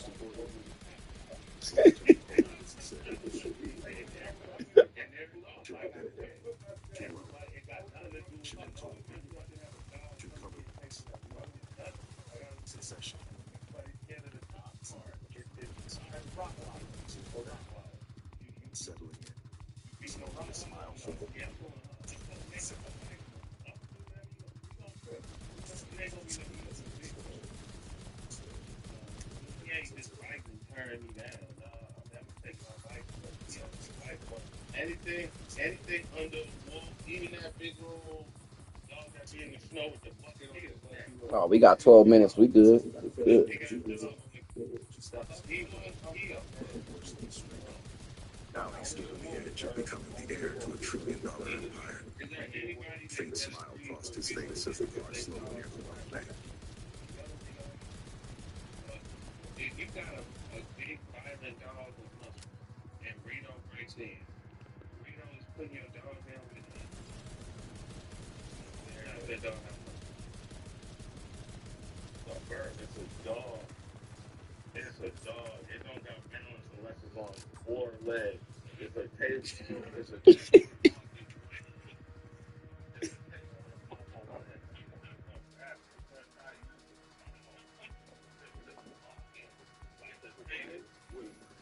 like, well, there's no there's no human on the planet that can get on all 4 and take fight. No human can do that. Mike Tyson, if you had Mike Tyson, you gotta fight Reno, but you gotta be a dog. What? Mike, if you Mike, fucked up. Ain't no way. Hey Mike, you think we'll stop you up if you got to stick to be a dog? That's crazy. You got to stand on your head with you, man. Stop Mike ass up like this. Right? You know how much reflex that thing stop Mike up? It doesn't matter that he can get handicapped. If Mike had to walk around on hands and feet, he don't think I somebody else. See, that's the thing, like a human is different. I think any kid from the age of 11 to an 89-year-old man is dangerous. Like, I'm not going in there fighting. I'm like, oh man, this kid only 11. Let me play around. No, damn, man. This 11-year-old is dangerous, bro. You know, you can be a black belt at 11. So, if your girl actually gets in love with you, how does that? What's the biggest? No, I'm just asking you because you got no problem. You say you're gonna get out with the dog. You said a kid. So you draw your line at a kid. Wait, so wait. This is good therapy for you because if you draw the line at a female, because you say you'll stock up a dog and a kid. He said, and a kid. For sure, 11 and older, yes. If an 11-year-old wants smoke, nigga, square up. But a female, no. There ain't no female. It's not fair. So it's fair for you to hit 11-year-old? 11-year-old boy, yeah. You hit an 11-year-old boy, or somebody would kill so many virgins a year. You punched the 11-year-old boy. Okay. Now you say that then, right? You remember the video when Cat Williams got choked out by that 11-year-old? No. You wouldn't have fought that 11-year-old? No, I would have took his hand from around my neck, like, let's not do that. Because I know I can break your little verse. Yeah, he was choking him, bro. He was choking him in front of everybody. It's the most fucked up moment of Cat Williams. An agent has left. Because an 11-year-old boy choked him up. Now imagine Cat would have put the boot box on this thing. That's all we had. As a little girl, but look, an 11-year-old ain't never get played with it. Verb, we just seen the video. He choked Cat in front of the whole block. In front of the whole block, he playing with millionaire. This 11-year-old playing with a millionaire, bro. You can't let that shit slide, bro. You can't. You don't got no daddy you can whoop or nothing. So a girl stabs you in your sleep. What do you do? Just leave, or what do you do to that? Yeah, I'd leave. So you gonna say, babe, let me get some gauze? You shitting me? Nah. I'm shitting me. Like stabbing my in the sleep is crazy. I mean, attempting to murder me is different. So do you tell her? That's different. No, she attempted to murder me, nigga. I got to defend myself. I'm saying, so if you sleep and you just feel a blade go to your shoulder, do you tell her? Yep. You are telling. No, nigga, I'm a fighter, nigga. It's attempted murder. Okay, but I'm saying, are you gonna? So you would rather fight her back with a blade in you, or would you rather see her go to prison for the rest of her life? I would rather fight her back with a blade. Ask me. Nah, if you stab me, that's attempted murder. That's attempted murder. Get up out of here. Go play that gangster thing. Go be Queen Latifah. See how that gangster shit. What? I'm not hitting you back. Is you crazy? Absolutely not. So let me ask you this, because I got a homeboy this happened to. He was dating this one girl, and she caught him cheating and shit. So he said what he did was like she was like, "Hey babe, come to bed." And nigga said he got in the bed, and while he was on top, he was on top of her. She picked up the iron and pressed it on his back while it was on. She put the iron to his back? Yeah, the iron. She had the iron plugged in. When he got on top, she was pulling him into her like they doing missionary, and she's holding him down, and the iron is pressed down. She on tried that to make back. a waffle out there. Bitch, go to jail. Did he send her to jail? Turn that nigga to a Okay, did she send him to jail? Did he send her to jail? Nah, he said he just left. Please. He said he had his shirt off too. Every time I think about it, I spit like that. Please. Who left? Shit, hey, come get her. Come block this. What? And I'll be right in court. Absolutely. Who did it? Take her. Take her. Send her ass up the way. Fuck.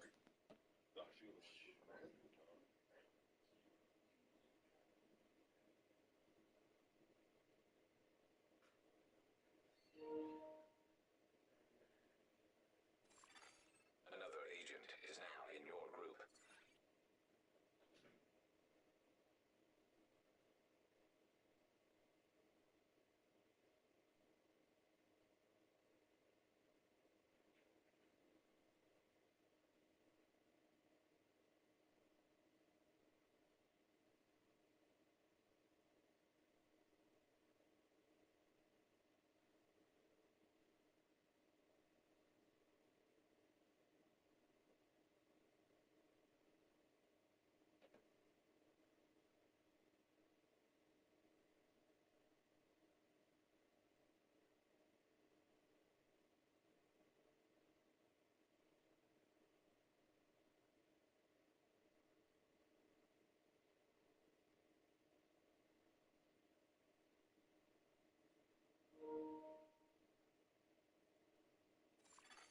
Another agent has joined your group.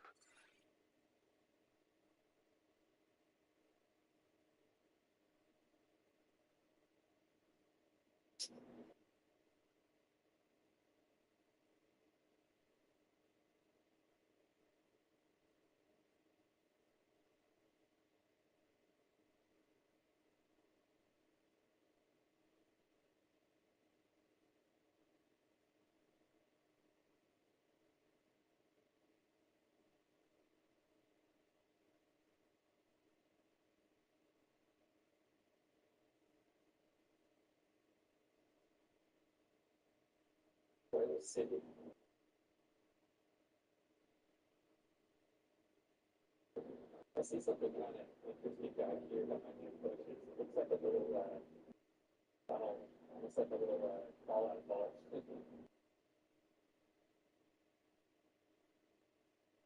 Something is behind you.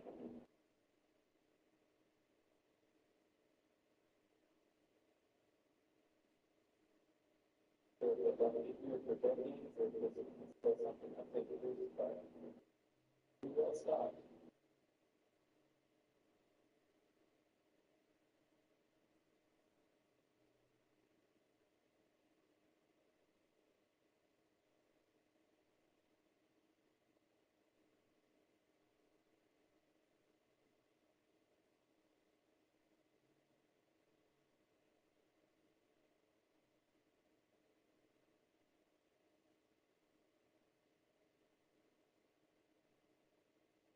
Come on, man. Let's go.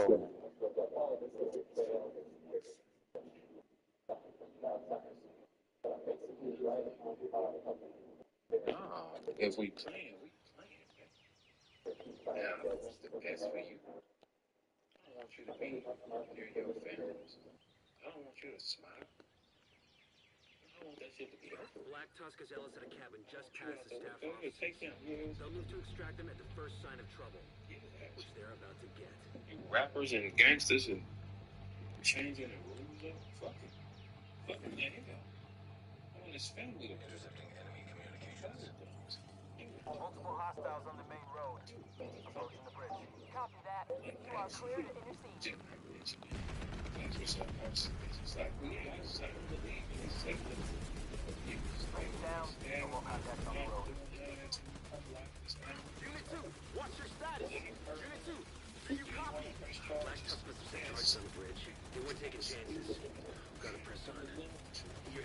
small start dam today. just north of your position. Do whatever I gotta do. The stream, walk. Agent down. Yeah, girl, do you shit to you? Man, don't play with you. If you ain't doing shit on this planet, it means what can you do something? Shit, you kill me? Look, everybody that's listening. This is a game. It's called life. The objective is to get to the top of Ah, everybody else plays like this. So trying to take me out. play like they won, and you will fail. Shit. Get your bitch ass up out there, man. Don't cry, bro. Can you please work this out? Just hurry up. I'll go into it. I don't give a fuck. I hate them. Y'all don't accept these things. I'm not accepting. Oh man, come on. Kill you. Don't let out of here with all that. This what you did. All you niggas down there, all you niggas, all catfish nugget punks that's in this chat, you niggas, y'all all kill each other. Given the right opportunity, you niggas to kill each other. You to the left, to the right. Would you say, would you blame a crime on the person sitting next to you in this chat on the left for $1 million?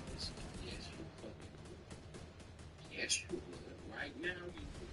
Look to the left and say, ask yourself and say, neighbor, would I lie on you and say you did something for $1 million cash today? Your ass is out of here. You're out of here, sir. Who did it? The guy to the left? Her? It was him. He did that shit. For $1 million? Everybody's doing it. For sure. So once you know that you know how to operate on this motherfucking planet, it's about yourself. You're showing niggas love. You show you hate. One leader, we're starting our push towards the helipad. You show all these niggas hate. Easy can box, nigga. No easy squat. I control the boards and you bitches. It ain't easy to stop. You ain't scared as a doorknob. Y'all forcing and fighting shit for attention. Get in front of him and It's fuck up their dead day. as a Ghostlight, we need immediate extraction. dead. Ghostlight, en route. Crazy. You go ahead and then when Sir find out which one of y'all niggas was talking that shit, because he is gonna find out. And then that's gonna break up the band. Y'all niggas wanna be friends, right? So if you all wanna be friends as a rappers, right? Who's your opposing factors? You're just not gonna have them. It's just gonna be y'all as a crew and all y'all gonna do whatever you want and you have no opposing factors. You need an opposing factor in everything, bitch. Every superstar is always an opposing factor, another choice. Everybody doesn't feel the way. You have the opposing. It's why you always in process for theory, right? Everybody's bad, and everybody's bad. Everybody's bad. Everybody is good or good. Just different styles of good. Different styles of good. Like, that's how you An agent needs assistance. You do not let anyone manipulate your thoughts. Ever.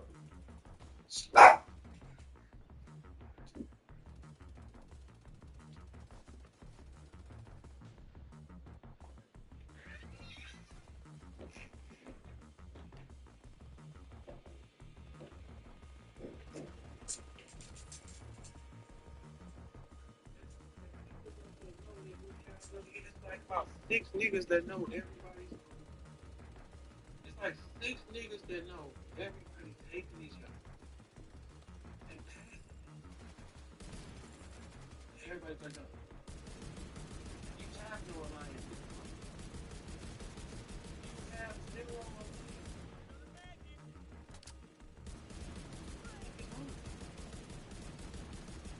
Y'all call each other bro, but then get on the phone and play other shit. I feel like playing an MP3. How many motherfuckers in play? Oh, I feel like glitching. I feel like, yeah, let me see how many motherfuckers in this room. Let's get some more motherfuckers in here. I feel like being a tad bit bird, and I told myself I was gonna stop playing because I ain't playing. I'm watching it and learning the game from another aspect, right? I've been watching the motherfucking floor holes, and I'm like, it's so much more fun on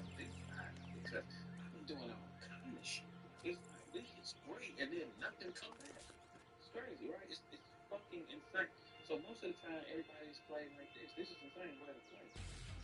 But let's not act like you niggas all ain't hoes like I said. Y'all even like each other. Tell everybody you like each other. They just emphasize on y'all cool. Act like y'all are cool. Y'all be saying, what make me sacrifice? Y'all still don't want to do it.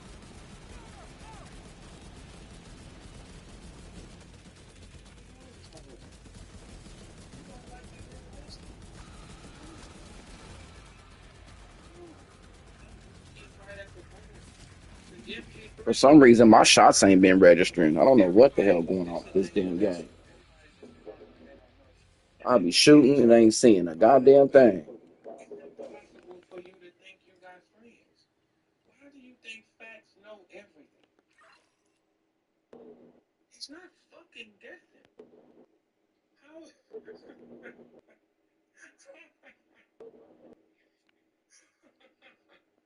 Look, this how this goes. Somebody always jams up, bitch.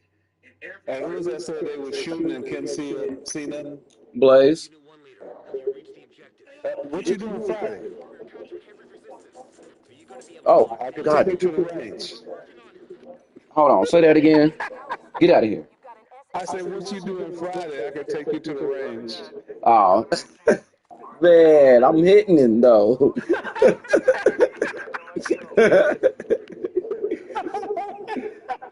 Man, that's crazy. This is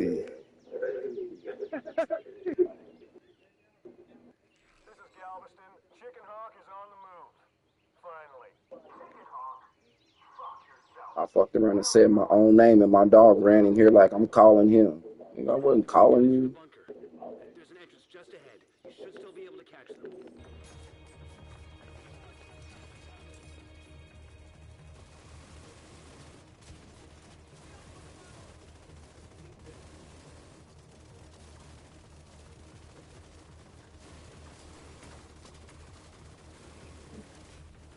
That's like making a sandwich with the end of the bread. You just like, I just got to. You know what I'm saying? Some people don't fuck with that bread. They throw the whole bread away. I don't see nothing wrong with it, but some people just got to. I gotta eat. Oh, now I can see. Now I can see some shit popping up.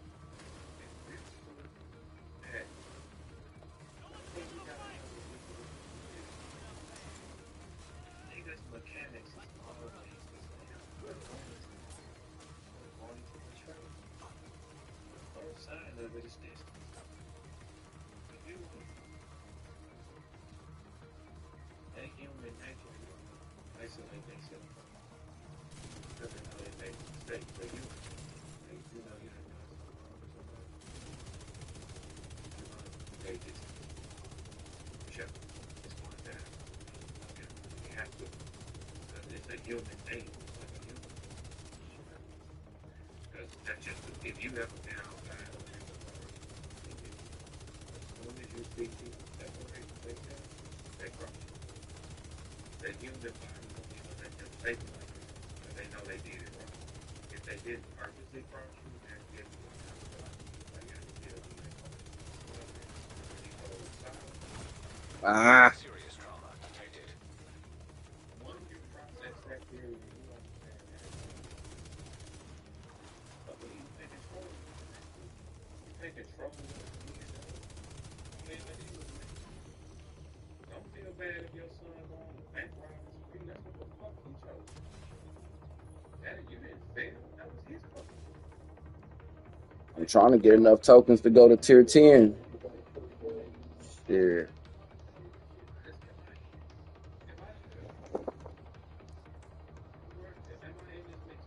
Yeah, man, I ain't got no fucking beer. Oh, no. I'm looking for a URC with, I think, Rifleman on the trailer cover for it. Why is that door still open? All right. So 1 for 2, 3. All right, I'll look out. Shit. No way you're getting through there. You're gonna have to take the long way around. Because I can't even pick no prototypes up.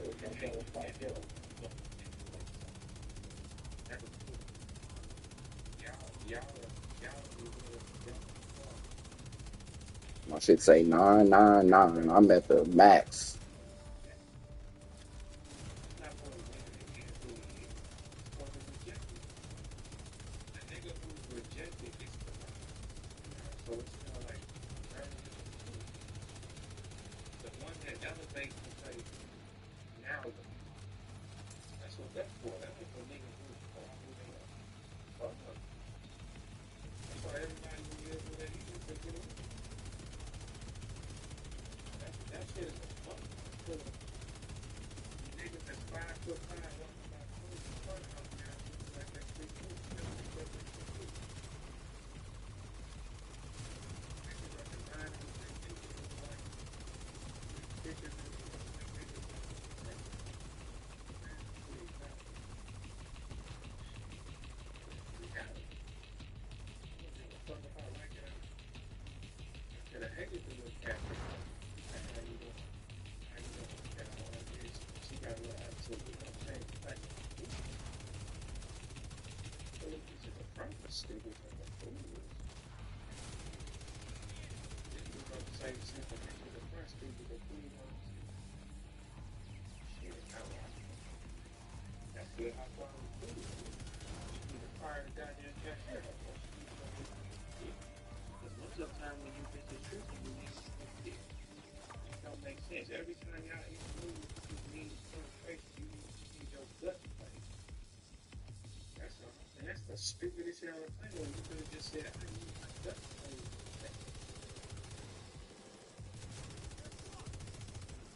They just spray on and throw on the wall. Well, I feel like I wrote about the proper ones.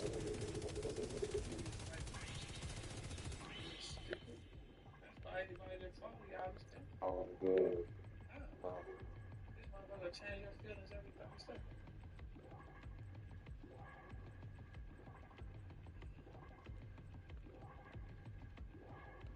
You happy?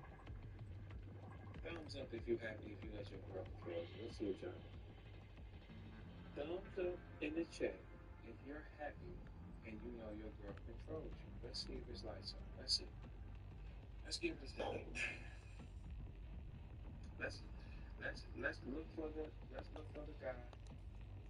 Let's look for the guy who's, you know what, I'm happy with my girl bossing me around. Everything going through her. Do y'all see a thumbs up here down in the fucking chat? Is there any niggas going through that? Keep the helipad locked down. Negative. We can't break through. You can't let Ellis get away. You think shut your fucking mouth. You don't know when it's time to do 2 things. 3 things. Eat, thank me, eat. That's it. Immediate medical assistance needed. Oh my gosh. Get the fuck out of here, man. I told her don't have 60 words a day minimum. He said 60 words. 60? Damn, what the fuck you used to say? You working with me? What the fuck you really start talking? The better you are, the less you got. When do y'all see a girl who really look good talking to her? They don't talk to her. They don't have to talk. Jeez, can you just be quiet? That's what it's like. Just really quiet. Everything goes through. The better you are, you don't have to look at, you don't have to take that. If you look really, really good, like not like what the real people think. If you look really good and you put up to a VIP stuff, like, he don't ask you what you need. Just shut up. If you feel like that and you walk in the room, for me to say you want something to drink, you know this. Simple words. Yes. Boy, he's trying to get me again. Why is he on my head? The fuck? Boy, the fuck out of here with that shit.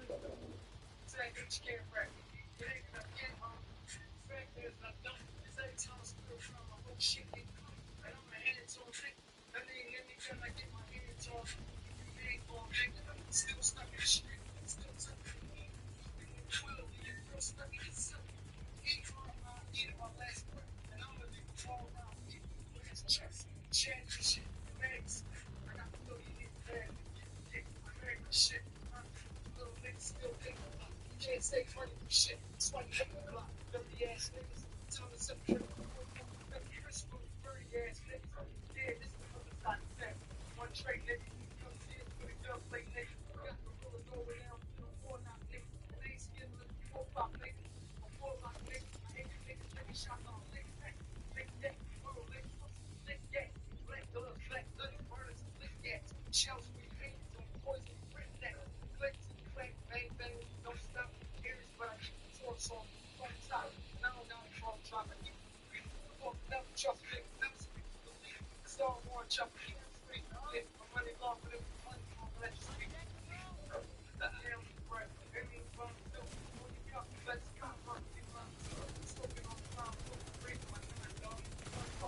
Mm.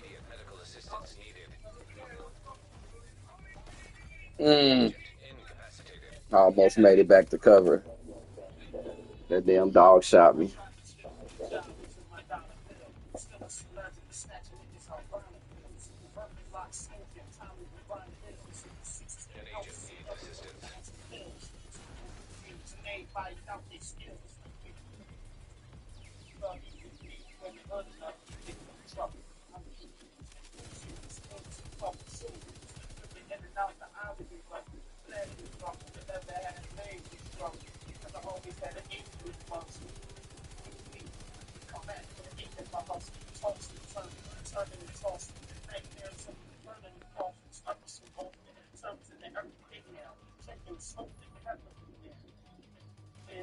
Cutting my tool, cutting the crack, cutting my tool. Then I cut the lights out and start cutting that food.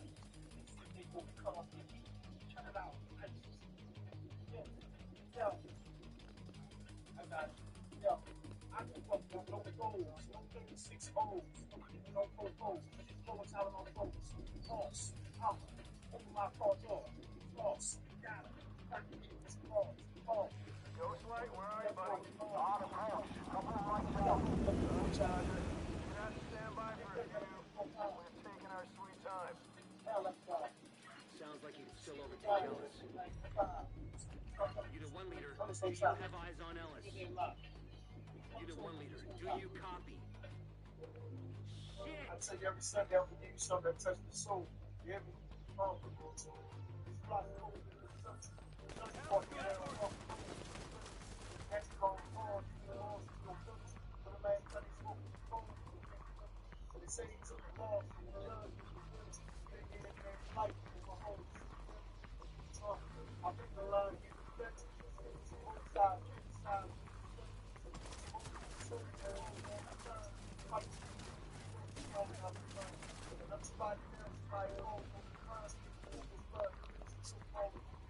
He just spamming that grenade launcher at me.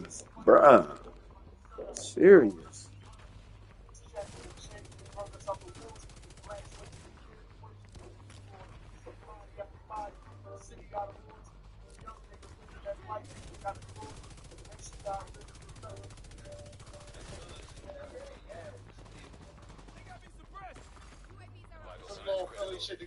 I want to just pop up out of nowhere. Yeah, right. Yeah, yeah. Views, yeah, yeah. Yeah, yeah. Get it out the mud, got it out the mud. Yeah, yeah. Get my ass back.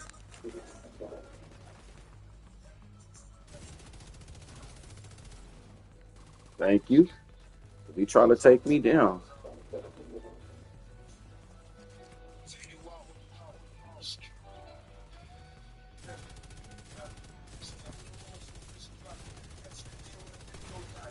Vital signs critical.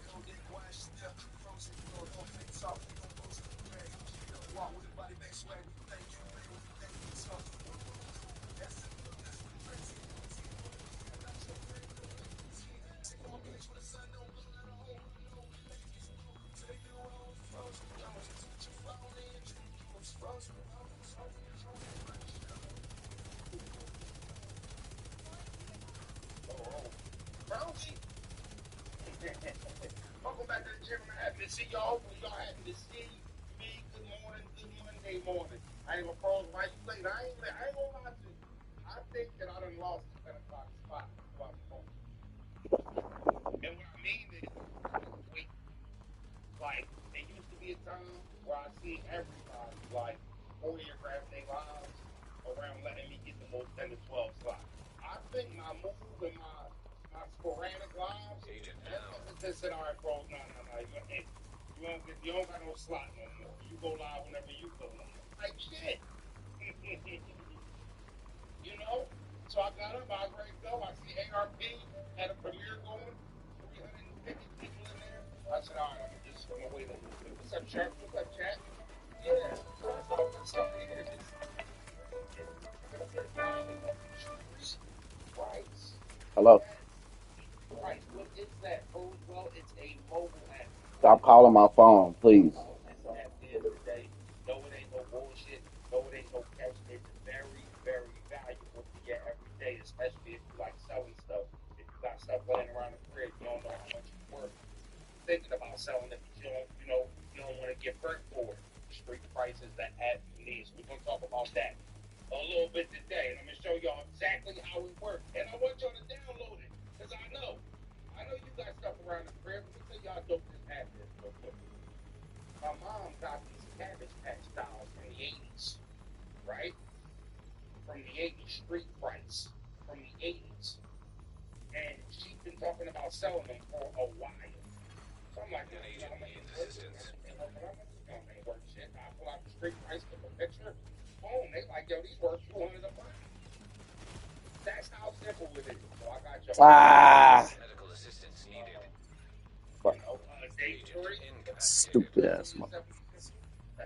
You know, good days in Thank you.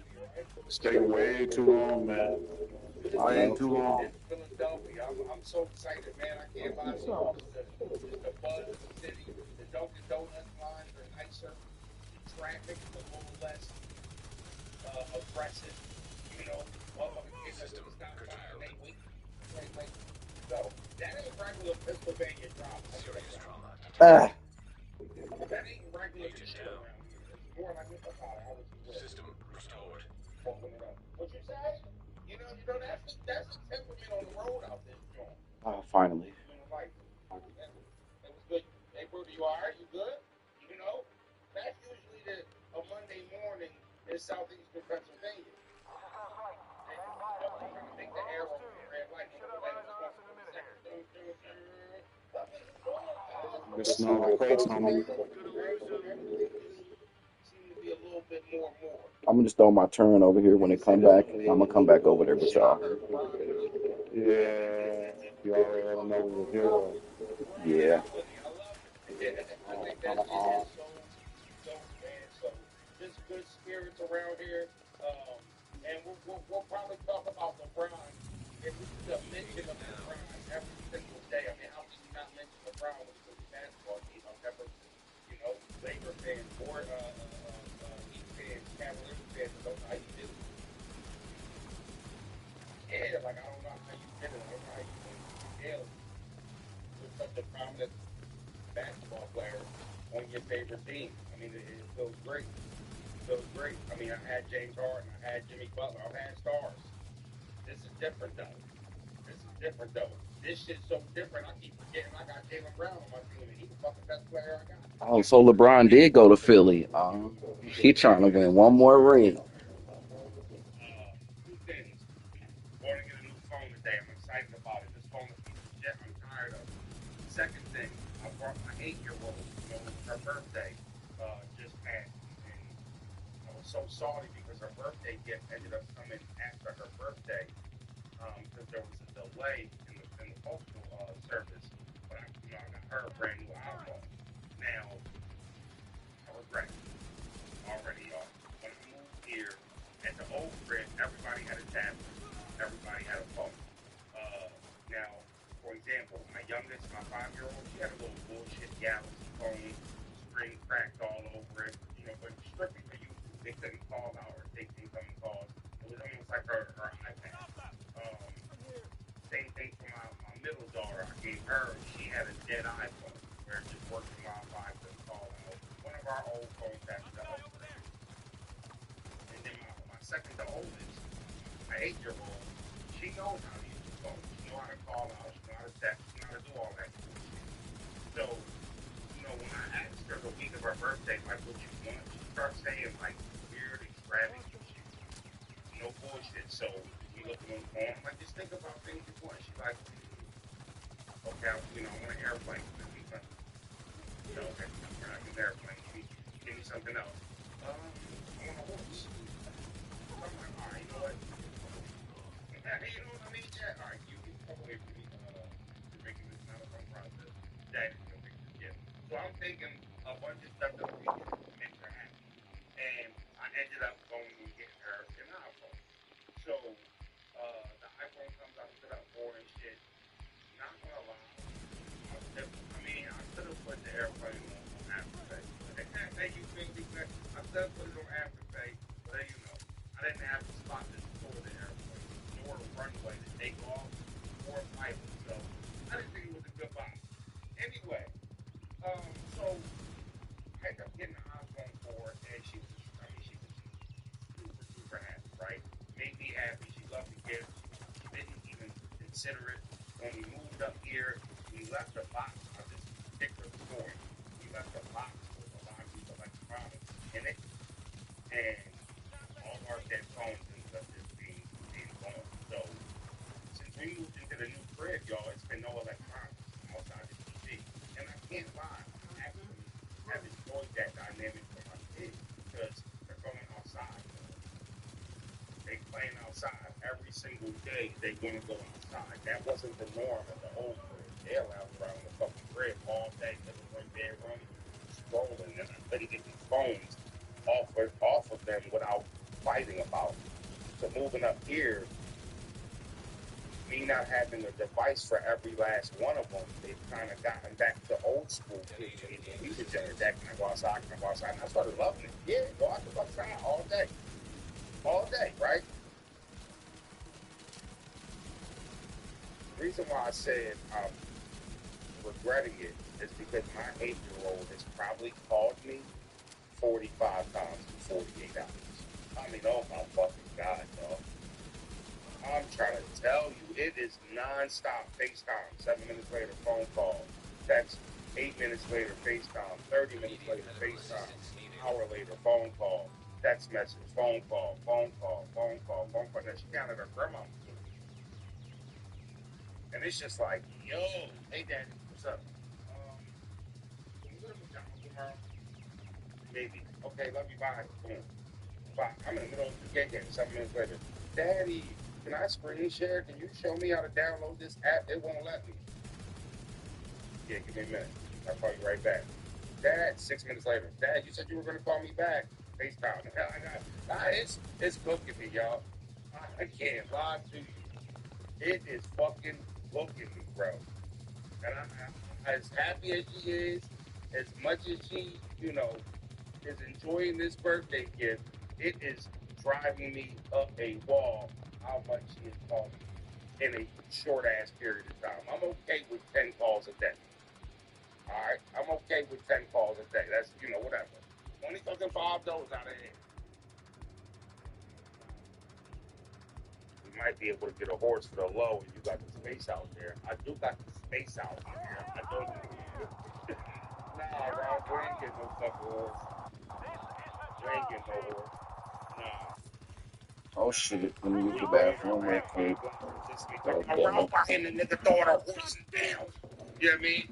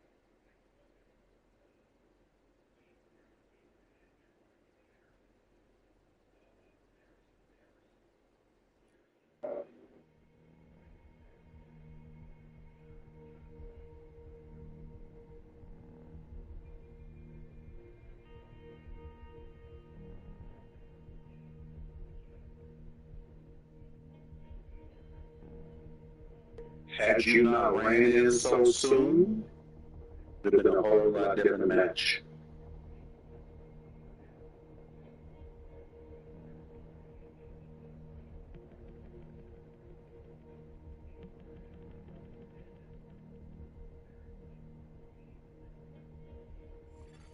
An agent is no longer in your group.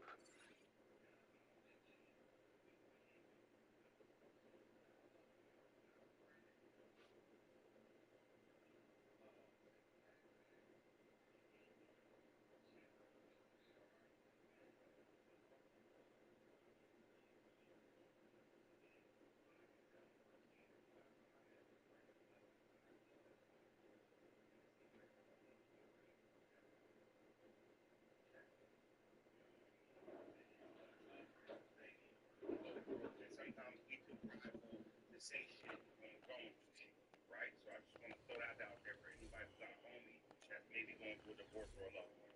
Consider them, and just because they're not saying anything. Damn, that was it. Golly. So I said all that to say, when I saw Remy say that, I thought nothing. What did kind of catch my eye was the media starting to report. All right, I'm about to walk to the liquor store. I need to go get me some burr. I'm going to have to holler at you fellas later. Sheesh. An agent has left your group.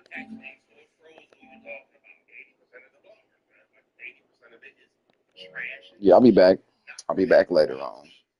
About 30 minutes.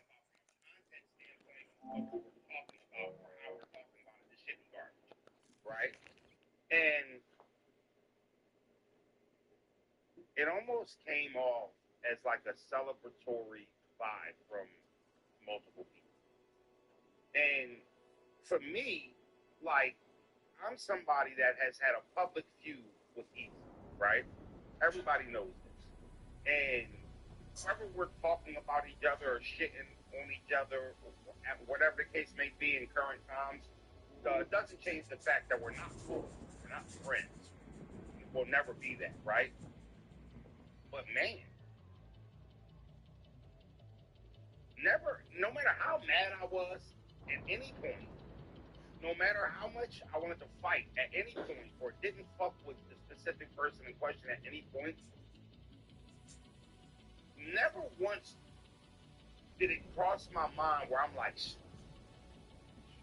I hope Remy break up with this nigga. Like, yo. First of all, Needles and Threads too. I don't know if y'all seen this. Yeah, y'all got the custom Don't Do It shirt on and shit.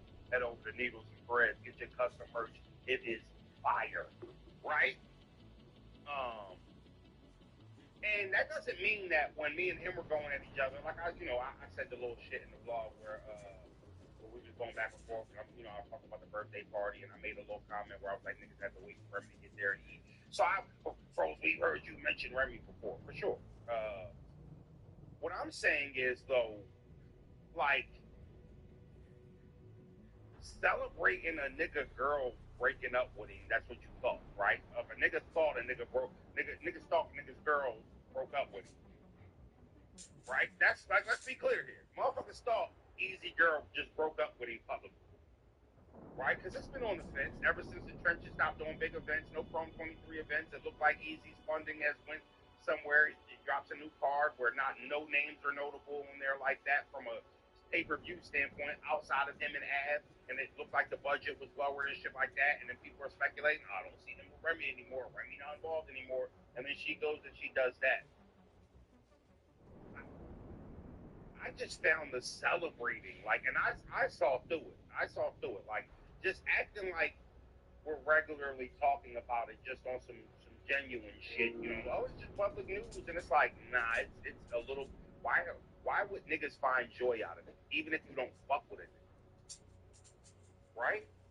Like, to me, that's a different level of not fucking with somebody. You know what I'm saying? Like, oh, this nigga girl broke up with him. Like, I've never seen nobody in battle rap ever report on an Angie Martinez interview. When the fuck did we start covering who went on Angie Martinez? Why do we care about Mike P's girl or Danny's wife or Hurricane Dew or Twerks BM or Asia Dean or Cinnamon? Are you talking about in battle rap angles when somebody talks about these people in battle rap angles? Because I don't ever remember a blogger covering Cinnamon and Hitman in that way. I don't ever remember a blogger covering Mike P and his girl in that way. Like, talking about it because it was set in a battle and reacting to somebody having an angle in a round is a little fucking different than unprovoked. Angie Martinez has nothing to do with battle rap. Zero. Shout out. Has Sue Surf went on Angie Martinez's platform before? Maybe. I haven't seen it. Fucking Murder Mook was over there, and maybe she has had a battle rapper on it. I just haven't seen it. Right? So don't mix a fucking angle when somebody's rapping about somebody's girl. Right? Because here's the thing. I think that should be a little cringeworthy too. When I see somebody get into it with Mike and then they start talking about his girl. It's cringeworthy. That's not a... People have already cooked the shit out of that topic. Now, if you're into it with Easy, you got an issue with Easy, okay, well, I can understand some justification to speaking about him. But my only issue with people was the immediate impact of, like, reacting to it as if, like, we just got announced about Gnome 20.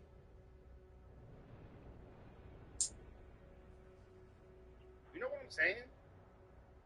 And I'll tell you what, I truly believe that the Remy and Easy saga hurt battle rap in totality, the coverage of that, right? That whole saga that everybody was, I was a part of it, everybody was a part of it. During that 2-year period and shit like that, battle rap as a whole became love and hip hop, a little love and hip hop-ish, right? And I believe that during that time, the let's get back to the raps part took a major hit. You understand what I'm saying? Nigga said a breakup is an angle. I didn't say breakup was an angle. That's not what I said. Yeah, I didn't say that. That's not what I meant at all. That's what you heard. And that's a great comment, right? I barely see any women talking about this, mostly men. Well, I've actually seen females talk about it. Like, hold on, let me see. I think I might have bookmarked. No. Oh yeah, I did. Hold on. All right, so hold on. This is a battle rapper. I think her name is Eon or Aeon. I'm not really familiar with her. I hate these ghetto games. Bitch goes on a huge platform and denies Easy, but comes on Twitter and says, don't believe the noise. Bitch, you are the noise. Nobody put words in your mouth. You said you were single, not dating, not trying to date. Y'all let anybody spin y'all.